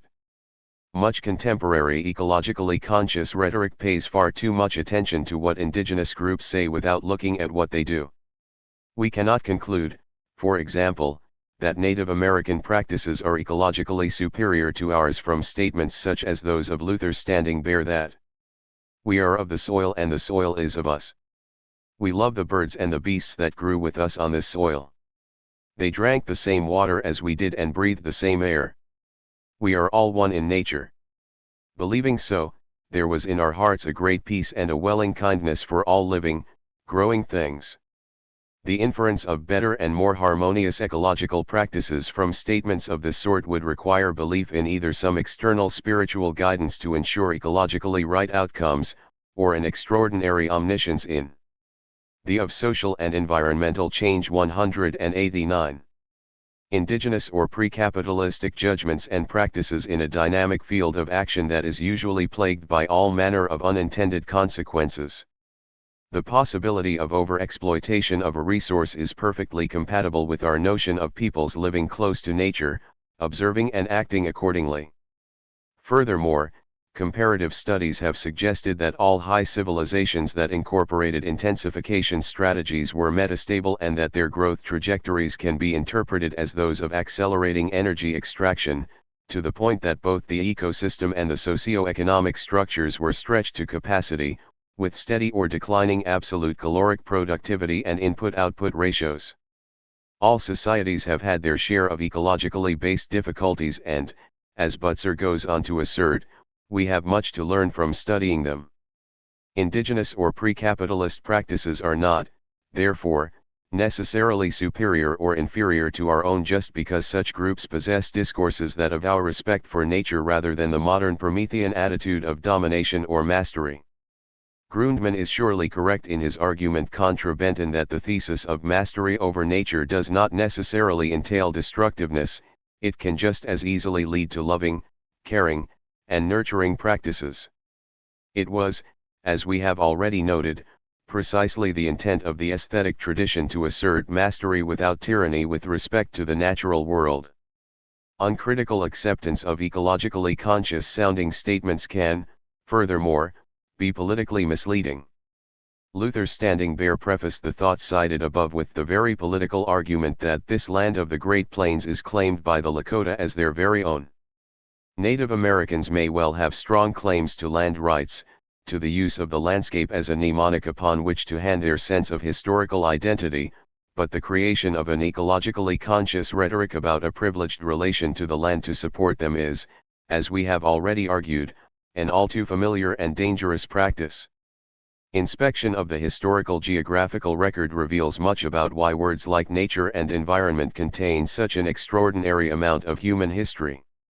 The intertwinings of social and ecological projects in daily practices as well as in the realms of ideology, representations, aesthetics, and the like are such as to make every social project a project about nature, environment, and ecosystem, and vice versa. Such a proposition should not, surely, be too hard for those working in the historical materialist tradition to swallow. Marx argued, after all, that we can discover who and what we are only through transforming the world around us and in so doing put the dialectics of social and ecological change at the center of all human history. But is there some way to create a general enough language to capture that dialectical evolutionary movement? 190. 3. Towards an evolutionary view. We badly need a much more unified language than we currently possess for exercising the joint responsibility towards nature that resides with the social and biological/physical sciences. The question of the unity of science has, of course, been broached many times not least by Marx. But serious problems have arisen on the social theory side whenever a biological basis has been invoked. The response on the social science side has often been to retreat from any examination of the ecological side of social projects and act as if these either did not matter or as if they had to be construed as something external to inquire it. I want to argue that this is not satisfactory and that ways have to be found to create if not a common language, then means to translate across discursive domains. This is, however, dangerous territory and open field for organicist or holistic rather than dialectical modes of thinking, and it may require deep shifts in ontological and epistemological stances on both the social and natural scientific sides, if it is to succeed. But the territory cannot be left empty of all thought about how to approach the problem. With this in mind, let me propose a dialectical and relational schema for thinking through how to understand the dialectics of social environmental change. The simplest schema is to break down the evolutionary process into 4 distinctive facets. 1. Competition and the struggle for existence. 2. Adaptation and diversification into environmental niches.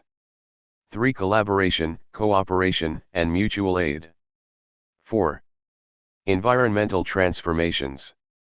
I want to treat these as relational categories rather than mutually exclusive processes, and thereby to insist that each internalizes effects of the others.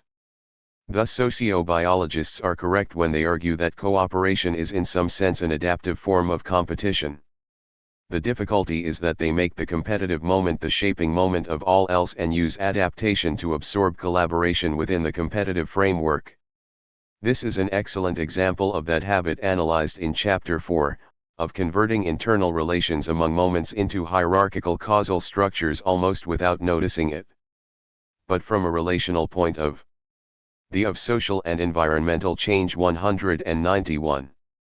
View, competition can just as easily be seen as a form of cooperation. The example of territoriality examined in Chapter 7, is an interesting case in point. But is it not also a fundamental tenet of the liberal theory of capitalism that rampant competition between individuals produces a collaborative social effect called society? Adaptation and diversification of species and activities into special niches is also a form of both competition and collaboration, and the effect is to transform environments in ways that may make the latter more rather than less diverse. Species may diversify further, creating more diversified niches. The production of a more diversified nature in turn produces greater diversity of species. The example of the liberal theory of capitalism, however weakly implanted it is in practice and however ideological its content, can be pressed further into service here to alert us to something else important. For within that theory it is not simply competition that matters, but the particular mode of competition, the rules and regulations that ensure that only one sort of competition, that within freely functioning markets respecting property rights and freedom of contract, will prevail. From this perspective it seems as if the normal causal ordering implied in sociobiology gets reversed, because it is only through the collaborative and cooperative structures of society that competition and the struggle for existence can be orchestrated to do its work.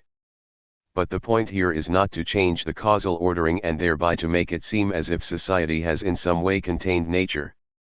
It is much more appropriate to suggest that competition is always regulated in important ways by the effects internalized within it of cooperation, adaptation, and environmental transformations. Thinking in these terms allows us better to see how a particular kind of environmental transformation affects both the mode of competition and the mode of collaboration/adaptation. Capitalistic competition consequently means something quite different in the agribusiness sector in California compared to, say, dairy producers in Wisconsin, because the forms of environmental transformation have been so radically different in the two places. I will not elaborate much further on this idea, but it should be apparent that there are different modes of competition, adaptation, cooperation, and environmental transformation. Given the relational/dialectical theory advanced in chapters 2 to 4, it should also be plain that each facet of the overall process internalizes a great deal of heterogeneity within itself. Such heterogeneity is a source of contradiction, tension, and conflict, sparking intense struggles for stability, hegemony, and control. A mode of production, in Marx's sense, can then be construed as a particular regulated unity of these different modalities.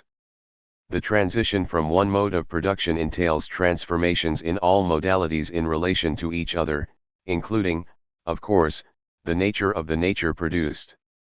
192.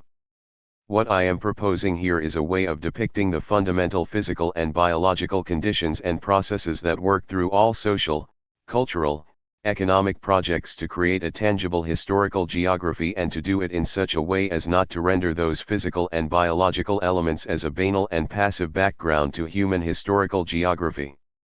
But my purpose is also to specify these conditions and processes in such a way as to understand the possibilities for collective human activity in negotiating through these fundamental elements to generate significantly diverse outcomes of the sort that a Marxist theory of historical geographical development envisages. Given, for example, the 4 moments in the biological evolutionary process, then organisms of any sort can work with the moments of competition, adaptation, cooperation, and environmental modification in a variety of ways to produce radically different outcomes. No natural laws can be done away with, Marx wrote in a letter to Kugelman in 1868, but what can change, in historically different circumstances, is only the form in which these laws operate. What we have to pay attention to, therefore, is the particular way in which organisms work with these quite different possibilities in dynamic and interactive ways. And to do that requires that somehow the artificial break between society and nature must be eroded, rendered porous, and eventually dissolved. While my language here is highly abstract and general, I do not find it hard to set this style of thinking into motion, to differentiate it further, to capture some of the ways in which the natural and social flow into each other without falling back into the typical reductionism of sociobiology. And there are plenty of hints that this is not necessarily an isolated way of looking at the problem.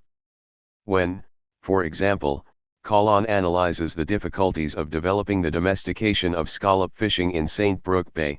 He treats the scallop as an active agent in the whole process, thereby breaching the common protocol that says the question of agency is confined within the social sphere.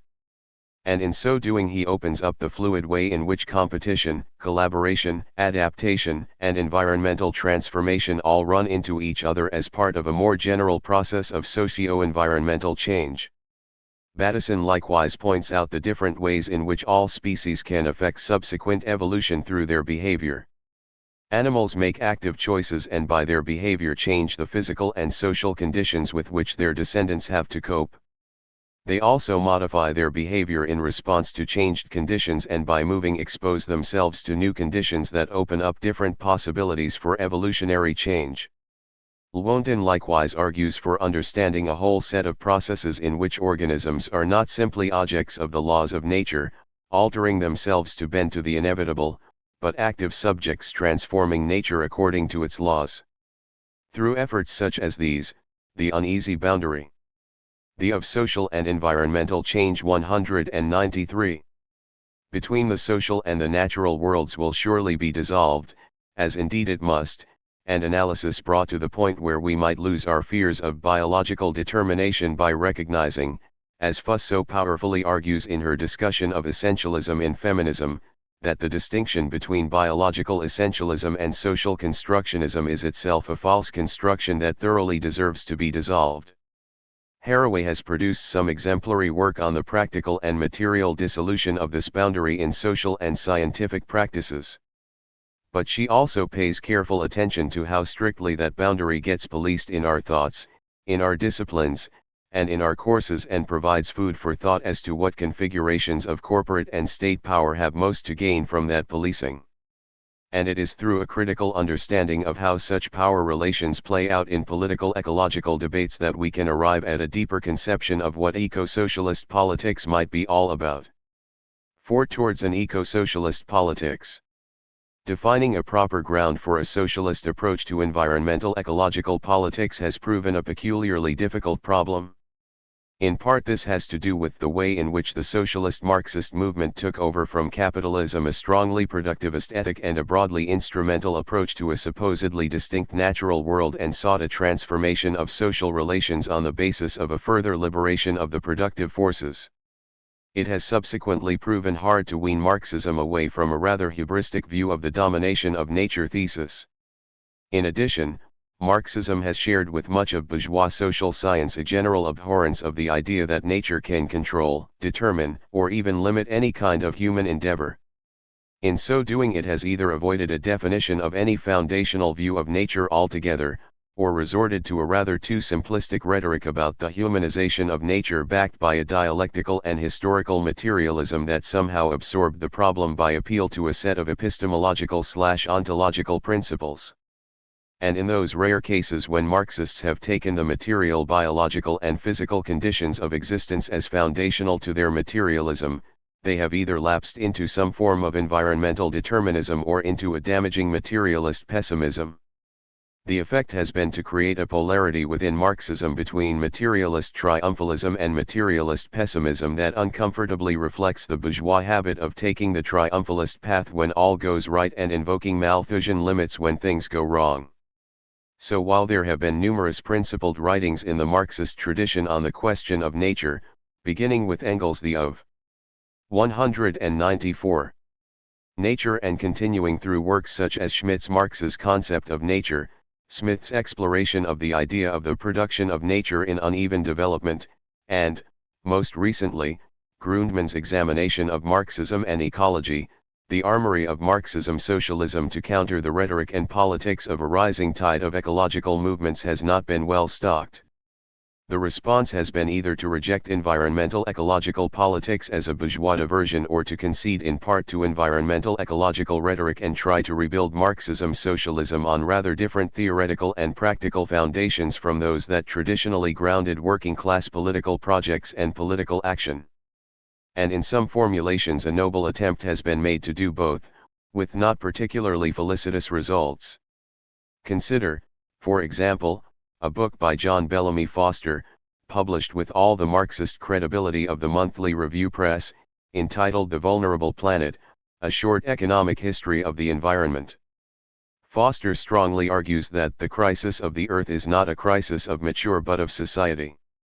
He goes on to discuss how accumulation for accumulation's sake in the West and production for production's sake in what was the communist world have had devastating effects upon the world's environment since World War II, setting the stage for a contemporary condition of planetary ecological crisis. There is much that is persuasive and telling in the account, but there are two central failings in the analysis. First, the postulation of a planetary ecological crisis, the very idea that the planet is somehow vulnerable to human action or that we can actually destroy the Earth, repeats in negative form the hubristic claims of those who aspire to planetary domination.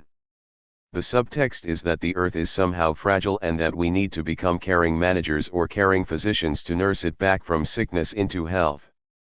This leads to Foster's extraordinarily hubristic conclusion that the conscious and collective organization of the entire planet in the common interest of humanity and the Earth has become a necessity if we are to prevent the irreparable despoliation of the Earth by forces of institutionalized greed. Against this, it is crucial to understand that it is materially impossible for us to destroy the planet Earth, that the worst we can do is to engage in material transformations of our environment so as to make life less rather than more comfortable for our own species being, while recognizing that what we do also does have ramifications for other living species. It is vital, furthermore, to disaggregate the environmental issue into a tangible set of problems that exist at quite different scales, varying from the global issues of ozone, climate warming, and biodiversity to regional problems of soil depletion, desertification, and deforestation to the more localized questions of water quality, breathable air, and radon in the basement. Politically, the millenarian and apocalyptic proclamation that ecocide is imminent has had a dubious history. It is not a good basis for left politics, and it is very vulnerable to the arguments long.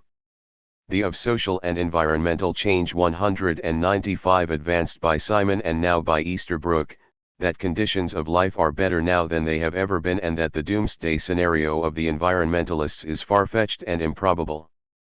Furthermore, as Foster's conclusion all too clearly indicates, there is nothing in the argument that cannot be made broadly compatible with a segment of corporate capital's concerns to rationalize planetary management in their own interests. But then this is precisely what happens when the class content of the whole environmental ecological argument gets subordinated to an apocalyptic vision of a planetary ecological crisis. The second failing lies in the specification and interpretation of four ecological laws. They are: everything is connected to everything else, everything must go somewhere, nature knows best, and nothing comes from nothing. The first is an important truism which has very little meaning without recognizing that some things are more connected than others. It is precisely the task of ecological analysis to try and identify unintended consequences and to indicate what the major effects of actions are.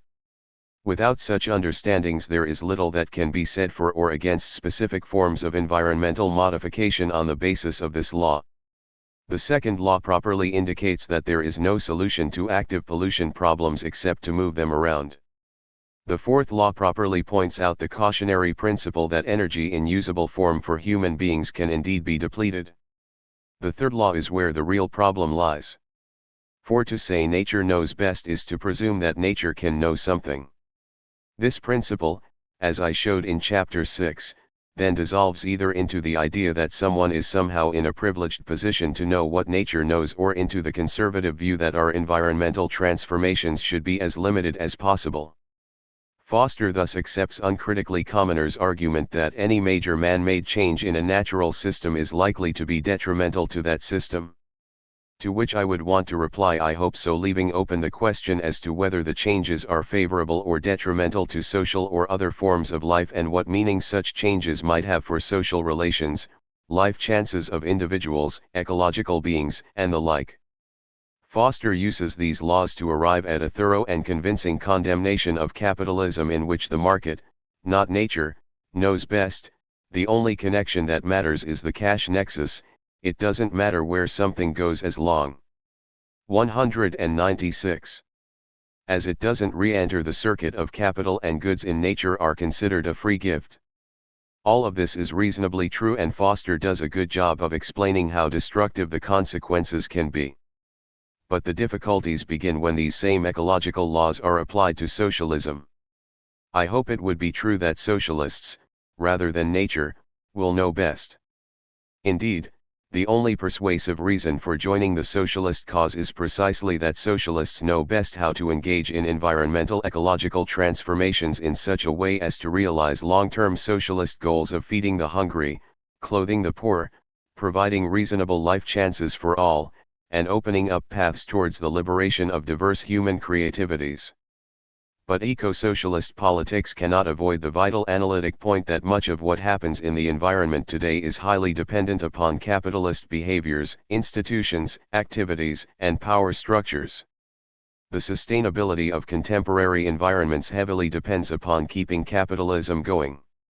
To put things this way is not to argue for continuation of the capitalist system of environmental transformation, but to recognize that the task of socialism is to think through the duality of ecological social transformations as part of a far more coherent project than has hitherto been the case. To paraphrase Marx, we can collectively hope to produce our own environmental history, but only under environmental conditions that have been handed down to us by way of a long historical geography of capital circulation, the extraction of surplus values, monetized exchange, and the circulation of commodities. On the one hand, therefore, we cannot afford to limit options by internalizing a capitalistic logic in which concepts of sustainability, ecoscarcity, and overpopulation are deeply implicated. But on the other hand, we cannot avoid the problem of conversion of capitalistic ecosystems, in which, for example, the circulation of money and the extraction of surplus values have become primary ecological variables. The task is, then, to both define and fight for a particular kind of eco-socialist project that extricates us from the peculiar social oppressions and contradictions that capitalism is producing through its highly specific ecological projects. Marx hinted at this dilemma. In our days, everything seems pregnant with its contrary. Machinery, gifted with the wonderful power of shortening and fructifying human labor, we behold starving and overworking it. The newfangled sources of wealth, by some strange weird spell, are turned into sources of want. The victories of art seem bought by the loss of character. At the same pace that mankind masters nature, man seems to become enslaved to other men or to his own infamy. Even the pure light of science seems unable to shine but on the dark background of ignorance. All our invention and progress seem to result in endowing material forces with intellectual life, and in stultifying human life into a material force. The of Social and Environmental Change 197. It is then tempting, but not sufficient, to cite Engels' path towards an effective resolution to ecological as well as social dilemmas. By long and often cruel experience and by collecting and analyzing historical material, we are gradually learning to get a clear view of the indirect, more remote, social effects of our production activities, and so are afforded an opportunity to control and regulate these effects as well. This regulation, however, requires something more than mere knowledge. It requires a complete revolution in our hitherto existing mode of production, and simultaneously a revolution in our whole contemporary social order. I say this is insufficient because it leaves unresolved far too many dilemmas concerning the actual direction any eco-socialist might take. And here the debate between Marxists and ecologists of all stripes has much to offer. That debate has hitherto largely been a matter of articulating fixed positions, but there are other, more dialectical ways, to go about reading it, perhaps even to rub together conceptual blocks in such a way that they catch fire. In that spirit I will conclude with the 5 key areas in which such a rubbing might help eco-socialist conceptual politics catch fire. 1. Alienation, self-realization and the aesthetics of development. Ideals of self-realization are widespread in the ecological literature. They parallel in certain ways Marx's concerns, particularly in the economic and philosophic manuscripts of 1844, but also in later works such as the Grundrisse, for human emancipation and self-development through the working out of our creative powers. In the Marxist tradition, however, quite properly concerned as it has been with impoverishment and deprivation, the liberation of the productive forces came to be seen as the privileged and to some degree exclusive means towards the broader goal of human self-realization. As such, it became a goal in itself. The ecological critique of socialist productivism is here helpful, since it forces Marxists to re-examine the problematics of alienation. Under capitalism, private property, class relations, wage labor, and the fetishisms of market exchange separate and alienate us from any sensuous and immediate contact from nature as well as from other human beings. But if man lives on nature, then that nature is his body with which he must remain in continuous interchange if he is not to die. The health of that body is fundamental to our health. To respect nature is to respect ourselves. To engage with and transform nature through work is to transform ourselves. This forms one side of Marx's theses. But estrangement from immediate sensuous engagement with nature. 198. Is an essential moment in consciousness formation. It therefore is a step on a path towards emancipation and self-realization. But herein lies a paradox. This never-ending estrangement of consciousness permits reflexivity and the construction of emancipatory forms of knowledge, but it also poses the problem of how to return to that which consciousness alienates us from. How to recuperate an unalienated relation to nature in the face of contemporary divisions of labor and technological social organization, then becomes part of a common project that binds Marxists and ecologists ineluctably together. The secular version of the Romantic tradition was, in the first instance, heavily aesthetic in its orientation, taking the view that too high a price was paid for material emancipation in relation to our sensuous capacities to appropriate nature, but in more recent years, particularly in the advanced capitalist countries, the criticism has also been on ascetic grounds, revolting against the quality of life developed under the aegis of mass consumerism and seeking for a quite different set of non-material values. The religious versions and secular versions look rather different, and yet they all have in common that proximity to God or proximity to the self depends on the construction of a certain attitude to nature. The young Marx, influenced by Romanticism and aesthetic concerns, was very sympathetic to such a viewpoint, and there is some evidence that he never abandoned this sympathy, though it became much less explicit in his later writings. Where these sentiments split asunder is exactly where a recuperation might be sought. For Marxists, there can be no going back, as many ecologists seem to propose, to an unmediated relation to nature, to a pre-capitalist and communitarian world of non-scientific understandings with limited divisions of labor. The only path is to seek political, cultural, and intellectual means that go beyond the mediations such as scientific knowledge, organizational efficiency, technical rationality, money, and commodity exchange, while acknowledging the significance of such mediations. The emancipatory potential of modern society, founded on alienation, must continue to be explored. But this cannot be, as it so often is, an end in itself, for that is to treat alienation as the end point, the goal. The ecologists and the early Marxists concerned to recuperate, though in higher form, the alienation from nature that modern-day capitalism instantiates must be a fundamental goal of any eco-socialist project. The quest for meaningful work as well as meaningful play becomes a central issue through which the labor movement can grasp the nettle of ecological argumentation concerning alienation from nature, from others and, in the last, the of social and environmental change 199 instance, from ourselves. The idea of re-enchantment with the sensuous world through a more sensitive science, more sensitive social relations and material practices, through meaningful labor processes, provides a better language than that of alienation with all of its essentialist overtones. But here we hit another problem. Re-enchantment with nature is already a consumer item and a central aim of the commodification and disnification of our experience of nature. In what ways, then, can we differentiate between an authentic and an alienated re-enchantment with our natural world? This does not deny the relevance or power of phenomenological approaches in exploring the potentialities of more intimate and immediate relations to nature or to others. The depth and intensity of feeling implicit even in Heidegger's approach is not irrelevant, any more than is the search for adequate poetic languages, representations, symbolic systems. Sartre's existentialism owes as much, after all, to Marx as to Heidegger. The danger arises when such modes of thought are postulated as the sole basis of politics, when it was surely Marx's intent to search for the unity within the duality of existential and mediated experiences of the world.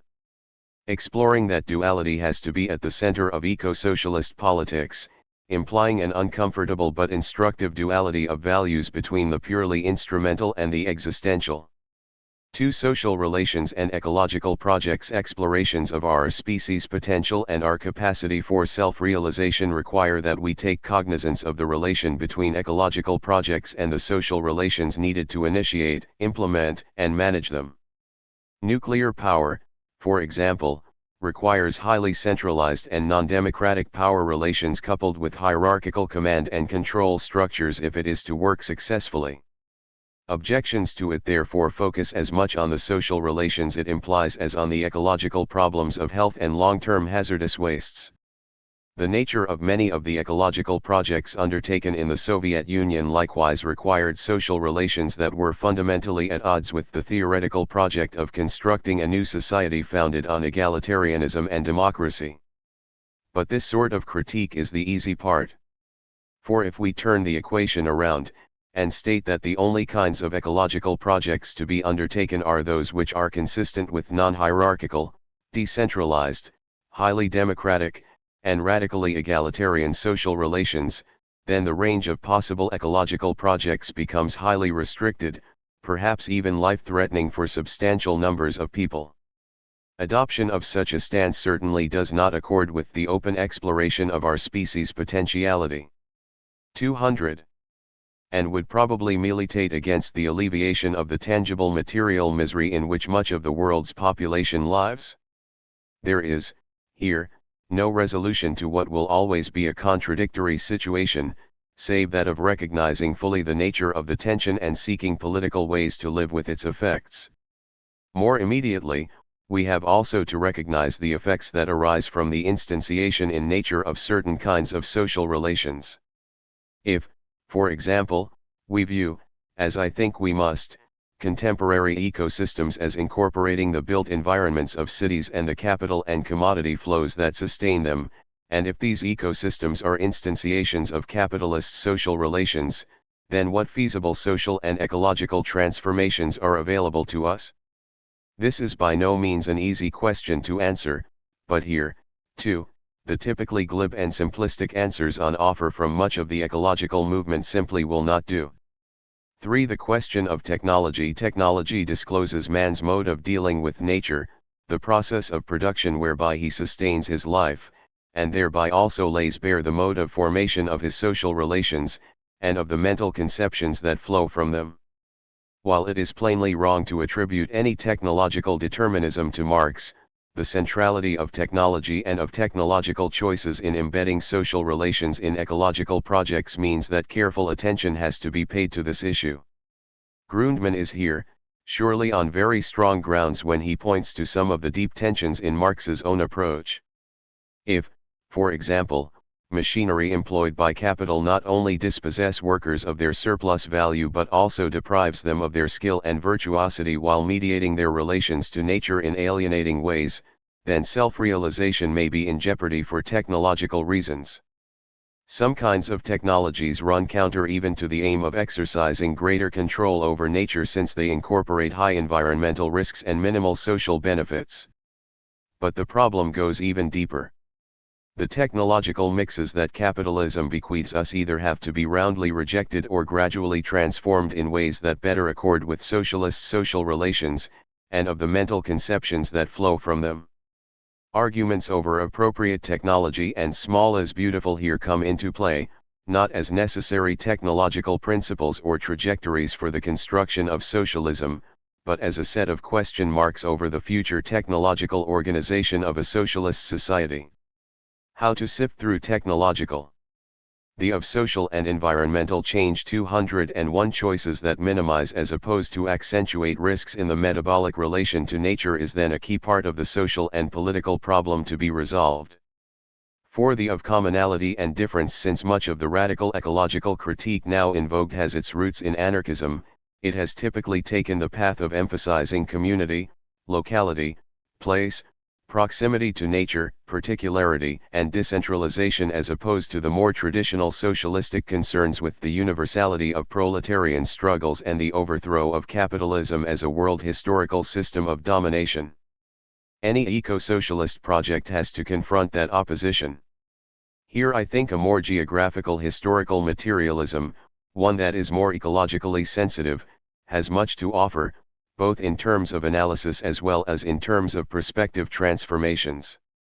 The general struggle against capitalist forms of domination is always made up of particular struggles against the specific kinds of socio-ecological projects in which capitalists are engaged and the distinctive social relations they presuppose. The articulation of socialist principles of struggle therefore varies greatly with the nature and scale of the socio-ecological project to be confronted. And by the same token, the nature of the socialist transformation sought depends crucially upon the socio-ecological possibilities that exist in relation to particular projects, looking very different in Nicaragua or Zimbabwe from how it looks in Sweden and very different in terms of multinational finance from how it looks in terms of medical waste dumped next to housing projects. But it is at this point that the general presumptions of the transition to socialism deserve to be reflected upon. Socialism is not necessarily about the construction of homogeneity. The exploration of our species' potentiality can presumably also be about the creative search for an exploration of diversity and heterogeneity. Socio-ecological projects, much more in tune with confronting questions of alienation and opening up diverse possibilities for self-realization, can be regarded as fundamentally part of some socialist future. The failures of capitalism to produce anything other than the uneven geographical development of bland, commoditized, homogeneity is, surely, one of the most striking features of its failures. The radical ecological literature that focuses on place construction, biooriginalism, and the like here has something creative to offer, partly as an excellent ground for critique of capitalism's production of waste as well as its production of serial conformity in urban design and the like. Mumford wishfully depicted the region, for example, like its corresponding artifact, the city, a collective work of art not found as a finished product in nature. 202. Not solely the creation of human will and fantasy. Embedded in a socialist project of ecological transformation, such a way of thinking turns on the production of nature as diverse localized works of art coupled with the creation of ecosystemic differences which can respect diversity of culture, places, and ecosystems. The richness of human capacity for complexity and diversity in a context of the free exploration of the richness, complexity, and diversity encountered in the rest of nature can become a vital part of any eco-socialist project. Each of us, says a biooriginalist like Berg, inhabits a terrain of consciousness determined in large part by the place we dwell in, the work we do, and the people with whom we share our lives. And there is absolutely no reason not to follow him in arguing that the recreation of caring and sustainable human cultures ought to become part of the real work of our time. In so doing he is echoing something that derives as much from Raymond Williams as from Heidegger. But we also hit here the point of departure of eco-socialism from pure biooriginalist, place, and local communitarian politics. The problem is that there is more than a hint of authoritarianism, surveillance, and confinement in the enforced localism of such a decentralized politics and a naive belief that respect for human diversity is compatible with the belief that all decentralized societies will necessarily construct themselves upon the values of democracy, liberty, freedom, justice and other such like desiderata, rather than in terms of slavery, sexual oppression, and the like, that the impoverishment which often attaches to communal autarky and strong restrictions on foreign trade can be overcome, and that restrictions on population movements coupled with exclusions of disruptive foreigners can somehow be squared with ideals of maximizing individual freedoms, democracy, and openness to others. Young's salutary warnings concerning the nightmare of communitarian politics, in which community is defined as against others and therefore formulated in an entirely exclusionary, chauvinistic, and racist way, is not that easily avoided. When Goldsmith condescendingly writes, for example, that a certain number of foreigners could be allowed to settle, but that they would not partake in the running of the community until such time as the citizens elected them to be of their number, the leaning towards a politics of exclusion that is neo-fascist becomes rather too close for comfort. The ecologism of the right-wing Lombardy leagues in northern Italy, for example, shares exactly such a perspective, not only with respect to the immigration of non-Italians but also with respect to movements from southern Italy. Furthermore, there is in this thinking a presumption that by origins are given, by nature or by history, rather than that they are made by a variety of intersecting processes operating at quite different temporal and spatial scales. In other words, by origins get thought about, in a most undialectical fashion, as the things rather than as unstable products of shifting. The of social and environmental change 203 processes. This then provokes the question, at what scale should a by origin, place, or human community be defined? Eco-socialist politics must, we can conclude, pay attention to a politics in which universality has a dual meaning. This is best expressed in Young's rule that universality in the sense of the participation and inclusion of everyone in moral and social life does not imply universality in the sense of adoption of a general point of view that leaves behind particular affiliations, feelings, commitments, and desires. The perpetual negotiation of the relation between those two senses of universality, whether read across differences of gender, ethnicity, or other social affiliation or across the diversity of socio-ecological projects that might be explored under socialism, must therefore remain at the heart of eco-socialist thinking. 5. The question of temporal and spatial scales. At first sight, the question of scale appears as a purely technical matter. Where, for example, do ecosystems begin and where do they end? How does a pond differ from the globe? How is it that processes which operate with profound effect at one scale become irrelevant at another? Issues of appropriate scaling, Hala and Levins argue, are among the fundamental theoretical challenges in the understanding of society-nature interactions. There is, they say, no single correct way to define temporal and spatial scales. These are constituted by the organisms considered so that different scales are simultaneously present at any particular site in nature.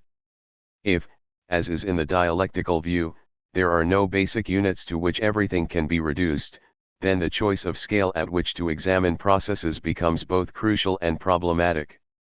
The difficulty is compounded by the fact that the temporal and spatial scales at which human beings operate as ecological agents have also been changing. Crinan notes, for example, how even before colonial settlement began in New England, long-distance trade from Europe was bringing two hitherto largely isolated ecosystems into contact with one another in such a way as to commercialize the Indians' material culture and dissolve their earlier ecological practices. If we think these days of the scale defined by the commodity and money flows that put our breakfasts upon the table, and how that scale has changed over the last 100 years, then immediately it becomes apparent that there is an instability in the definition of scale which arises out of practices of capital accumulation, commodity exchange, and the like. Yet, as Smith remarks, the theory of the production of geographical scale is grossly underdeveloped. It seems to imply the production of a nested hierarchy of scales, leaving us always with the political. 204. Ecological question of how to arbitrate and translate between them. The ecological argument is incredibly confused on exactly this point. On the one hand, the gay and planetary healthcare specialists think globally and seek to act globally, while the bi-originalists and social anarchists want to think and act locally, presuming, quite erroneously, that whatever is good for the locality is good for the continent or the planet. But at this point the issue becomes profoundly political as well as ecological, for the political power to act, decide upon socio-ecological projects and to regulate their unintended consequences has also to be defined at a certain scale. But this also says something very concrete about what any eco-socialist project must confront. On the one hand, there will presumably be continuing transformations in human practices that redefine temporal and spatial scales, while on the other hand political power structures must be created that have the capacity to arbitrate and translate between the different scales given by different kinds of projects. Here, too, it seems that an eco-socialist perspective has an enormous import for socialist thinking on how human potentialities are to be explored and what kinds of political institutions and power structures can be created that are sensitive to the ecological dimensions of any socialist project. V. Epilogue. At the end of every labor process, Marx once observed, we get a result that already existed in the imagination of the laborer at its commencement. The purpose of the kind of labor that I have here engaged in, is to try and produce conceptual clarifications that might enter into the political practices of a critique of capitalism and the construction of socialism. But to be realized, as Eckersley so acutely points out, the aspirations released by analyses of this sort must be critically related to one's knowledge of the present, thereby uniting desire with analysis and to informed cultural, social, and political engagement. To bring my argument full circle, that means developing ways to conceptualize and represent ecological issues in ways that speak to the aspirations of the working class movement, certain segments of the women's and ecologists movement, as well as to those African Americans who, in the Left Bank Jazz Club in Baltimore more than 20 years ago, quite correctly defined their main environmental problem as the presidency of Richard Nixon. Part 3. Space, Time, and Place. Part 3 Prologue. There is a good deal of historical geographical evidence for the thesis that different societies have produced radically different ideas about space and time. This thesis can be taken further. A seeming consensus can be constructed from these multiple inquiries to the effect that time and space are social constructs. But behind this seeming consensus, there lurk innumerable and potentially damaging confusions. While, for example, it is now almost conventional to accept as an article of faith in social science that space and time are constituted by, as well as constitutive of, social relations and practices, there is often a slippage in actual accounts into a much more prosaic presentation in which social relations occur within some preconstituted and static framework of space and time. Such slippage is all the more remarkable for passing almost unnoticed, suggesting that there is something radically amiss in the way relations between spatio-temporality and sociality are construed at the very outset. It is not at all clear, for example, whether or not it is permissible or even possible to treat space and time as separate qualities. The number of books that concentrate on time alone suggests that the separation is widely accepted, but little serious consideration is given to the grounds for or consequences of such a separation. Avani's fascinating account of different empires of time abstracts entirely from questioning the nature of space, even though the spatializations necessary to construct time litter the text on almost every page. Does the social construction of space and time, furthermore, imply that they are mere social conventions devoid of any material basis? If space and time are judged to be material qualities, then by what means, outside of imagination or intuition, can these qualities be established?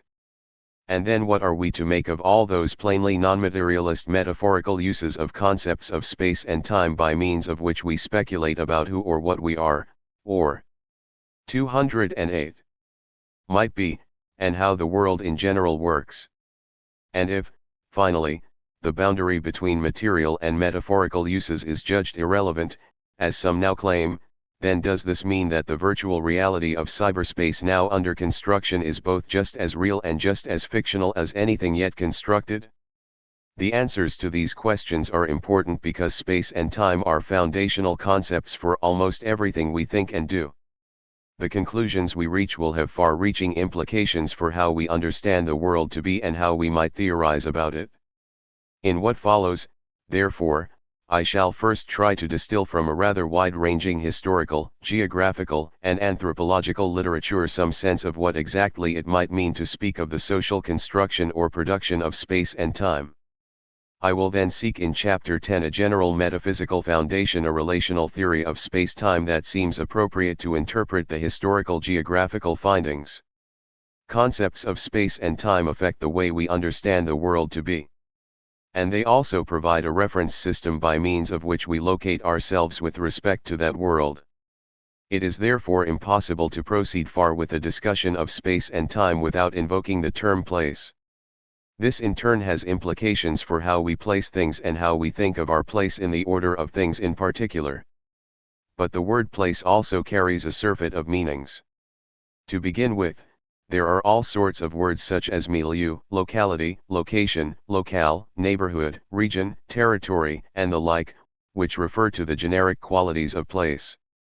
There are other terms such as city, village, town, megalopolis, and state which designate particular kinds of places, and still others, such as home, hearth, turf, community, and nation, which have such strong connotations of place that it would be hard to talk about one without the other.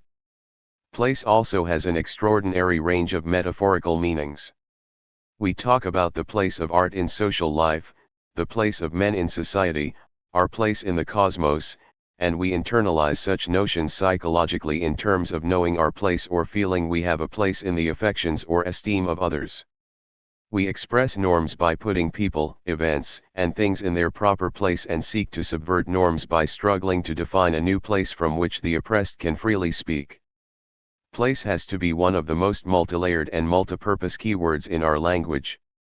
While this immense confusion of meanings makes any theoretical concept of place immediately suspect, I regard the generality, the ambiguity, and the multiple layers of meanings as advantageous. It suggests some underlying unity which, if we can approach it right, will reveal a great deal about social, political, and spatial practices in interrelation with each other over time. So although I shall concentrate mainly on the territorial and material qualities of place, the very looseness of the term lets me explore the Part 3 Prologue 209. Interconnections to other meanings. I shall suggest, for example, that while the collapse of certain kinds of spatial barrier has undermined older and seemingly secure material and territorial definitions of place, the very fact of that collapse has put renewed emphasis upon the interrogation of metaphorical and psychological meanings which, in turn, generate material practices that give new material definitions of place. Fear of the other, who now seems so threateningly close everywhere around the globe, can, for example, lead to all sorts of exclusionary territorial behavior. Explorations of this sort should help clarify the thorny problem of otherness and difference, because territorial place-based identity, particularly when conflated with race, ethnic, gender, religious, and class differentiation, is one of the most pervasive bases for both progressive political mobilizations as well as for reactionary exclusionary politics. When people write about the power of place, it seems they are either engaging in a straight fetishism of endowing a thing with power, or talking about a certain social process of place construction that has momentum, meaning, and political economic implications for how our world will be. Getting behind the concept of place in a manner consistent with the social constitution of space and time is, therefore, an important project for any foundational understanding of the principles of historical geographical materialism. But within that foundational understanding we will also find empirical as well as theoretical support for the view that the triumvirate of space-time-place can only be fully appreciated in relation to the processes of socio-ecological transformation examined in Part 2. The social construction of space and time. There, where the powerhouse of all time and space, call it brain or heart of creation, activates every function, who is the artist who would not dwell there? Paul Klee. The spaces and times of social life. Durkheim pointed out in the elementary forms of the religious life that space and time are social constructs. The writings of anthropologists such as Hollowell, Levi-Strauss, Hall, and, more recently, Bourdieu, Mon, Hugh Jones, Gell, and more confirm this view. Different societies produce qualitatively different conceptions of space and time. Sorokin in his extraordinary treatise put the idea firmly onto the agenda of sociology, Yi-Fu Tuan, Sack, Parks, and Thrift, and Carl Stein et al. Provide geographical accounts, and historians such as Gurevich, L. E. Goff, and Brodel have elaborated on historical changes in conceptions of space and time in considerable detail. Literary theorists and art historians have, of course, long embraced the relativism of space and time, and, more recently, feminists have made it an important facet in their arguments. Space and time, it is generally agreed, are social constructs. But all sorts of confusions and misconceptions attach to this conclusion. So I begin with 4 points of clarification. 1. Social constructions of space and time are not wrought out of thin air, but shaped out of the various forms of space and time which human beings encounter in their struggle for material survival.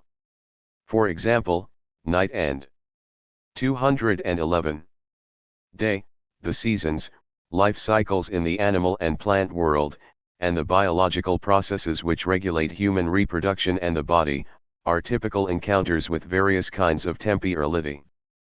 But each of these stands to be modified or even transcended as we harness sources of energy to turn night into day, as we use an international division of labor to put fresh produce into our shops at all times of the year, as we speed up the life cycles of chickens and pigs through genetic engineering, and as human life expectancy rises with improved living standards and medical knowledge.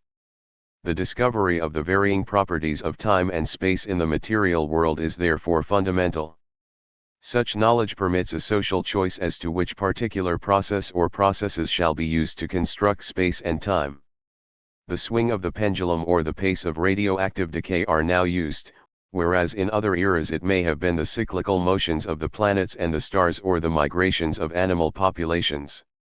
To say that time and space are social constructs does not deny their ultimate embeddedness in the materiality of the world.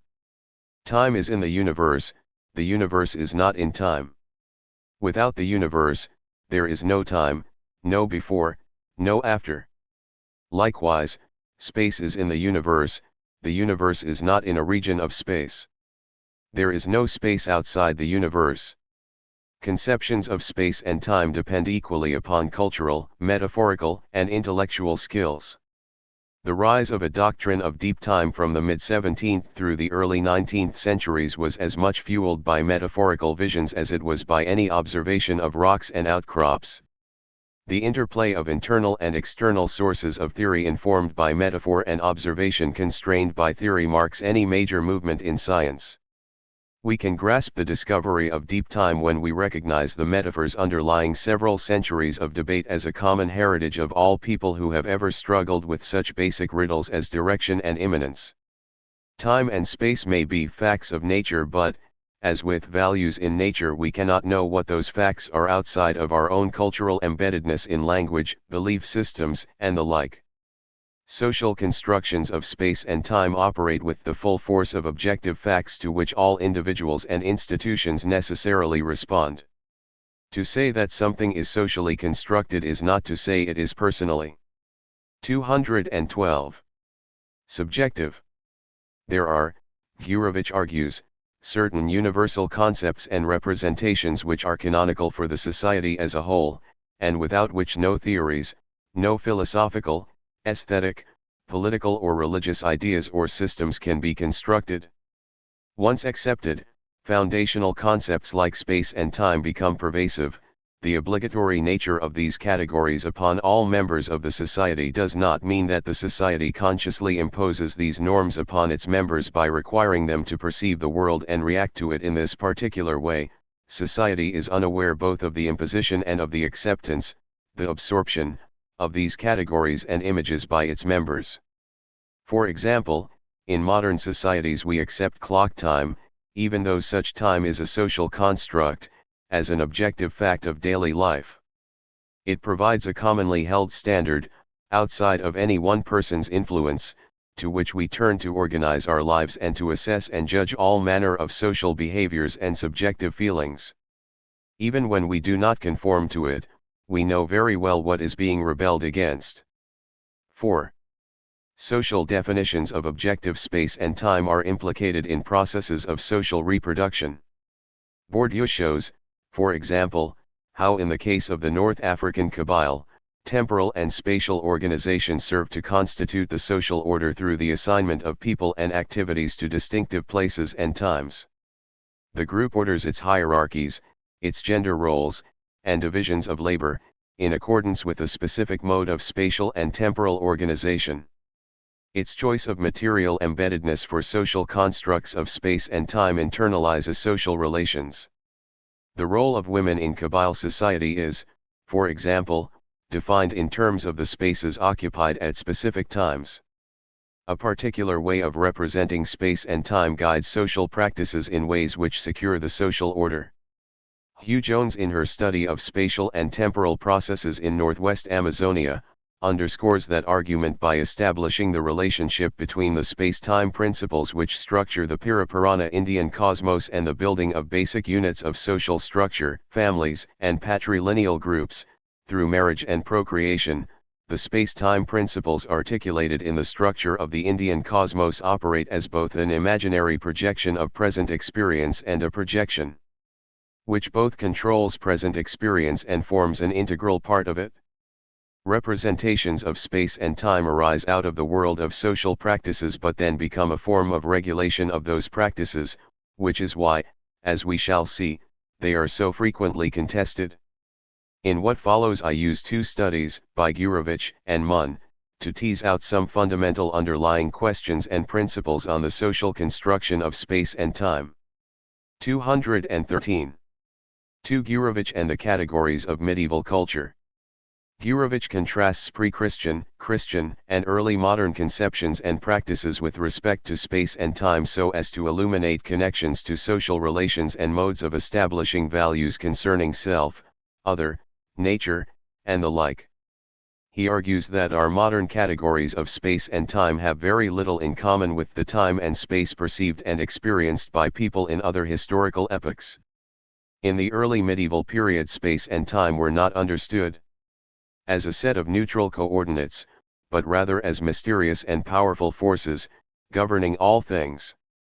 Hence both space and time are axiologically and emotionally charged. Time and space can be good or evil, beneficial for certain kinds of activity, dangerous or hostile to others. There is sacral time, a time to make merry, a time for sacrifice, a time for reenactment of the myth connected with the return of primordial time, and in the same way there exists a sacral space. There are sacred places or whole worlds subject to special forces. Medieval man, aware of himself as the unity of all those elements from which the world was created. In the particle the whole was subsumed, the microcosm was a replica of the macrocosm. This had profound implications for how the self and the body were thought to relate to the world. Man's dependence on the natural environment, and his incapacity to apprehend it as an object upon which he could act from outside, finds its cultural reflection in the idea of the inner analogy between man the microcosmos and world the megacosmos, which have the same structure and consist of the same elements, and also in the image of the cosmic human body incomplete, not clearly differentiated from the surrounding world into which it merges, open to this world and absorbing it into itself. The understanding of space and time was bound up with self-evaluation. The characteristic traits of the medieval popular culture and, accordingly of the popular imagination, were constituted by the leveling of all barriers between the body and the world, the fluidity of transition between them. Nothing could be more natural, therefore, than to make man the measure of all things, because man was thought to be inseparable from nature and to internalize all things. We here encounter the medieval origins of what later became the Leibnizian conceit. If, furthermore, the distinction between individuals or groups and the earth was regarded as highly porous and blurred, then human beings could use their place, their farmstead for example, as a model of the universe. The effect was to produce a conception of 214. Dwelling in the land that comes very close to that which Heidegger was later to articulate with great force. Says Gurevich of the pre-Christian medieval period. The site of the dwelling has grown together with its owners so intimately that neither is conceivable without the other. Just as the man possessed the farmstead, so it in turn possessed him and put its own stamp on his personality. Scandinavian topography is not based on purely geographical coordinates. It is saturated in emotional and religious significance, and geographical space represents at the same time religious mythological space. The one passes effortlessly into the other. The medieval way of looking at space and time was relational and dialectical rather than absolute. Space and time did not exist outside and before experience, they were given only in experience itself, of which they formed an indissoluble part, which could not be detached from the living fabric. This defined a particular sense of situatedness and of positionality of human beings in relation to the world. But, with the transition from paganism to Christianity, medieval man's conception of space underwent a radical structural transformation. Cosmic space, social space, and ideological space were all given hierarchic structure. Spatio-temporality became indissolubly bound up with religious and moral concepts such that positive knowledge became so saturated with biblical meanings that religious and ethical values are superimposed on and overrule the purely cognitive values. Christianity broke the cyclic worldview of time and substituted a more eschatological view in which there was a beginning, a culmination, and an end, such that time became linear and irreversible.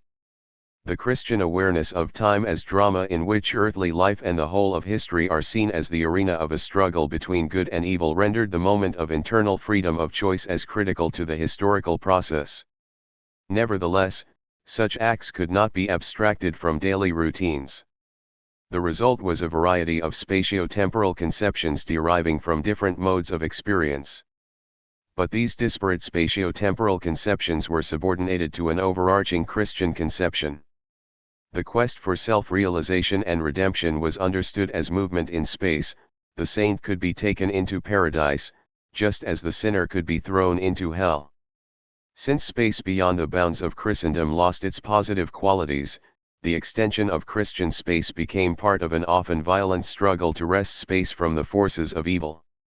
Geographical space, the revolving stage of a temporal drama, thereby expands and increases in complexity at the same time as there is a progressive 215.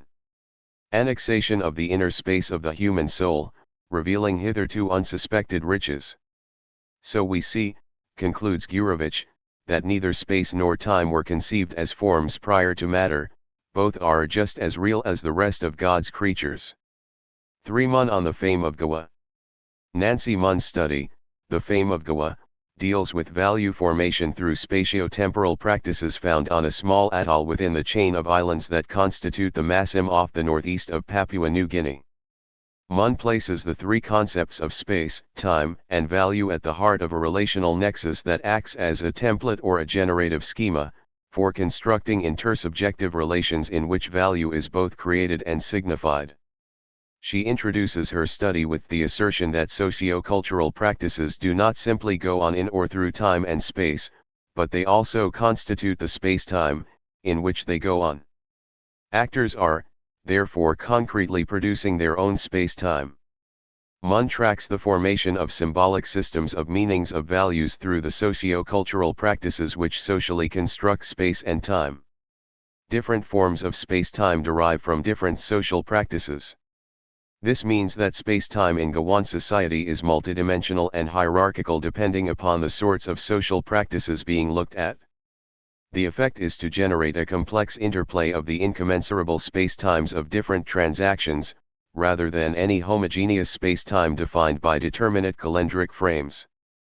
But incommensurable does not mean unconnected. A lot of Goan activity is precisely about linking one domain of space-time and value formation to another. Munn looks at a variety of practices in this light. The house and garden forms one sphere of socio-cultural practices and space-time construction which is highly gendered as the domain of women, and holds its own distinctive template for the construction of symbolic meanings and values. Relations between household units, primarily defined by marriage and exchanges between groups, forms another level, and both of these together form the basis for the construction of a much broader sphere of valuation structured around the offering of hospitality to males from other islands and the reciprocal male search for hospitality from other islands. This latter extends the range of individual space-time relations. Giving food away to overseas visitors for their own consumption is perceived as initiating a spatio-temporally extending process which allows food to be converted into fame. Conversely, consumption of food in the domestic sphere by oneself is perceived as negative value because of the contraction of space-time implied. 216. These hospitality relations among the male islanders create a spatio-temporal world founded in interpersonal contacts and relationships which ground the sense of value in a limited orbit. The exchange of Kula shells, however, is much less limited and constitutes the widest regional network of their island world, in which males can make connections with more distant contemporaries with whom they have few or no face-to-face relationships. The circulation of shells, and of names attached to shells, frees them from locality and makes them the topic of discourse through which they become available in other times and places. Kula exchange constructs an intersubjective space-time at a completely different value level to that achieved through offering hospitality to other men.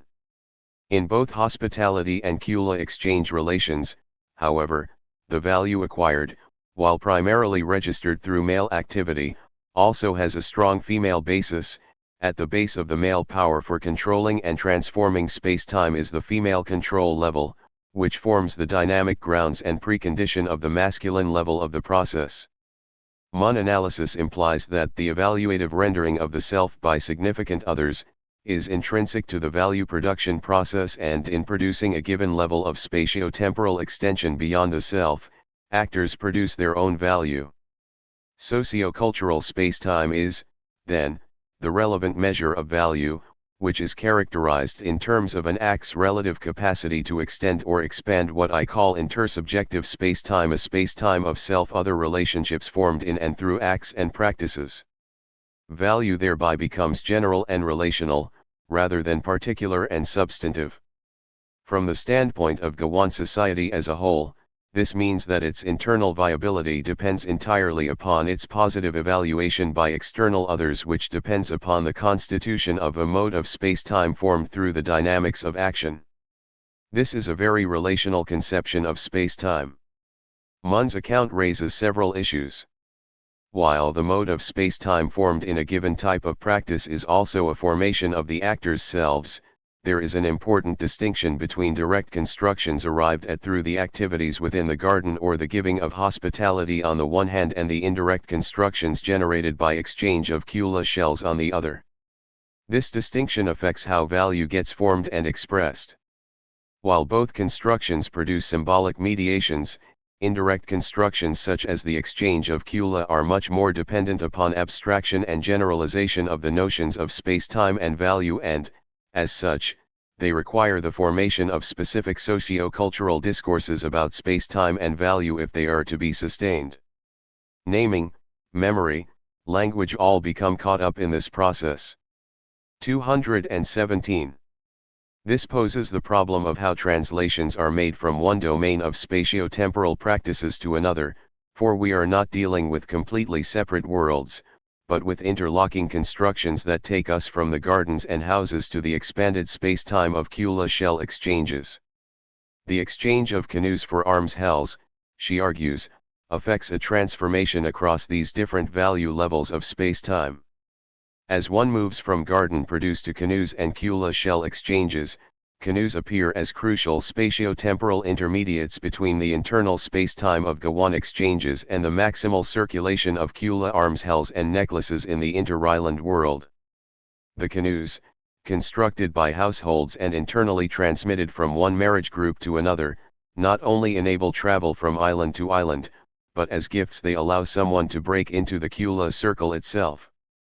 Once they are set up, however, these intersecting abstractions and discourses affect and regulate social practices.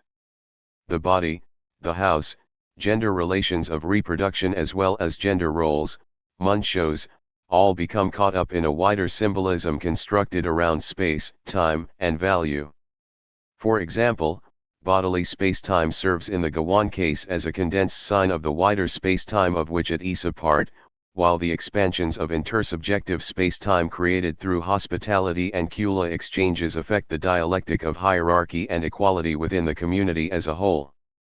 If the expansion of space-time lies at the heart of value construction, then the contraction of space-time amounts to a loss of value or negative value. When Gawans eat their own food instead of giving hospitality to others, they in effect destroy values. But the most important negating mechanism is witchcraft, constituted as a hidden world that dissolves and disorders the overt, visible spatio-temporal order, crystallizing a latent, negative significance, and even subverting the apparent positive value potentials of transmissive acts into negative, destructive value. It is through witchcraft that fame gets subverted, communities become defamed, while individuals suffer from heaviness, illness, death. Valuation and devaluation consequently form a binary and dialectically constituted couplet within the Gawan world of spatio-temporal practices. The negative moment has important social consequences. Witchcraft, by attacking those who individually deviate or accumulate, serves on the one hand to reinforce the fundamental egalitarian premises of the society, especially as these premises are embedded in acts of giving as opposed to keeping or consuming oneself. On the other hand, the witch also attacks the polity as a whole to make it non-viable, thus provoking forms of collective action. This evaluative dialectic, the formulation, in effect, of positive and negative discourses about the Gawan self, Mun concludes. 218. Is intrinsic to the transformational process of value production. Indeed, without these evaluative discourses Gawa cannot produce value for itself, inasmuch as it is through their operation that Gawans define and bring into consciousness their own value state or the general state of viability of the community. 4 preliminary theoretical reflections. So what general points can be distilled from these two accounts? First, from Gurevich I would emphasize the relational and dialectical view of space and time that pervades the medieval account, both pagan and Christian. But Christianity superimposed a hierarchical and linear viewpoint on top of the more heterogeneous, diversified and localized conceptions of barbarian societies. Mun advances the same relational and dialectical view but provides a much more sophisticated and detailed account of how, in Gawan society, different constructions of space and time attach to different domains while also providing ways to understand the transformative practices that allow movement from one domain to another. The ultimate unity and multiplicity of space-times insisted upon as a general principle by Gurevich are in Mun's account rendered as different spatio-temporalities tangibly linked through specific social practices. Secondly, from Gurevich I would emphasize the way in which both space and time were understood in the pre-modern medieval worldview not as abstractions, but as an indissoluble attribute of being, as material as life itself. While Mun does not make such a claim in that form, the material qualities of space and time are omnipresent even when, as in symbolic activities or in the case of witchcraft, the actual spatio-temporal relations are hidden from view. Mun also does a better job in demonstrating the indissoluble link, generally presumed in Gurevich, between space and time, arguing again and again that since the basic form of social being is intrinsically spatio-temporal, it follows that space-time should not be abstracted from the analytical concept of the socio-cultural. If this is generally and theoretically the case, then it would follow that all those accounts that concentrate either solely on space or on time must fail. Mun signals her own allegiance to this view by dissolving the pair space and time into space-time. Thirdly, the porosity of the human body and self in relation to the surrounding world is worthy of note in both accounts because it frames self-other. 219. Relations in a very particular way. It does not mean that the individual and individualism do not exist, but that individuals were construed to exist in ways quite different from modern conceptions and practices. The self was believed to internalize all there is, but the reverse therefore also holds because the self internalizes all things, then the self can be the measure of all things.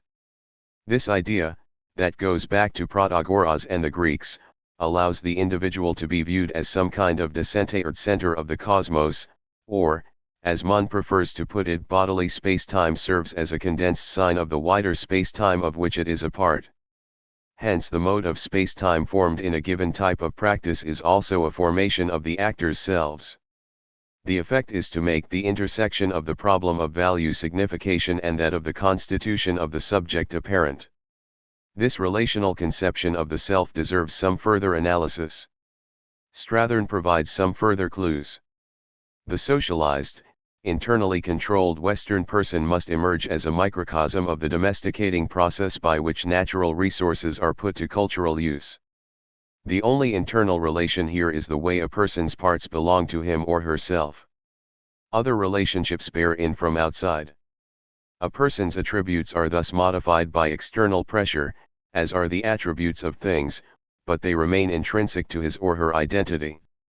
Extrinsic modification thus transforms or controls intrinsic attributes but does not challenge their status as the definitive property of the entity in question. The refractions of this commodity metaphor suggest an image of persons standing in respect of their own selves as original proprietors of themselves. By contrast, the Melanesian person is a living commemoration of the actions which produced it. Persons are the objectified form of relationships, and it is not survival of the self that is at issue but the survival or termination of relations. Eating does not necessarily imply nurture, it is not an intrinsically beneficiary act, as it is taken to be in the Western commodity view that regards the self as thereby perpetuating its own existence. Rather, eating exposes the Melanesian person to all the hazards of the relationships of which he/she is composed. Growth in social terms is not a reflex of nourishment, rather, in being a proper receptacle for nourishment, the nourished person bears witness to the effectiveness of a relationship with the mother, father, sister's husband, or whoever is doing the feeding. Consumption is not simple matter of self-replacement, then, but the recognition and monitoring of relationships.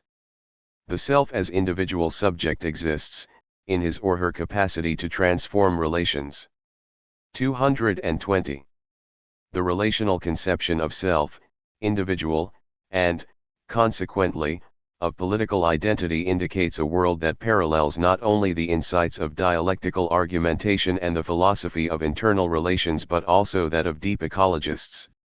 It constitutes a rejection of the worldview traditionally ascribed to Descartes, Newton, and Locke and indicates a relational conception of spatio-temporality. It also entails a dissolution of the fact-value and matter-mind dualities that pervade so much of Western thought. We will later take up the consequences of such a worldview.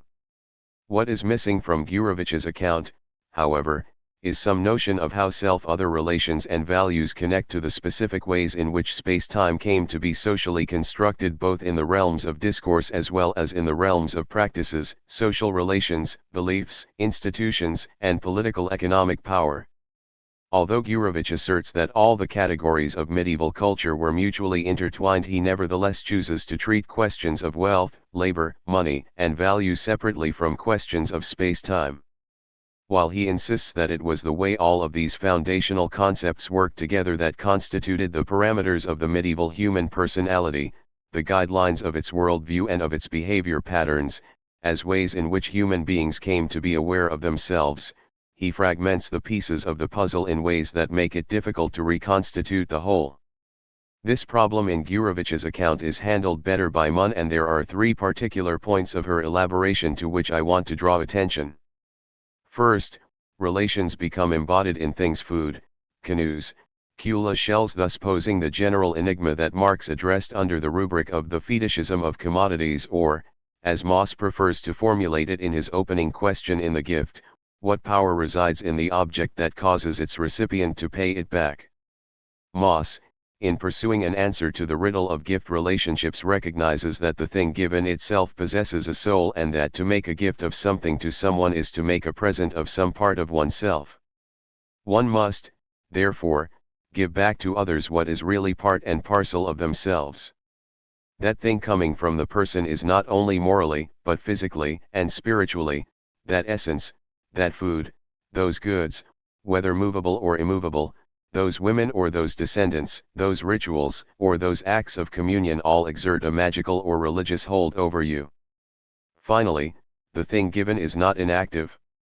Invested with life, often possessing individuality, it seeks to return to its place of origin, or to produce an equivalent to replace it. The effect is to create a mixture of spiritual ties between things that to some degree appertain to the soul, and individuals and groups that to some extent. 221. Treat one another as things.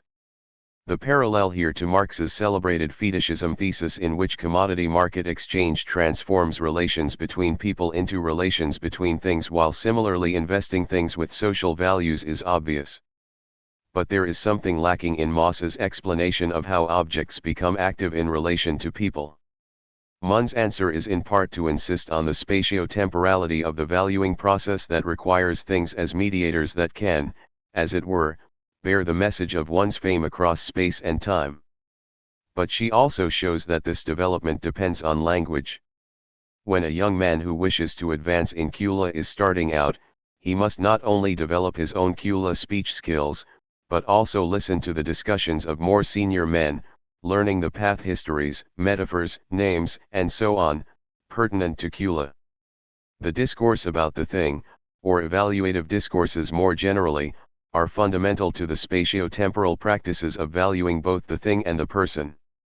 Without naming, memory, discourses, and the like, the whole process of constituting a mediated world of space-time relations would fall apart. The oral circulation of the names of men, shells, and islands is an exponential aspect of the emergent space-time of Kula. Fame models the spatio-temporal expansion of self effected by acts of influence by recasting these influential acts into the movement or circulation of one's name. The circulation of names frees them, detaching them from these particularities and making them the topic of discourse through which they become available in other times and places. The circulation of information and the construction of discourses about things then and there, as here and now, becomes a vital facet not only in the construction of space-time relations but also the constitution of the value, however fetishized, of both people and things. The power of objects and things over us, the fact that they seem to have a life of their own and to possess value on their own account depends entirely on the way discourses of value envelop them and invest them with symbolic meaning. Here I find it useful to recapitulate the general conceptualization laid out in Chapter 4. Discourses are, either argued, internalized as beliefs, embedded within material practices and modes of social relating within institutionalized frames, and operate as forms of political economic power. By the same token, discourses internalize events, experiences, structures, and power relations, but not as a mere reflection. They act to constitute the world by virtue of the 222 multiple translations and transformations which link them to these other domains of action understood as a whole. If things seem to have a life of their own, then it is only because those things which are handled in the realm of material practices are considered to internalize discursive effects of political economic power and spatio-temporal relations. Only in such terms can we unpack the composite problem of how it is that things become imbued with social relations and operate with such full force as to appear to govern us more ruthlessly than any political dictator could ever hope to do. This in turn may explain why the one singular power dictators lack is the power to change the fundamentals of language. But Munn's account also reveals a dialectic of valuation and devaluation as means to control inequality and to secure some kind of communitarian social solidarity. The negation of value is just as important as its production. When Moss remarks on how madly extravagant potlatch can become, he is pointing to a system that negates values as fast as it creates them. Like potlatch, witchcraft ongoa negates values and so prevents concentrations of wealth, enforcing a certain kind of egalitarian democracy. The dynamics of all of this then becomes a crucial question. Here Munn's account is notably lacking, for she makes it seem as if Gawans live in a self-contained process of constructing intersubjective space-times. Her studies of Goa proceed, for example, as if the islanders were entirely free from colonial influences. But this is patently not the case, and here Gurevich's broad conception of shifting conceptions of space and time across the barbarian, Christian, and into the early modern period yields a rather better sense of at least the breadth and depth of potential changes. So how can we think about these dynamics? The external force and the social construction of space and time. Societies change and grow, they are transformed from within and adapt to pressures and influences from without. Objective but socially given conceptions of space and time must change to accommodate new material practices of social reproduction, new ways of assigning value. How are such shifts accomplished? In certain instances the answer is simply given. New concepts of space-time and value have been imposed by main force through conquest, imperial expansion, or neocolonial domination. The European settlement of North America imposed quite alien conceptions of time and space upon indigenous populations, for example, and in so doing altered forever the social framework within which the reproduction of these peoples could, if at all, take place. Crinans. 223. Account of the impact of colonial settlement on the New England Indians is again relevant. A conflict arose over the different ways in which spatio-temporality and value were constructed. Whereas Indian villages moved from habitat to find maximum abundance through minimal work, and so reduce their impact on the land, the English believed in and required permanent settlements. English fixity sought to replace Indian mobility. Here was the central conflict in the ways Indians and colonists interacted with their environment. The struggle was over two ways of living and using the seasons of the year, and it expressed itself in how two peoples conceived of property, wealth, and boundaries on the landscape. And while each Indian village held sovereign rights that defined a village's political and ecological territory, the rights were never individual rights nor were they forever. People owned what they made with their own hands, but there was little sense either of accumulation or of exclusive use precisely because the need for diversity and mobility led them to avoid acquiring much surplus property. Mobility meant that they had no permanent rights to the land. They possessed rights of use only, which did not include many of the privileges Europeans commonly associated with land ownership. A user could not prevent other village members from trespassing or gathering non-agricultural food on such lands and had no conception of deriving rent from them. Nor did Indians own any other kind of land, clam banks, fishing ponds, berry-picking areas, and here too the concept of usufructuary right was crucial, since different groups of people could have different claims on the same tract of land depending on how they used it. Property rights, in other words, shifted with ecological use. The sale of land by Indians to the colonizers was conceived on the Indian side as a compact to share the land and its use rather than alienating it. As the English understood these transactions, what was sold was not a bundle of usufruct rights, applying to a range of different territories, but the land itself, an abstract area whose bounds in theory remained fixed no matter what the use to which it was put, and such lands were, moreover, alienated forever. To the abstraction of legal boundaries alienated in perpetuity was added the abstraction of price, a measurement of property's value assessed on a unitary scale. More than anything else, it was the treatment of land and property as commodities traded at market that distinguished English conceptions of ownership from Indian ones. The value system of the colonizers was set in a matrix of socially constructed space-time which was radically at odds with that of the Indian community. The urban order has been equally subject to superimposed change. The imposition of a mathematically rational spatial order in the house, the classroom, the village, the barracks, and even across the city of Cairo itself were, for example, centerpieces of a late 19th century project to bring Egypt 224 into line with the disciplinary frameworks of European capitalism. Colonizing, Mitchell observes, refers not simply to the establishing of a European presence but also the spread of a political order that inscribes in the social world a new conception of space, new forms or personhood, and the new means of manufacturing the experience of the real. Such impositions were not necessarily well received. The spread of a capitalist value system and its associated sense of intersubjective space-time has often entailed a fierce battle to socialize different peoples into the common net of time-space discipline implicit in industrial organization and into a respect for partitions of territorial and land rights specified in strictly Cartesian terms. While rearguard actions against such impositions abound, public definitions of time and space throughout much of the contemporary world have largely been imposed through capitalist development. Mitchell characterizes their qualities as follows.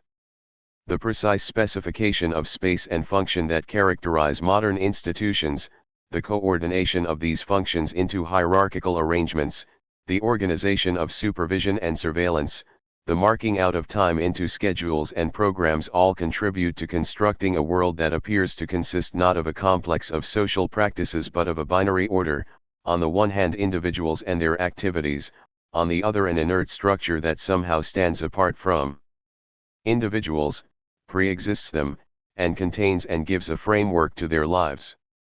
Such techniques have given rise to the peculiar metaphysics of modernity, where the world seems resolved into the two-dimensional form of individual versus apparatus, practice versus institution, social life and its structure or material reality and its meaning. If such a characterization is correct, then the porosity and fluidity of, for example, the body in space and time identified by Gurevich and Munhir gives way to the Western conceit of the individual as a preformed entity within a set of absolute structures of space and time. 6. Contesting the social construction of space and time. The public sense of time and space is frequently contested from within the social order. This in part arises out of individual and subjective resistance to the absolute authority of the clock and the tyranny of the cadastral map. Modernist and postmodernist literature and painting are full of signs of revolt against simple mathematical and material measures of space and time, while psychologists and sociologists have revealed, through their explorations, a highly complicated and often confused world of personal and social representations which depart significantly from public practices. Personal space and 225. Time do not automatically accord, then, with the dominant public sense of either and, as Harvey shows, there are intricate ways in which family time can be integrated with and used to offset the pressing power of the industrial time of deskilling and reskilling of labor forces and the cyclical patterns of employment. More significantly, the class, gender, cultural, religious, and political differentiation in conceptions of time and space frequently become arenas of social conflict. New definitions of what is the correct time and place for everything as well as of the proper objective qualities of space and time can arise out of such struggles. A few examples of such conflict or negotiation are perhaps in order. 1. Class struggle and the definition of space-time. In the chapter in Capital on the Working Day, Marx sets up a fictitious conversation between capitalist and worker. The former insists that a fair day's work is measured by how much time a worker needs to recuperate sufficient strength to return to work the next day, and that a fair day's wage is given by the money required to cover daily reproduction costs. The worker replies that such a calculation ignores the shortening of his or her life which results from unremitting toil, and that the measure of a fair day's work and wage looks entirely different when calculated over a working life. Both sides, Marx argues, are correct from the standpoint of the laws of market exchange, but different class perspectives dictate different time horizons for social calculation. Between such equal rights, Marx argues, force decides. The history of struggle over the working day, the working week, the working year and the working lifetime has subsequently been writ large in the whole historical geography of class struggle. Marx noted how capitalists stretched and warped notions of time to their own ends. When the state sought to regulate child labor, capitalist anthropology decided the age of childhood ended at 10 or at the least 11. When the working day was timed, the factory clock moved fast and slow as required. When ideas about night and day were important in defining conditions of contract, then the judiciary fixed appropriate meanings to those terms. When meal times were set up, the machinery was still kept running. Such time discipline crucially depended upon the construction of distinctive spaces of surveillance. Here Marx anticipates Foucault as he cryptically quotes from the bourgeois apologists of the 18th century.